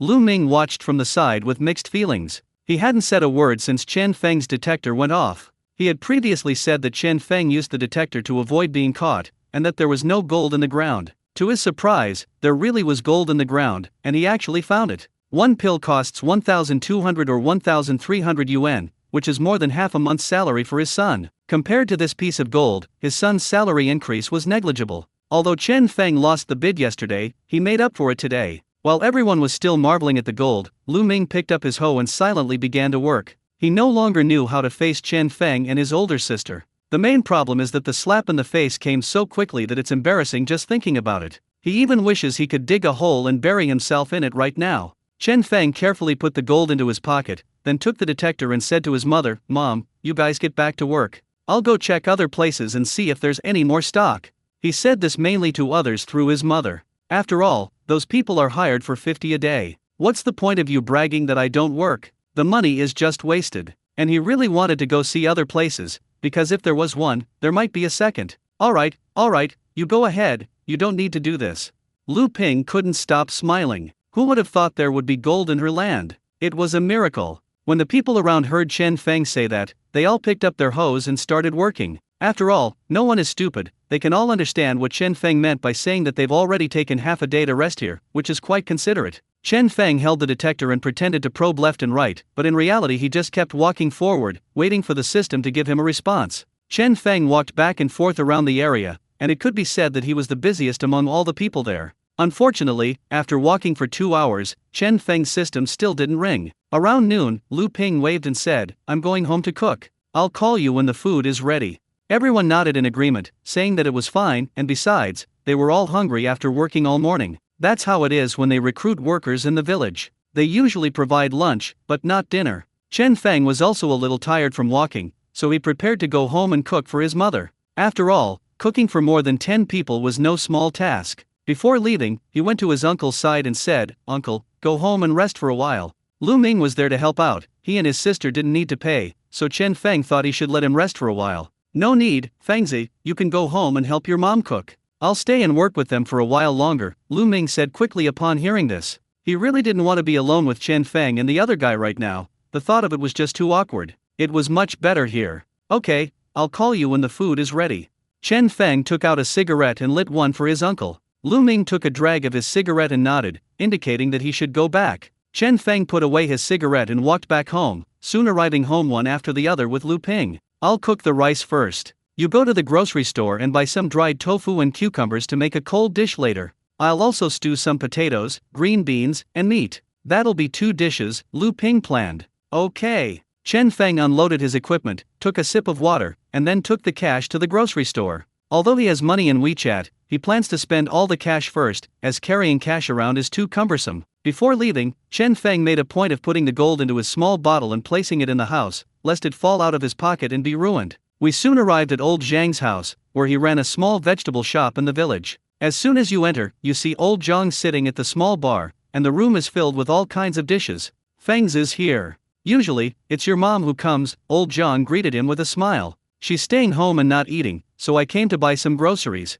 Chen Feng looked around to see where the cucumbers were. "Okay, pick whatever you like and look around," old Zhang said, waving his hand. "Give me 10 sheets of dried tofu and 4 bags of cold noodles," Chen Feng said as he picked up the cucumbers, seeing them. "You bought so much, did someone come to your house?" old Zhang asked curiously. "My uncle hired someone to till the land at my house," Chen Feng replied. "Oh, no wonder you bought so much. It's like you guys planned it all together today. If you had come any later, all the dried tofu would have been sold out," old Zhang said with a smile, counting out 10 sheets of dried tofu. "Who knows?" Chen Feng walked over and said with a smile. After weighing everything, old Zhang calculated and said, "It's 13 in total." After saying that, he handed Chen Feng a bunch of cilantro as a gift. "Okay." Chen Feng took out the money and handed it to old Zhang, then carried the groceries home. "Let me cut it for you." Chen Feng washed his hands and took out the dried tofu to prepare for slicing. "Just leave the chopping to me to mix." Lu Ping was worried that Chen Feng's hands weren't sure of the proper technique and that he might not add the seasonings correctly. "By the way, your uncle thought you were going to run away, and he gave me a good scolding," Lu Ping said with a smile while picking vegetables. "No wonder he didn't say a word just now, so that's why." Chen Feng chuckled. "That's right, he still thinks you're the same as before and haven't changed." Lu Ping smiled. "I told him to come back and rest for a while, but he wouldn't. I found a piece of gold, and it unexpectedly inspired him to fight back," Chen Feng joked. "He's probably embarrassed, but it really is unbelievable. How could there be gold in the ground? Don't tell me, if you told anyone, no one would believe it," Lu Ping sighed. "Hey, go check again this afternoon and see if there's any left in our field," Lu Ping said expectantly, looking up. "We'll definitely have to investigate further, but I don't think the chances are high." Chen Feng pursed his lips, not holding out much hope. Half an hour later, the food was ready, and Chen Feng called his uncle. "Uncle, dinner is ready. Come back and eat, everyone," Chen Feng said. Upon hearing this, the person on the other end of the phone replied, okay, I understand." Before long, Lu Ming led his group back to Chen Feng's house. "Big sister, please get us a basin of water to wash our hands first," Lu Ming said, looking at his hands. "Good." Lu Ping was getting a bowl when Chen Feng saw this and filled a basin with water for them. Chen Feng's table couldn't seat so many people, so he brought out the family heirloom Kong table and set it up on the Kong. Less than half an hour later, everyone finished eating, had a cigarette and rested for a while, and then picked up their tools to continue working on the land. Chen Feng also picked up his equipment and went with them. By the afternoon, Chen Feng had searched almost his entire neighborhood but hadn't found another piece of goods, so he shook his head. It seems this thing is just pure luck. Unlike abandoned mines, finding gold is only a matter of time. When they got home that evening, Lu Ping settled their wages. Lu Ming was too embarrassed to leave immediately, so at Lu Ping's insistence, he ate dinner there that night. "After all, they helped us all day without asking for money and even helped us find someone, it wouldn't be right not to treat them to a meal." Lu Ping added 2 more small bok choy dishes for dinner, and Chen Feng opened the remaining can of food. "I forgot about making a vow to the system last time, so I'm making up for it this time." "That's enough, big sister, that's enough to eat," Lu Ming said, looking at Lu Ping who was still busy. "It's all done, hurry up and eat," Lu Ping said, bringing over the last dish. "Fengzi, you can only sell your gold in the county town. Is it easy to sell?" Lu Ming asked. "They sell well, many gold shops in the county town are buying them," Chen Feng said, picking up a piece of canned yellow peach. Okay, as long as it can be sold.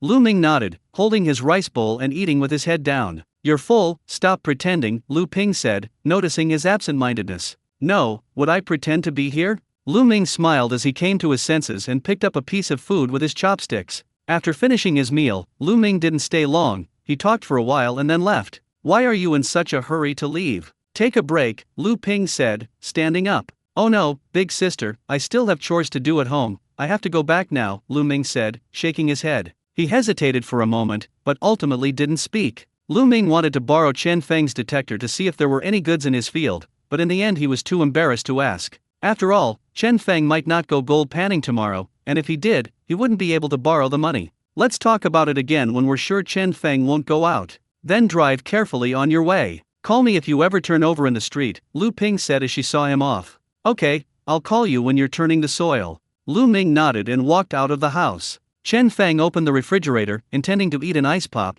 but as soon as he took the ice pop out, he realized something was wrong. Damn, this popsicle is so soft, it's going to melt, Chen Feng said, tearing open the packaging. The popsicle was so melted that he couldn't even pick it up, and the stick had even come out of his hand. Oh, how could this be? Lu Ping walked over and asked, puzzled. Chen Feng initially thought the refrigerator wasn't cooling down too much, but when he opened it, he found it was already at its maximum setting. This refrigerator was bought when Lu Ping got married. Chen Feng examined it for a moment and said, oh no, the refrigerator is broken.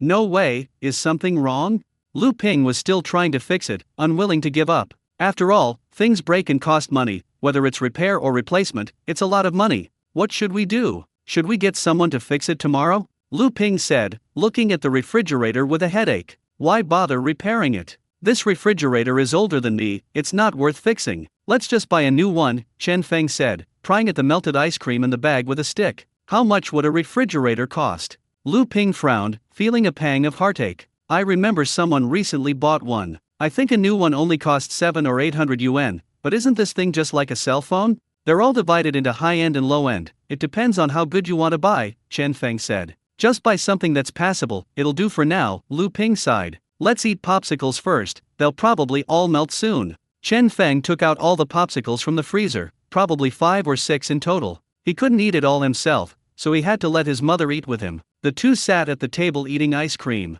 Chen Feng thought for a moment and said, if we're going to buy something, let's just buy a better one and go for it. Otherwise, if you buy one for 1,000 or 800 yuan, it won't be good or bad, and it won't be enough to build a new house in the future. If you sell it, you'll just be waiting to lose money. I'll go check on Dongzi and buy it directly online. Upon hearing this, Lu Ping couldn't help but ask, is it reliable to buy things online? It's reliable. Dongzi delivers to the door, even in rural areas. Besides, online shopping is better than physical stores. Physical stores are too risky, and I can't handle them, Chen Feng said, taking out his phone to look online. After searching for a while, Chen Feng settled on a 3-door refrigerator. This one is pretty good, it's a big brand, and it costs over 4,000. He showed his phone to his mother. Over 4,000? That's too expensive. Lu Ping was taken aback as soon as she heard the price. It's all right. If you're going to buy one, buy a decent one to avoid the hassle of replacing it later. This one can last a long time, Chen Feng said. Why don't you wait until you build a new house to buy something this nice? Why not just buy a second-hand one to make do for now? Lu Ping suggested. It's not worth it. Even a second-hand one would cost several hundred yuan, and you'd only get a few dozen yuan when you resell it. You'd just be waiting to lose money. I'll buy this one. Wait for me to go out tomorrow and find you a refrigerator, Chen Feng said, having made up his mind. Seeing that Chen Feng had made up his mind, Lu Ping nodded and said, okay, then we'll do as you say. If you can find a refrigerator tomorrow, then we'll buy it and splurge for once. Upon hearing this, Chen Feng chuckled and said, the refrigerator costs a total of over 4,000. I also took out a piece of gold today. If we take that piece away, another 3,000 will be enough. Making 3,000 a day is a piece of cake, isn't it? Lu Ping rolled her eyes and said, don't brag. What if you break your story tomorrow? Absolutely not. I'll let you use the new refrigerator the day after tomorrow. Just you wait and see, Chen Feng said confidently.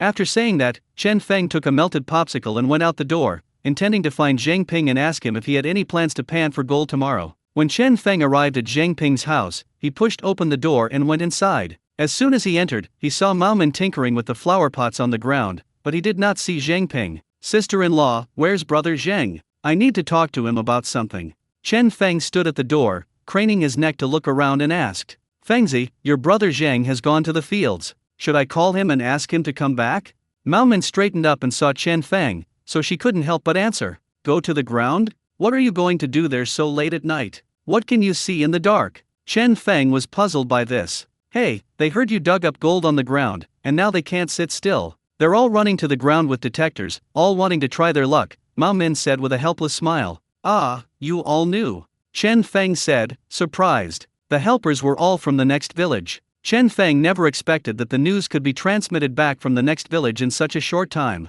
Goodness, your intelligence network is a bit outrageous. Hey, we already knew before it even got dark. Come in and sit down. I'll send him a WeChat message to come back, Mao Min said, picking up her phone. Upon hearing this, Chen Feng went inside. He was prepared to leave without even entering the house if Zhang Ping wasn't planning to come back. There's nothing wrong during the day, but it's a bit inappropriate for Mao Min to be home alone late at night. After sending the WeChat message, Mao Min looked up at Chen Feng, her eyes filled with disbelief, and said, You really found gold while you were turning over the soil? To be honest, Mao Min didn't quite believe it when she first heard the news. This is just too exaggerated. Everyone tills the land every year, but I've never heard of anyone finding gold while tilling the land. It's too outrageous. After hearing so many people say it in such detail, she finally dared to believe it was true. She was only willing to believe it because Chen Feng was the one who found the gold. She would never have believed it if it were anyone else. Chen Feng now seems to think that no matter where they find gold, it's perfectly normal. No one else could.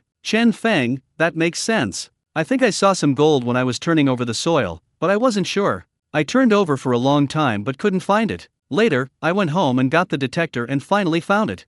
I didn't expect it to actually be a piece of gold, Chen Feng said with a smile. You're really lucky. You can find gold even when you're just turning over the soil. I've been turning over the soil for over 10 years and all I ever get is garbage, Mao Min chuckled. It's not time yet, but we'll be able to flip it over when the time comes, Chen Feng said with a smile. How long has brother Zhang been gone? Chen Feng asked. It's been more than an hour. You have no idea, after these people found out you found gold in the field, they all went crazy. They all rushed to their own fields with their detectors.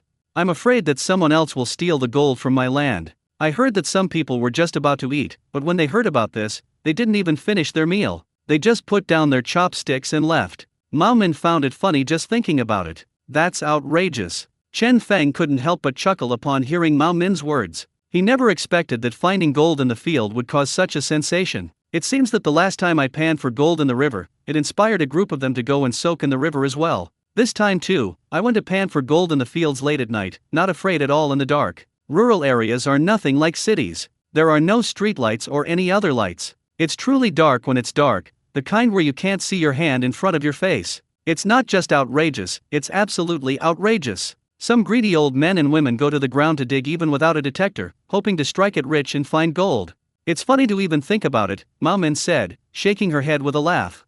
Has anyone found out?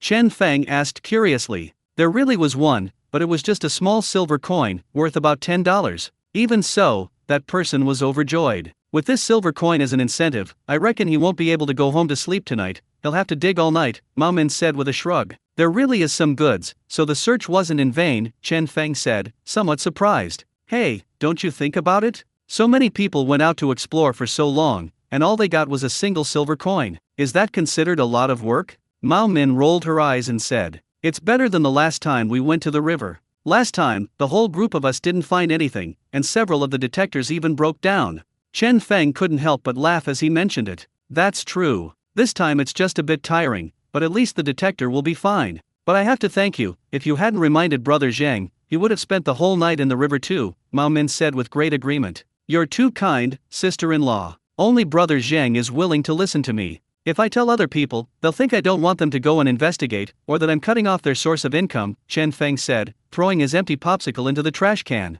After sitting for about 10 minutes, Zhang Ping pushed the door open and came in. As soon as he entered, he sighed. Chen Feng didn't need to ask to know that he hadn't found out anything. How did it go? Did you find anything? Mao Min asked him when he returned. Don't even mention it. I didn't see a single piece of metal. It was so dark that I was really worried. When you sent me that WeChat message, it gave me a fright, Zhang Ping said speechlessly. Old son was luckier, he found a silver nugget, and he got a little carried away and blurted it out.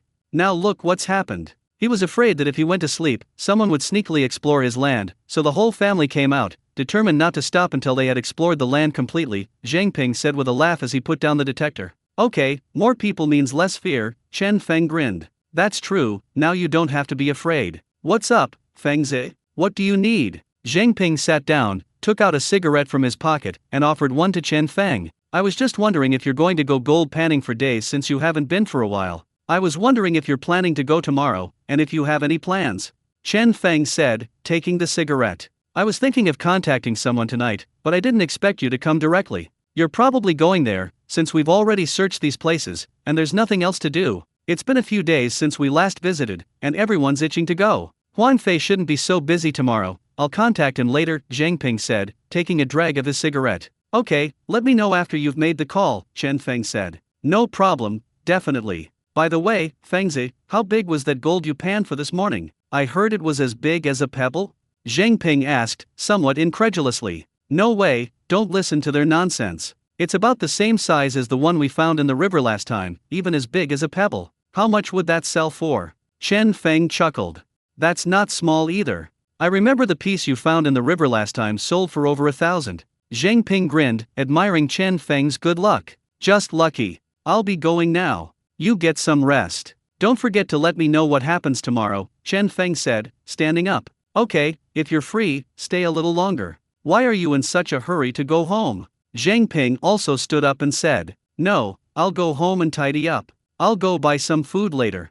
Chen Feng waved his hand, pushed open the door, and walked out. After leaving the house, Chen Feng headed straight for Lu Dahai's house. It seemed that he had probably decided to go gold panning tomorrow, so he prepared some food first. As soon as Chen Feng entered Lu Dahai's house, someone inside looked towards the door and, upon seeing Chen Feng, eagerly inquired. Fengzi, you really found gold in the ground? What happened? Yes, we heard it from people in other villages, so we don't know if it's true or not. Everyone looked at Chen Feng, who walked in and leaned against the bar, saying, it's true, just a small piece of gold. You guys are really well informed. When Chen Feng admitted it himself, everyone was amazed. It was unbelievable that such an outrageous thing could happen to Chen Feng. Now that you've struck gold, you're bound to get some good stuff, right? Lu Dahai joked with Chen Feng. What good stuff do you have? It's been the same old stuff for years, Chen Feng said, rolling his eyes. Take 2 boxes of white ginseng, and then, Chen Feng looked at the counter, puzzled. He's really tired of eating bread and sausages every day, and besides, he doesn't have anything else worth bringing. And then what do you want? Are you going to pan for gold tomorrow? Lu Dahai asked. Yeah, they probably went. Zhang and the others are all right, Chen Feng nodded. Then how about some bread and milk, and a few sausages? Lu Dahai said, as usual. Is there anything else? I'm so sick of eating bread. Chen Feng felt nauseous just hearing about bread. That's all, how about some cookies? Lu Dahai said, looking at the shelf as well. Let's have bread and sausage instead. Cookies are even worse, Chen Feng compromised, nodding helplessly. He doesn't like bringing his own side dishes because he doesn't like eating cold food. He'd be okay with it if he could heat it up at lunchtime. However, since it was in the middle of nowhere and there was nowhere to heat the food, Chen Feng decided not to bring it. Here's some new bread, with pork floss, just for you to change things up, Lu Dahai said, picking it up by the sea. Okay. Chen Feng nodded, thinking that changing things up was better than not changing the gun at all. By the way, Fengzi, I don't have a detector either. Why don't you go and check my field to see if there's anything there? If the goods actually come out, we'll split them 50-50ths, Lu Dahai said, also somewhat tempted. Forget it, you have so much land, it would take me 5 or 6 days to explore it all by myself, and I might not even find anything. I think I'll go to the abandoned mine, it's more stable there. Chen Feng didn't want to bother with Lu Dahai at all. Besides, Chen Feng knew that there was probably nothing in the ground, and it was much more practical to go to the abandoned mine. Hey, let's talk this over. How about I cover lunch? Lu Dahai said, still unwilling to give up. I'm not going. Why don't you hire me? 300 a day, Chen Feng said, offering a different offer. Upon hearing this, Lu Dahai immediately fell silent. What a joke. 300 a day? How many counterfeit goods would he have to sell to earn that back? Do you really think selling counterfeit goods is that easy? How much is it in total? Chen Feng asked, taking out his money. 100. Lu Dahai said irritably that it was both revenge against Chen Feng and a joke. Damn it, what did I buy for 100? You better talk to me properly, or I'm leaving. Chen Feng pretended to leave with his things, but Lu Dahai quickly grabbed him. Hey, brother, you're my brother, we're 30 in total, Lu Dahai said, yielding. That's more like it. Chen Feng took out 30 yuan and handed it to Lu Dehai, then picked up his things and walked out the door. After he left, someone inside the room said with some suspicion, "Do you think this could be true? It sounds so far-fetched to me. Could it be that Air Force Chen Feng buried the gold in the ground on his own because he was afraid we'd laugh at him?" Those around him agreed, saying, "I think it's possible.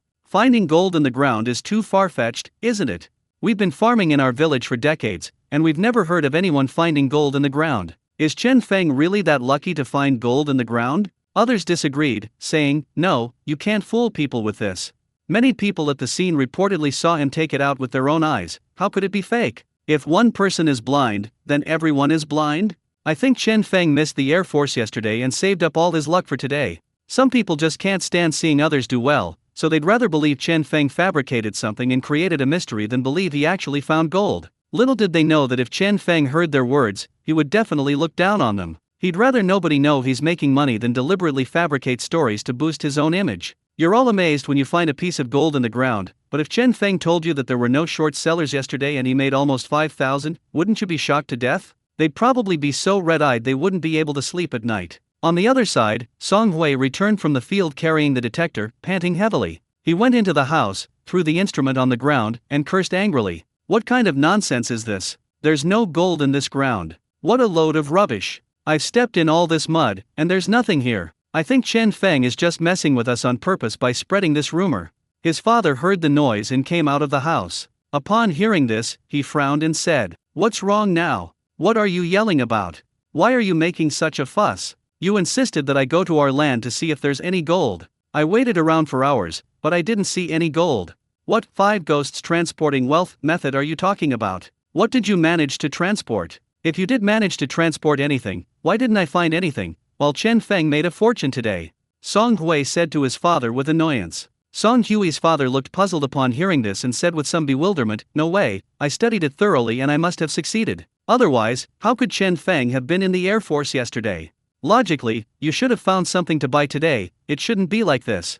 Song Hui's father was still wondering where his metaphysics went wrong, but Song Hui waved his hand impatiently. "Give me a break, I shouldn't have believed you. You spend all your time studying those lousy books. The other day you were even researching how to walk through walls. What are you going to do, walk through Widow Li's wall? Don't get stuck in the wall halfway through your clothes, or I'll have to dig through the wall to rescue you. If you like her, just go find her. Don't spend your time studying these useless things.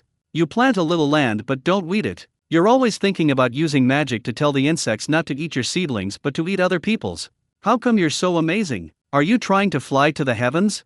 Hearing Song Hui's words, Song Hui's father was furious, perhaps because his true feelings had been touched. "Don't talk nonsense. Widow Li and I are innocent, our friendship is pure. If you dare to talk nonsense again, I'll beat you to death, you little brat." Song Hui's father said he was going to beat him up while he was copying things. Seeing this, Song Hui quickly stood up to dodge and then said disdainfully, "Yes, Widow Li is innocent with you, but she has illicit relationships with other old men. Other old men can get something out of going there every day, but you get nothing. Last time I went there at night, I ran into old Zhang and old Wang. Don't you think it was awkward for the 3 of you? Why don't you just get together and play mahjong with Widow Li? You're already here." Then when I came back at night, I would make 2 little figures and write old Zhang and old Wang's names on them. If your thing really worked, half the old men in the whole village would be dead. There aren't even enough old men in the village to keep Widow Li busy, and you still have your eye on her? You've got quite the nerve. Why don't you just make a voodoo doll for Widow Li? That way you old men won't have any to worry about.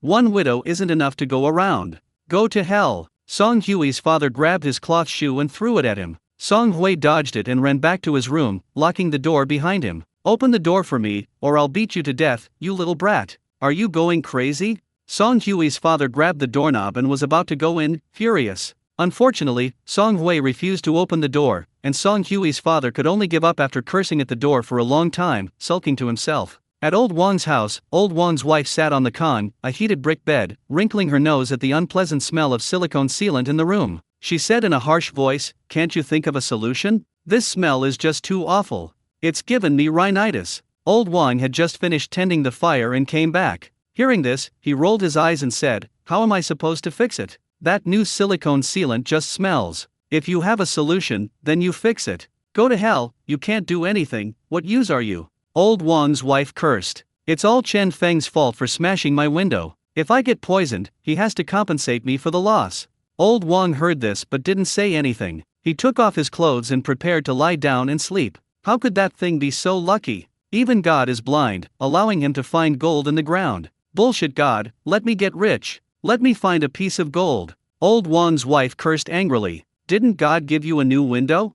Old Wang said, unusually humorous. Go to hell. Did God give me this? I traded my face for it. My face is still a little swollen. Damn it. Old Wang's wife was furious when she heard this, and she kicked Old Wang a few times to vent her anger. How about you make another sacrifice? I'd like to move to a different house, Old Wang said with a smile. Go to hell. You might as well just get a new wife, why bother with a new house? Old Wang's wife grabbed a pillow and started hitting him, making him run away with his head in his hands. After he had had enough of the beating, Old Wang turned off the lights and went to sleep. Before going to bed, he found a mask in the cabinet and put it on. He couldn't stand the smell either, especially when the windows were closed and the room wasn't ventilated. The smell was even worse. I slept wearing a hat the day before yesterday, and I'm sleeping with a mask on today. What's going on? Old Wang sighed. After Ping finished contacting the person, he sent a WeChat message to Chen Feng. Fengzi, we'll leave at 6 o'clock sharp tomorrow. Done. Oh Jabe K. Chen Feng replied with a WeChat message. What's wrong? Going to pan for gold tomorrow? Lu Ping asked upon seeing this. Chen Feng usually doesn't eat breakfast, so Lu Ping usually just grabs a quick bite in the morning, as long as there's something to eat. However, if Chen Feng goes gold mining, Lu Ping will have to get up and make him breakfast, and she can't just do a sloppy job. Yes, it's all set for tomorrow. We'll leave at 6 o'clock again, Chen Feng nodded. Okay, I understand. Eldest son, you eat bread every day, that's not healthy. Why don't you bring some food with you? Lu Ping said worriedly. By noon, the lunch I brought will be cold and I can't heat it up. I'll eat bread for a while and figure out how to heat up the food later, Chen Feng said, taking a deep breath. Alright, let's talk about it later. Lu Ping knew that cold rice didn't taste good, as it would harden when it got cold. After Lu Ming returned home, he was tidying up his things in the warehouse. As soon as he entered the house, Yao Li came out and asked impatiently, what's going on? I've heard it all over the village. Chen Feng found gold in the ground. Is it true? She had been hearing about this from the villagers, and Lu Ming hadn't replied to her WeChat messages. Her curiosity was getting the better of her, so when she saw him come back, she immediately came out to ask him. Lu Ming took a deep breath, took off his shoes, and said, well, we dug up a piece of gold, worth a little over 1,000. Upon receiving a definite answer, Yao Li was immediately filled with astonishment and disbelief. Worth that much money? Are you sure it's gold? How could he be so lucky? They were just lucky, don't even mention it. Lu Ming didn't want to talk about it at all. Fengzi ran home halfway through digging the ground. I thought he was avoiding work again like before. I scolded him for a long time. Then my older sister said that Chen Feng wouldn't be like before. I didn't believe her. After a while, Fengzi came back with the detector. We didn't understand what he was going to do. He said he saw gold and wanted to pan for it. I said, isn't this utter nonsense? There's no way there's gold in the ground. Unexpectedly, Chen Feng dug around for a few minutes and actually found a piece of gold. My God, I was so embarrassed at the time. This is a real slap in the face. Li Ming sat down at the table with regret, picked up the cigarette case and took out a cigarette. Did your older sister say anything to you? Yao Li felt embarrassed just thinking about the scene and couldn't help but ask. No, you're too kind. Who would have thought Chen Feng would be so lucky? You have no idea, we were all dumbfounded. Who has ever seen anything like this before? Li Ming lit a cigarette, took a deep drag, and said, I even bragged to my older sister that Xiao Yang got another raise and that I'm doing really well now. It's stable, better than doing anything else. As a result, Chen Feng directly panned for a piece of gold, worth more than 1,000. Compared to others, what is Xie Yang's salary increase? Even the older sister started scolding me, telling Xiao Yang to work hard and buy a house in the county town. It's really embarrassing to think about it. Chen Feng's monthly earnings seem like what Xiao Yang couldn't earn in several years, Lu Ming sighed. At their age, there's nothing left for us to compare ourselves to except our children. Even though they are relatives, who doesn't want their child to be successful so that they can have face? Nobody wants to be outdone by others. Oh dear, Chen Feng doesn't find gold every day. Why are you so upset? Your job in Chaoyang is much more stable, Yao Li comforted her. It's definitely stable, a steady 2,100 a month, not a penny more, Lu Ming said, pursing his lips. The next morning, Chen Feng woke up early. It was getting light earlier and earlier now. He remembered that at this time before, it was still pitch black. It's gradually getting brighter now. Mom, what are you making for dinner? Chen Feng asked, yawning as he came out. I'll steam some egg custard for you. There aren't many vegetables this morning. Lu Ping stirred the eggs with chopsticks. Okay. Chen Feng nodded and went to brush his teeth and wash his face. After the two finished their meal, Zheng Ping went to Chen Feng's house to call him. Let's go, Fengzi. Zheng Ping hadn't been to the abandoned mine for several days, just watching Chen Feng pan for gold. He was quite excited to be setting off today. Chen Feng carried his things onto the bus and found a seat, only to find that there seemed to be fewer people than yesterday. Is someone not going today? Chen Feng looked around and asked curiously. Haha, the one we're missing is old Sun. That guy was digging in his own field until dawn yesterday. Not to mention him, even his wife and kids couldn't stay up late. His father even sat down and fell asleep. He's such a good old man. I'm catching up on sleep at home today, so I can't come. Mentioning this makes some people laugh. It's just too funny. The rest were all items I searched for until midnight last night, and I can't get up today. We had planned to go gold panning today, but I was so sleepy this morning that I couldn't get through on the phone. I said I wasn't coming no matter what. Others added a few words, their faces also full of smiles. Upon hearing this, Chen Feng shrugged. This had nothing to do with him, you guys just had to find it yourselves. However, compared to others, Lao Sun still gained something, while the others gained nothing at all and were completely wasted their time. Let alone them, even I was exhausted. Yesterday I spent the whole day tilling the land, and I also had to pick up and drop off several families. In the evening I went to the fields to clean for another 2 hours. If it weren't for our gold panning trip today, I wouldn't have gotten up at all. I would have slept until noon, Huang Fei said, yawning ahead. We're sleepy, so don't be sleepy yourself, and don't scare us, someone quickly reminded us upon seeing this. It's okay. You know, this thing is strange. If you don't want to dig up the land, no one will. But if you do want to dig up the land, the whole place will be there together. Seeing others flip through it makes me anxious too, Huang Fei said helplessly. That's right, isn't that exactly what it is, said the person sitting behind him. Chen Feng leaned back in his seat, ready to take a nap, but their constant talking had made him sleepy. When Chen Feng opened his eyes again, they had already arrived at their destination. Come on, I'm here for the gold, someone said enthusiastically as they got off the vehicle carrying instruments. Everyone got off the bus and chose a spot to start browsing. Chen Feng also got off, ready to pick a direction that looked good to him. Chen Feng had only taken a few steps when he saw a hole in the ground that had been dug. Chen Feng frowned and went over to take a look, confirming that the traces were left by other gold prospectors. Moreover, unlike the previous one, there was no loophole to be found in this one. There was absolutely nothing here. Chen Feng changed direction and walked a few more steps. After walking for 7 or 8 minutes, he found another pit. Holy crap, what's going on? Chen Feng squatted down and touched the pit. It didn't seem like it was from a long time ago, it looked like it was newly dug. As Chen Feng carried the equipment back, he saw that others had also discovered the problem. This won't do, it seems like this place has already been explored. Damn it, what the hell? This must have been done by the surrounding villages. We need to find another place. Everyone else has already dug there, what else can we possibly find? As everyone gathered together and began to speak, Huang Fei also noticed the situation. This place won't do, we need to go deeper. Huang Fei told everyone to get in the car, preparing to change locations. Soon Huang Fei drove everyone to another place, and they even saw a few people panning for gold along the way. They continued driving further away, with everyone craning their necks to look out the window. Only after confirming that no one had dug any traces did Huang Fei stop the car. This is fine, it's all right here. There are more and more gold prospectors lately. Who knows, everyone's starting to do this.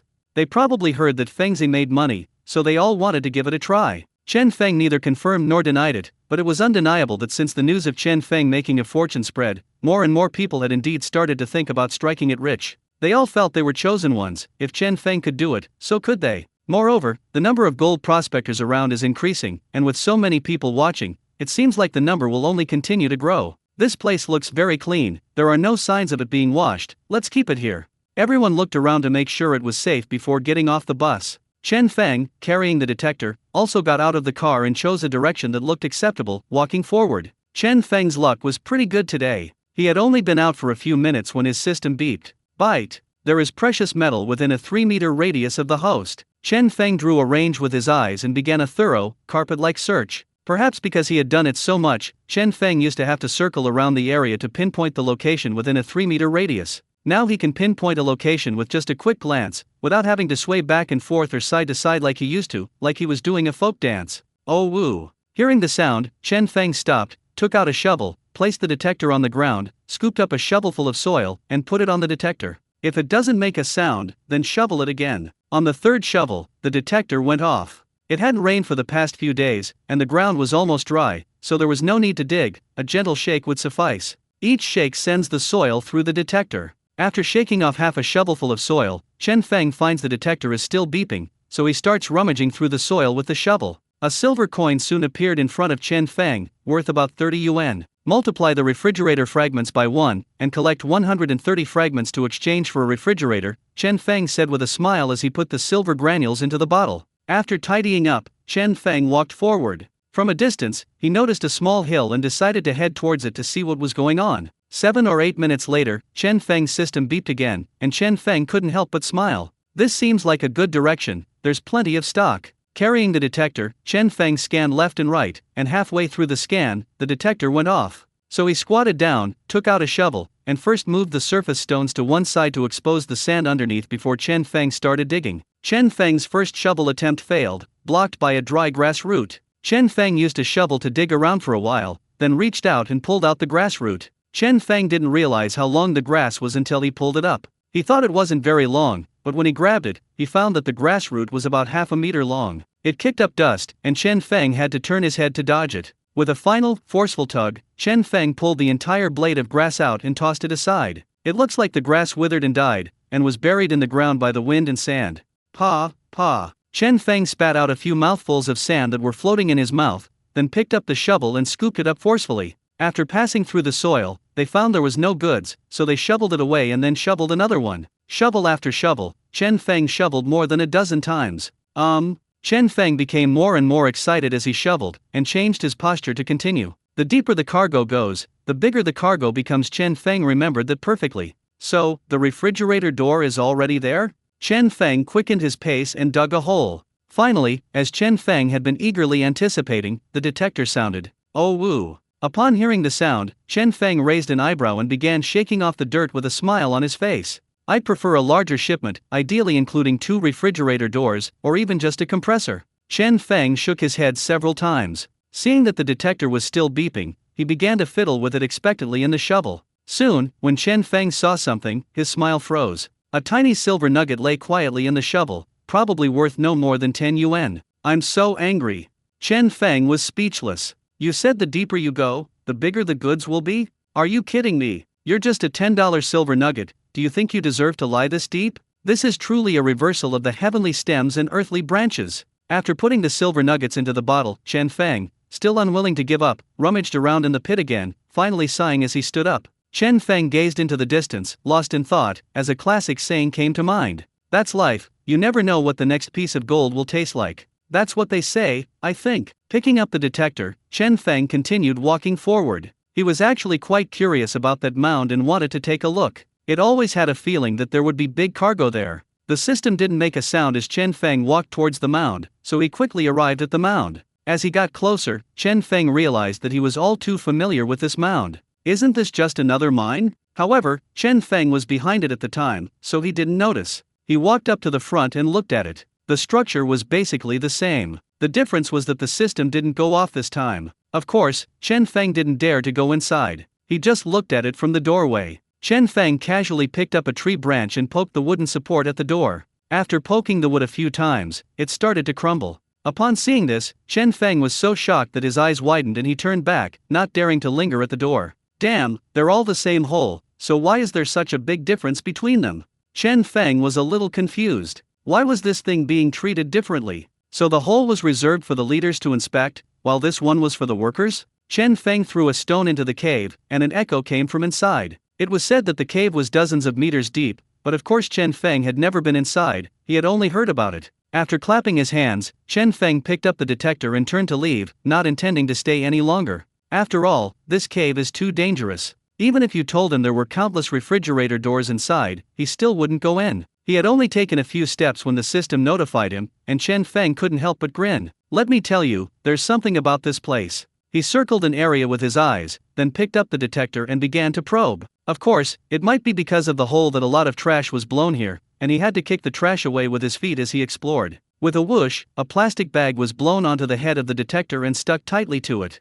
Chen Feng tried to shake it off, but couldn't get it off, which annoyed him quite a bit. Damn it, we'll have to put up a sign that says anyone who litters here will have their hand chopped off. Chen Feng squatted down, tore the plastic bag off the detector head, threw it aside, and then stood up to continue the probe. When the probe reached about 1/3 of its original position, it went off. Oh woo. Upon hearing the sound, Chen Feng squatted down, pulled out a small shovel, and placed the detector next to him. After shoveling the first shovel, the detector made no sound, so Chen Feng threw it away and continued with the second shovel. Chen Feng wasn't expecting to dig up a refrigerator door or anything like that, he just wanted to get more fragments. If he accumulated enough fragments, he could get a guaranteed drop, and that would be enough for a day. As Chen Feng shoveled sand down, a headwind blew up one shovelful, and not a single grain of sand was wasted. It all blew onto Chen Feng, covering him completely, from head to toe. What the hell? What's wrong with you today? Are you just going against me? Chen Feng cursed, brushed the sand out of his hair, and changed direction to continue digging. After a few shovelfuls, the detector went off. Chen Feng shook the sand off as he passed over the detector. After shaking it 3 or 4 times, when Chen Feng shook it again, he watched as a dark yellow object fell to the ground. His gaze instantly sharpened as he stared at the small, dark yellow piece on the ground. Chen Feng's lips gradually turned up, and the unpleasant feeling of being covered in sand and dust was instantly forgotten. He reached out and picked it up, a happy smile spreading across his face. Look at this, isn't it amazing? Now we have a refrigerator door. Chen Feng said, playing with the gold in his hand. This piece of gold wasn't as big as the one they found in the ground, but Chen Feng estimated it was worth 800 or 900 yuan, definitely enough for a refrigerator door. Chen Feng took out the bottle containing the gold, threw the gold in, and muttered to himself as he looked at the bottle. Your brother is here to see you. Don't forget to call a few more of your brothers for me. I'll make sure your family is reunited. Chen Feng's words weren't entirely nonsense. In the end, the gold was sent to a jewelry store, heated with a blowtorch, and the whole family was reunited, all rolled into a round shape.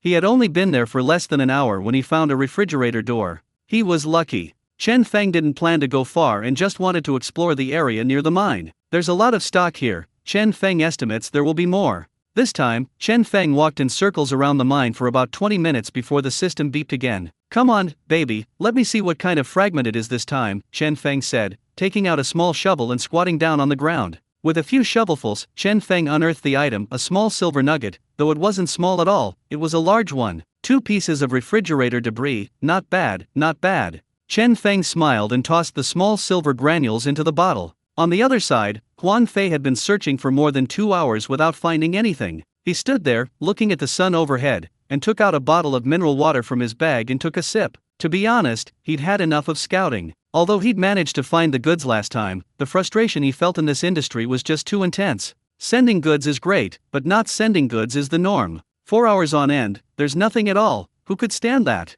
Huang Fei took a deep breath. He had made so many trips yesterday and earned quite a bit, so it was only right that he take a break. Yes, that makes sense. Huang Fei quickly convinced himself, returned to the van, put down his tools, and comfortably adjusted the backrest. The moment he lay down, Huang Fei let out a satisfied groan. Ah, that feels so good. This is no more comfortable than gold panning. Gold panning? Forget about it. He'll take a nap first. I casually put on some soothing music, and Huang Fei fell soundly asleep in the car. It was almost noon, and everyone was peering towards the van, preparing to go back for lunch. Zheng Ping looked at the empty bottle and sighed deeply. Normally, I can find some silver particles, but today I spent the whole morning playing around and only found some wire and iron pieces. He took out his large cup, poured in a mouthful of warm water, screwed on the cap, and continued probing back. Song Hui fared all right. He earned about 30 silver coins today. He wasn't entirely satisfied with this find, unless he could find another one of the same size that afternoon. The same was true for everyone else. Some earned just a few dollars, others 20 or 30, but no one earned more than $40.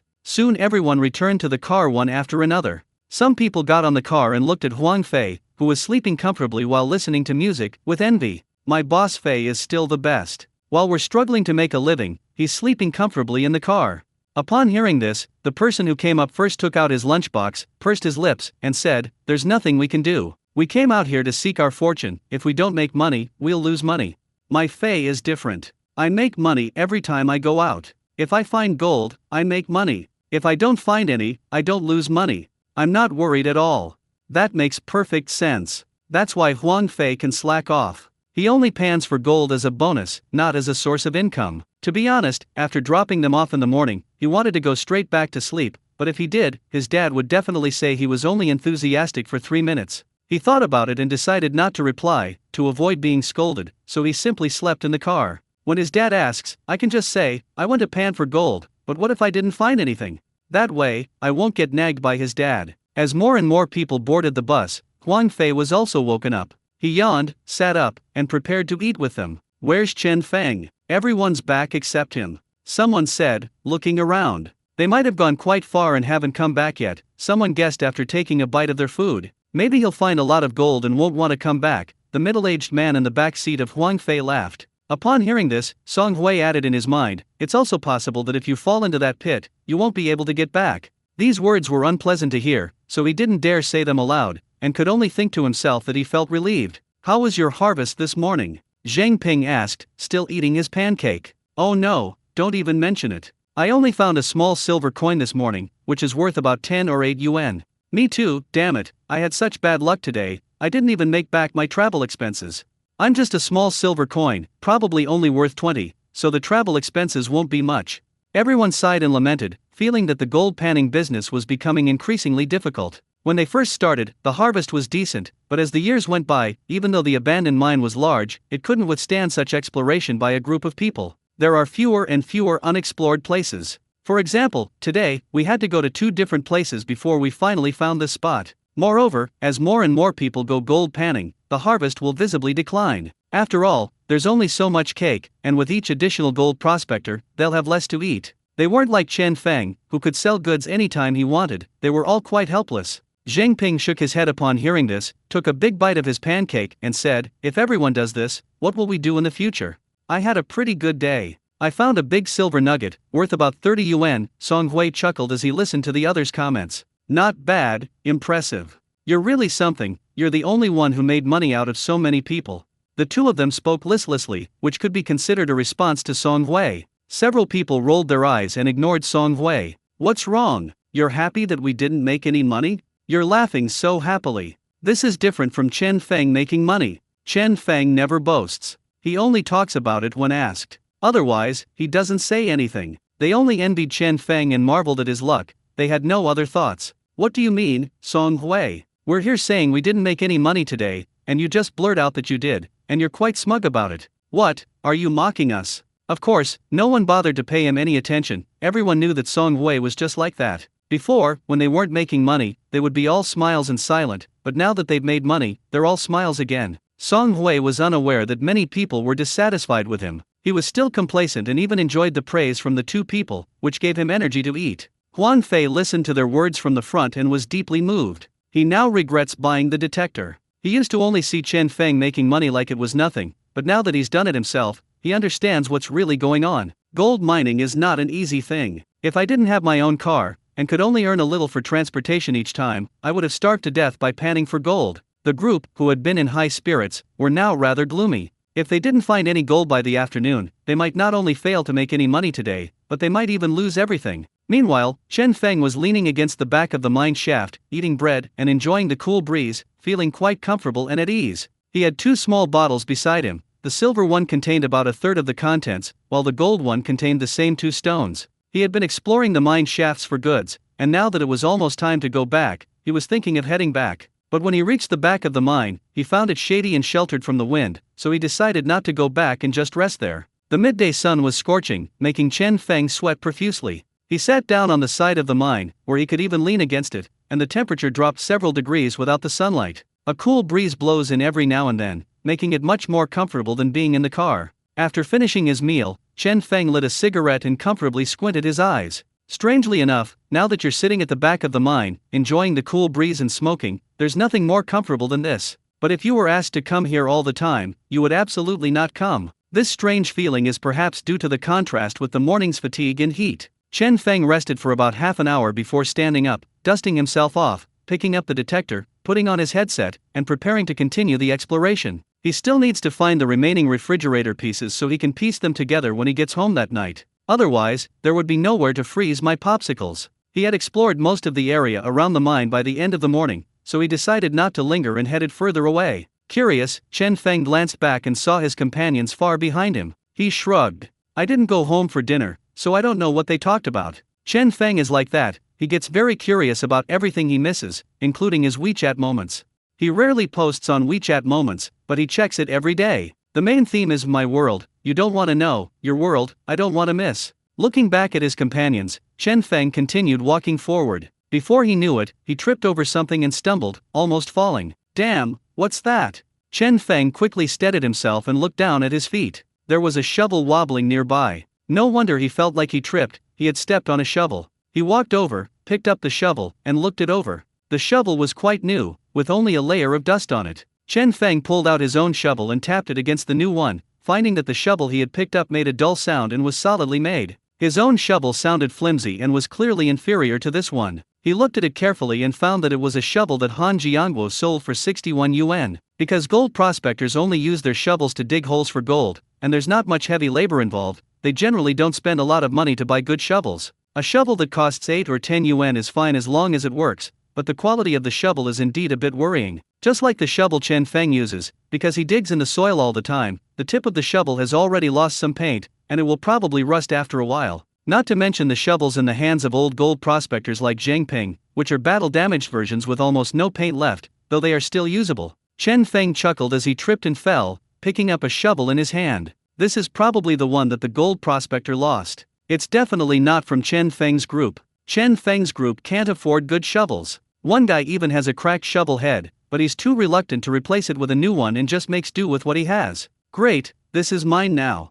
Chen Feng wiped the dust off the shovel and stuffed it into his bag. As for whether anyone will know that this shovel was found, well, from now on, the shovel is owned by Chen Feng. As for where I bought it, don't ask. I bought it in the county town. It's not like Han Jiangguo is the only one selling shovels, there are plenty of them in the county town. It's just that the county town is a few yuan more expensive than Han Jiangguo's. Although it wasn't a piece of refrigerator debris, Chen Feng was still quite happy to have found a good shovel. Perhaps it was the good luck he got from finding a shovel, but Chen Feng hadn't taken more than a few steps when the system beeped, notifying him that there was stock nearby. Chen Feng smiled, drew a range with his eyes, and began to probe little by little with the detector. Oh woo! Soon, the detector pointed out the location of the goods. Chen Feng squatted down and was about to take out the shovel when he thought for a moment and took out the shovel he had picked up from his bag. This is called using the original broth to cook the original food. The first thing you find after picking up a shovel always needs to be dug up with a new shovel. I have to say, the new shovel is really different from the old one. You can feel the difference in quality as soon as you pick it up. However, Chen Feng had developed a sentimental attachment to his original shovel, and he wouldn't throw it away until it completely rotted away. Chen Feng shoveled up a shovelful of soil, ran it over the detector, found nothing, then threw it away and shoveled another shovelful. As Chen Feng continued shoveling away, piling up small mounds of earth, the detector beeped. Oh woo! Chen Feng heard the sound and shook off some soil, then ran it over the detector. The detector was still beeping, and Chen Feng shook a little more. On the third shake, without Chen Feng having to dig it up, he saw a small, dark yellow clump lying in the soil. Chen Feng raised his eyebrows slightly when he saw the gold nugget. Unexpectedly, the new shovel really brought good luck. I found a piece of gold right away. I picked up the gold nugget and blew off the dust. The nugget was flat and round, with a pitted and uneven surface, but it felt relatively smooth to the touch. Chen Feng estimated it to be around 1,100 or 1,200. Add 1 to the refrigerator door, haha. Chen Feng couldn't help but laugh out loud, took out the small bottle containing gold, and threw the gold into it. Looking at the 3 pieces of gold sitting quietly in the bottle, Chen Feng couldn't help but imagine how much money it would be worth if it were full. He put the bottle in his pocket, put aside his thoughts, and continued walking forward with the detector in his hand. This time, Chen Feng wasn't so lucky. It took him about 20 minutes to get a notification from the system that the goods were available. Wiping the sweat from his forehead, Chen Feng picked up the detector and began to probe. It's still springtime, and it's already this hot under the midday sun. What will we do in the summer? It seems he needs to buy a hat, one of those big fisherman's hats, otherwise Chen Feng will get tan dark after a few months in the sun. Oh woo! Upon hearing the sound, Chen Feng put aside his thoughts, took out a shovel, and began to work the soil. With the same new shovel, Chen Feng wondered if his good luck would continue. I scooped up a shovelful of soil and passed it over the detector. This time it was quick, the first shovelful hit the target, and the detector made a whoosh sound. Chen Feng shook off the dirt and continued to pass the detector. The detector still made a sound, so Chen Feng shook off the dirt again. After shaking off nearly half of the soil, Chen Feng began rummaging through the shovel. He quickly found a grayish-white particle in the shovel,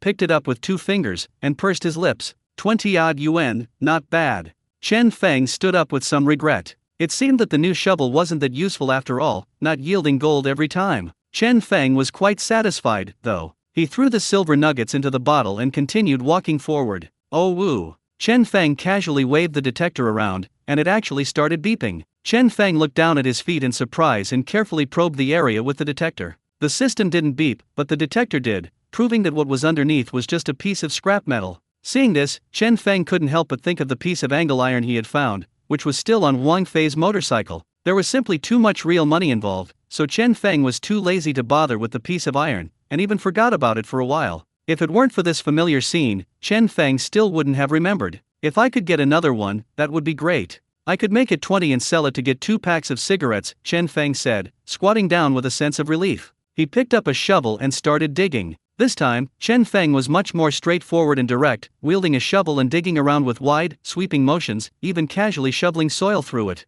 After 7 or 8 shovelfuls, Chen Feng found that he couldn't push the shovel down any further. He had poked something. Chen Feng dug away all the soil on the thing, revealing its true form. It was a section of steel bar, and it wasn't small. Chen Feng dug it out and weighed it. It felt like it weighed 2 or 3 pounds and was nearly 30 centimeters long. Compared to that piece of angle iron from last time, it's nothing. It's fate that we met, so take it. Chen Feng dusted off the steel bar and stuffed it into his bag. Carrying the detector, Chen Feng changed direction and continued walking forward. He felt there wasn't much cargo in this direction, so he had to change course.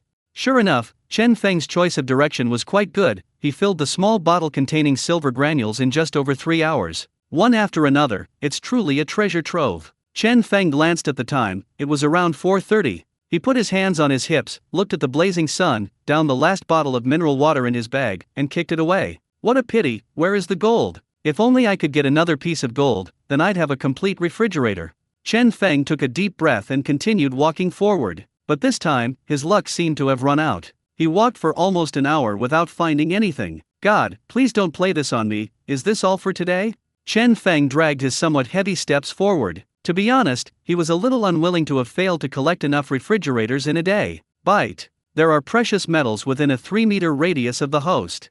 Upon hearing this long-lost voice, Chen Feng stopped, took a deep breath, drew a range with his eyes, and then carried the detector to conduct a thorough search. He was so hot and tired that he really couldn't keep going. If he could have a sip of iced cola right now, he would definitely be fully revived. But unfortunately that's just wishful thinking for Chen Feng. Even the water I was carrying in my bag was scalding hot, let alone iced cola. They continued probing slowly until the very end, when the detector finally sounded. Oh woo. Chen Feng pulled out a shovel, placed the detector beside him, and squatted down. There were a lot of rocks in this area, making it difficult to shovel. I tried several times, but the shovel kept hitting the rocks and bouncing back down. Chen Feng could only try to scrape away the stones on top first, and then slowly prepare to use the shovel. While planing, Chen Feng also had to be careful not to send the goods flying. After digging, Chen Feng pulled over the detector to confirm that the goods were still underneath before lowering the shovel. Chen Feng shoveled up a shovelful of soil, waved it at the detector, but the detector didn't react. He then flung the soil away and shoveled up another shovelful.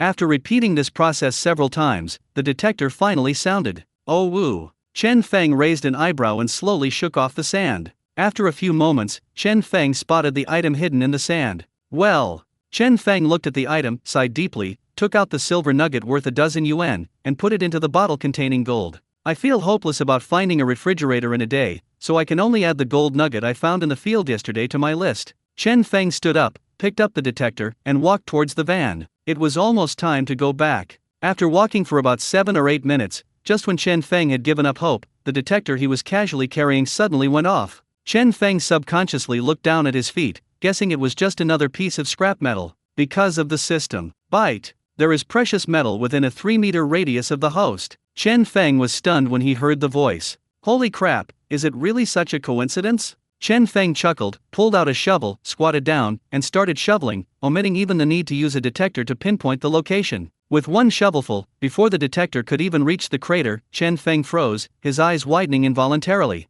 Because in that crater, 2 irregularly shaped golden beans lay quietly. This. Chen Feng was at a loss for words. Reaching out, Chen Feng picked up the 2 golden beans, a smile involuntarily spreading across his face. He never expected that this final shot would result in a double yolk. It came so easily, as if God knew his refrigerator was missing a door and specially sent it to him. He couldn't refuse it. You rascal, God still seems to be on my side, haha. Chen Feng chuckled, his fatigue vanishing with the sight of those 2 golden beans. Neither of the two gold beans was small. Chen Feng estimated that each one was worth about 600. Two of them would cost at least 1,200, so the refrigerator is a done deal. Chen Feng put the two gold beans into the bottle, closed the lid, and happily put them away. He then carried the detector to the van. He couldn't wait to go back and sell it to buy a new refrigerator. Just as he was about to get close to the van, Chen Feng saw a group of people gathered around it. He initially thought everyone had returned and was chatting before getting on the bus, but upon closer inspection, he realized something was amiss. The number of people is clearly mismatched. It seems to be more than twice the size of Chen Feng's group. And upon closer inspection, it seems like they're arguing. Seeing this, Chen Feng quickened his pace, wanting to figure out what had happened. When Chen Feng got closer, he found that it was indeed the case. Zhang Ping and his group were arguing with the people opposite them. Chen Feng did not recognize those people, and the argument was getting more and more heated, as if they were about to come to blows. Chen Feng placed the detector next to the car and quickly walked over. Go to hell. I found this place first and was planning to come back and buy it later. How did it become yours? The stranger glared at Zhang Ping and said angrily. Zhang Ping was furious upon hearing this and pointed at the man, shouting, "You're talking nonsense. You've been following me around for the past hour, and you acted like you were deaf when I told you to leave. I just heard a sound coming from here, and you followed me to investigate too. Are you trying to cause trouble?" The man didn't back down at all, and snorted coldly, saying, "I scouted this place before, but I forgot the location and have been looking for it ever since. I was here before you arrived. Don't you know anything about first come, first served?" Upon hearing this, one of the old gold prospectors on Chen Feng's side scoffed and said, "You're trying to fool us. We didn't see you here when we came this morning. Moreover, there is an unwritten rule in the gold prospecting industry: when one gold prospector is nearby, another gold prospector should voluntarily avoid him. Which village are you from? Don't you know the rules?" The man speaking was named Yin Sang. He had been panning for gold with Zhang Ping for a long time, and the two of them had joined the industry together. "Screw your rules. I'm from Xiaoqiao village. My name is Li Chunsheng. I've never heard of these rules. The rule here is that if my detector goes off, it's mine. You all get out of here." Li Chunsheng sneered and pointed at Yin Sang and his group, cursing them without any politeness. Upon hearing this, his companion shouted loudly and stepped forward to put pressure on Zhang Ping and his group. "Yes, this is the rule of our Xiaoqiao village. Who do you think you are? Get out of here. Get out of here. That's right, get out of our way and don't stop us from making money." Zhang Ping and his group were furious upon hearing this. In this day and age, there are still people who openly snatch goods from people's faces. Don't they have any shame? Chen Feng frowned upon seeing this. He knew Xiaoqiao village. It was infamous, and the saying, "poor mountains and bad waters breed wicked people," was absolutely true. The village is full of unreasonable people who steal chickens and dogs and do all sorts of petty crimes. That village is not close to Chen Feng's village, so the two villages usually don't have much contact. I didn't expect a conflict to break out here today. Wait a minute, I remember you guys were panning for gold over there this morning, right? Chen Feng recalled this moment and pointed in a direction. Zhang Ping and his group had just noticed Chen Feng's return, but they were too busy arguing with someone to greet him. Looking in the direction Chen Feng pointed, Huang Fei suddenly realized and squinted at Li Chunsheng and the others. "Oh, so you're the group from this morning?" Upon hearing this, Li Chunsheng narrowed one eye but remained silent. "Brothers, we saw you this morning, and you should have seen us too. Logically speaking, this place is unclaimed, so if you can pan for gold, so can we. But we saw you panning for gold over there, so we specially moved here to make way for you. We're all from the same town, we'll run into each other all the time. Give us some face, we'll let you off this time, you should let us off this time too, okay?" Chen Feng's words were reasonable and well-founded, and he also gave Li Chunsheng a lot of face. The reason he came out and said that was because the system beeped when he walked over. The system beeped, which proves one thing: there really is something down there, not just scrap metal. If the system didn't ring, Chen Feng would advise Zhang Ping to go back. Anyway, it's worthless, why bother arguing with a bunch of hooligans? Just go home and have dinner. Although Chen Feng's words sounded very nice, Li Chunsheng and his group didn't buy it at all. One of the young men next to Li Chunsheng pointed a shovel at Chen Feng with a fierce expression. "You son of a bitch, who do you think you are? Who gave you the right to speak here? Get out of my way, you bastard." Li Chunsheng and his group stared fiercely at Chen Feng, as if they would rush up and beat him up if he said another word. "You better watch your mouth," Zhang Ping shouted, pointing at the young man without backing down. Both sides started arguing loudly, and it looked like they were about to come to blows. Chen Feng was taken aback by the young man's words, then suddenly laughed, shook his head slightly, reached into his backpack, grasped the 30-centimeter-long steel bar, and murmured something softly. "Fuck your mother." The next moment, before anyone could react, Chen Feng's eyes turned cold, and he swung a steel bar hard at the arm the young man was pointing at. Bang! The sound of steel bars piercing flesh was so jarring amidst the clamor, and everyone was stunned by this sudden turn of events. The next second, the young man's shovel fell to the ground, and his screams were heart-wrenching.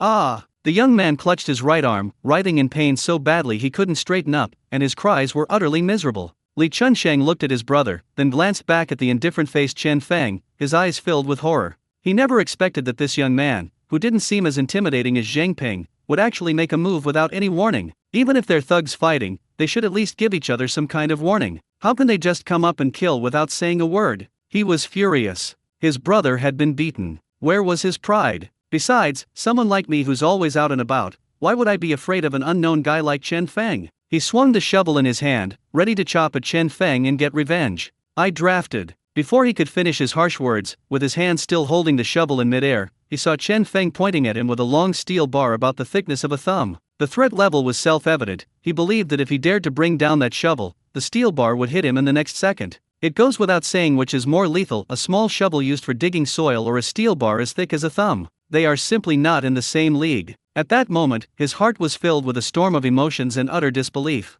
Who goes out to pan for gold carrying a steel bar with them? Who are you anyway? Are you crazy? Li Chunsheng, who was known for his fighting and ruthlessness, chickened out at this moment. He really chickened out. He might dare to go up and try if it were anyone else, but the key is that this kid didn't even warn him before making his move. He really couldn't guarantee that the steel bar would hit his head or his butt. The hand holding the shovel didn't dare to bring it down in the end, and the next second he was kicked to the ground by Zhang Ping. The reason Zhang Ping didn't act immediately wasn't because he wanted to wait and see, he simply didn't have time to react. Seeing that the kid was about to hit Chen Feng with a shovel, how could he agree to that? He kicked him to the ground. He stepped forward to protect Chen Feng. Today, Chen Feng was standing up for him, and even if he got beaten up, he couldn't let Chen Feng get beaten up. When the villagers of Xiaoqiao village saw that their leader had been kicked down, their previous fierce demeanor vanished. Faced with the menacing Chen Feng and his gang, they instinctively took a step back. Several people helped their leader, Li Chunsheng, to his feet, looking at them with tense expressions.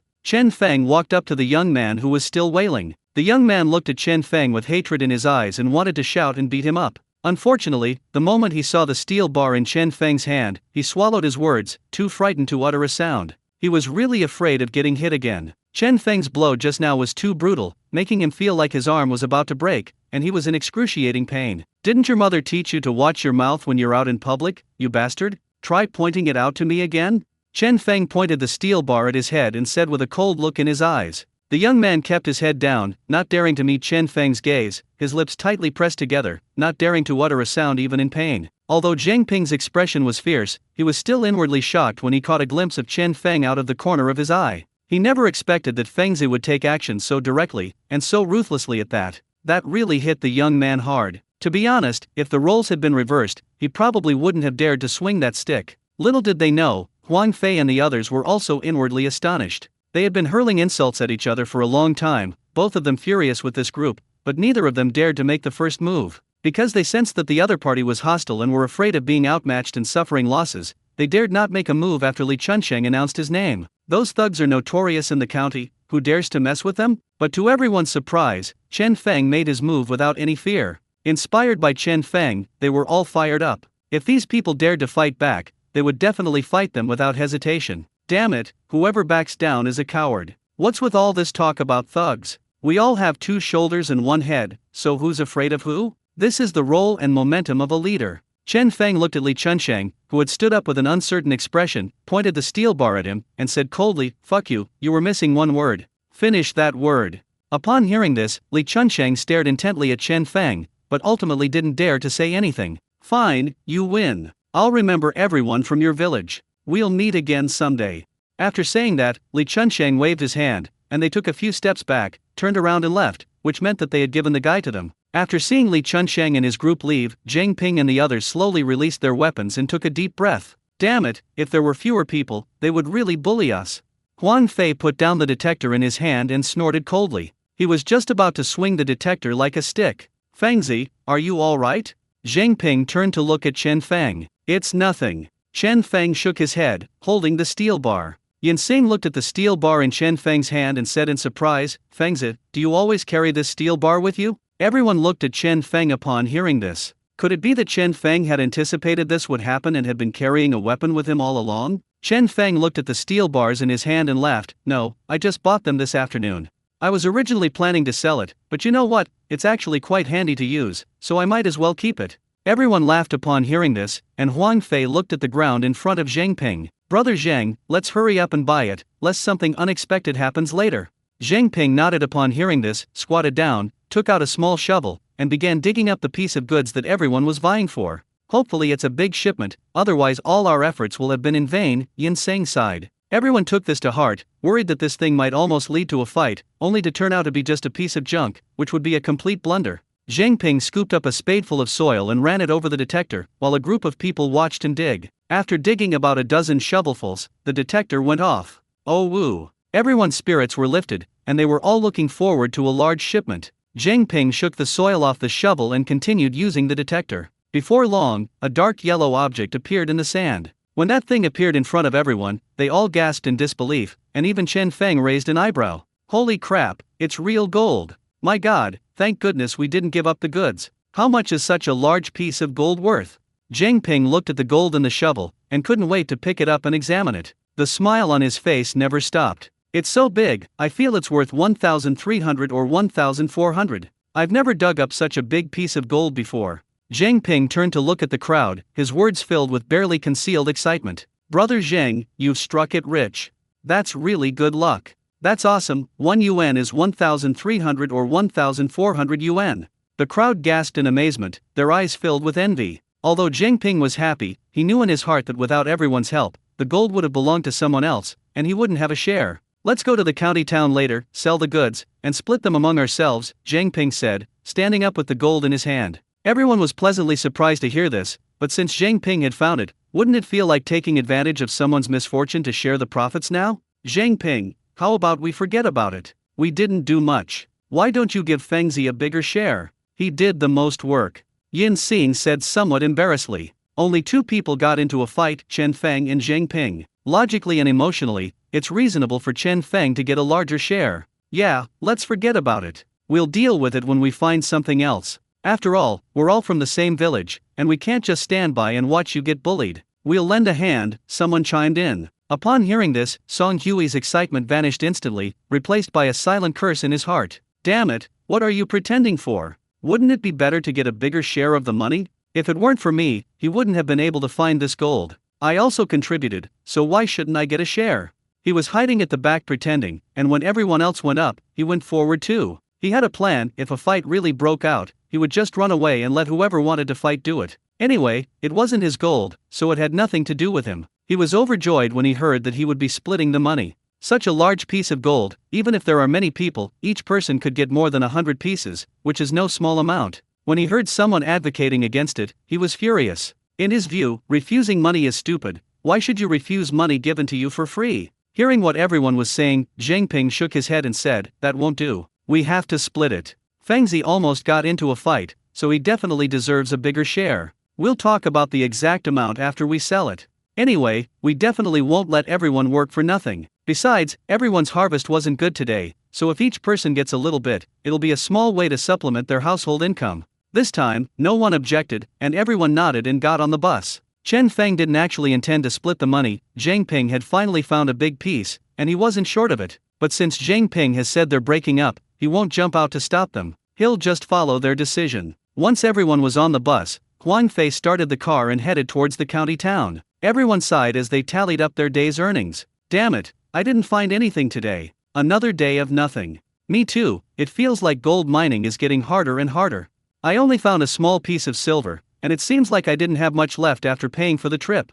Song Hui had the best haul today. He found a small silver coin this afternoon, which he estimates can sell for 10 yuan, bringing his total to 40 or 50 yuan. Hearing the size of the people behind him, Huang Fei shook his head, feeling somewhat helpless. If the gold mining business is bad, his business will suffer as a result. What's more, we ran into something like Li Chunsheng today. With more and more people going to pan for gold, we'll inevitably encounter similar situations sooner or later. You can let them fight once in a while, but everyone has a family, a wife and children. They come out to pan for gold to make a living. Who wants to fight with others and live in fear every day? What should we do, Brother Zheng? I feel like there's no hope left in this industry, someone asked Zhang Ping with a sigh. Zhang Ping was considered the leader of this group, and he was somewhat helpless upon hearing this. Although everyone made a lot of money by finding a piece of gold today, it was all pure luck. Who knows when they'll find another one? You could make money panning for gold before, although it wasn't always stable each month, but it was still a decent side job. But judging from this trend, gold mining is becoming increasingly difficult, and making a living may become a problem in the future. Sigh, this thing is worth money when you buy it, but it's worthless when you sell it. But if things continue like this line of work is really going to be impossible. Yin-Sing shook his head as he looked at the detector in his hand. He actually really likes this line of work, it's free and nobody bothers him, and the earnings are all up to fate, which is better than working for someone else and having to put up with other people's attitudes. However, the current situation no longer allows him to continue. No one spoke, they were all secretly considering backing out. After all, people come out to eat, not to have fun. Zhang Ping stared blankly ahead, his mind racing as he considered the feasibility of something. After a long pause, he gradually made up his mind, turned around and looked at everyone and said, "Actually, I met an old gold prospector before. We got along quite well that time, and he told me a lot about gold prospecting. He said he had actually panned for gold in this abandoned mine before, but there was too little gold and he didn't like it. He had been to a gold panning site that was much bigger than this one. You can easily earn several hundred yuan a day there, but it's very far away. He asked me if I wanted to go, and if so, he could take me with him. At the time, I was new to this industry and didn't know much about it, so I didn't dare to go with him, but I did ask him for directions. I'm thinking of giving it a try now. What do you guys think?" Everyone perked up at the news, but they weren't sure if it was reliable, so they started asking around. "Where is that place? Can you really earn several hundred a day?" Yin-Sing asked, sticking his head out. He had never heard Zhang Ping mention this before. He said it was this line of work, and his attire did indeed make him look like a gold prospector. He wasn't just bluffing. Moreover, he shared a lot of his experience with me, which proved to be true when I went gold panning myself, Zhang Ping said earnestly. "Where is that place?" Huang Fei shouted from the front. "It's a mine in the hills of the city." He said it used to be a state-owned mine, but it was abandoned and became their gold mining ground, Zhang Ping replied. Kailing City. Huang Fei's eyes widened instantly upon hearing this. He had expected it to be far, but he hadn't imagined it would be this far. Kailing City was more than 1,000 kilometers away from their county seat, a 12-hour drive. This has gone across provincial borders. Are you sure you're not mistaken? It really is Kailing City. That's too far away, Huang Fei said, his eyes filled with shock. I'm sure I'm not mistaken. I asked several times. How could I be wrong about this? Zhang Ping said with absolute certainty. It's so far away, we'll have trouble finding food and drink there, and where will we stay? We can't just go and come back on the same day. Are there any hotels around the abandoned mine? Yin-Sing asked, scratching his head in confusion. What? That's not how it is at all. He told me that. Zhang Ping waved his hand and began to explain to them. That's how gold prospectors work. They go wherever there's a lot of gold. He said that traveling more than 1,000 kilometers is very common, and some even travel several thousand kilometers.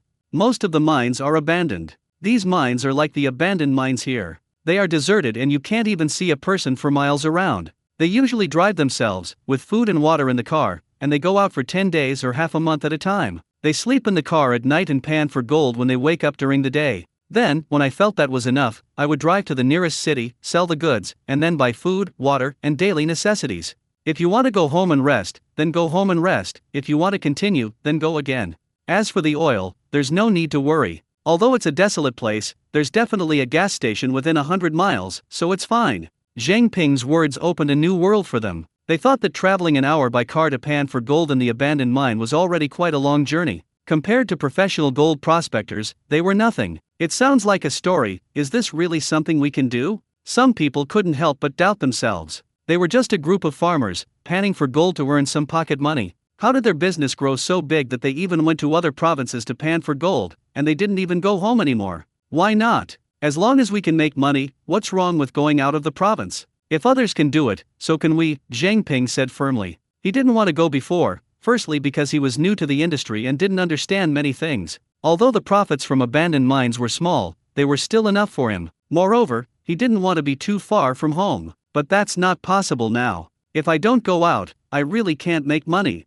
I've been forced into this situation. As Chen Feng listened to Zhang Ping's words, his eyes lit up with excitement. He had long wanted to go and explore the large mine. Moreover, Zhang Ping's description of the process was correct. It was exactly the same as what he knew about gold prospectors. As the profits from the abandoned mine dwindled, Chen Feng knew this was not a good thing. Although it doesn't affect him for the time being, his income will drop sooner or later. 4,000 a day is already the ceiling here, and it's impossible for it to go higher. Only by going to other large mines can one earn a fortune like them, making money as easily as drinking water. Previously, I was struggling to find a way in, but I never expected Zhang Ping to bring up this idea today. It turns out that the opportunity has always been right beside me. Regardless of whether others go or not, Chen Fang is determined to go. If we go, can you find the place? Someone asked Zhang Ping, having developed a thought. After all, if a large group goes there and ends up not finding the big mine, that would be a real problem. Yes, there's only one large mine outside Kaiuling City, so of course we can find it, Zhang Ping said confidently.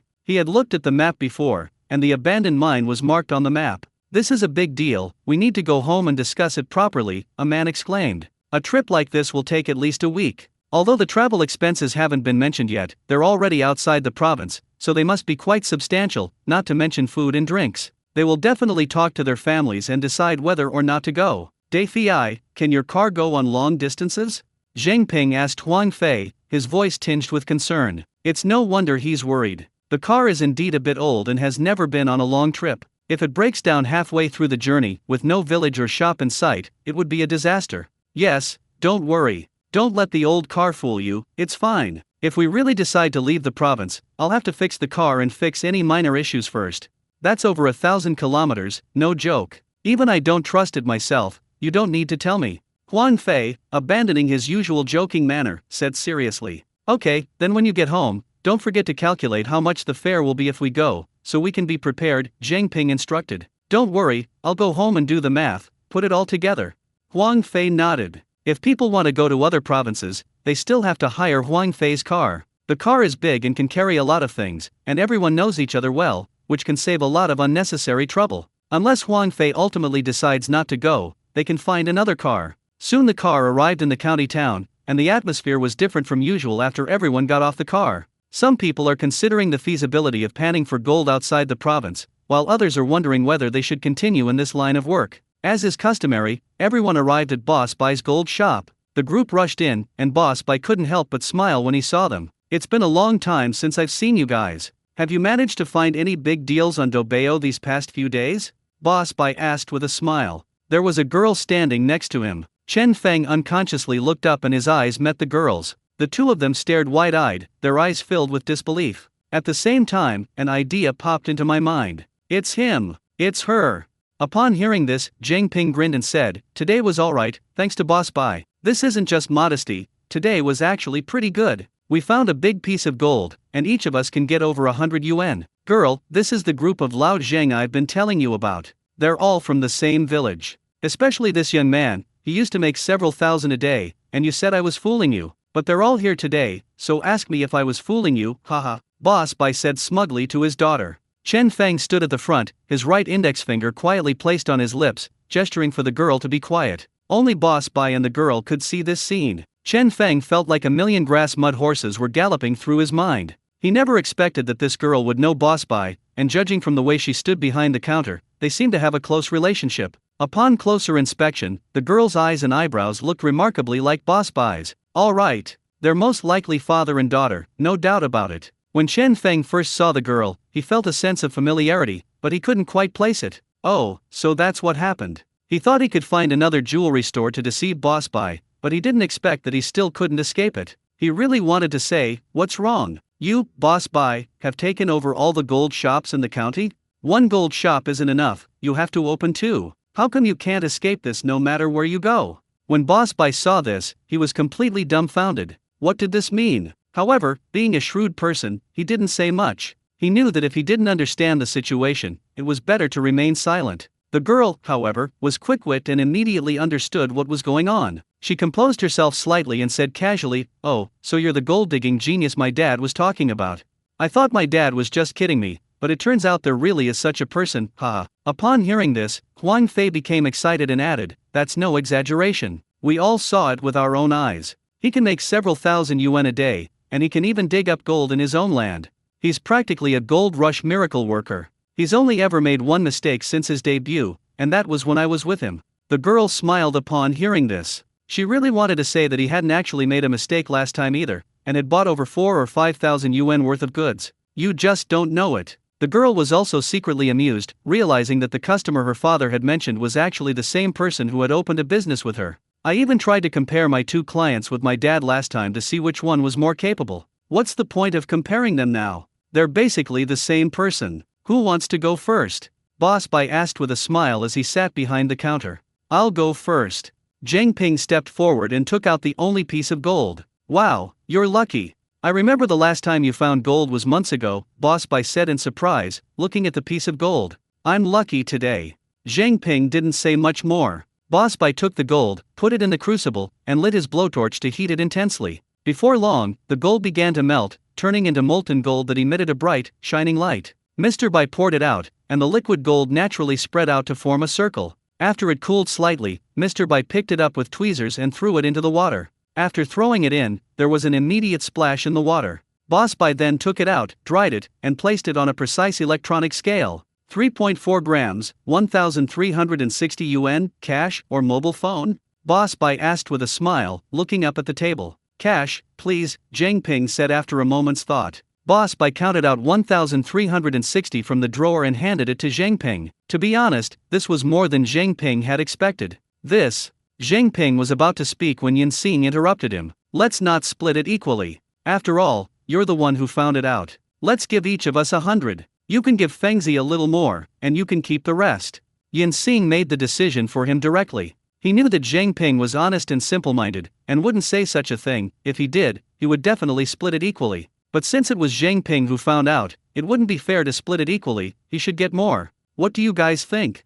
Zhang Ping pursed his lips and looked at his companions. No one objected, they all nodded in agreement. 100 yuan was a lot, they hadn't earned that much in a long time. Only Song Hui was somewhat unwilling, but there was nothing he could do. Everyone else agreed except him. Wouldn't that be asking for trouble? So he didn't say anything, but nodded in agreement. Okay, then 100 each.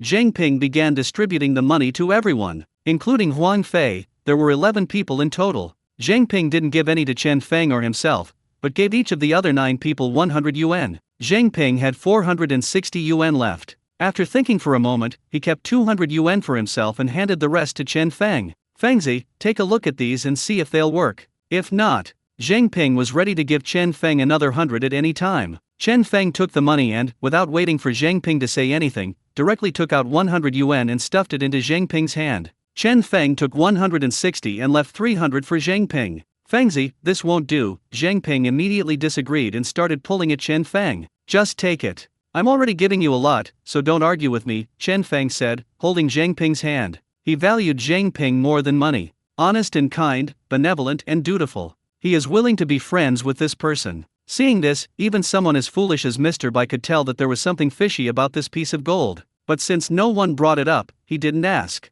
This is something that has been etched in his heart for so many years since he opened the shop. Don't meddle in other people's business, and don't ask about things that don't concern you. Zhang Ping wanted to insist, but seeing Chen Feng's firm attitude, he finally nodded and accepted the money. He remembered this favor. It wasn't just the 100 yuan, but also the favor he did for me by standing up for me. After the money was distributed, someone stepped forward, took out their own goods, and handed them to Boss Bai. When Boss Bai saw the pitiful contents of the bottle, he couldn't help but sigh quietly. That's not even enough to cover the cost of one use of the spray gun, it's far too little. After everyone had sold out, Boss Bai couldn't help but look at Chen Feng with anticipation in his eyes. I wonder how much stuff Chen Feng found this time, and whether it was as much as last time. Everyone looked at Chen Feng at this moment. They had been talking about gold panning in other provinces all the way and forgot to ask Chen Feng about his harvest today. Even at its worst, it should still be a few hundred yuan. After all, Chen Feng has always been very lucky. Under everyone's watchful eyes, Chen Feng pursed his lips, took out the 2 small bottles, and handed them to Boss Bai's counter.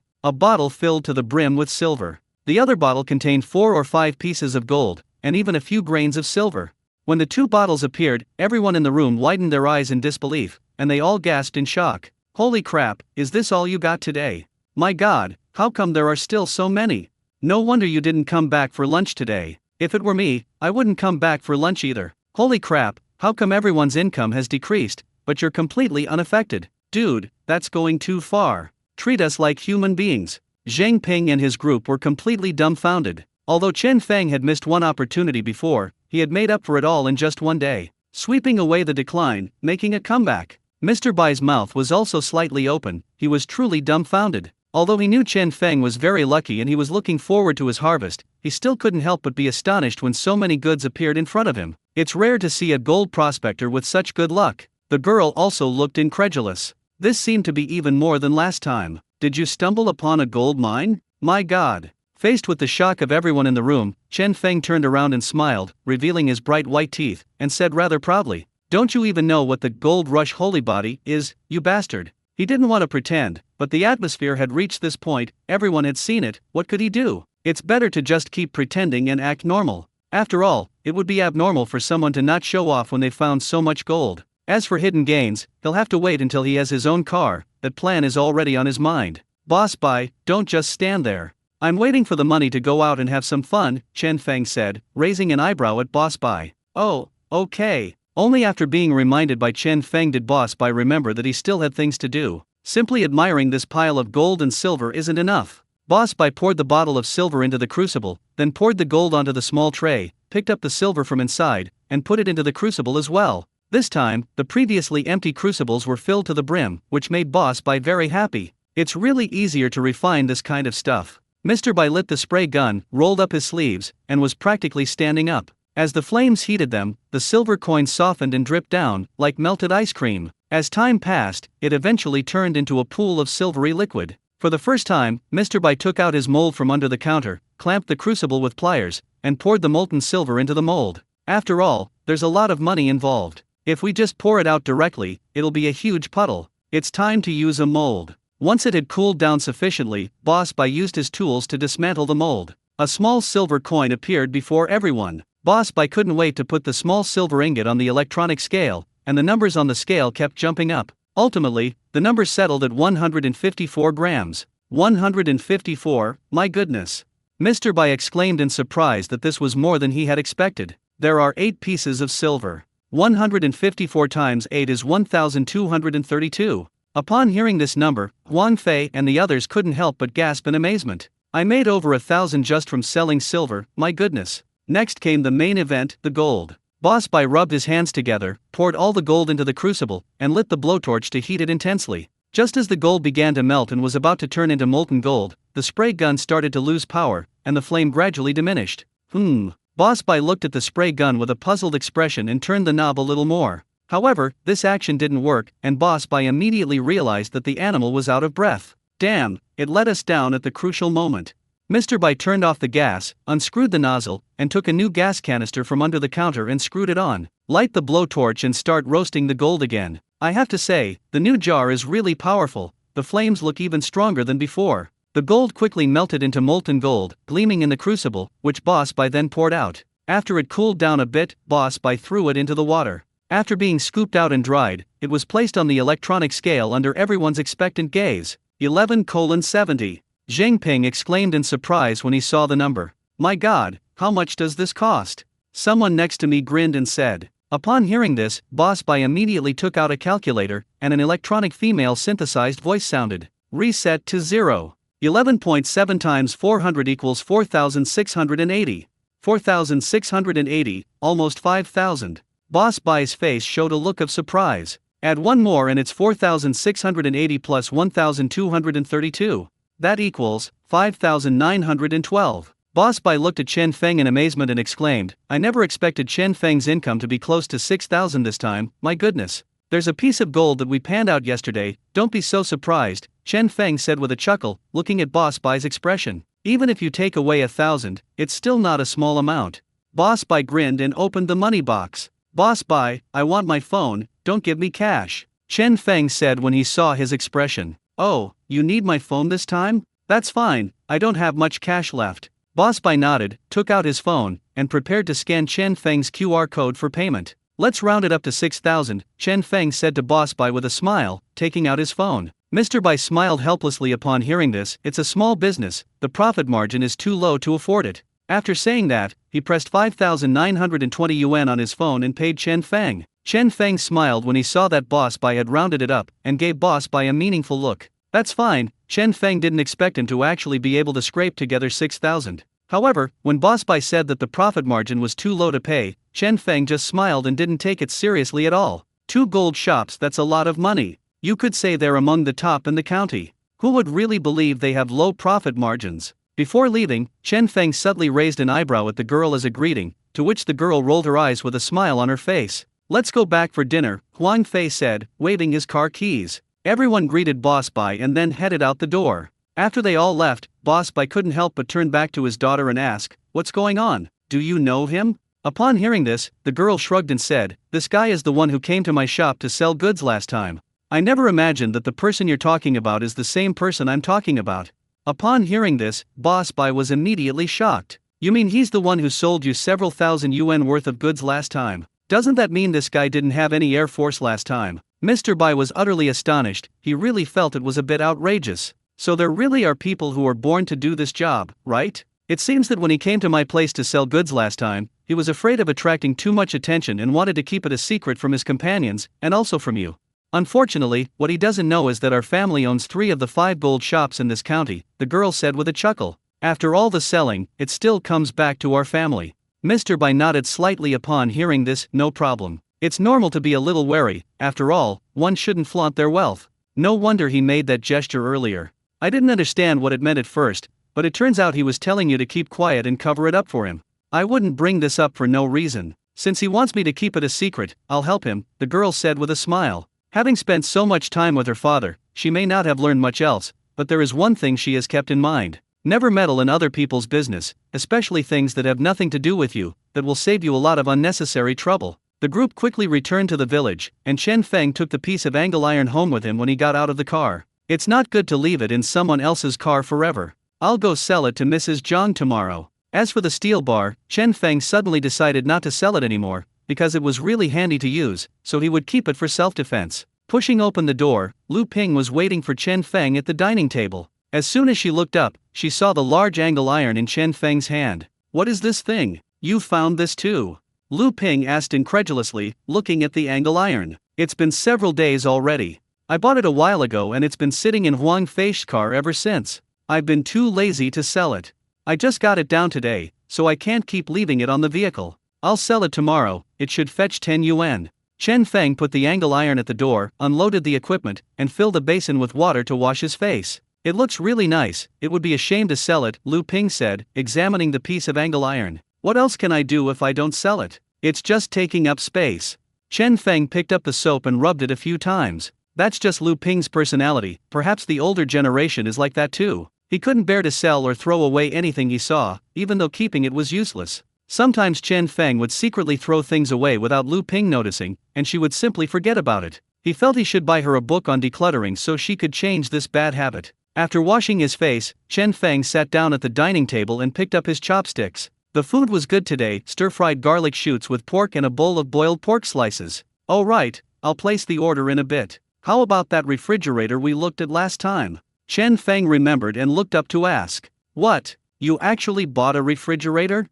Lu Ping asked in surprise. "Hey, making a refrigerator in a day is a piece of cake. Today I made nearly 6,000 yuan. Even after deducting the gold I dug up from the ground, I still have 5,000 left. Don't even mention a refrigerator, I could even add a washing machine for you," Chen Feng said with a smile. No, our washing machine is still working, it's old but still usable." Lu Ping quickly stopped him, afraid that Chen Feng would actually buy a new washing machine. "Okay, then let's not buy a washing machine for now. We can use what we have for now," Chen Feng said, picking up a piece of food with his chopsticks. He was just teasing his mother. How could he possibly actually buy a washing machine? By the way, Mom, Zhang and his friends are now looking into going to other provinces to seek their fortune. We should hear from them in a few days. If it works out, I'll go too, Chen Feng said, taking a bite of rice. Go to another province? Why would you go to another province for no reason? Even abandoned mines can't accommodate you anymore? Lu Ping said, frowning. After all, in her view, going to other provinces meant being unfamiliar with the place and people, and there was bound to be some unexpected events, so it was much more worry-free than coming home. Besides, we've already gained enough, so why go out and show off? Mom, that's something I can do, but Brother Zhang and the others didn't have this kind of success. You're not treating them all like me, are you? Their harvests have been getting worse lately, and today they almost lost all their loads, even incurring travel expenses. If I don't go to another province soon, I'll really have to quit this industry. Chen Feng pursed his lips. Oh, their harvest was so poor? Lu Ping asked in surprise. To be honest, Lu Ping subconsciously thought that since Chen Feng had achieved so much, others probably wouldn't fare any worse. Even if it's only 100 or 200 a day, that's still pretty good. She just hadn't expected that the gap between them and Chen Feng was so huge, it was almost outrageous. What do you think? Brother Zhang only mentioned this approach today, saying it's in a remote mine in Kailing City. That's much bigger than ours, and the harvest is much greater. It's over 1,000 kilometers away, Chen Feng explained to his mother. It's so far away, you can't come back in one day.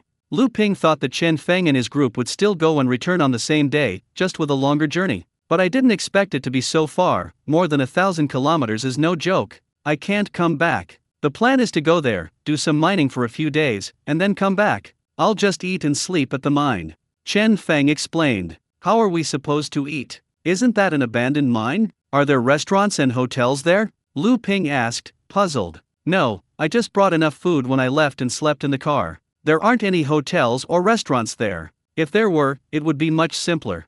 Chen Feng shook his head helplessly. My God, how come your business is getting bigger and bigger? You really want to go? Lu Ping said, frowning. In her heart, she didn't want Chen Feng to go. She thought it was fine as long as he stayed in the abandoned mine. She was already very satisfied with Chen Feng's current state and achievements. We have to go. The harvest there will probably be much greater than here. We can earn 3,000 or 4,000 a day here, but we can probably earn tens of thousands there. Of course, the premise is that it really has to be the same as what Brother Zhang said. The only variable now is this: none of us have been to Kailing City, and Zhengping has only heard about it from others. Nobody knows the specifics. Alright, but you'd better be prepared for everything if you're going. Crossing provincial borders is no joke, Lu Ping advised. I know, I'm aware of it, Chen Feng said with a smile. Well, your Aunt Wang is coming tomorrow. Since you're staying home, don't wander around. She'll have to come and see you eventually. Lu Ping remembered to speak. Aunt Wang, what's she doing here? Chen Feng frowned slightly.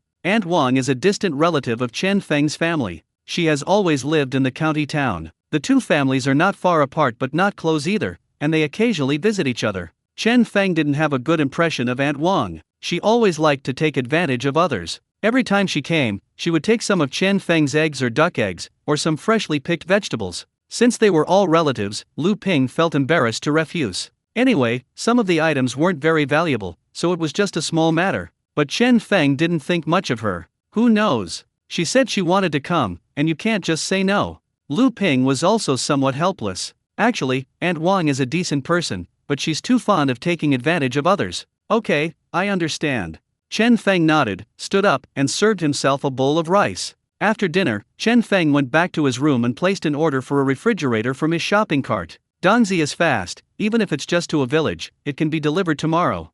Huan Fei went home, washed his hands, and sat down to eat. He was starving. How's today? Huan Fei's mother asked, pouring him a glass of water. Don't even mention it, Air Force. Luckily, Brother Zhang found a piece of gold and gave each of them 100, otherwise they would have even lost their travel expenses.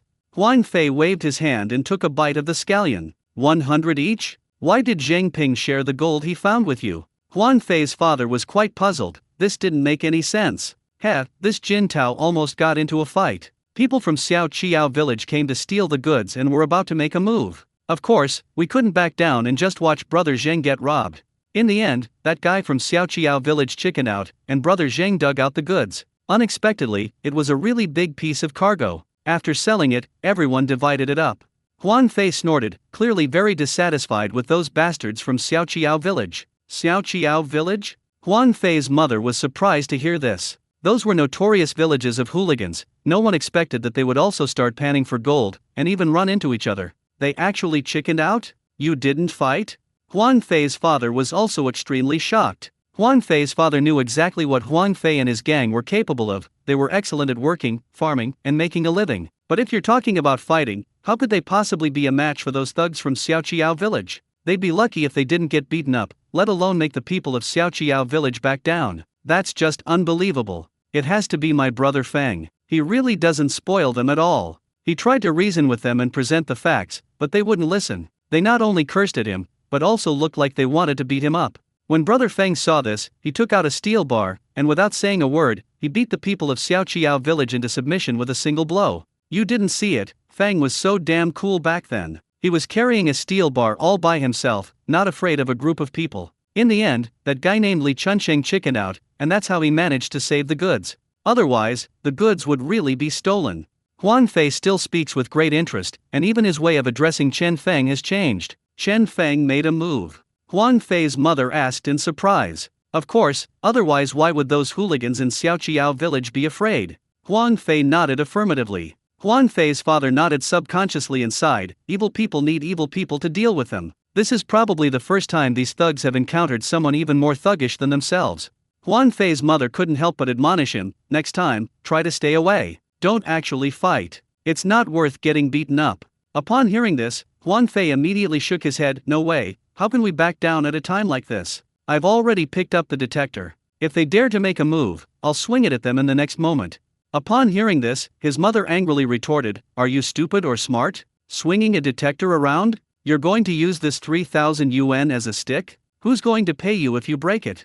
I didn't have time to think about that at the time, Huang Fei said, scratching his head. He really hadn't thought of that aspect. We really should stay away. There are no good people in Xiaoqiao village. It's not worth getting involved with them.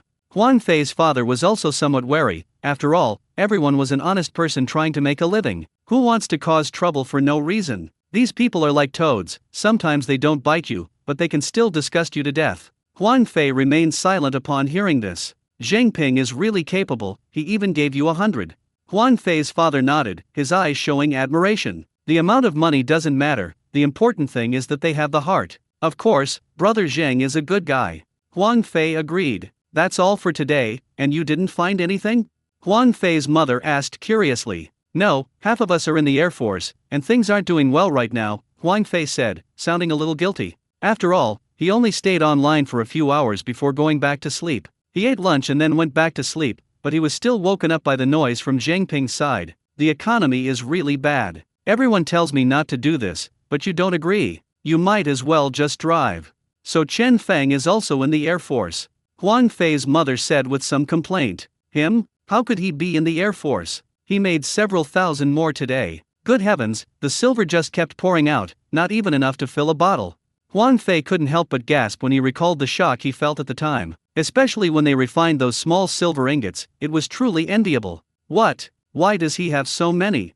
Huang Fei's mother's eyes widened instantly upon hearing this, and she said in disbelief. How come they all lost money while Chen Feng made several thousand? Did he buy all the goods? This is a bit too outrageous. Did you guys even buy them from the same place? They're just lucky. They had an empty stomach last time, so they're going to have one this time too. Huang Fei thought it was normal, since Chen Feng himself had said it. The gold rush miracle is something you can't envy. Every industry has lucky people, it's perfectly normal. Your luck is extraordinary. One trip is equivalent to your whole year. Why don't you follow him around next time and try to find some bargains? Even if you only find a few, it will be enough for you, Huang Fei's mother suggested. Upon hearing this, Huang Fei chuckled and said, We really are mother and daughter. I did it the first time, and even Chen Feng was at his wit's end. He said, If you're searching behind me and there's gold, I'll be the one who finds it first. What else can you possibly find? When I heard that, I realized it made sense. People have already confirmed that the items are out of stock, and you're still trying to find them online? Are you out of your mind? Hearing this, Huang Fei's father rolled his eyes and said irritably, The ideas you two have are not things that normal people could come up with. He's really a genius. Huang Fei's mother was somewhat unconvinced upon hearing this, but for a moment she didn't know how to refute it, so she could only glare at Huang Fei's father. By the way, brother Zhang said he's been looking into going to other provinces to make money these past few days. If it's feasible, I'll drive them there, Huang Fei said. Looking for gold outside the province. Huang Fei's parents were taken aback upon hearing this, and were somewhat unable to understand. Huang Fei explained what had happened to them, and they nodded slowly after listening. There's nothing we can do about it. If all else fails, we'll have to take a gamble outside the province. Huang Fei's mother understood Zheng Ping's thoughts. The only problem now is, if we really go, how much should I charge? I've never driven long distances before, Huang Fei said, somewhat perplexed. Huang Fei's father looked thoughtful as he began to add items to his cart one by one. High-speed rail, vehicle wear and tear, fuel, and other expenses. No matter how many people are there, you have to pay at least 2,500 yuan to go. Any less and it's pointless, Huang Fei's father said, pursing his lips. 2,005. Okay, I'll discuss it with them later. Huang Fei nodded, and started calculating for himself to see if there were any shortcomings. When night fell, Huang Fei's family should have gone to sleep, but unfortunately, Huang Fei couldn't fall asleep at all. He slept all day. It would be a miracle if he could sleep at night. He tossed and turned in bed, then finally sat up, went to the kitchen, drank some water, and sat down on a stool to light a cigarette. Huang Fei's father also came out to use the restroom at this moment. Seeing Huang Fei sitting on the stool smoking, he narrowed his eyes and asked, "What's wrong? Having trouble sleeping?" Not too sleepy," Huang Fei said, trying to cover it up. "You were so tired yesterday, and you spent the whole day panning for gold today, aren't you sleepy?" Huang Fei's father snorted. Normally, Huang Fei would have been exhausted by now and probably wouldn't have woken up even if you called him while he was lying in bed. How could he still be so energetic? His father knew Huang Fei all too well. He poured himself half a glass of water and drank it all in one gulp. Then, as he walked back, he began to speak. "Next time, let's just go home and sleep. It'll save us from sleeping in the car and feeling uncomfortable." After saying that, he went inside to continue sleeping, leaving Huang Fei alone in the kitchen feeling extremely awkward. Unexpectedly, he was eventually found out. It just goes to show that no one knows a son better than his father. His father knew exactly what he was doing, whether his ass was dry or wet. Sigh. Huang Fei sighed, stood up and went back to his room. He had originally wanted to maintain a good image of being down-to-earth and hardworking. Unexpectedly, it collapsed in just a few days. The next day, after breakfast, Chen Feng sat in the doorway, basking in the sun and smoking. The warm sunlight shone on Chen Feng, causing him to squint slightly. If there were a recliner here, it would be so comfortable, if you ignored the stench of chicken manure wafting from the side. There was nothing Chen Feng could do. His house wasn't as big as others, and there was a chicken farm right next to it. Next to the chicken coop is a pigsty, which can hold 2 or 3 pigs. It's just empty now, and I haven't kept any pets there. Lu Ping likes to keep these animals, and Chen Feng plans to build her a large, separate space in the future, specifically for keeping them, if he builds a new house. Mom, the pigsty is just sitting empty anyway. Why don't we catch a couple of piglets and throw them in there? We can make sweet and sour pork ribs for the new year. Chen Feng called out to Lu Ping from the doorway. Lu Ping was tidying up the house when she heard this and spoke up. "Fine, go ahead and catch them if you want. I didn't have any money before, and the cost of 2 piglets plus feed was quite high, so I couldn't bear to part with them. We're not short of money now, so let's just catch 2, sell 1 and kill the other for the new year." Lu Ping had no objections. Chen Feng nodded, preparing to see whose sow had given birth and then bring a couple over himself. Just then, Chen Feng's phone rang. It was an unknown number, and he answered it. "Hello? Hello customer, this is JD.com. Your refrigerator has arrived. Is anyone home? Should I deliver it to you now or later?" Someone's here. You can bring it over now," Chen Feng said, somewhat surprised. "Although I knew Dongzi was fast, I didn't expect it to be this fast. I placed the order at night and it arrived in the morning. I thought it would take until the afternoon. Good customer, the refrigerator will be delivered within 2 hours." Chen Feng hung up the phone and went back inside. Lu Ping heard him on the phone and asked, "What's wrong? Did the refrigerator arrive?" That's fast." Chen Feng started to move the old refrigerator out. It really is a refrigerator. JD.com is really efficient. How could it be so fast? Lu Ping exclaimed in surprise. "My lord, times have changed. It's not the same as it used to be. This is the countryside. If you were in the city, whatever you buy online would arrive in a few days at the latest." Chen Feng carried the refrigerator out, and Lu Ping quickly stepped forward to help. The two moved the old refrigerator outside. Lu Ping looked at the old refrigerator and said, "What should we do with this? Keep it or sell it for scrap metal?" "Of course we'll sell it for scrap metal. Why keep it? It's unusable. I'll go to Mrs. Zhang's this afternoon. She collects these things, right? I'll sell the angle iron while I'm at it." Chen Feng clapped his hands and thought for a moment. How much money can Mrs. Zhang give? If not, we can take it to the county town to sell it sometime, maybe we'll get more?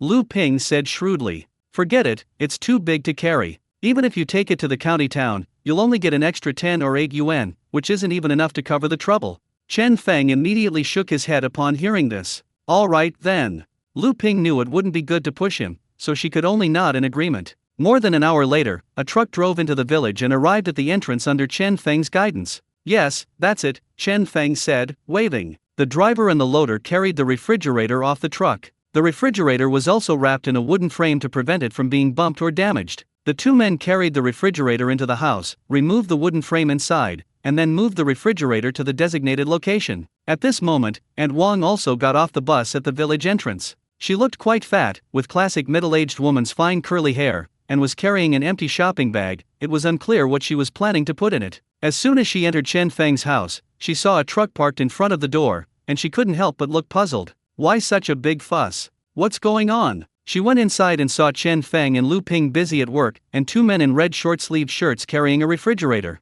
Oh my, what's going on here? Did you buy a new refrigerator? Aunt Wang said in surprise as she walked in. Oh, the refrigerator at home broke down, so Xiao Feng just bought a new one. Please have a seat, Lu Ping said hurriedly as she saw her come in. Okay, I'm not tired.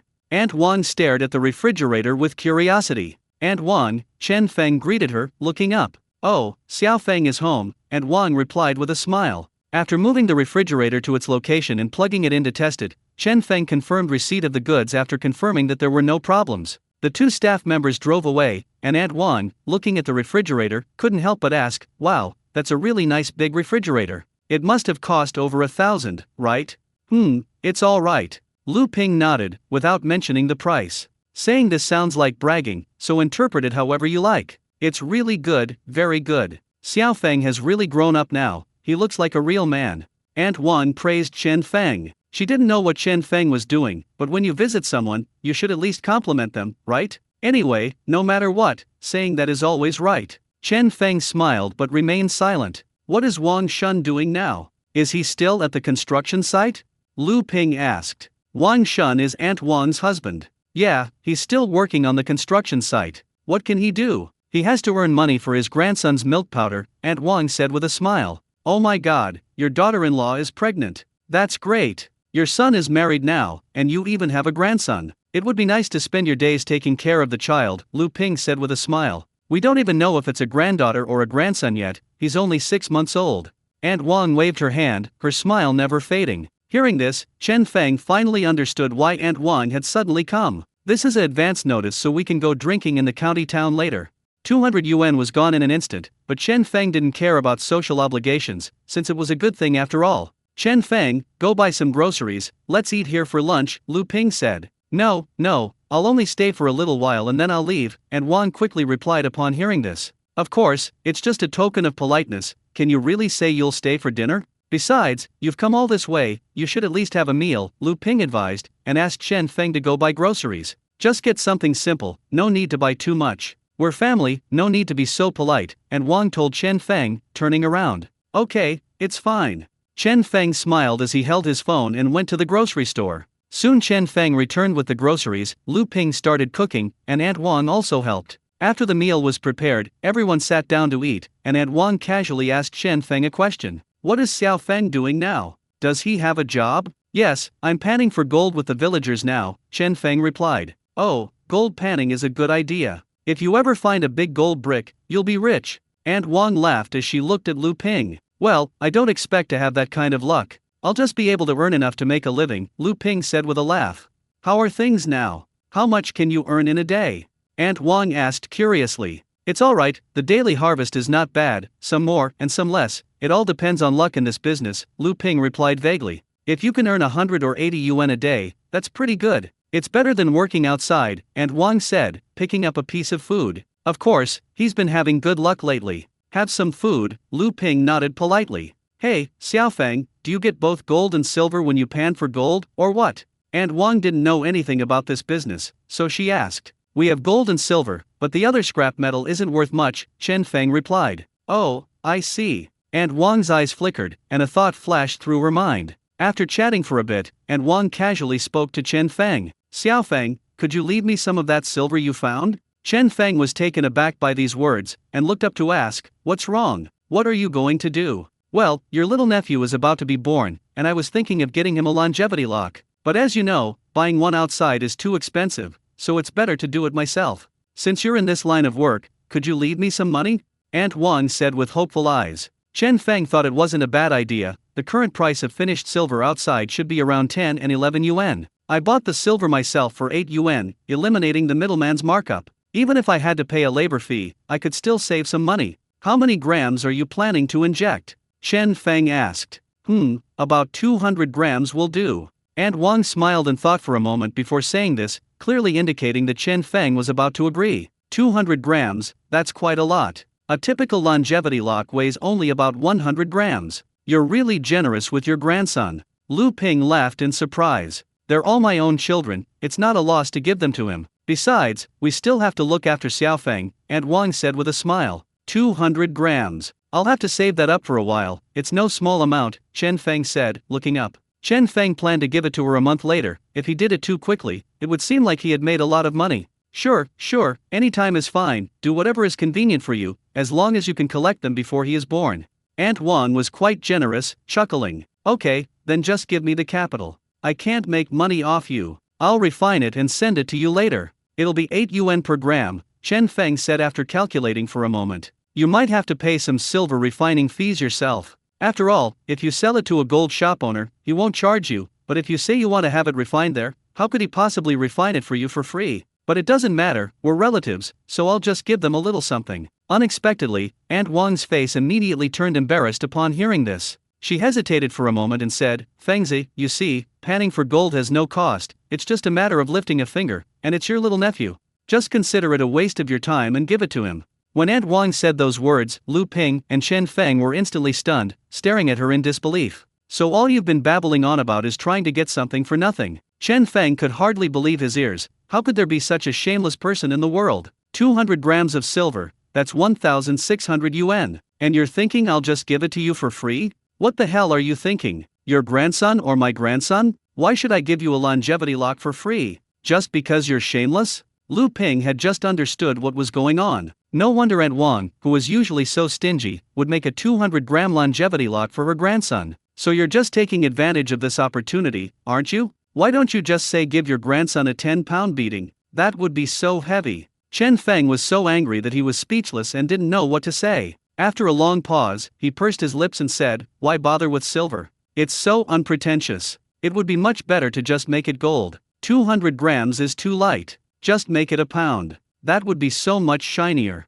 Chen Feng's words were very unpleasant, anyone could hear the sarcastic tone in them. Aunt Wang shook her head repeatedly upon hearing this, saying, No, silver is fine. Gold is too expensive. How much money would that cost? Your money doesn't grow on trees. So you know it wasn't blown in by the wind. If you hadn't told me, I really wouldn't have known. I thought it fell from the sky and grew on the ground. Your grandson was born, and you didn't give him a longevity lock as a gift, but you expect me to give him one? Are you kidding me? My grandson? Chen Feng retorted directly, his face darkening. Chen Feng. Seeing that Chen Feng was about to turn hostile, Lu Ping quickly kicked him. If you don't agree, that's the end of it. Don't say anything more hurtful. You're relatives, it's not good to make things look bad. I was just thinking that you're always panning for gold, and that stuff isn't easy to come by, Aunt Wang said, a little embarrassed. I see my uncle is carrying cement at the construction site every day, and it seems like he has it pretty good. Why don't you let him give me the money? I'm thinking of buying a car. Those junks, whoever spends them is just wasting them. Chen Feng slammed down his chopsticks, showing no politeness whatsoever. Chen Feng, are you crazy? Lu Ping shoved Chen Feng hard, feigning anger. In her heart, she gave Chen Feng a thumbs up. Well done. After all, if Chen Feng said something like that, you can assume he was just a child who didn't understand. But if Lu Ping were to say it, then the nature of the matter would change. In rural areas, anyone who is not married is considered a child. Don't treat him like a child. That's just how he is, he doesn't understand things.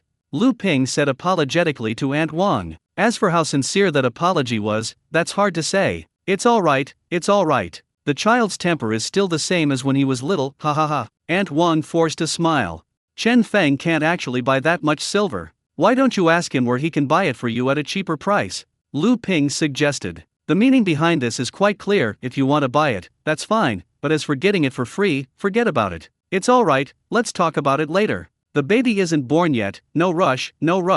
Aunt Wang hesitated for a moment when she heard this, but she understood what Lu Ping meant. The meal was quickly finished. Although there were some discordant elements, it was still acceptable thanks to Lu Ping's efforts to smooth things over. After all, the atmosphere was quite good as long as Chen Feng didn't say anything. Are you leaving? Why don't you sit a little longer? Lu Ping said politely when she saw that Aunt Wang was about to leave. No, there won't be any more buses if it gets any later, Aunt Wang said, standing up with her empty shopping bag in her hand. Okay, would you like some groceries from home? Since she's here, we should bring her some local specialties from the countryside. Even if we don't visit her, it's only because of Wang Shun. Actually, none of them were anything valuable. For example, last autumn, I had leftover green beans that I couldn't eat, so I shredded and dried them. There were also some dried potatoes from the cellar. These are the eggs laid by the chickens and ducks at home. Okay, Wang Shun is willing to eat these things. I don't usually eat them. Aunt Wang chuckled and opened the bag. Upon hearing this, Chen Feng rolled his eyes. You eat everything, even if you don't eat anything else. Lu Ping took out a bag of shredded green beans and a small bag of dried potatoes from the cabinet under the kitchen. We didn't get much last year, so this is all that's left. Lu Ping put it in a bag for her. Alright, this will be enough to last for a while, Aunt Wang nodded repeatedly. Then Lu Ping opened the cellar and put some potatoes in a plastic bag for her. Of course, Lu Ping didn't just pick the best ones for her, some that were just about to sprout were put into plastic bags by Lu Ping. The bigger ones can't be given away, I need to keep them for myself. I'm giving you these because they're too heavy for you to carry. Lu Ping came out of the cellar, handing half a bag of potatoes to Aunt Wang. It wasn't that Lu Ping was being stingy, she was genuinely worried that Lu Ping couldn't carry it. Half a bag of potatoes weighed over 10 pounds, and she still had to catch the bus back, carrying it all the way home from the county town. Okay, this is enough. You have no idea how expensive everything is in the county town. We can hardly afford potatoes anymore. Aunt Wang took the plastic bag, put it into her large shopping bag, and grinned as she spoke. Potatoes are expensive right now in this season, Lu Ping remarked. Is there anything else we need? Lu Ping asked Aunt Wang, brushing the dust off her hands. That's all, that's quite a lot. But Aunt Wang hesitated a little when she said this. Hey, do you have any goose eggs or duck eggs? Give me a couple so my daughter-in-law can get some nourishment. Okay, I'll pack you two. It's been cold lately, so these chickens, ducks, and geese haven't laid many eggs, Lu Ping said as she looked for goose eggs for Aunt Wang. Lu Ping packed more than a dozen items for Aunt Wang and handed the plastic bag to her. Take good care of it, don't break it, otherwise it'll be a waste, Lu Ping instructed. Do you have any more? Aunt Wang looked at the goose eggs in the bag, wanting to ask for a few more. Aren't there any places selling goose eggs in the county town? Chen Feng couldn't help but ask. This is no way to take advantage of someone else, it's not over yet. You might as well take the ducks and geese and raise them at your home. I'm just worried that the goose eggs sold in the county town are fake. My daughter-in-law is pregnant, so I don't dare to give them to her just because she's pregnant, Aunt Wang said, trying to cover up her situation. How can you fake that? Do you think it's made from eggs laid by a male goose? Chen Feng rolled his eyes and said, the goose eggs in the county town are all collected from individual farmers in the surrounding rural areas. She just didn't want to spend money on so many useless things. There's always a chance of fakes. Don't talk nonsense, you're just a kid. Lu Ping glared at Chen Feng, then said to Aunt Wang, we haven't had many geese lately, this is all we have. If you want to eat, come back in a while. Okay, that'll be all for now. I feel a bit embarrassed that I brought so much stuff as soon as I arrived. You must come to the county town for a drink when my daughter-in-law gives birth, Aunt Wang said, holding Lu Ping's hand.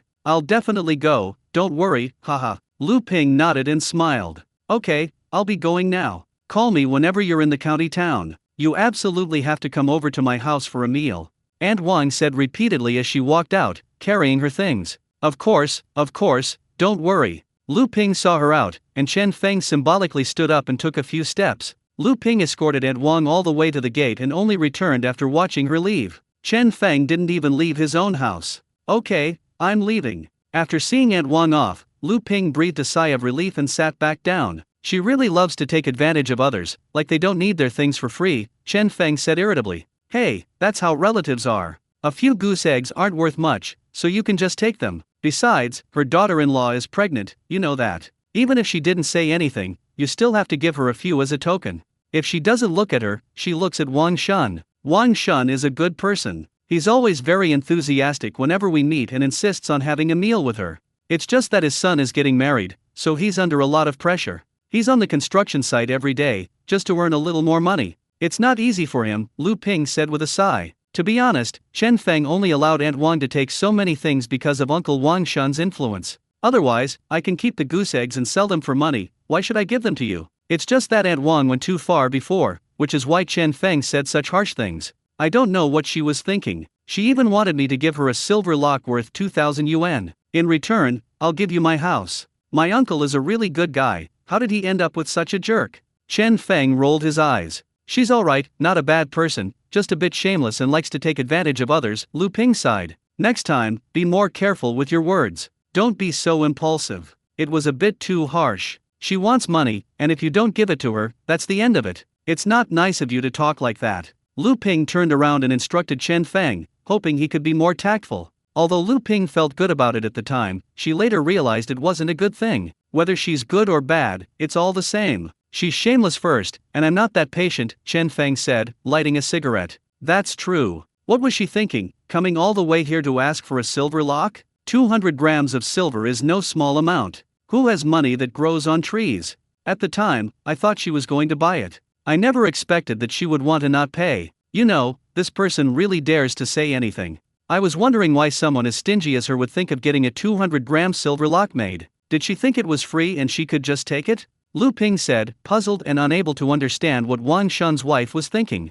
Zhang Ping and Mao Min sat in the room, discussing the feasibility of seeking gold outside the province. Yesterday, when Mao Min saw the 300 yuan that Zhang Ping brought back, her eyes almost popped out of their sockets. Zhang Ping hadn't had such a good experience in a long time, but after Zhang Ping told her the whole story of the day, she couldn't help but fall silent. Sigh, if only I could make 300 every day, I wouldn't have to suffer in other provinces, Mao Min sighed. Although Zhang Ping hasn't gone yet, just thinking about it makes it clear that making money outside the province isn't an easy thing. With nowhere to eat or sleep, and being in an unfamiliar place, there's also the possibility of danger. Moreover, a trip would last for a week, if possible. Who would want their family to leave their hometown? There's no other way. The profits from abandoned mines are getting lower and lower. What can we do if we don't leave? Zhang Ping shook his head. The land they cultivate each year can sell for about 20,000 yuan, but that's the family's income. Zhang Ping always has to do something to supplement the family income, as the money borrowed to build the house is still not paid off. When are you planning to leave? Mao Min asked. We need to let them discuss it. After all, it's not a small matter, and we also need to consider Huang Fei's opinion and offer. Only after everyone has agreed on the travel expenses can we split the cost and set off together. If the travel expenses are too high, we'll have to find another way. In any case, Zhang Ping had already made up his mind to go no matter what, otherwise he would not give up. Okay, then once it's settled, you must make sure you're well prepared. Don't end up with nothing to eat and unable to come back, Mao Min said worriedly. It's not like being at home. Even if there's no food at home, you can still find a hidden corner and not starve. But if there's no food outside, then we're really doomed. Don't worry, I'm prepared. Zhang Ping nodded. Around evening, Zhang Ping arrived at Huang Fei's house. Ping's is here, come in and sit down. Huang Fei's father greeted Zhang Ping as soon as he saw him. Uncle, Aunt, Zhang Ping greeted them with a smile and went inside. Huang Fei knew exactly why he had come, and without delay, he said directly, Brother Zhang, I've done some calculations. I'll charge at least 2,500 yuan for this trip, including the toll and fuel. No matter how many people there are, you all have to share the cost, otherwise I really can't go. Zhang Ping fell silent upon hearing this. He hadn't expected the travel expenses to be so high. 2,500, even if 10 people split it, each person would still have to pay 200-500. Besides, it's impossible for everyone to go. Some people probably won't want to go. This means that the amount of money distributed among each person is even greater. Okay, I understand. I'll go and discuss it with them and then give you an answer. Zhang Ping nodded slowly. Okay, Brother Zhang, once you've finished your statistics, let me know as soon as possible. If you're going, I'll go to the county town to get the car repaired. If you're not going, I won't bother with those minor problems. Huang Fei lit a cigarette and handed it to Zhang Ping. Zhang Ping took the cigarette, lit it, took a deep drag, said a few more words, and then left Huang Fei's house. He first went to Song Hui's house, where Song Hui and his father had just returned from working in the garden. Brother Zhang, come in and sit down, Song Hui greeted Zhang Ping as he arrived. Hui Ziai, I've come to ask if you'd like to join us on our gold rush trip outside the province. The travel expenses are tentatively set at 2,500 yuan, which we will split equally among ourselves, Zhang Ping asked as he sat down. How much? 2,005. Song Hui's father was furious when he heard the number. This is too much. You can only make a little money by panning for gold. Isn't it all going to the Wang family? Seeing Huang Fei's father's dissatisfaction, Zhang Ping sighed and said, actually, Huang Fei's fee is quite reasonable, considering it's more than 1,000 kilometers round trip. And it's a split among us, not just one person paying 2,500. It only comes down to a few hundred, and the more people there are, the better. Upon hearing this, Song Hui's eyes darted around, and he pursed his lips before saying, Brother Zhang, I won't go this time. You guys go ahead. My dad can't do some of the work, so I have to help him.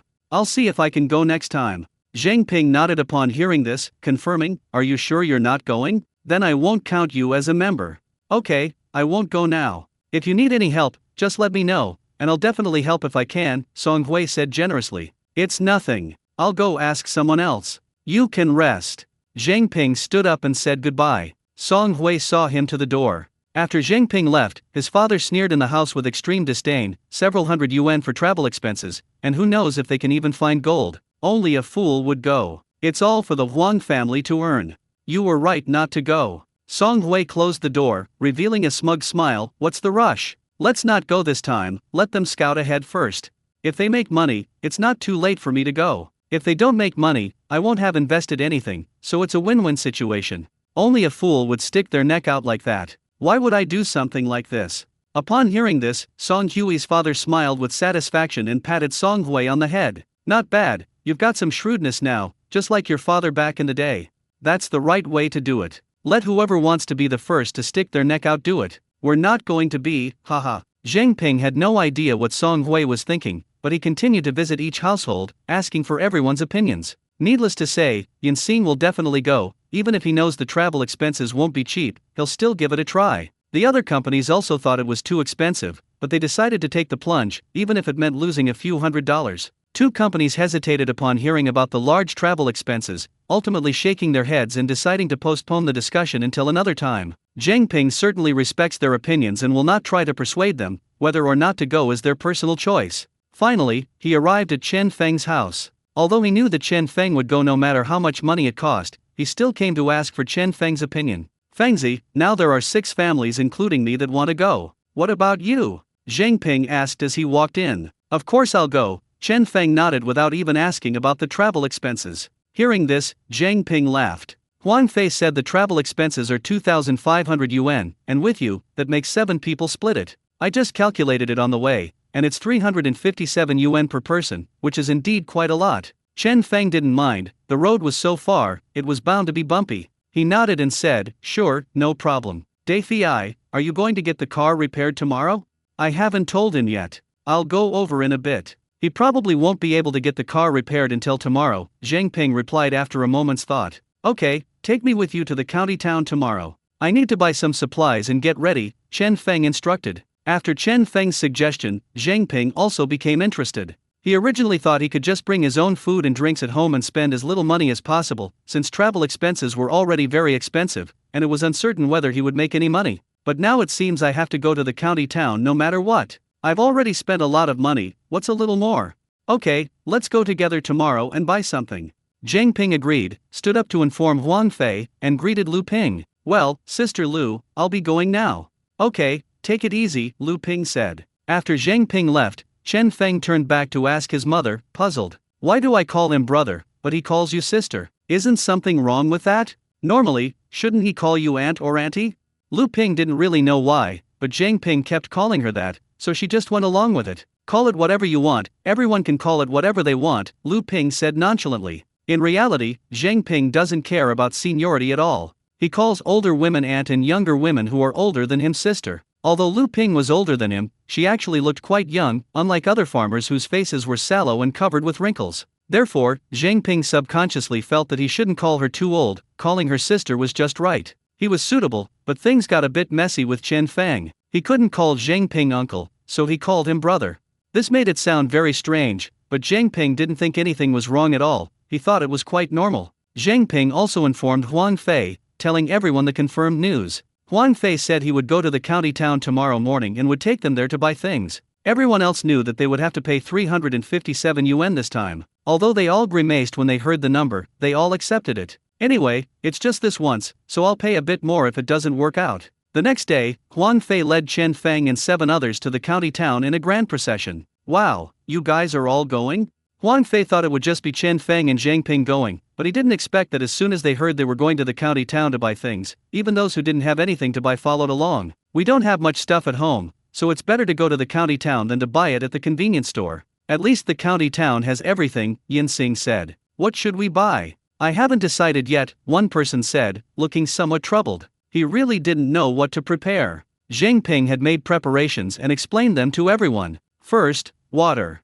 If you have those big white jugs for storing wine at home, each person should bring a few, otherwise there won't be any to drink, and you'll need them all the time. Then there's food. We don't know if there's firewood or if we can start a fire, so it's best to bring more food that we can eat without starting a fire. To prevent having nothing to start a fire, we had to eat raw food. Then there's the aluminum lunchbox. It's a good thing, you can cook rice or boil water. But like I said, the problem is not having anything to start a fire. Bring 2 more clothes, just in case it gets cold at night and you need to wear them to bed.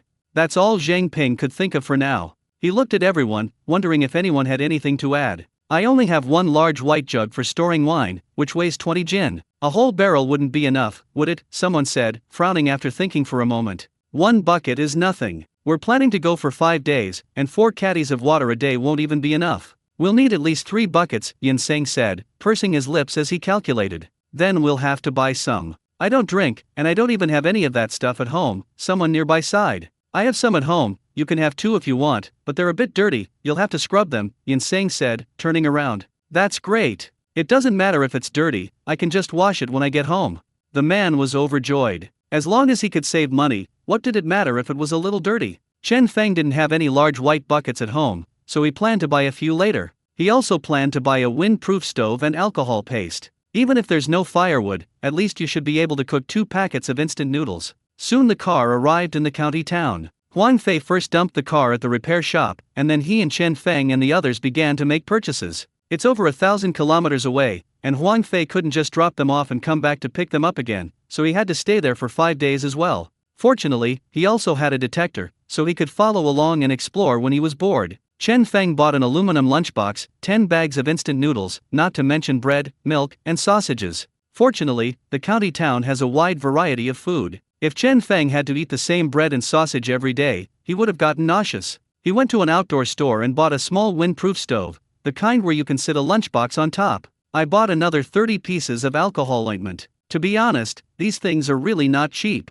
The alcohol paste that can burn for 15 minutes costs 30 yuan, but Chen Feng paid 20 yuan for it. A windproof stove costs 12 yuan. Moreover, Chen Feng felt that 1 piece wasn't enough to boil water, he would need at least 2 pieces. After buying a lot of food, Chen Feng finally met up with them. Chen Feng told them that they could buy alcohol paste for the windproof stove, so that at least they could have hot water even without firewood. Their eyes lit up when they heard this, but they all hesitated when they heard the price. Let's just do this once first. If we can make money, we can buy more later. This trip has already cost us a lot. The group arrived at the place where they bought the wine and walked in a grand procession. The liquor store owner burst out laughing when he saw them. He thought, wow, so many people must buy so much liquor, and quickly got up to greet them. Unfortunately, when asked, the people said they didn't want the wine, only the pot, which surprised the owner. You come to this little wine shop and only want to buy a jug, not the wine? Are you looking for trouble? In the end, the boss sold them a dozen or so 20-pound barrels of liquor.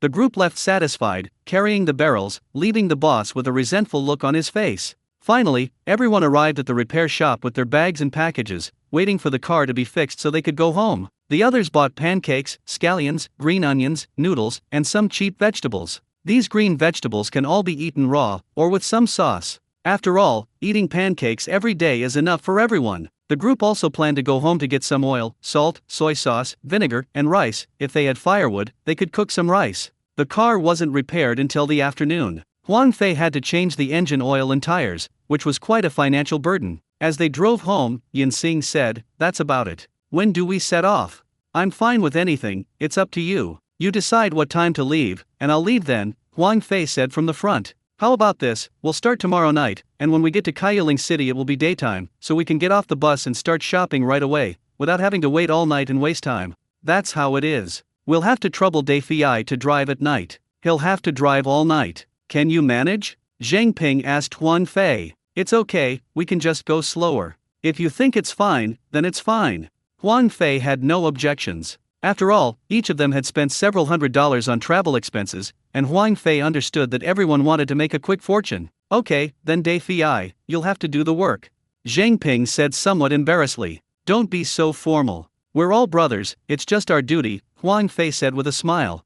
Once everyone got home, they all started getting to work. Some people were fetching water, others were washing buckets, and some were even bringing food from home and packing it in bags. After the water was collected, it was delivered directly to Huang Fei's car. At first, Huang Fei would lock the car door and open it when someone came. Later, he simply opened the car door and let whoever wanted to put anything in it, without even looking at it. Overnight, the amount of stuff in the car visibly increased. When it was time to go to bed, Huang Fei came out and looked at the van full of people, and couldn't help but sigh. Luckily, we only brought 7 people this time, so there was still room to put our things. Otherwise, if there were 10 people, there wouldn't be enough room to sit down, and there wouldn't be anywhere to put our things. The next morning, Chen Feng woke up from his sleep. No one disturbed Huang Fei. Even Huang Fei's family knew that he was going to drive that night, so they kept their voices down and wanted him to sleep a little longer and get enough rest. "What time are you leaving?" Lu Ping asked, finding Chen Feng a thick coat. "I don't know, we're just waiting for Isekai'D to call us, but I estimate it won't be until 4 or 5 in the evening."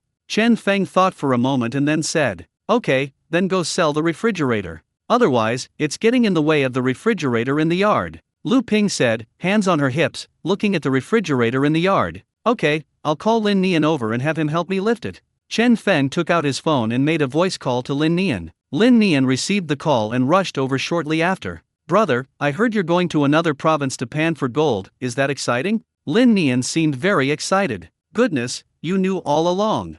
Chen Feng raised an eyebrow and smiled. "How could we not know? The whole village knew about it long ago. Everyone knew even before you went to the county town." Lin Nian gave him a look that said, "You're so out of touch.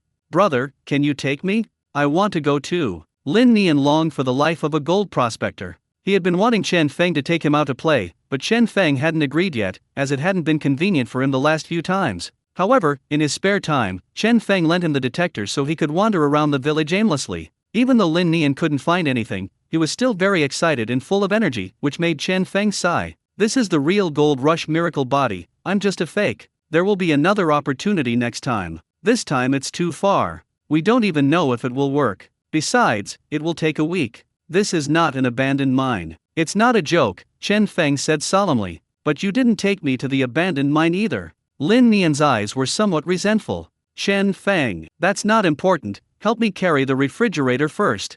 Chen Feng coughed lightly, changing the subject. "Okay." Lin Nian obediently helped lift the refrigerator. Chen Feng put the angle iron into the refrigerator, making it easier to carry. The two of them strolled leisurely to Mrs. Zhang's house. Mrs. Zhang's yard was piled high with empty aluminum cans, cardboard boxes, and other junk. "Grandma Zhang, you've come to help," Chen Feng called out as he entered the courtyard. Mrs. Zhang was smashing something on the ground when she heard this. She turned around and stared at the large refrigerator in surprise. "What, you don't want it anymore?" Old Mrs. Zhang hadn't received such a large shipment in a long time, so she put down the hammer she was holding and came over. "We don't want it anymore, it's broken. How much does it cost?" Chen Feng and his companion put the refrigerator in the yard and couldn't help but breathe a sigh of relief. 30 yuan, for both large and small sizes. "This is the uniform price that Mrs. Zhang buys. Do you believe I can get you to give me 40? Chen Feng said seriously, patting the refrigerator. Mrs. Zhang looked puzzled and shook her head vigorously, saying, "Impossible, child. All refrigerators are only 30 yuan each. Even if they're big, they're useless and worthless. You." Before she could finish speaking, Chen Feng opened the refrigerator door and handed the angle iron inside to Mrs. Zhang. When Mrs. Zhang saw the angle iron, she understood what Chen Feng meant. She reached out and lifted it. It was indeed quite heavy and felt it was worth 10 yuan. "You brat, always trying to provoke me, an old lady. I told you the refrigerator is only 30, how could it be worth 40? Mrs. Zhang turned her head and grumbled. "If you threw a piece of gold in there, the refrigerator would be worth over 1,000. The old lady spoke even more bluntly, and Chen Feng and Lin Nian exchanged a glance and chuckled. After weighing it, it was indeed worth 10 yuan. Old Mrs. Zhang went into the house and took out a somewhat dirty 40 yuan and handed it to Chen Feng. "Hey Chen, I heard you've struck it rich lately. Can you give me some advice? Do you think it would be good if I started buying gold banks too?" Mrs. Zhang looked at Chen Feng with some expectation in her eyes. "What, you're going to venture into the metals industry?" Chen Feng asked in surprise. The old lady wasn't very big, but she had quite a lot of ambition. "What are you talking about? I've never been in the metals industry, and I've never left," Mrs. Zhang said, waving her hand dismissively. Looking at the yard full of scrap metal and junk, Chen Feng felt that this statement was indeed true. Scrap iron and gold seemed to be no different. It's just that one costs 1 yuan per kilogram and the other costs 200,000 yuan per kilogram, there's not much difference. Chen Feng understood that old Mrs. Zhang had seen that they had found some goods and was now thinking of reselling them. Since they were from the same village, she wanted Chen Feng to sell the goods to her. Then she goes out to sell. "That's a good idea, but don't think about it again next time," Chen Feng encouraged Mrs. Zhang. "Why?" "Because I have experience. I've been collecting recyclables for 20 years, Mrs. Zhang said, still somewhat unwilling to give up. "Aren't those things all weighed and then sold to larger stores?" Hearing this, Chen Feng smiled and shook his head, saying, Grandma Zhang, she owns her own gold shop, so she can receive goods every day, and she can even make jewelry out of the goods and sell it. Besides, they also cooperate with big gold shops. Where are you going to put the gold after you collect it? If you rely on the little we find, it's questionable whether you can even make a living. And even if someone does ask you to sell goods, you've never done this before. Do you dare to accept them indiscriminately? You might be willing to accept thousands or tens of thousands of dollars worth of gold each time. Do you have that much money? Just take your aluminum can, it'll save you the trouble. Those things are never fake. Chen Feng simply told her to give up and blurted out everything. After listening to Chen Feng's analysis, Grandma Zhang clearly felt it was a pity and shook her head. Sigh, I thought I could become a gold shop tycoon, but it seems it's all over again. Upon hearing this, Lin Nian immediately added, becoming a gold shop tycoon will be a tough journey for you, but with a little more effort, you can definitely become a tycoon. Grandma Zhang laughed upon hearing this. Soda can tycoon, fine too. Young man Chen, next time you find something like this, don't forget to sell it to me. Okay, you're the only one in our village that charges for products, so I don't have a choice. Let's go, Grandma Zhang. Chen Feng chuckled and walked back with Lin Nian. Good. Mrs. Zhang looked at the refrigerator, probably figuring out where to start. By the way, brother, why are there 3 small shops in our village, but only one that collects garbage? Lin Nian asked, somewhat puzzled. Because our village can only train one person to collect recyclables. The second one starves to death before he can be trained, Chen Feng grinned. After all, there isn't that much garbage to collect, so Mrs. Zhang sometimes has to go to other villages to steal business. On their way back, both of them were getting a bit hot from carrying the bottles. Chen Feng bought 2 bottles of chilled Sprite and handed one to Lin Nian. Brother, how many days are you going to be gone this time? Lin Nian offered Chen Feng a cigarette. I estimate it will take about a week, barring any unforeseen circumstances. Chen Feng lit a cigarette and took a drag. Okay, then call me if anything happens at home. I'm usually home anyway. Lin Nian was quite thoughtful. Okay, I'll let you know if I need anything.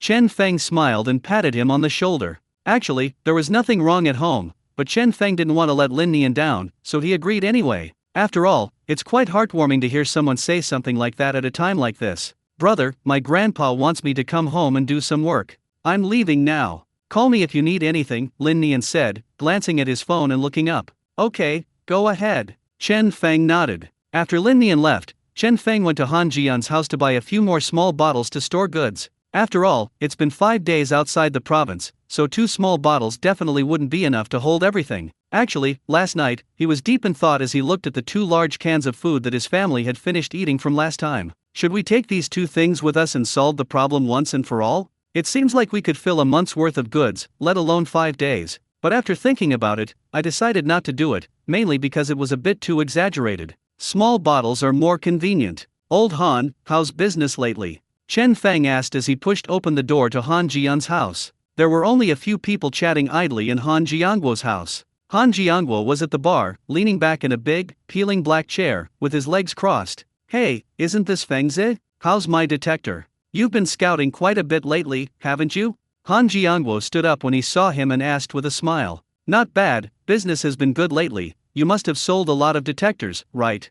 Chen Feng smiled faintly as he approached the bar. Not bad, thanks to you, haha. Han Jiangguo couldn't stop laughing when he mentioned it. Ever since the news of Chen Feng finding the goods spread, he has been telling everyone he meets that Feng Zi bought the detector from him. The sales of those detectors really skyrocketed. His inventory of detectors was completely sold out, and he ordered another batch. What should we get this time? How about a big detector? Han Jiangguo said expectantly. Last time, he recommended a smaller one to Chen Feng because he thought Chen Feng couldn't afford it. This time, he dared to recommend a larger one. After all, everyone knows that Chen Feng can easily spend several $1,000s on a single trip, and a large detector is no problem for him. We'll talk about that later. This is enough for now. Get me 10 glass bottles, Chen Feng said. What, you can't even fit 2 of them? You have so much gold from outside the province?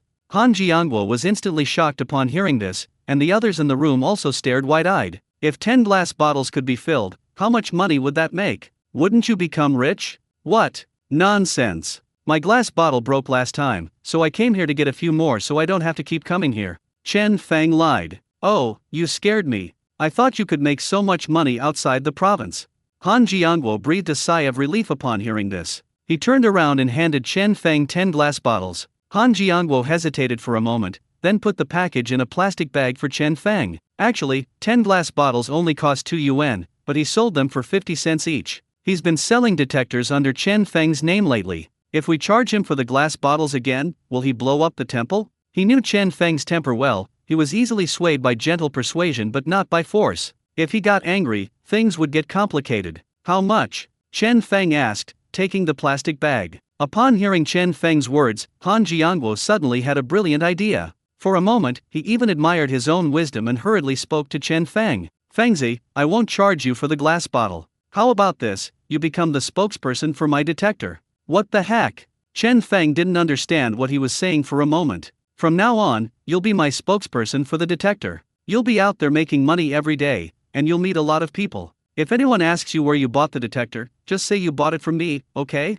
Han Jiangguo said with a wise smile. After understanding what Han Jiangguo meant, Chen Feng was speechless. He crossed his arms and looked at Han Jiangguo. No, am I that worthless? You think a few broken glass bottles would make me your spokesperson? What are you thinking? If you send me a large detector, I might consider it. Chen Feng rolled his eyes and said. Upon hearing about the large detector, Han Jiangguo's face twitched. Fengzi, that big detector is so expensive, I can't afford to give it to you. How about I add 2 more shovels for you?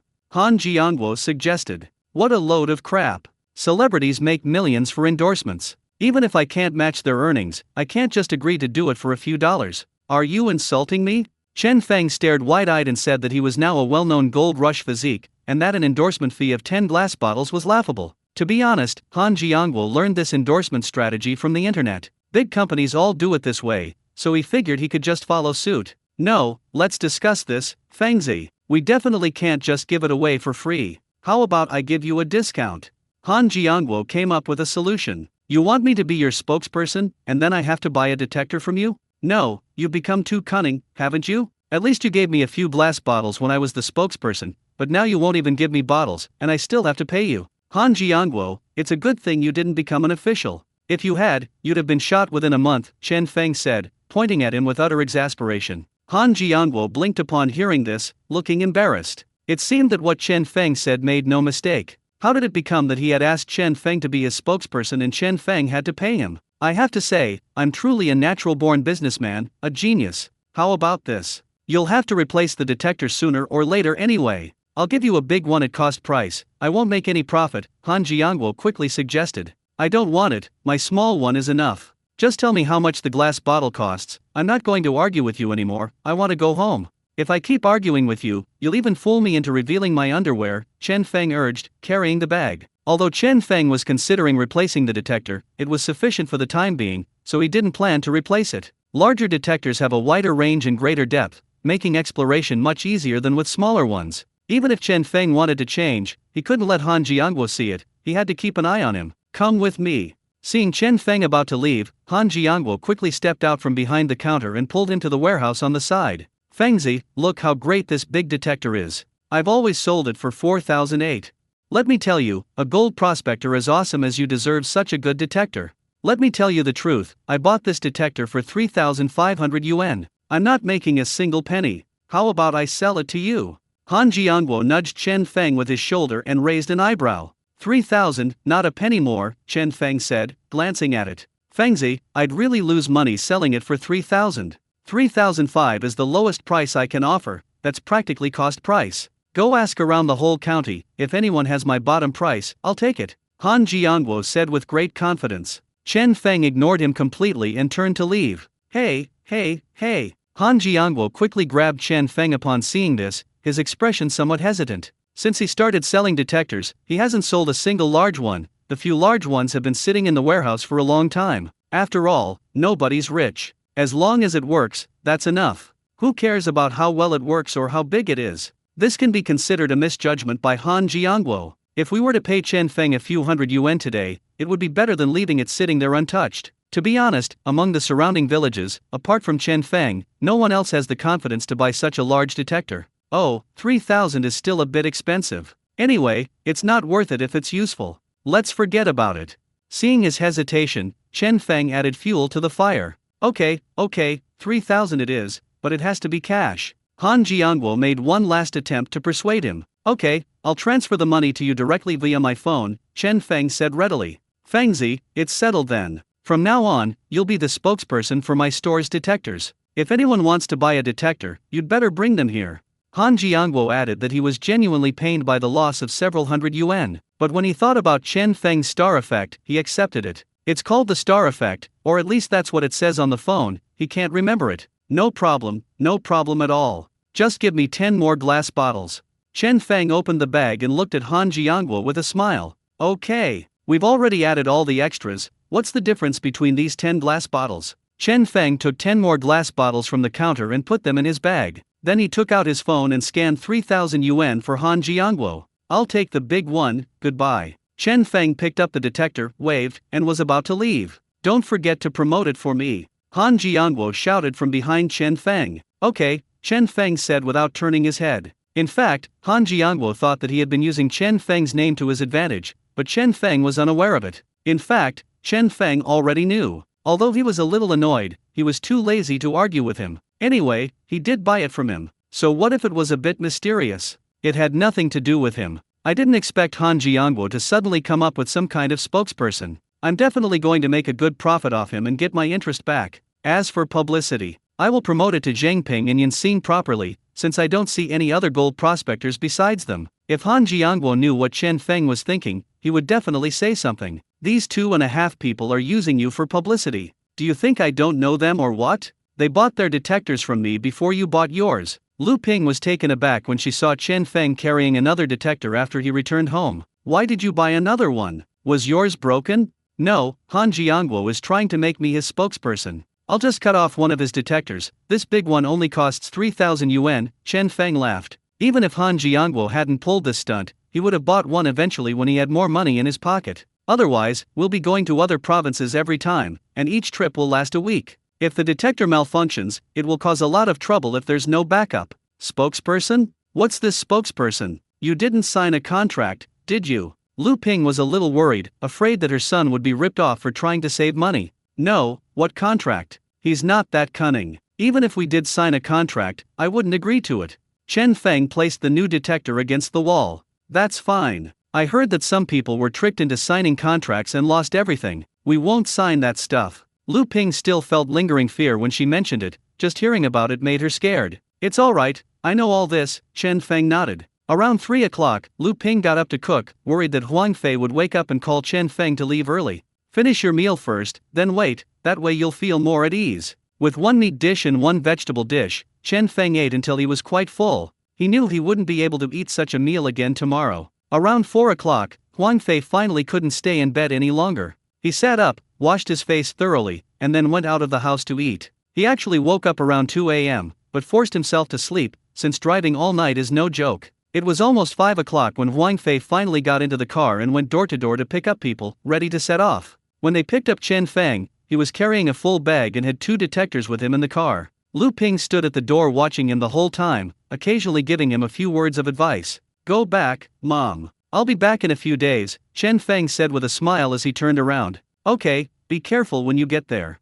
Lu Ping was a little worried. This was Chen Feng's first time leaving the province, and the place he was going to was still a desolate place. Fortunately, there were others with Chen Feng, so everyone could look out for each other, which made Lu Ping feel a little more at ease. Chen Feng said goodbye to his mother and got into the car. As soon as he got in, everyone couldn't help but smile when they saw Chen Feng carrying 2 detectors. Fengzi, are you really going to go all out with this, getting 2 detectors?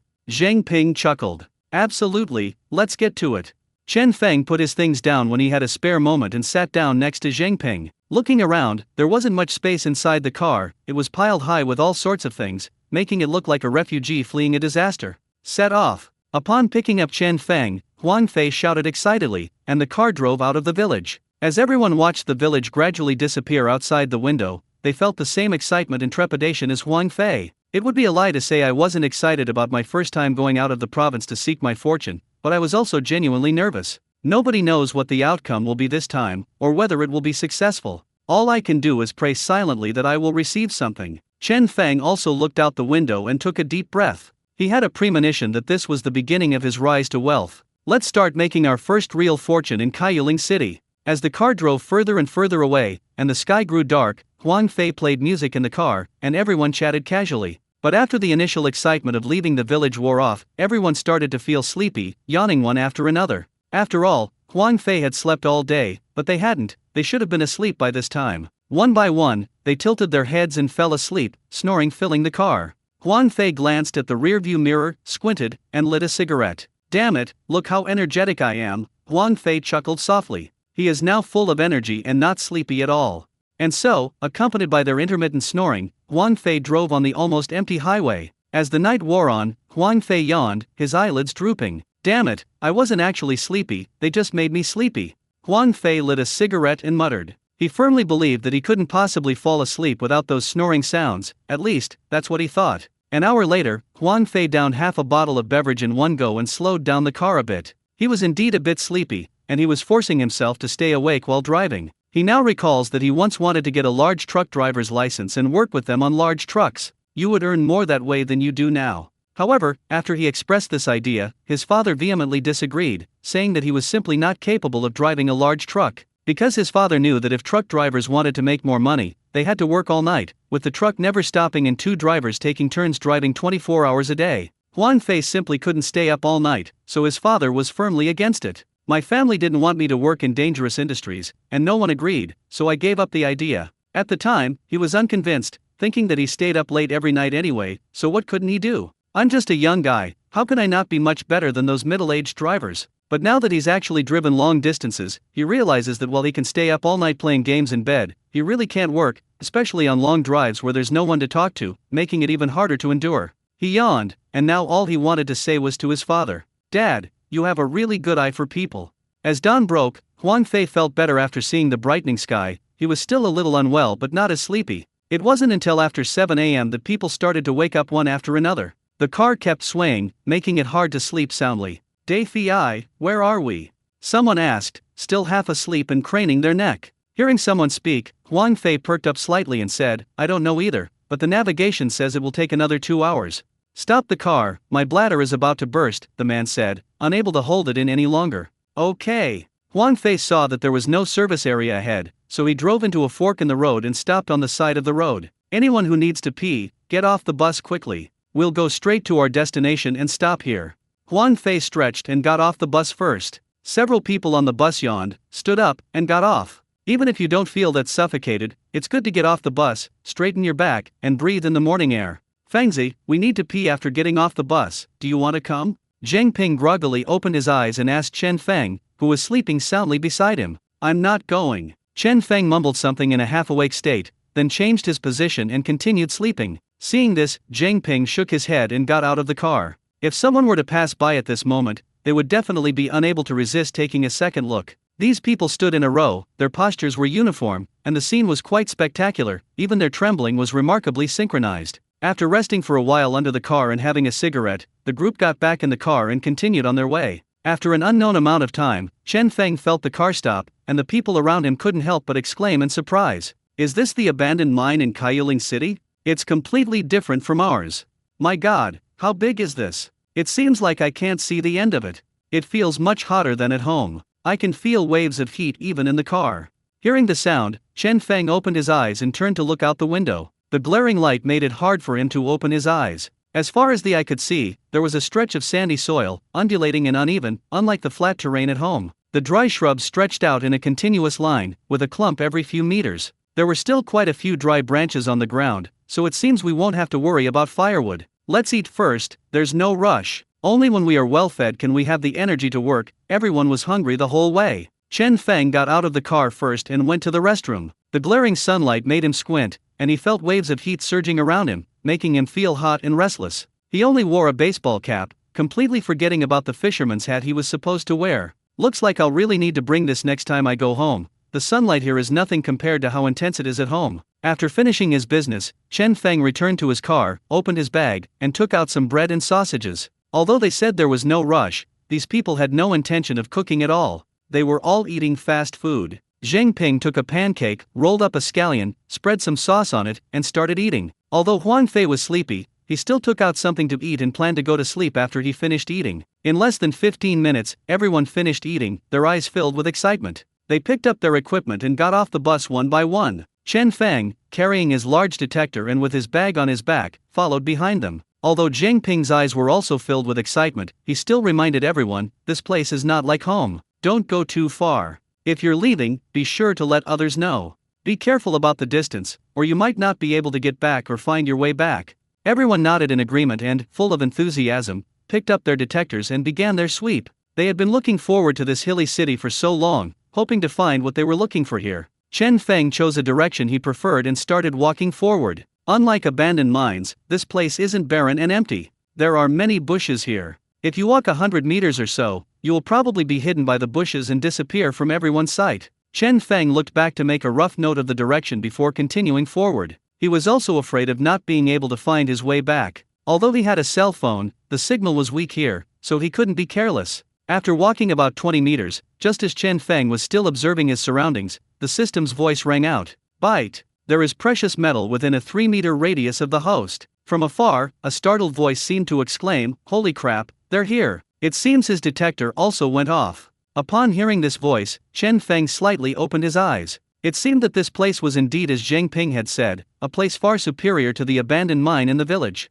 Chen Feng didn't rush to explore the location. Instead, he upgraded the system first. Bring up the system panel, and next to the depth detection option, lightly tap the plus sign with your hand. Upgrade your detection depth by spending 10,000 points. Please confirm. Chen Feng clicked without hesitation. Ding, the detection depth has been upgraded, increasing by 10 centimeters. Chen Feng lost 10,000 points, but the depth of exploration option now had 20,000 points. This means another upgrade, requiring 20,000 points, and the depth will increase by 10 centimeters. For his next upgrade, Chen Feng will still choose depth, at least increasing it to 1 meter first, to ensure that no piece of cargo is missed on the ground beneath his feet. After adding the points, Chen Feng retracted the system panel and picked up the new detector to start drawing the area. The new detector has a detection range that is 1/3 greater than the old one, which will save Chen Feng a lot of time. For Chen Feng, time is money. He held the detector and probed the ground in circles. He was very pleased to see that he could now probe the width in just 2 times, whereas it used to take 3 probes.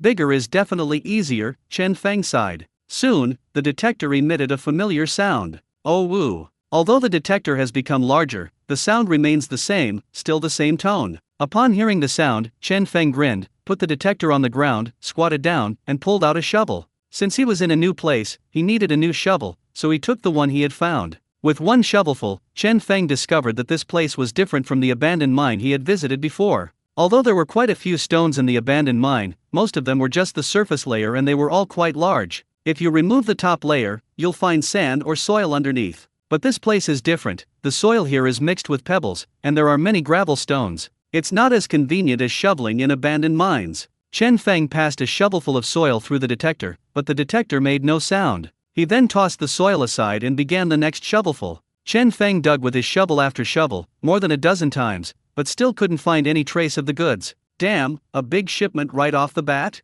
Chen Feng's enthusiasm grew even stronger. The saying, the deeper the mine, the bigger the cargo, applies to any mining operation. Shovel after shovel, Chen Feng dug more than a dozen shovels in a row, creating a small pit in the ground. Chen Feng shoveled again and checked the detector. This time, the detector finally beeped. Oh woo. Upon hearing the sound, Chen Feng shook the shovel and held it up to his eyes to examine it carefully. I hope to see that color he longs for. Not seeing anything yet, Chen Feng shook the shovel again and put it on the detector. The detector was still beeping. Chen Feng shook himself again and reached out his fingers to search inside the shovel. After flipping through the sand and gravel several times, Chen Feng finally spotted the tiny white grain hidden among the sand and gravel. Wow, I don't think I've found such a big silver nugget in ages.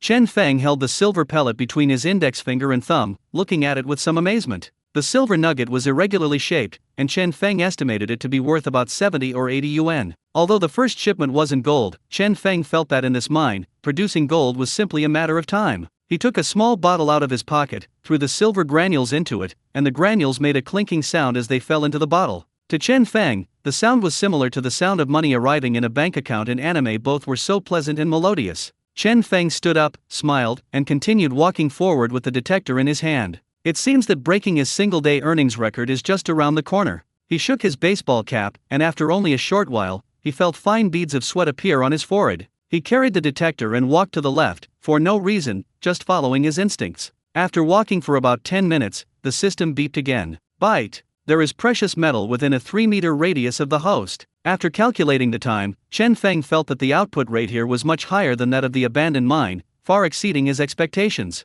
Of course, it might be due to luck, and he needed to take a closer look. After visually sketching out the area, Chen Feng began waving his detector around. This time it was quick. The detector went off as soon as it reached the middle of the second row. Oh woo! Chen Feng pulled out a shovel and squatted down, pulling the probe head closer to himself. Holding the shovel in his left hand, he scooped it down with force. Chen Feng scooped up a full shovelful of soil and waved it on the detector. The detector didn't sound, so Chen Feng shook off the soil and took another shovelful. It was still a full shovelful, and the detector still didn't go off. Chen Feng shoveled several more times, but the detector showed no sign of beating. Next time I'll bring an excavator and make sure you're all hiding so well, Chen Feng muttered. It took countless shovelfuls before the detector finally responded. Oh woo! The hole I dug this time was a little smaller than the one before, but not by much. Chen Feng shook the dirt off the shovel and checked the detector. Oh woo! After a slight tremor, this time without needing to tremble again, Chen Feng could already see the silver particle floating on the surface of the soil. He reached out and picked up the silver particles. These silver particles were flat and round,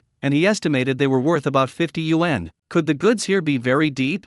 Chen Feng threw the silver granules into the bottle, stood up, and asked, somewhat puzzled. If each one is very deep, then using a small shovel to carefully shovel it bit by bit would be too time-consuming. It's impossible for everyone to be this deep. It's probably just a coincidence, Chen Feng muttered to himself. Pick up the detector and walk forward. Putting everything else aside, at least the first two items are quite large, making it a very enjoyable experience to probe them. Although it's made of silver, it's big enough and looks very appealing. After walking for a few minutes, Chen Feng's path was blocked by two bushes. He instinctively tried to go around it, but stopped as soon as he took a step. Nothing can stop me, not even the two of you. Chen Feng pulled out a shovel, pointed forward with one hand, his eyes cold and somewhat childish. All I can say is that he's still not tired and still has the energy to play. If it were in the afternoon, he probably wouldn't even walk towards those two bushes and would stay far away from them. He stepped forward, waving his shovel haphazardly to knock down some of the bushes that were intertwined, creating a gap for himself to squeeze through. Squeezing past sideways, the dry branches of the bushes scratched Chen Feng, making him squint. Damn it, I'm not going to do that again. I'd better stay away from it.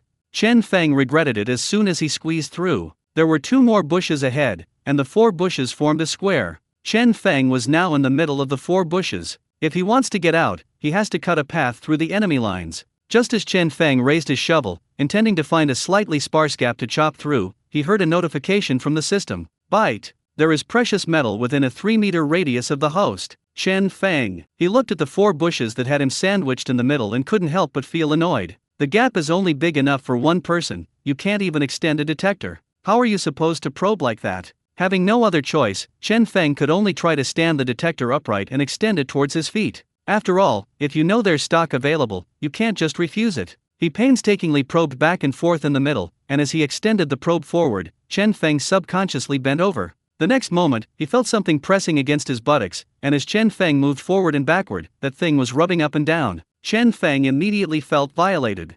Without even thinking, Chen Feng knew that it was the branches of the bushes that were poking his buttocks. I never imagined I'd be outmaneuvered by a tree branch in my entire life. Chen Feng turned around, squinting at the branch, his expression somewhat dejected. He grabbed the branch with his other hand and snapped it aside, clearly annoyed. Chen Feng felt much more comfortable as he continued exploring. Just now, he had always felt a muscular man lurking behind him, eyeing him menacingly. Turning back, Chen Feng continued to hold the detector upright and probe at his feet. Since the detector in front of him didn't go off, he had to turn around and probe to the side. After probing left and right a few times, Chen Feng stretched forward and felt a familiar yet strange sensation in his buttocks. Chen Feng, damn it, it's done, now it's your turn, huh? Chen Feng turned around and haphazardly broke off all the protruding branches. He let the tree branches play with him twice in one day. Was he out panning for gold or selling his dignity? Wasn't the agreement that this job was about performing arts, not selling one's body? Why is it different from what was said when I joined this industry? During a brief respite, he peered around and finally, under a bush, the detector went off. Oh woo! The sound was only a little quieter than before, and Chen Feng already had a premonition that this thing was probably going to go a bit deeper.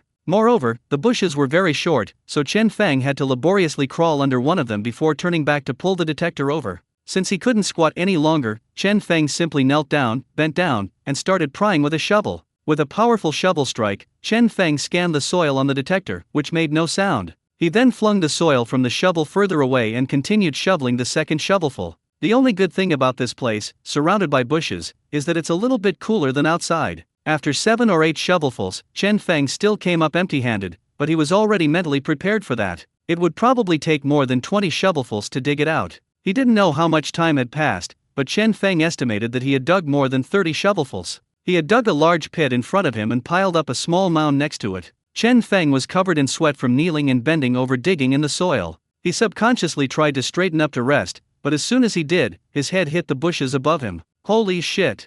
Chen Feng shrank back as fast as lightning, crawling as low as possible to look back. Because he was wearing a hat, his head was fine, but some bush branches scratched Chen Feng's neck, and the bushes had small thorns that made his neck sting. He reached up and touched the back of his neck, finding no blood, and breathed a slight sigh of relief. Damn it, what kind of location is this? Chen Feng took a deep breath and could only continue to bend over and dig with the shovel. The pit in front of him was dug bigger and bigger, and Chen Feng became more and more puzzled. What the hell? You're not kidding me, are you? Chen Feng shoveled again with all his might. The hole in front of him was big enough to fit his head inside. He passed the detector over the soil, but it didn't go off. He then forcefully flung the shovelful of soil into the air. Chen Feng looked at the pit in front of him, pursed his lips, pulled the detector over, and as soon as he put it into the pit, he heard the detector make a loud noise. Oh woo! The sound proved that the goods were still in the pit, and Chen Feng had at least not dug in the wrong place. Damn it, I'll see what kind of person you really are. Chen Feng swung his shovel and continued digging, holding his breath. I can't even straighten my back here, and the cargo is so deep, it's so hard to dig. If the goods weren't worth much, he'd be tempted to cut down those 4 bushes. After shoveling a dozen more shovelfuls, Chen Feng used the detector again, and it finally made a sound. Oh woo! Hearing the voice, Chen Feng finally breathed a sigh of relief,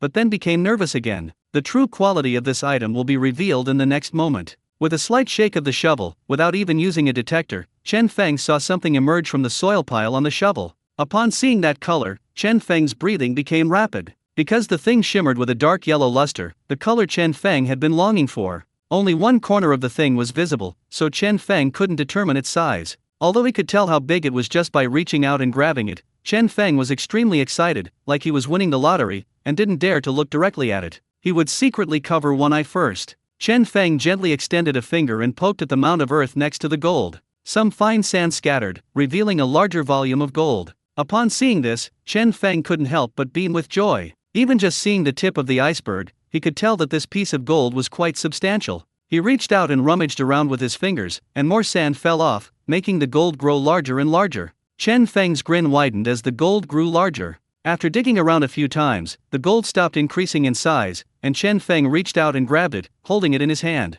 When Chen Feng actually held the gold in his hand, he had an urge to burst out laughing. The gold was unusually shaped and much larger than the gold Chen Feng had previously found. Chen Feng weighed it in his hand and estimated it to be about 16 or 17 grams. Even after accounting for losses, this piece of gold is estimated to be worth around 4 or 5,000. With just one piece, he broke Chen Feng's record from the previous day. Ha ha ha ha. Holding the gold, Chen Feng felt a surge of satisfaction. Ignoring the dirt on the ground, he lay down and let out a long breath, unable to suppress the smile on his face. He lay on the ground, looking at the 4 tall bushes above his head. Just a moment ago, Chen Feng wanted to cut them down, but now they looked much more pleasing to the eye. It has to be a large abandoned mine. He could spend his whole life exploring abandoned mines next to the village and probably still not find a gold nugget worth 5,000. They found such a large piece of goods in less than half a day after arriving here. Cool. After resting for a few minutes, Chen Feng sat up, examined the gold piece again, and then threw it into the bottle with satisfaction.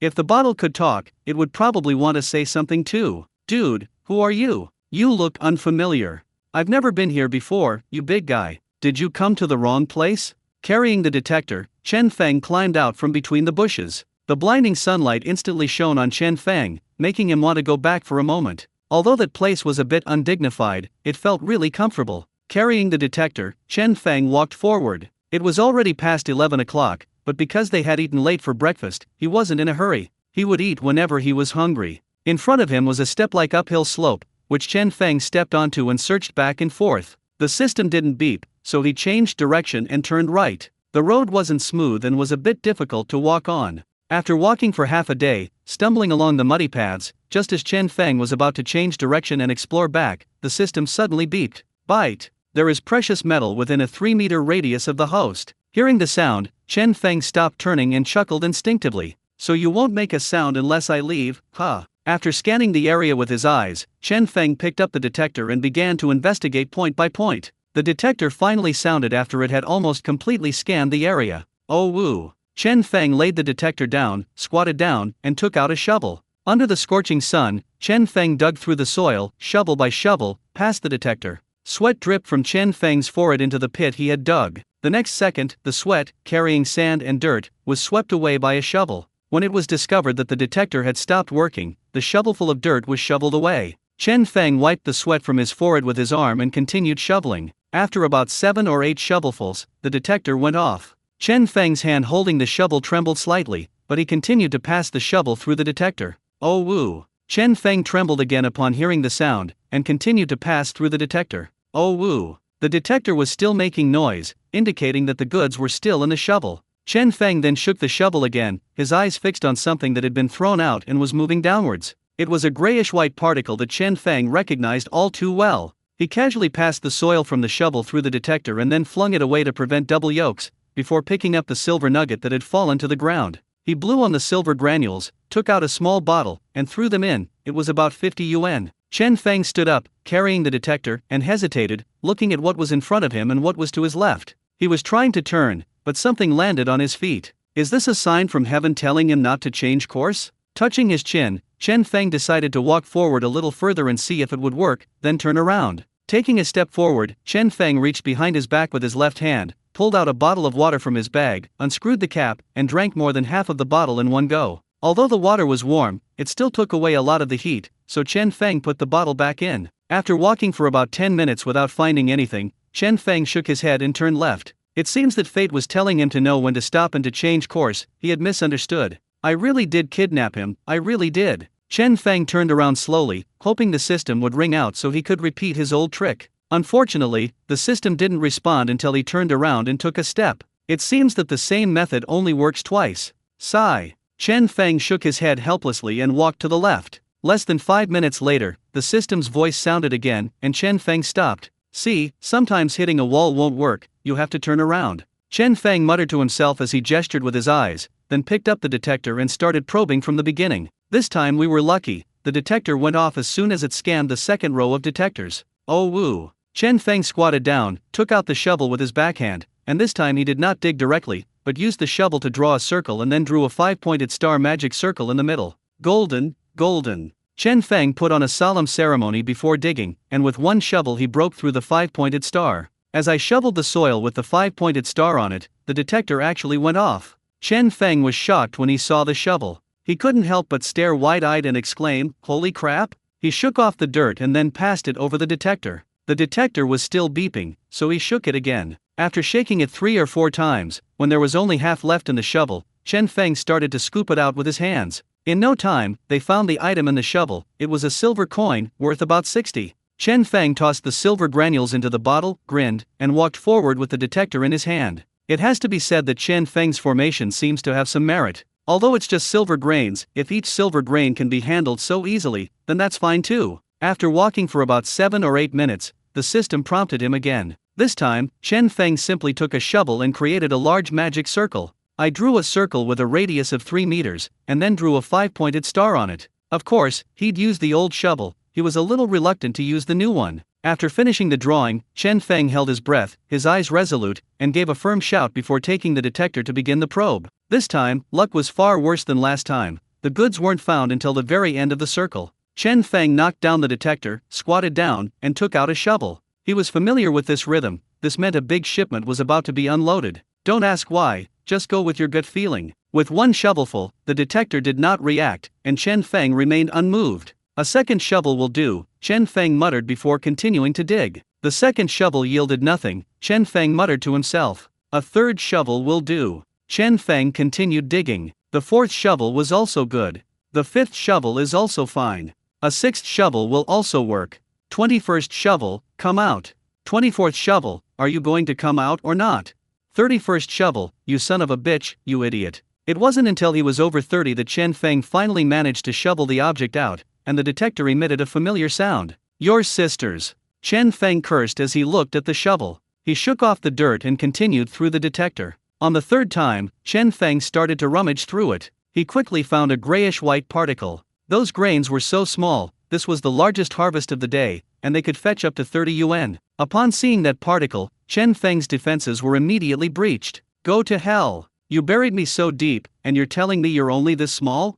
Do you deserve it? Do you deserve to be buried this deep? Chen Feng was so angry that he spat out words and cursed several times before calming down. He threw the silver granules into the bottle, picked up the detector, and stood up. Taking a deep breath, Chen Feng chose a direction and prepared to head there. Before leaving, he looked back at the drawn magic circle. Damn it, trash. After saying that, Chen Feng walked forward. After exploring for several more hours, Chen Feng collected a dozen or so silver grains, worth about 500 yuan. Chen Feng felt his stomach rumbling, so he found a dense thicket of bushes, aimed at the direction of the sunlight, and crawled inside. This bush is alright, it's just the right size so he can sit without hitting his head, and it provides decent shade. He took out bread and water from his bag, tore them apart, and started eating. After finishing his bread, he bit open a sausage with his teeth. He was hot and tired and didn't feel like putting the sausage in his bread. He was content as long as he could eat it. After finishing his meal, Chen Feng opened another bottle of water. He had already finished the first one. After gulping down about half a bottle, Chen Feng put it down, let out a burp, took out a cigarette from his pocket, and prepared to smoke one and take a break. A puff of smoke through my lungs eased my fatigue a little. He looked around. It was already past 3 o'clock. Summer days are long, so it probably wouldn't get dark until around 7 o'clock. However, we can't be too rigid about the schedule. We need to head back around 5 p.m., otherwise we won't be able to tell which way is which after dark, and that would be troublesome. A few minutes later, Chen Feng took a deep drag on his cigarette butt, stubbed it out on the ground, and a thick cloud of smoke billowed out. Chen Feng then stood up, carrying the detector. Chen Feng chose a direction slightly closer to where he had come from and started walking forward. The system gave a prompt after only a few steps. Chen Feng scanned the area with his eyes, then picked up the detector and began to probe back and forth. The large detector was indeed very effective, and Chen Feng even regretted not buying it sooner. If I had bought this earlier, I could have saved so much time. Oh woo. Halfway through the sweeping, the detector went off. Chen Feng took out a shovel, squatted down, and began shoveling through the soil, one shovelful at a time. After a morning of searching for goods, he discovered that the goods here were generally buried much deeper than in the small abandoned mines. Very few items can be shoveled out in just a few shovels. Most of the time it takes a while to shovel them. That's all for now. We'll have to come back next time. To speed up the shopping process, Chen Feng needs to prepare some other tools. After countless shovelfuls, Chen Feng dug another hole in front of him before the detector finally sounded. Chen Feng shook the soil off the shovel and checked the detector. The detector was still beeping, and Chen Feng shuddered again. Halfway through shaking, Chen Feng started to pick at it with his hands. He quickly found a silver nugget worth about $60 or $70 in the shovel. Chen Feng took out a bottle from his pocket and threw the silver granules in. Chen Feng stood up, supporting himself on his knees. Sometimes, squatting for a long time makes my legs go numb, and kneeling on pebbles is also uncomfortable. Although it was just a single silver grain, Chen Feng felt fine. He had already harvested nearly 6,000 today, which was quite satisfying. After wandering around for a while, around 4 p.m., he found some silver coins worth several hundred yuan. Coupled with the temperature being much higher than in his hometown, he was a little tired after walking all day. He took out his phone, glanced at it, and prepared to turn back. After walking for about 10 minutes, just as he was thinking about what to eat for dinner, the system suddenly beeped. Bite! There is precious metal within a 3-meter radius of the host. Chen Feng put his mind at ease, looked around at himself, drew a boundary, and began to probe with the detector. He was already very satisfied with today's harvest. Finding even one more piece would be a bonus. If I could get 100 silver coins, that would be fine too. Chen Feng smiled and said casually. When the probe reached about a third of the way through, it went off. Chen Feng slowly squatted down and pulled out a shovel. I shoveled a shovelful of soil and passed it over the detector. The detector didn't sound, so Chen Feng shook off the soil and shoveled another shovelful. Shovel after shovel, Chen Feng was in no hurry, with a sense of leisure after completing a task. It's unclear how much time passed, but the detector finally beeped when Chen Feng ran the shovel over it. This time, Chen Feng didn't shake the shovel. Instead, he took it directly, reached out, and slowly dug through the soil in the shovel, checking the detector every now and then to make sure he didn't miss anything he had dug up. They dug with a large shovel, until only a third of the soil remained, but the goods still hadn't come out. Of course, Chen Feng wasn't anxious this time. He just slowly dug, knowing that it would come out sooner or later anyway. As long as it was in the shovel, there was no rush. A moment later, as Chen Feng was digging around, he suddenly spotted something yellow. Chen Feng's eyes widened instantly, his fingers stopped, and he carefully examined the item that was only partially visible. No way, sir. Chen Feng's lips gradually curled up. He was just about to wrap up work, and now he was getting a surprise? He reached out and picked up the gold piece. It was in the shape of a sheet, not nearly as big as the one he had panned for that morning, but it wasn't small either. Ha ha ha ha. Chen Feng looked at the gold piece in his hand and grinned silently. He estimated that this piece of gold was worth more than 1,000, and today's total harvest exceeded 7,000. After putting the gold into a bottle, Chen Feng plopped down on the ground, overjoyed. 7,000 a day, what does that mean? He absolutely adored this mine.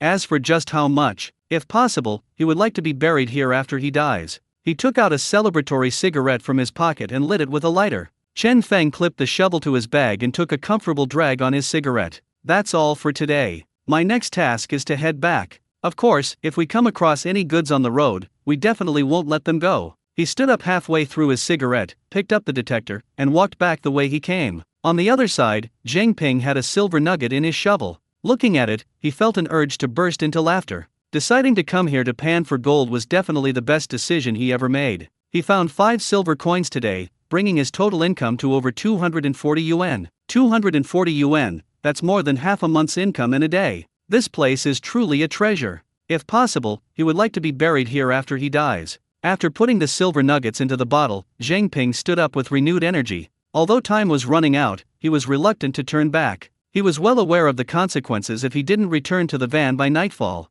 So after thinking about it, he decided to go back to the vicinity of the van first, and then, while it was still light, explore the area a little further away and try his luck. Meanwhile, Yinsing knelt on the ground on the other side, staring at a single gold nugget in the pit, completely dumbfounded, unable to believe it was real. His hand trembled slightly as he reached into the pit, pinched the gold nugget, breathed on it, and wiped it clean. After confirming that it was indeed gold, Yinsing held the gold nugget in both hands, looked up at the dazzling sun in the sky, and his smile gradually widened. Ha ha ha ha. The laughter had a sense of relief after hardship, like a weight being lifted from one's shoulders. Before they came, no one knew if this place would be suitable. With travel expenses, food and drinks included, the 400 yuan phone bill was a huge gamble for them. No one said it outwardly, but everyone was uneasy inside. At this moment, after panning out this gold nugget, Yinsing finally let go of the pressure in his heart. The heavy stone that had been weighing on his stomach finally disappeared. He had never felt so relaxed. This piece of gold is worth about 400, and with the silver nuggets he found, his income today is around 600.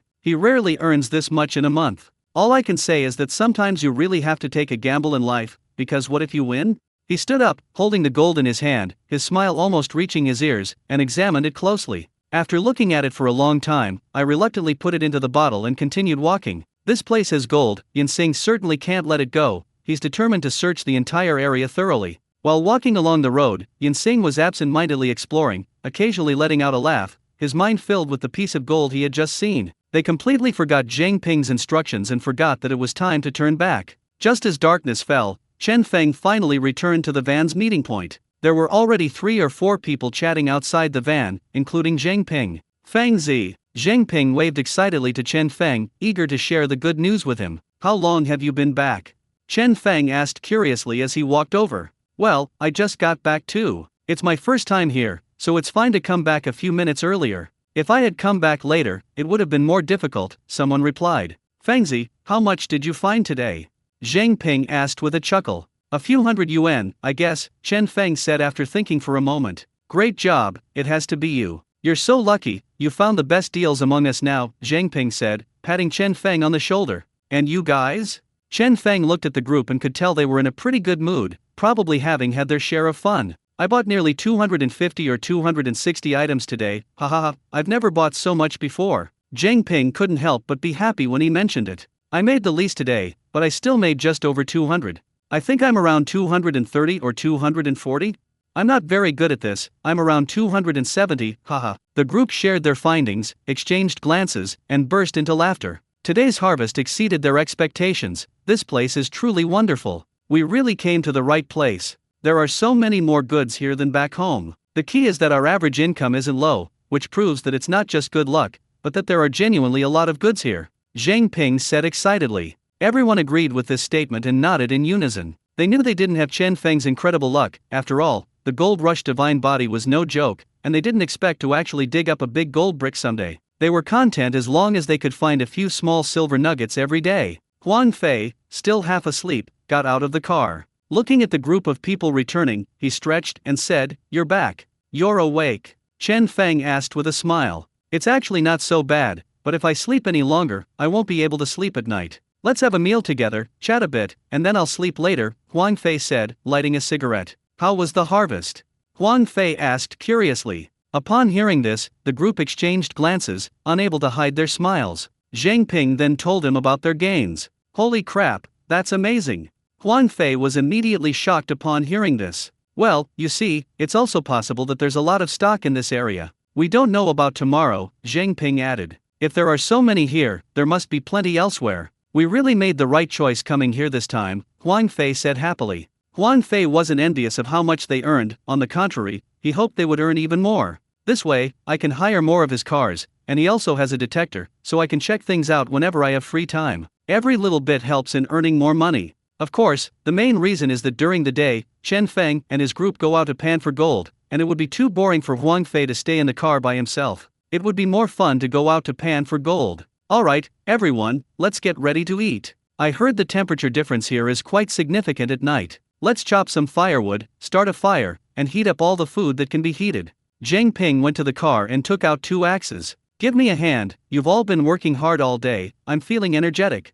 Huang Fei reached out to Zhang Ping. Zhang Ping smiled upon hearing this, handed him an axe, and the two prepared to chop wood. Chen Feng looked around, somewhat puzzled, and said, "There are still 2 people who haven't returned." "Yeah, they're probably on their way back," Zhang Ping said, glancing at the sky. "It's just getting dark, so it's alright." Chen Feng didn't think much of it. They only brought 2 axes, so Chen Feng went to find them some stones that they could use to build things. Everyone pitched in, as they often did these chores at home, making it easy and stress-free. Soon, a circle made of large stones was formed 2 meters away from the car. Zhang Ping threw the firewood he had chopped into the circle and gathered some dry grass to start a fire. Actually, when Zhang Ping suggested starting a fire, 2 other people thought it was unnecessary. After all, it was so hot, why start a fire? How big could the temperature difference be? It would be better if it were cooler. But as darkness fell, everyone felt something was wrong. The temperature was dropping. If it stops now, it will be cool and comfortable, but if it goes any lower, it will start to get a bit cold.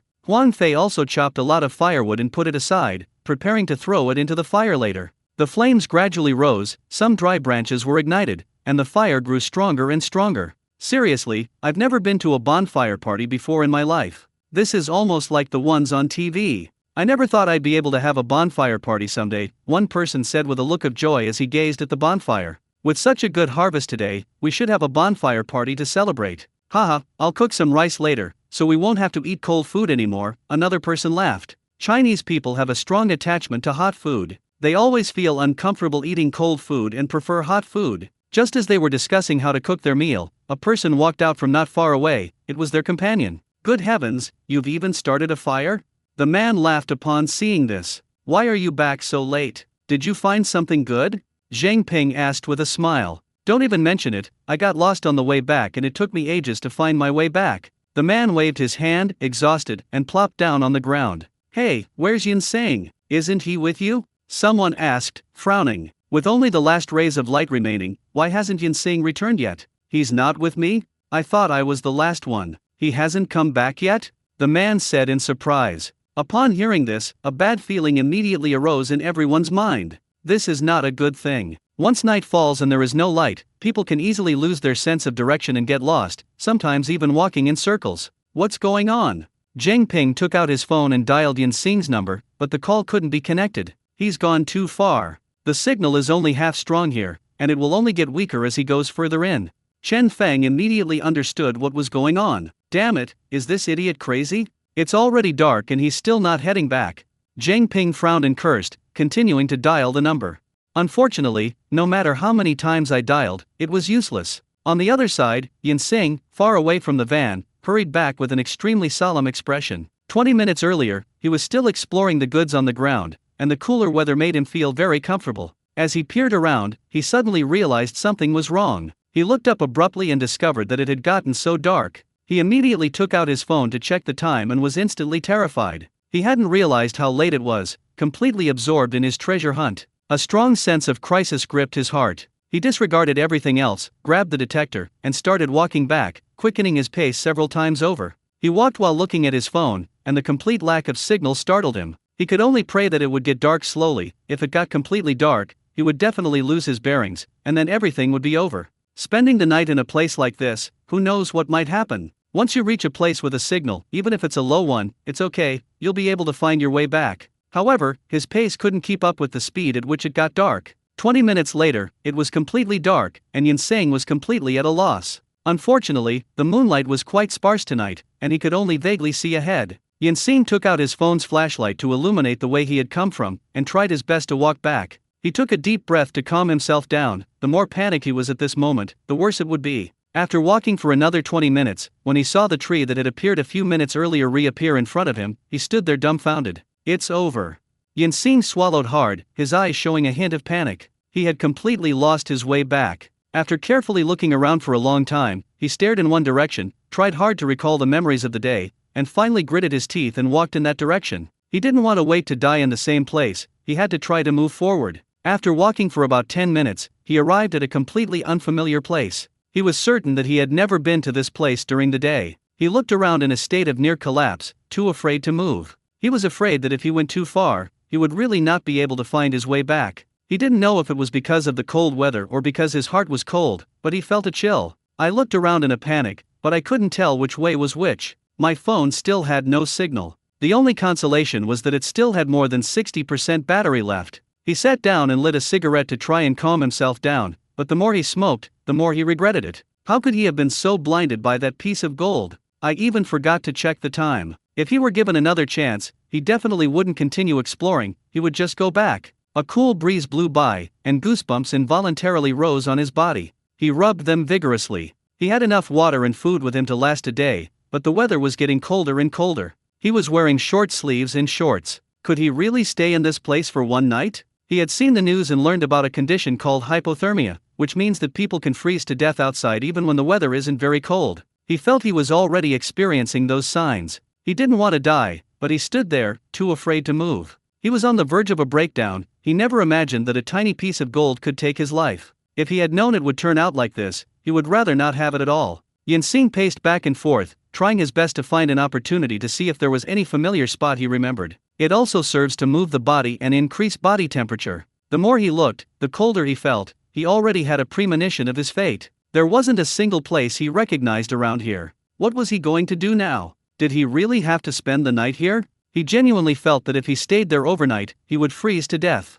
After looking back and forth for an unknown amount of time, he finally felt a sense of despair, sighed deeply, and sat down on the ground, at a loss. His body felt colder and colder, so cold that he hugged his shoulders. Goosebumps kept appearing, and he couldn't rub them off at all. He buried his head between his legs to keep it a little warm. Then he raised his head again, searching for that faint hope. Taking out the last half pack of cigarettes, Yinseng lit one after another. He wasn't addicted, it was just to keep himself warm. He had considered starting a fire, but he didn't even have an axe. With just a shovel, he couldn't chop down much wood to start a fire. He finally finished half a pack of cigarettes, lit the pack, and heated his hand over it. The flame, like a glimmer of hope, vanished in an instant before Yinseng could even react. He sighed deeply, thinking desperately, am I really going to die here today? If there were a fire in front of him right now, that would be such a luxury. He gave a wry smile, shook his head, and curled up on the ground, hugging his legs. My mind wandered, thinking about all sorts of things, even wondering if I should use my phone to record my funeral arrangements. That way, when they find me, I can at least give my family an explanation. Just as he was looking ahead unintentionally, he suddenly saw a very faint light, and the light seemed to be flashing. Yinseng even wondered if he was really about to freeze to death and was hallucinating. Isn't that just like the little girl selling lighters? But when he looked at the light more closely, he realized that it seemed to be moving, not an illusion. In an instant, something occurred to him. Yinseng grabbed the detector and ran forward, not even caring that he was scratched by the bushes because he was running too fast. He ran while shouting, I'm here. I'm here. But the light was really far away, and no matter how much he shouted, no one responded. The light disappeared after a few minutes, and Yinseng was so anxious that he almost lost his voice from shouting. Don't go, I'm here, I'm here. Yinseng was so anxious he was about to cry. Who could understand the feeling of seeing hope only to watch it slip away? There is nothing more desperate than this. As Yinseng watched the light vanish like the flames from before, his mood plummeted from heaven to hell. He stood there helplessly screaming, but there was no response from anyone around him. Yinsing stood there blankly, countless thoughts rushing through his mind. 10 seconds later, he gritted his teeth and ran headlong towards the spot where the light had been, even though it had disappeared. Because it was too dark, Yinsing even fell halfway through, and his leg was burning with pain. But at this moment, he couldn't care less about the burning sensation. If he didn't rush to seize that sliver of hope, he would soon be ice cold. He ran for a long time, but still couldn't see that glimmer of hope. He was panting heavily, put the detector on the ground, and rested his hands on his knees. The light completely disappeared, and he didn't know what to do. I took out my phone and glanced at it. It was almost 8:30. Was I really going to have to spend the night here? Just when he was feeling hopeless, he suddenly saw a signal strength appear on his phone. His face lit up with joy, and he sent a WeChat message to Zhang Ping. The signal was still flickering, and it took a long time for the WeChat message to be sent. Zhang Ping was holding a flashlight and weaving through the bushes. They began searching separately an hour after confirming Yinsing's disappearance. Each person carried a flashlight they had brought from home and split up to search for Yinsing. Fearing that he might get lost again if he didn't find Yinsing, Zhang Ping asked them not to go far and to come back immediately if they noticed a drop in cell phone signal. Huang Fei stayed behind to guide them. If anyone gets lost, as long as their phone has a signal, they can contact Huang Fifa for real-time location tracking and get back. Suddenly, he received a WeChat message on his phone. Zhang Ping took out his phone and saw that it was from Yinsing. "Where are you?" Zhang Ping clicked on Yinsing's voice message and heard what Yinsing said. Zhang Ping didn't waste any words and sent the real-time location directly, but Yinsing's signal was too poor and it was intermittent. Yinsing kept fiddling with his phone, even holding it high in the air, hoping to get a better signal. Finally, the real-time location appeared on the phone, but then it froze and the location stopped updating. However, there were still directional coordinates, and Yinsing started walking in the direction of the coordinates. The signal improved over time and eventually stabilized at 1 bar. Although it was still intermittent, it was much better than before. Finally, Yinsing saw a flashlight beam ahead. He ran towards it, shouting as he went, "I'm here! I'm here!" In the quiet wilderness, Zhang Ping seemed to hear someone shouting. He looked in the direction of the sound and shone his flashlight back and forth. Yinsing saw the light rushing towards him, as if it had noticed him, and he was so excited that he almost cried. The leg movements quickened, and the light came closer. "Zhang Ping, my God, I almost died, you know that?" Yinsing was so excited when he saw Zhang Ping that he almost collapsed to the ground. Zhang Ping stepped forward and helped him up. "No, what were you doing? How could this happen?"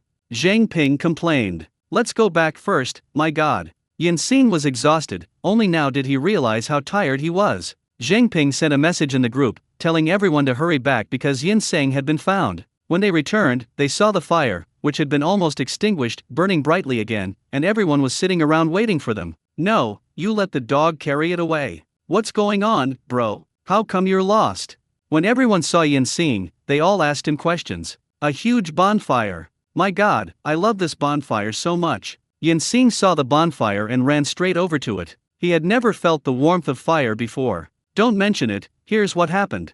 Yinsing rubbed his arms vigorously before telling everyone the story. "Next time I encounter this situation, I will never be greedy again. You have no idea, I really felt like I was about to die," Yinsing said, still shaken. "Serves you right for not listening to me. I told you we had to head back at 5, and you scared us half to death. We all went out looking for you and didn't even have time to eat," Zhang Ping said speechlessly. Yinsing clasped his hands together, looked at everyone, and said gratefully, "Thank you everyone, thank you everyone." Everyone said it was fine, they were all from the same village, and they couldn't just stand by and watch him lose it. "Now that everyone is safe and sound, we can all relax. What did the gold you found look like? You almost lost your life," someone asked curiously. Yinsing took out a small bottle, smiled, and said, "This one is probably worth over 400. The small bottle was passed around among everyone, and everyone was amazed by Yinsing's good luck. "Wow, you're even better than Fengzi. You made 600 yuan today, while Fengzi only made 300 or 400.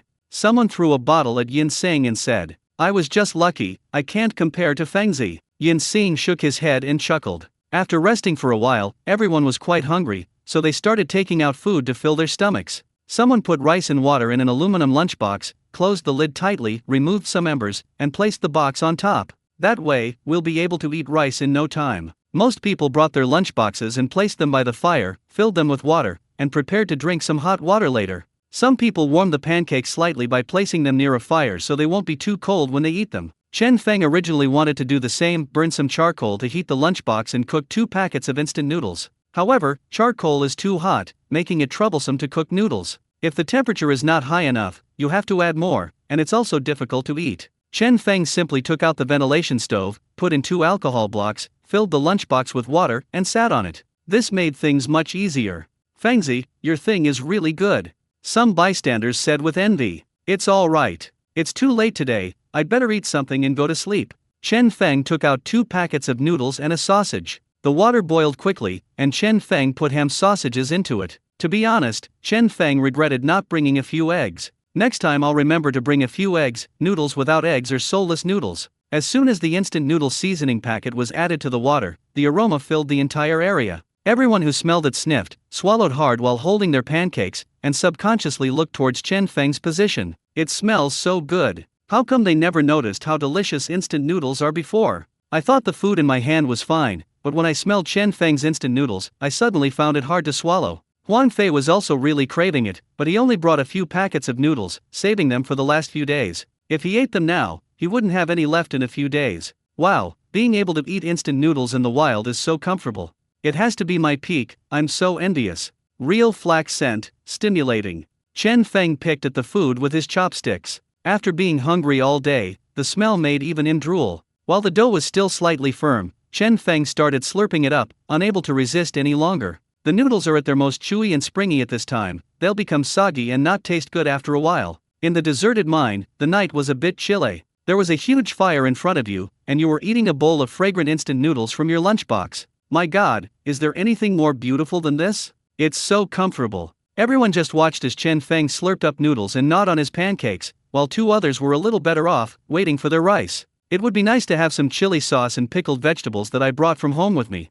Of course, that's how they comforted themselves. After finishing the noodles, Chen Feng surprisingly drank the soup completely. Normally, at home, anyone who drinks this stuff would have thrown it away long ago. Fearing the box would dry and be difficult to clean, Chen Feng poured some water into a bucket and cleaned the box. Of course, water is very precious now, so Chen Feng didn't dare to pour too much. After finishing, he sat comfortably by the fire and lit a cigarette. After a while, their rice was cooked. When they opened the lid, the fragrant aroma of rice wafted out, and Zhang Ping felt a little regretful upon smelling the fragrance. "I'm going to cook rice for myself tomorrow. Even if I can't have instant noodles, cooking some rice would be great." They poured chili sauce into their lunchboxes, added some pickled vegetables and green onions, and started eating. Although it was a bit bland, being able to eat hot rice outdoors was enough. After a long day, everyone was sticky and covered in dust on their faces and hands. But because water was so precious, all they could do was wet their towels and wipe themselves dry. "Hey, have one." Zhang Ping took out a cigarette and handed it to Yinseng.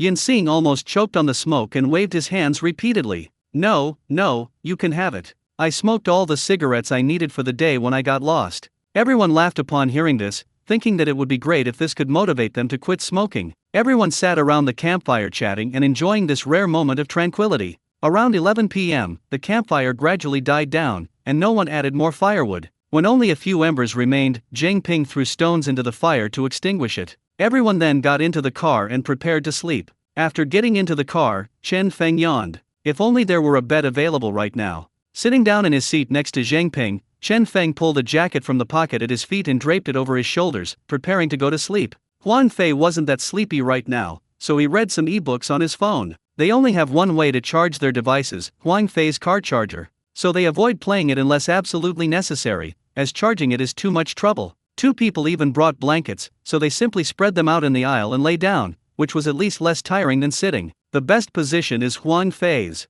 He can adjust the seat back and recline in the driver's seat, which is not as hard as the ground. Chen Feng took a clean towel, placed it by the window, and rested his head against the window, preparing to sleep there. He initially thought that although the conditions were a bit tough, it was still acceptable. Little did he know that the nightmare was yet to come. The car was full of grown men whose feet had been covered in shoes all day. They finally got to sleep at night, so they took off their shoes to relax. There wasn't enough water, so there was no way to wash my feet, no matter how hot it was. 7 or 8 grown men took off their shoes, and the windows couldn't be opened because it was cool at night. You can imagine the smell. Chen Feng leaned against the window and sniffed, immediately smelling an indescribable odor, and his face immediately scrunched up. My God, did you go mining or scrambling sauerkraut? Chen Feng couldn't believe it and frowned, fanning himself with his hand. Although his feet smelled, they weren't to the point where their socks and shoes would practically smoke when they took them off. Chen Feng initially intended to bear it, but the smell grew stronger and stronger, and he couldn't stand it any longer, so he opened the window a crack. With the fresh air in, Chen Feng felt a little better, much better than before, and not to the point where he would vomit in a little while. He pressed himself against the window, closed his eyes, and prepared to endure it, thinking he wouldn't be able to smell it if he fell asleep. But before he could fall asleep, snoring began to fill the carriage. After a long day, everyone was exhausted and fell asleep within minutes. The snoring was deafening, and Chen Feng's face was now masked with pain. My nose was filled with that sour, foul smell, and my ears were still suffering. Who could possibly fall asleep under these conditions? Huff, rat, huff, rat. Chen Feng was on the verge of collapse as he listened to the new voice coming from inside. Who the hell got on a plane again? Chen Feng closed his eyes tightly, clenched his fists slightly, and looked utterly helpless. I leaned against the window, trying my best not to hear the noises, hoping to fall asleep quickly. Don't move, that's mine, I saw it first. Beep beep beep beep beep beep beep. Crunch, crunch. Farting, teeth grinding, snoring, and even sleep talking, they're all ganging up on Chen Feng, giving him a real hard time. He. Such a big piece of gold, how much would it sell for? Beep beep beep beep beep beep. Chen Feng was so desperate that he found a piece of paper and stuffed it into his ears. Actually, blocking it doesn't really help, you can still hear it anyway, but reducing it a little bit is better than nothing. To be honest, perhaps he was slowly getting used to it. Chen Feng's eyelids were drooping, and he entered a half-asleep, half-awake state. Just as he was drifting off to sleep, he suddenly felt a hand appear on his chest. This startled Chen Feng, who opened his eyes to find Zhang Ping standing next to him. The kid didn't even open his eyes, it was all an unconscious action. He was even groping around on Chen Feng's chest, as if he was looking for something. Wife, don't lie face down, turn around. Zhang Ping murmured. Chen Feng stared at Zhang Ping speechlessly, feeling utterly devastated. He thought Zhang Ping was the only good person on the bus, but he didn't expect that Zhang Ping was the most annoying one. Zhang Ping, I never expected you to be such a womanizer with your thick eyebrows and big eyes, who look so honest. Chen Feng shook off his hand in annoyance and leaned against the window, fuming. I was just about to fall asleep when he woke me up again, damn it. Just as he closed his eyes, the hand reached out again, this time even reaching under Chen Feng's clothes, trying to get to him in one go. Go to hell, that's too much. Chen Feng said helplessly as he pulled Zhang Ping's hand away. You can't even do it through clothes, you have to put your hand inside, right? Zhang Ping forcefully shook off the hand, then turned over, hugged his shoulders, and fell asleep with his back to Chen Feng. Chen Feng sighed helplessly, leaned against the window, and closed his eyes. At that moment, he had only one thought in his mind, and he even swore a solemn oath. The first thing I'll do when I get back is buy a car, no questions asked. If I were to go out on the same bus with them again, I'd be a dog. Having made up his mind, Chen Feng finally succumbed to sleepiness and fell asleep by the window. Around 7 a.m. the next day, people started waking up one after another, getting off the bus to use the restroom, and this movement woke up even more people. It was already broad daylight, and they had to get up and get to work. Yin-Sing got out of the stuffy car and went to the restroom. The fresh, crisp morning air made him take a deep breath. Comfortable. Yin-Sing stretched and prepared to go back to the car and stay there a while longer before getting up with them. When he got back into the car, the overwhelming smell of stinky feet, sweat, and various other odors almost made him trip and fall. I'm going. Who among you has such smelly feet? Aren't you afraid of getting poisoned? Hurry up and open the window. Yin-Sing pinched his nose as he got into the car and opened the window. Another companion boarded the bus and nearly vomited from the stench. Covering his mouth, he said in disgust, I'm going to get it. Someone check my feet, is it fermented? I have to say, this thing is amazing. If you stay inside it the whole time, it doesn't feel that uncomfortable. But if you come out and then try to go back, you can't go back at all. Some of the companions were woken up and opened their eyes groggily. What's all the noise about? I can't smell anything. I can't smell it yet. If I don't open the window, you'll all be suffocated by the fumes. This is even more toxic than gas. Yin-Sing found a spot by the window and stuck his head out. Some people were woken up by them and couldn't help but get off the bus to pee. When they left, they thought they were just exaggerating and that it wasn't as scary as they made it out to be. When I came back, I almost couldn't get in, everyone was covering their noses. My God, who is it? Maybe I should wash my feet tonight. How come I didn't notice this last night? I can't go in anymore. I'll stay outside. Whoever wants to come in can come in.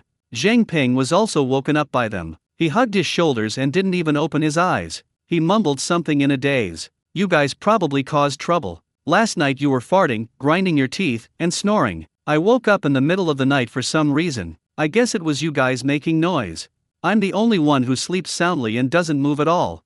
Hearing this, Chen Feng, who was already incredibly sleepy, still forced open his mouth and cursed in utter exasperation, go to hell. There's not a single good person among them, and they're all just crying wolf. This sound made everyone in the car laugh, and even Zhang Ping himself couldn't help but laugh. Ha ha ha. I'm so happy. Chen Feng is right. What's wrong? Am I a restless sleeper? Zhang Ping asked with a smile and curiosity. I don't want to talk. Chen Feng had no intention of paying him any attention. He absolutely has to find someone to switch seats with tonight, otherwise who can stand being taken advantage of in the middle of the night? Half an hour later, Chen Feng woke up with dark circles under his eyes, grabbed his things, and got out of the car. The morning was cool, a little chilly, but it was fine with a jacket on. The main thing was that once you breathed in the fresh air, you really couldn't go back to the car. Everyone gathered under the car to eat. No one would light a fire to cook anything in the morning, they just did whatever was convenient. After finishing their meal, everyone got into the car, and the air inside became much more comfortable. Huang Fei led everyone to a different location, since the previous location had already been explored, and exploring it again would yield much less. This is fine, I'll take a look, Chen Feng said, looking around. I didn't have any premonition, I just found it pleasing to the eye. No one had any objections, they just wanted to go somewhere else. Okay, let's stop here. Huang Fei parked the car and opened the door. Everyone got off the car one after another, carrying their belongings, and Huang Fei followed suit. It's so boring being alone on the bus, I'd be willing to earn an extra 50 yuan. Chen Feng took out a shovel from his bag and clipped it to the side of his backpack, ready to begin his money-collecting adventure for the day. Hey Fengzi, why is your backpack different from ours? Can you clip your shovel to the side? Zhang Ping noticed Chen Feng's movements and then realized that Chen Feng's backpack was different from theirs, which surprised him greatly. When Zhang Ping said this, the others also curiously gathered around, and when they saw the side of Chen Feng's backpack carefully, they all exclaimed in amazement. Wow, this design is great. This way, I don't have to keep holding the shovel in my hand or constantly rummaging through my bag. Awesome, Fengzi is really quick-witted. He sewed one up himself when there was no room left on the bag. Damn, Fengzi, you're so inconsiderate. Why didn't you tell us about something so convenient? Chen Feng was dumbfounded by the surprised looks on everyone's faces. He had thought that these people had already thought of doing this, but were just too lazy to do it. He didn't expect to discover today that they weren't too lazy to do it, but simply hadn't thought of it at all. Chen Feng slapped his forehead speechlessly, realizing he had overestimated their intelligence. I thought you all knew all along, but just didn't want to bother. So you didn't realize how inconvenient it is to carry a shovel around in your bag. Upon hearing this, Yinsing immediately waved his hand and said matter-of-factly, who would have thought? Although I also found it a bit difficult, I thought all gold prospectors did it this way. I never imagined you could do it this way. I'll sew one at home too. This is so convenient. It's really convenient. I used to put the shovel in my pants pocket. I even found a pair of ripped pants and poked a hole in the pocket so that I could hold the shovel in place. If I had known it could be done this way, I would never have bothered with my pants. Fengzi, do you have any other tricks up your sleeve? Teach us more. Someone looked at Chen Feng expectantly. No wonder Chen Feng always gets so much out of things, he really uses his brain, unlike them who are so rigid and just use what they learned without ever trying to improve it. That's all. I'll let you know if I find anything good later, Chen Feng said with a shrug. Everyone felt a little disappointed upon hearing this, but with Chen Feng around, they felt more at ease. Having such a smart person as a teammate made things much easier. The group dispersed in different directions. Before leaving, Zhang Ping reminded everyone not to go too far and to come back on time that night, as Yinseng had already served as a cautionary tale. With these examples, everyone became more cautious and would never take the risk of going too far. Once bitten, twice shy, Yinseng was now extremely wary of ropes. He would absolutely not leave the area within a kilometer of the van today, as that area was large enough for him to explore. Everyone carried their tools and walked in the directions they had chosen. Chen Feng, carrying the detector, also walked away into the distance. 10 minutes later, one of the group got the first win, and surprisingly it wasn't Chen Feng, but Huang Fei. Too lazy to walk far, he simply leaned out from beside the car, stood still, and randomly scanned left and right with the detector. After scanning one circle, he would take a step forward and continue scanning. Only by seeing their detection methods can one understand just how efficient Chen Feng is. Compared to Chen Feng, their efficiency is worlds apart. Chen Feng doesn't need to explore slowly at all, he can just keep walking forward. Half a minute of Chen Feng's walking time is enough for them to explore for half a day. Oh woo! Upon hearing the sound of the detector, Huang Fei was overjoyed, and his morning drowsiness vanished instantly. He never expected that he would find goods after only exploring for a short while. He was quite excited, picked up the shovel, squatted down, and began shoveling soil one shovelful at a time, hoping that this would be the first piece of gold in his life.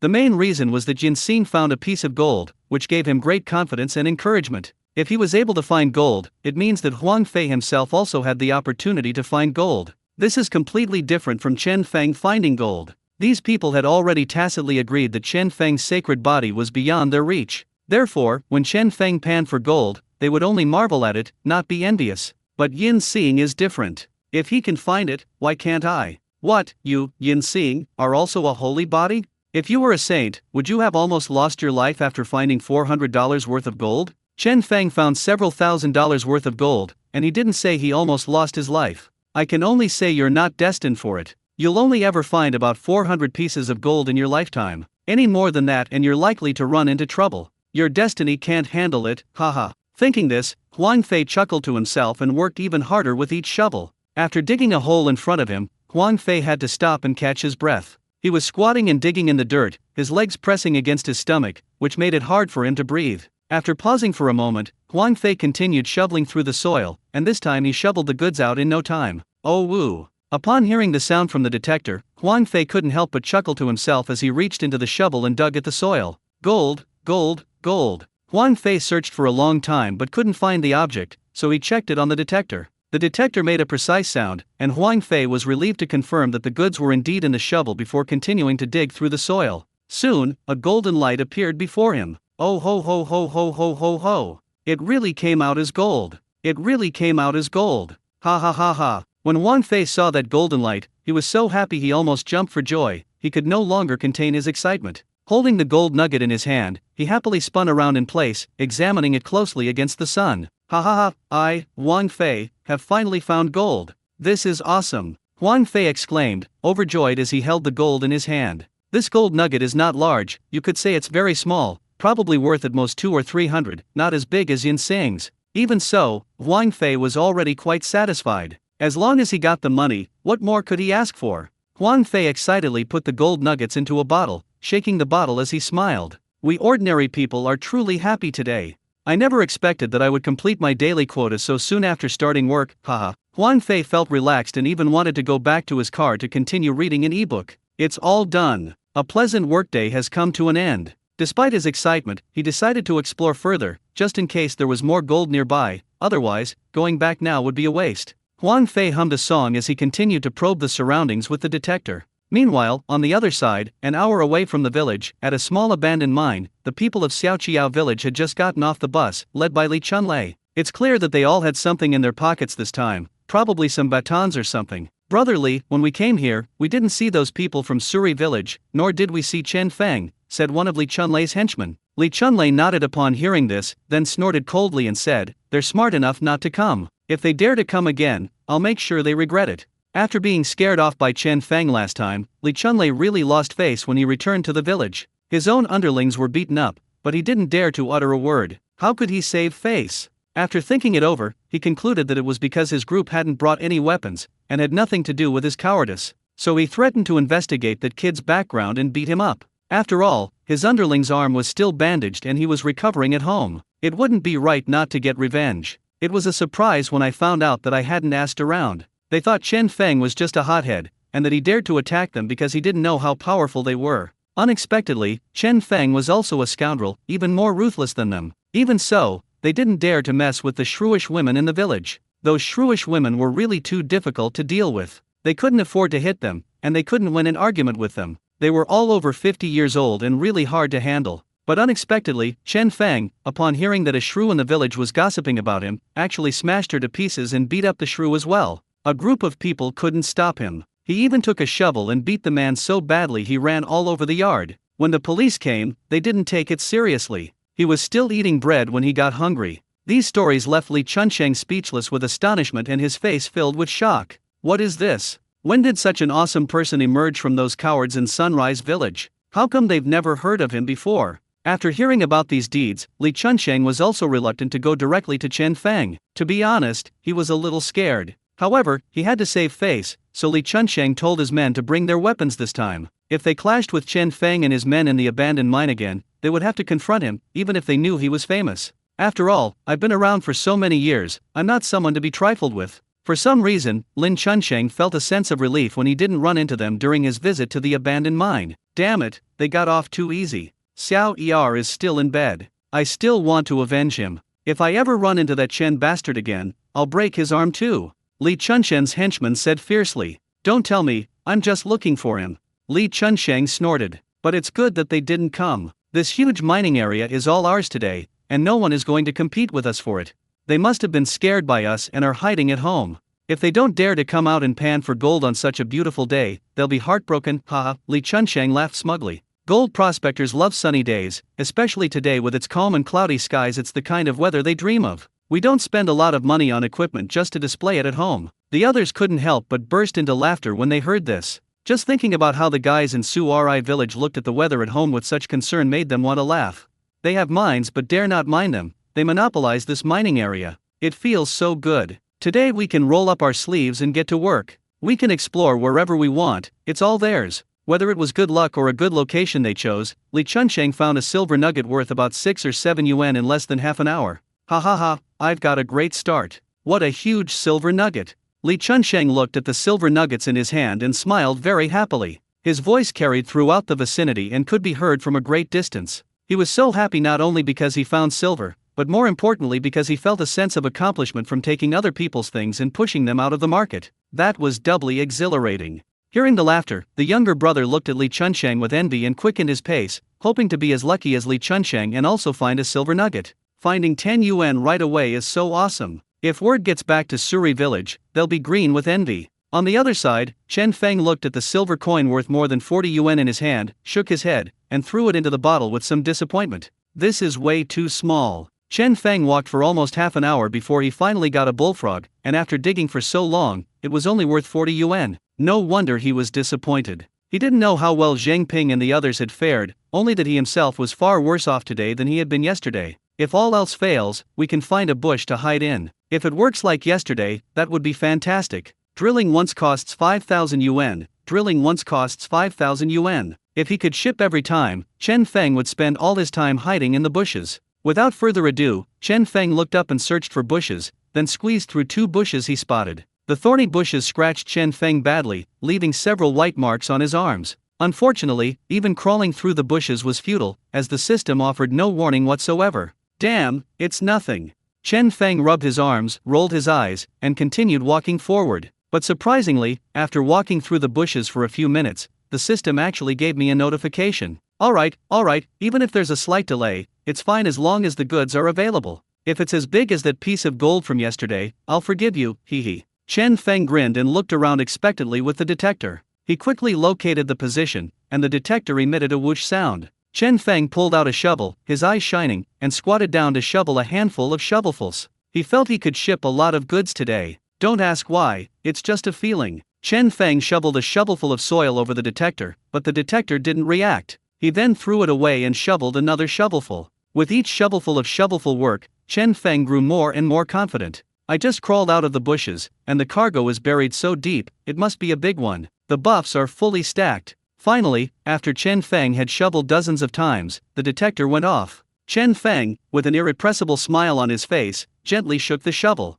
Hopefully, we'll see just the tip of the iceberg of its golden hue. The first shake didn't detect anything, so Chen Feng checked the detector and shook it again. After shaking it around, only one layer of goods remained in the shovel, and Chen Feng still hadn't found them, so he frowned. The soil in the shovel is too thin to bury a large amount of gold. He reached out and rummaged around for a bit, and found a small silver coin worth about 30 yuan. Chen Feng fell silent as he looked at the small silver grains. Not only had they failed to produce a large quantity, but the quantity was also getting smaller and smaller. You damn god, I swear. Chen Feng stood up, clutching the silver coin in his hand, and sighed deeply. Today had truly been an inauspicious start. The feng shui was off. He threw the silver nuggets into the bottle and prepared to leave, when he suddenly noticed that the system notifications were still in progress and showed no signs of disappearing.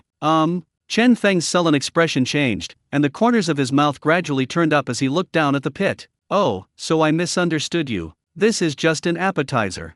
Chen Feng chuckled and picked up the shovel again, squatting down to start shoveling soil one shovelful at a time. The detector went off after only a few shovelfuls. Chen Feng carefully shook off the soil, eagerly anticipating the arrival of the large truck. The buffs are now fully stacked, with the bushes, deep pit, and double yellow buffs. It would be a real shame if we didn't pull off a big hit. Soon after Chen Feng saw the item in the shovel, his cheerful expression instantly vanished. That was a silver coin worth about $20. Hey, Chen Feng stood up, spat fiercely, and forcefully threw the silver granules into the small bottle. What the hell? With buffs stacked up like this, all you get are these two? Even a small gold item would have been better. After packing his things, Chen Feng randomly turned in a direction. The system was as quiet as if it had disappeared along the way. Chen Feng was extremely bored, so he took out a cigarette from his pocket and put it in his mouth. After lighting it, Chen Feng slowly exhaled a puff of smoke as he walked and smoked. No matter where he went, the system remained silent today, making Chen Feng want to go back to where he was yesterday. What kind of godforsaken place is this? We might as well not have moved here. This is outrageous. Chen Feng stubbed out his cigarette, wiped the sweat from his forehead, and sighed. He estimated that he would be lucky to make 1,000 today, otherwise, he might not even make 1,000, setting a new personal record for the lowest haul. After about half an hour, Chen Feng came to a small step in front of him. He jumped down with his things in his arms, and the system finally gave him a notification. Bite! There is precious metal within a 3-meter radius of the host. Upon hearing the sound, Chen Feng took a deep breath and slowly began scanning with the detector. If the goods don't arrive soon, it will be almost noon, and half the day will be gone. The detector scanned line by line around the area drawn by Chen Feng with his eyes. There were many rocks in this place, and Chen Feng walked with uneven steps, sometimes losing his footing and swaying. The detector couldn't easily pass over these rocks, so Chen Feng could only try to lift it up a little to prevent it from hitting the rocks. The lifespan of a detector will be reduced if it hits a rock. After all, it will eventually break if it keeps bumping into things. It took Chen Feng twice as long as usual to scan the area, and the detector only sounded when there were only a few lines left. Oh woo! Upon hearing the sound, Chen Feng didn't grab a shovel immediately. Instead, he put the detector aside, squatted down, and began to lift the stones and toss them aside. This layer of gravel weighs at least 10 kilograms, and even the lightest weighs several ounces, making it impossible for Chen Feng to shovel it down. Under the scorching sun, Chen Feng threw all the stones aside. He was covered in sweat and took a breath before squatting down to take out his shovel. He was a little confused, wondering if he was working as a bricklayer or a gold digger. Construction sites are nothing special. With one shovelful, even the soil under the rocks was incredibly dry, unlike in small abandoned mines where the soil underneath was always damp when you dug up the rocks. This place probably gets very little rain and is scorching hot all month round. Of course, for gold prospectors, being hot and dry is fine, as long as it doesn't rain every day. When it rains, you really can't work, you can only sit in the car. After shoveling many times, Chen Feng still couldn't find anything. He moved the stones under his feet aside and continued shoveling. After dozens of attempts, the detector finally beeped when Chen Feng was passing through the soil. Oh woo! Chen Feng heard the sound and let out a soft sigh of relief. He then picked up the shovel and shook it in front of him. After shaking the detector, he repeated this process several times until there was only half a shovelful of soil left in the shovel. Then, Chen Feng started digging with his hands. Soon, Chen Feng acquired a silver nugget worth about 40 yuan. Ah! When Chen Feng saw the silver grain, he slumped to the ground in despair and let out a feeble cry. He was truly on the verge of collapse. All that effort only yielded a silver coin worth $40, less than 50. What is God trying to do? It seems that since he earned a lot yesterday, he's taking some back today, isn't that it? Chen Feng sat on the ground, took out a bottle of mineral water from his bag, took a big gulp to moisten his throat, and earned several hundred yuan in just one morning. You damn God, is this how you do things? It was already lunchtime, but Chen Feng didn't have much of an appetite because of the heat, and he wasn't very hungry, so he simply decided not to eat. Carrying my things, I walked towards a direction where there didn't seem to be many stones. There weren't many stones in this direction, just small pebbles. Chen Feng even spotted a steel bar pointing skyward with a curve. Chen Feng went over and tried to pull it out, but the steel bar stuck in the ground didn't budge, probably because it was pulled out very deep. Curious, he took out a shovel and dug around, but still couldn't pull it out, so he simply kicked it and left. Now, not only Chen Feng, but even Zheng Ping and the others no longer care about scrap metal. Not only are they heavy and difficult to handle, but they also don't fetch much money when sold. After walking for about 20 minutes, Chen Feng's system beeped again. He picked up a tree branch, drew a circle around himself, and then started probing with the detector. When they reached the middle, the detector went off, and Chen Feng squatted down and took out a shovel. Digging and digging and digging in the tiny abandoned mine. Driving a big Ferrari and living in a big house. Bored, Chen Feng suddenly remembered this catchy song and couldn't help but sing it. After shoveling for what seemed like forever, another hole appeared in front of Chen Feng. When he tried to move the shovel through the soil again, the detector went off.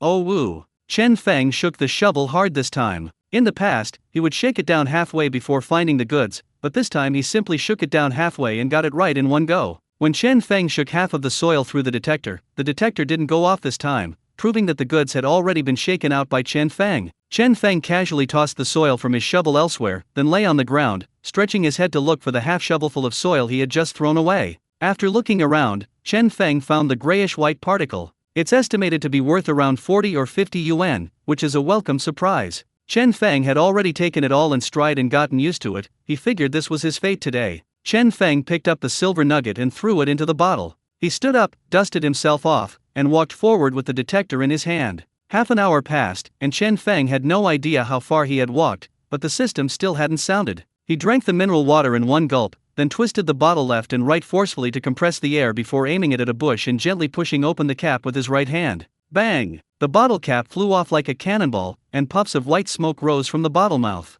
What can you do if you can't find any goods? You can only entertain yourself, you can't exactly play on your phone. Chen Feng tossed the bottle aside, picked up the detector, changed direction, and continued walking forward. 20 minutes later, Chen Feng still hadn't found anything. He sat under a bush to cool off, wondering if he could get a good night's sleep if he went back now. After resting for a while, Chen Feng carried the detector and walked forward. 20 minutes later, just as he was about to head home and consider his day over, the system finally beeped. Bite! There is precious metal within a 3-meter radius of the host. The system's voice stopped Chen Feng from going back to sleep, and he stood still and took a deep breath. No wonder he wanted to go back to sleep. Today was just too unlucky, practically the worst day he'd had since his debut. Chen Feng drew a range with his eyes and then carried the detector to explore it little by little. This time, I got another buff, a buff that comes right before I turn around. He remembered that there had been a few times before when he was about to leave, and then a large truck would arrive. Hopefully, it will be the same this time. When 2/3 of the area was scanned, the detector emitted a buzzing sound.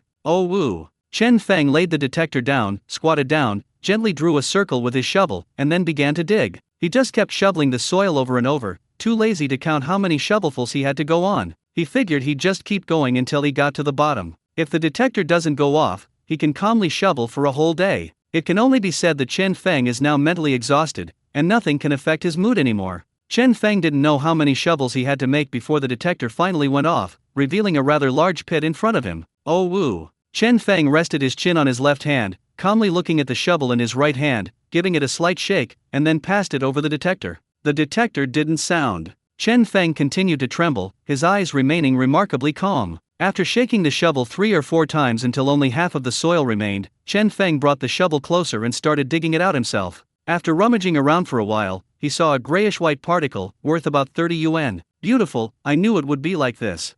Damn it! Chen Feng's voice carried a hint of disappointment as he put the silver granules into the bottle and stuck the shovel into the side of his backpack. He stood up, carrying the detector himself. Damn it, I'm not going to investigate anymore, okay? I give in. It's almost 3 o'clock now. I'm going back to eat and sleep.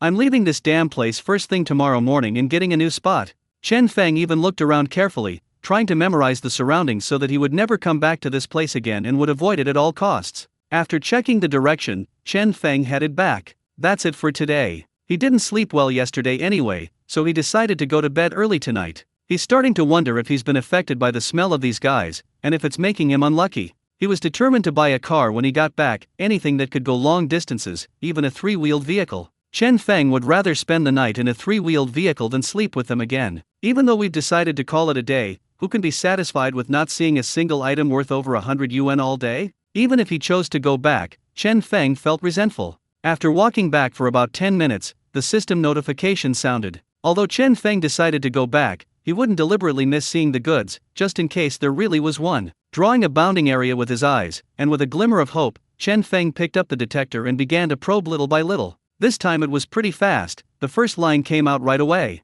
Oh woo! Chen Feng squatted down, picked up the shovel, scooped up a handful of material, and ran it over the detector. The detector didn't respond, so Chen Feng threw the soil high into the air. This time, there was no headwind, so Chen Feng wasn't covered in dust. Chen Feng shoveled again with force.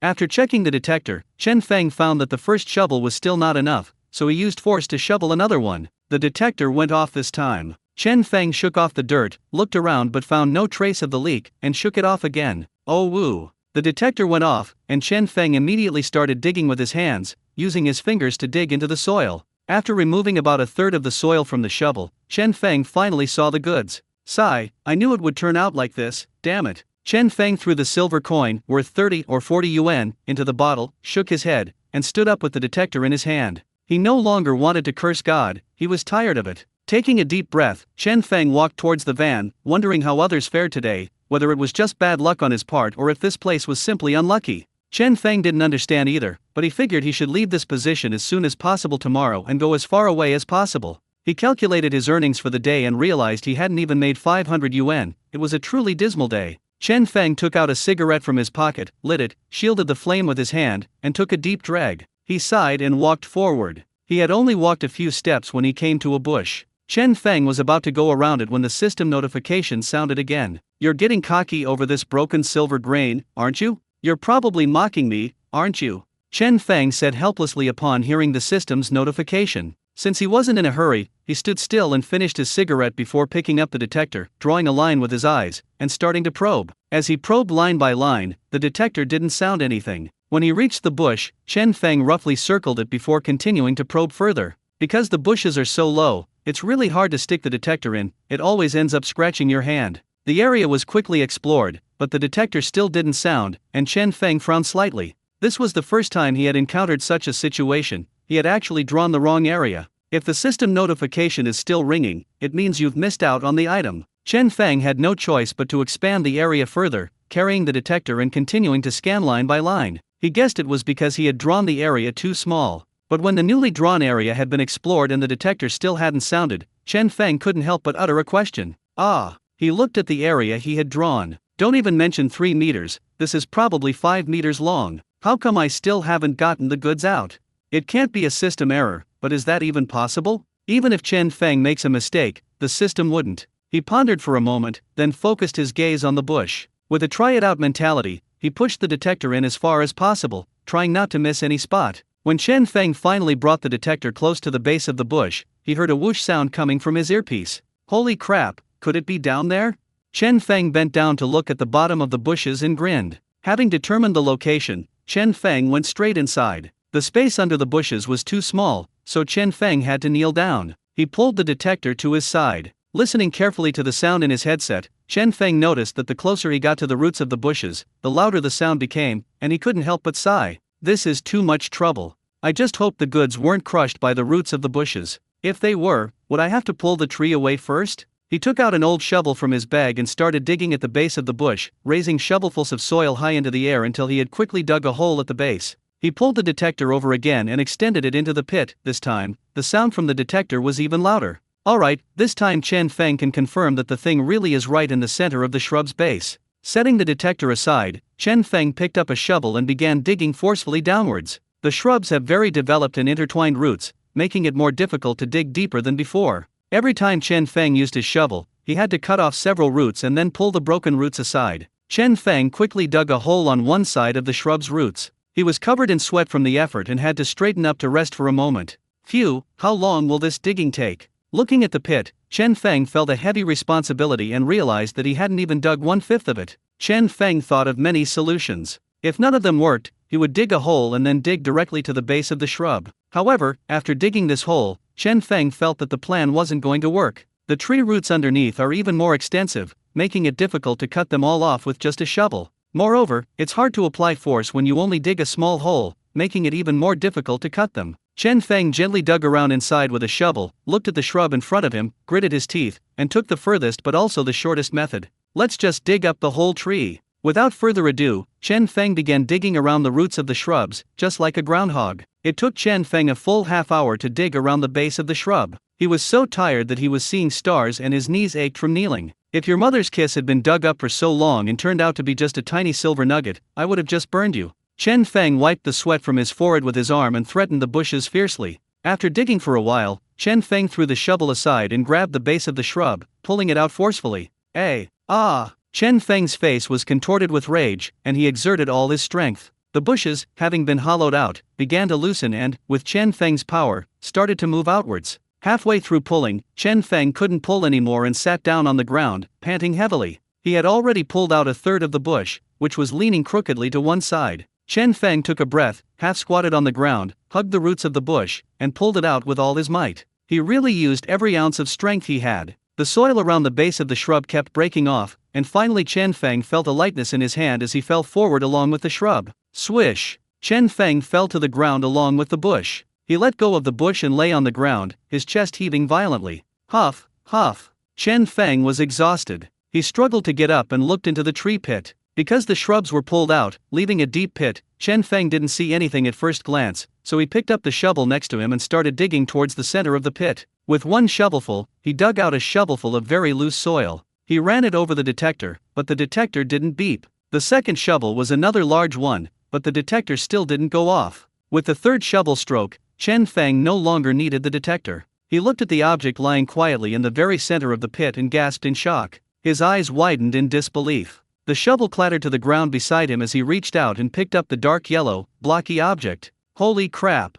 Looking at the gold nugget in his hand and feeling its heavy weight, Chen Feng felt that at this moment, all the hard work was worthwhile. Ha ha ha ha! His lips couldn't help but curl upwards. He shifted his body, lay down on the bush he had just been on, and held the gold in his hand up to the sun. The dark gold nugget gleamed in the sunlight, and Chen Feng smiled silently. The sweat on my forehead felt so worthwhile at that moment. This gold nugget broke Chen Feng's record once again. Chen Feng estimated that it weighed more than 20 grams, maybe even 23 or 24 grams. In other words, after removing the impurities and damage, this piece of gold is worth at least 7,000. All the effort of the day was worth it at this moment. This one is enough. My God, this is so big, it's so awesome. Chen Feng grinned and couldn't help but shout to the sky. Oh, heavens, how cruel you are to me. Ha ha ha ha. If God heard this, he would definitely roll his eyes. You've been cursing at me all day, and now you're pulling this stunt on me? After resting for half a day, Chen Feng sat up comfortably. It has to be said that a person's mood really does matter. He was annoyed by everything just moments ago, but now even the blazing sun doesn't seem so intense anymore. Chen Feng chuckled as he touched the bush he had knocked down in front of him. Great, today was really great. If it weren't for the sheer effort of replanting it, Chen Feng would have liked to do so, just like that anthill. As Chen Feng put the gold nugget into the small bottle, he couldn't help but chuckle. Who would have thought that after collecting silver nuggets all day, just when he was about to give up, he would find them gone? The feeling of being given such a large piece of gold by God is indescribable. In short, it's awesome. He walked back happily, carrying the detector, the gloom on his face completely gone. He soon spotted the van in the distance. There was still an hour until the agreed time, and there was hardly anyone around the van. Upon entering, one sees Huang Fei comfortably reclining in the driver's seat, with music playing inside the car. He was quite surprised to see Chen Feng, and couldn't help but sit up straight and turn his head to ask, "Why did you come back so quickly today?" "I'm sleepy. I'll eat something early and go to bed early. The harvest is so-so." As he said this, Chen Feng held back his laughter, got into the car, took off his backpack, and placed the detector inside the seat. "How was today? How much cargo did you find?" Huang Fei asked curiously. "It's just a few hundred yuan," Chen Feng said, sitting in the car seat and holding a bottle of water. "Oh, that's true, it's really just average compared to before." Huang Fei nodded, deeply agreeing. Let alone in a place with abundant goods like this, even in that small abandoned mine before, Chen Feng could make 1,000 a day. Now, a few hundred a day is indeed average. I reckon they'll be back soon. "Oh, by the way, Fengzi, I found some gold today, ha ha ha." Huang Fei suddenly remembered the morning and couldn't help but take the bottle out of his pocket to share his joy with Chen Feng. "Really? Where did you find it? That's impressive." Chen Feng took the bottle and praised the gold nuggets inside. "It was not far from the van. You know what? I was really lucky today. I won right away. I didn't even expect it. Then I searched until after 2 p.m. and found some more silver coins. I estimate my haul for today will be around 400 yuan, ha ha ha. I've fallen in love with this place. If I could, I'd like to be buried here someday," Huang Fei said, stroking the steering wheel and looking at the abandoned mine in front of him. "Haha, you were really good today, and then you came back around 2 p.m., didn't you continue?" Chen Feng laughed. "No, I got tired later and took a nap when I got back. It was so sunny today, I was all sweaty from the sun," Huang Fei said with a grin. The two chatted for a while, and the other companions returned one after another. Yin Xing was the first to return, which showed that he had really learned his lesson. He went to the car, took his large cup, poured some water, drank it all in one gulp, let out a comfortable groan, and slumped back in his seat. "Ah, it's so comfortable in the car. I thought I was the first one back, but I didn't expect you to be faster than me, Fengzi." Upon hearing this, Chen Feng turned to Yin Xing and teased him, "Are you scared? Unlike yesterday, you didn't stay up all night like you did yesterday?" Upon hearing this, Yin Xing shook his head vigorously, like a rattledrum. No, I'll never stay up this late in my life. You have no idea how desperate I was last night." "How was your day?" Yin Xing asked casually. "A few hundred yuan, how about yours?" Chen Feng asked in return. I estimate it will cost over 200 yuan. Yin Xing calculated for a moment. I have to say, this place is really great. From now on, we'll come here to pan for gold. I'm not going anywhere else. Yin Xing's face was full of excitement when he mentioned it. The harvest here far exceeded their expectations. Who would have thought that they could earn 1 or 200 yuan a day, and even find gold in the pan? Huan Fei, who was at the very front, couldn't help but boast after hearing this. Well, you're no good either. You're not as good as me. I still need 400 yuan today. Yin Xing was immediately surprised and found it quite unbelievable. Wow, you have so much today? Absolutely. I found some gold today too. It was just a small nugget, but it's the first time I've ever found such a big one. I have to say, panning for gold is so exciting. It would be even better if I could find gold every day, ha ha ha. Huan Fei was at the front, and he almost grinned from ear to ear when he talked about today's harvest. If there were a supermarket here, he would definitely buy a Yuxi cigarette to celebrate today. The others returned one after another as darkness fell. Zheng Ping was the last to return today. He had a good day, finding over 300 yuan, but he vividly remembered Yin Xing's ordeal yesterday, so he kept an eye on the time and didn't get carried away. Although I was the last to return, the timing was perfect. There was still some time before it got completely dark. Everyone wet their towels and wiped their hands and faces before getting up to start a fire and cook. Since they hadn't brought many axes, only 2 people could go to chop firewood each time. Since everyone wanted to work together, there was no other way, so the rest of the people picked up stones and built a circle. Today, Chen Feng was in high spirits. Yesterday, he saw Zheng Ping starting a fire and it seemed so easy for him, so he volunteered to start the fire himself.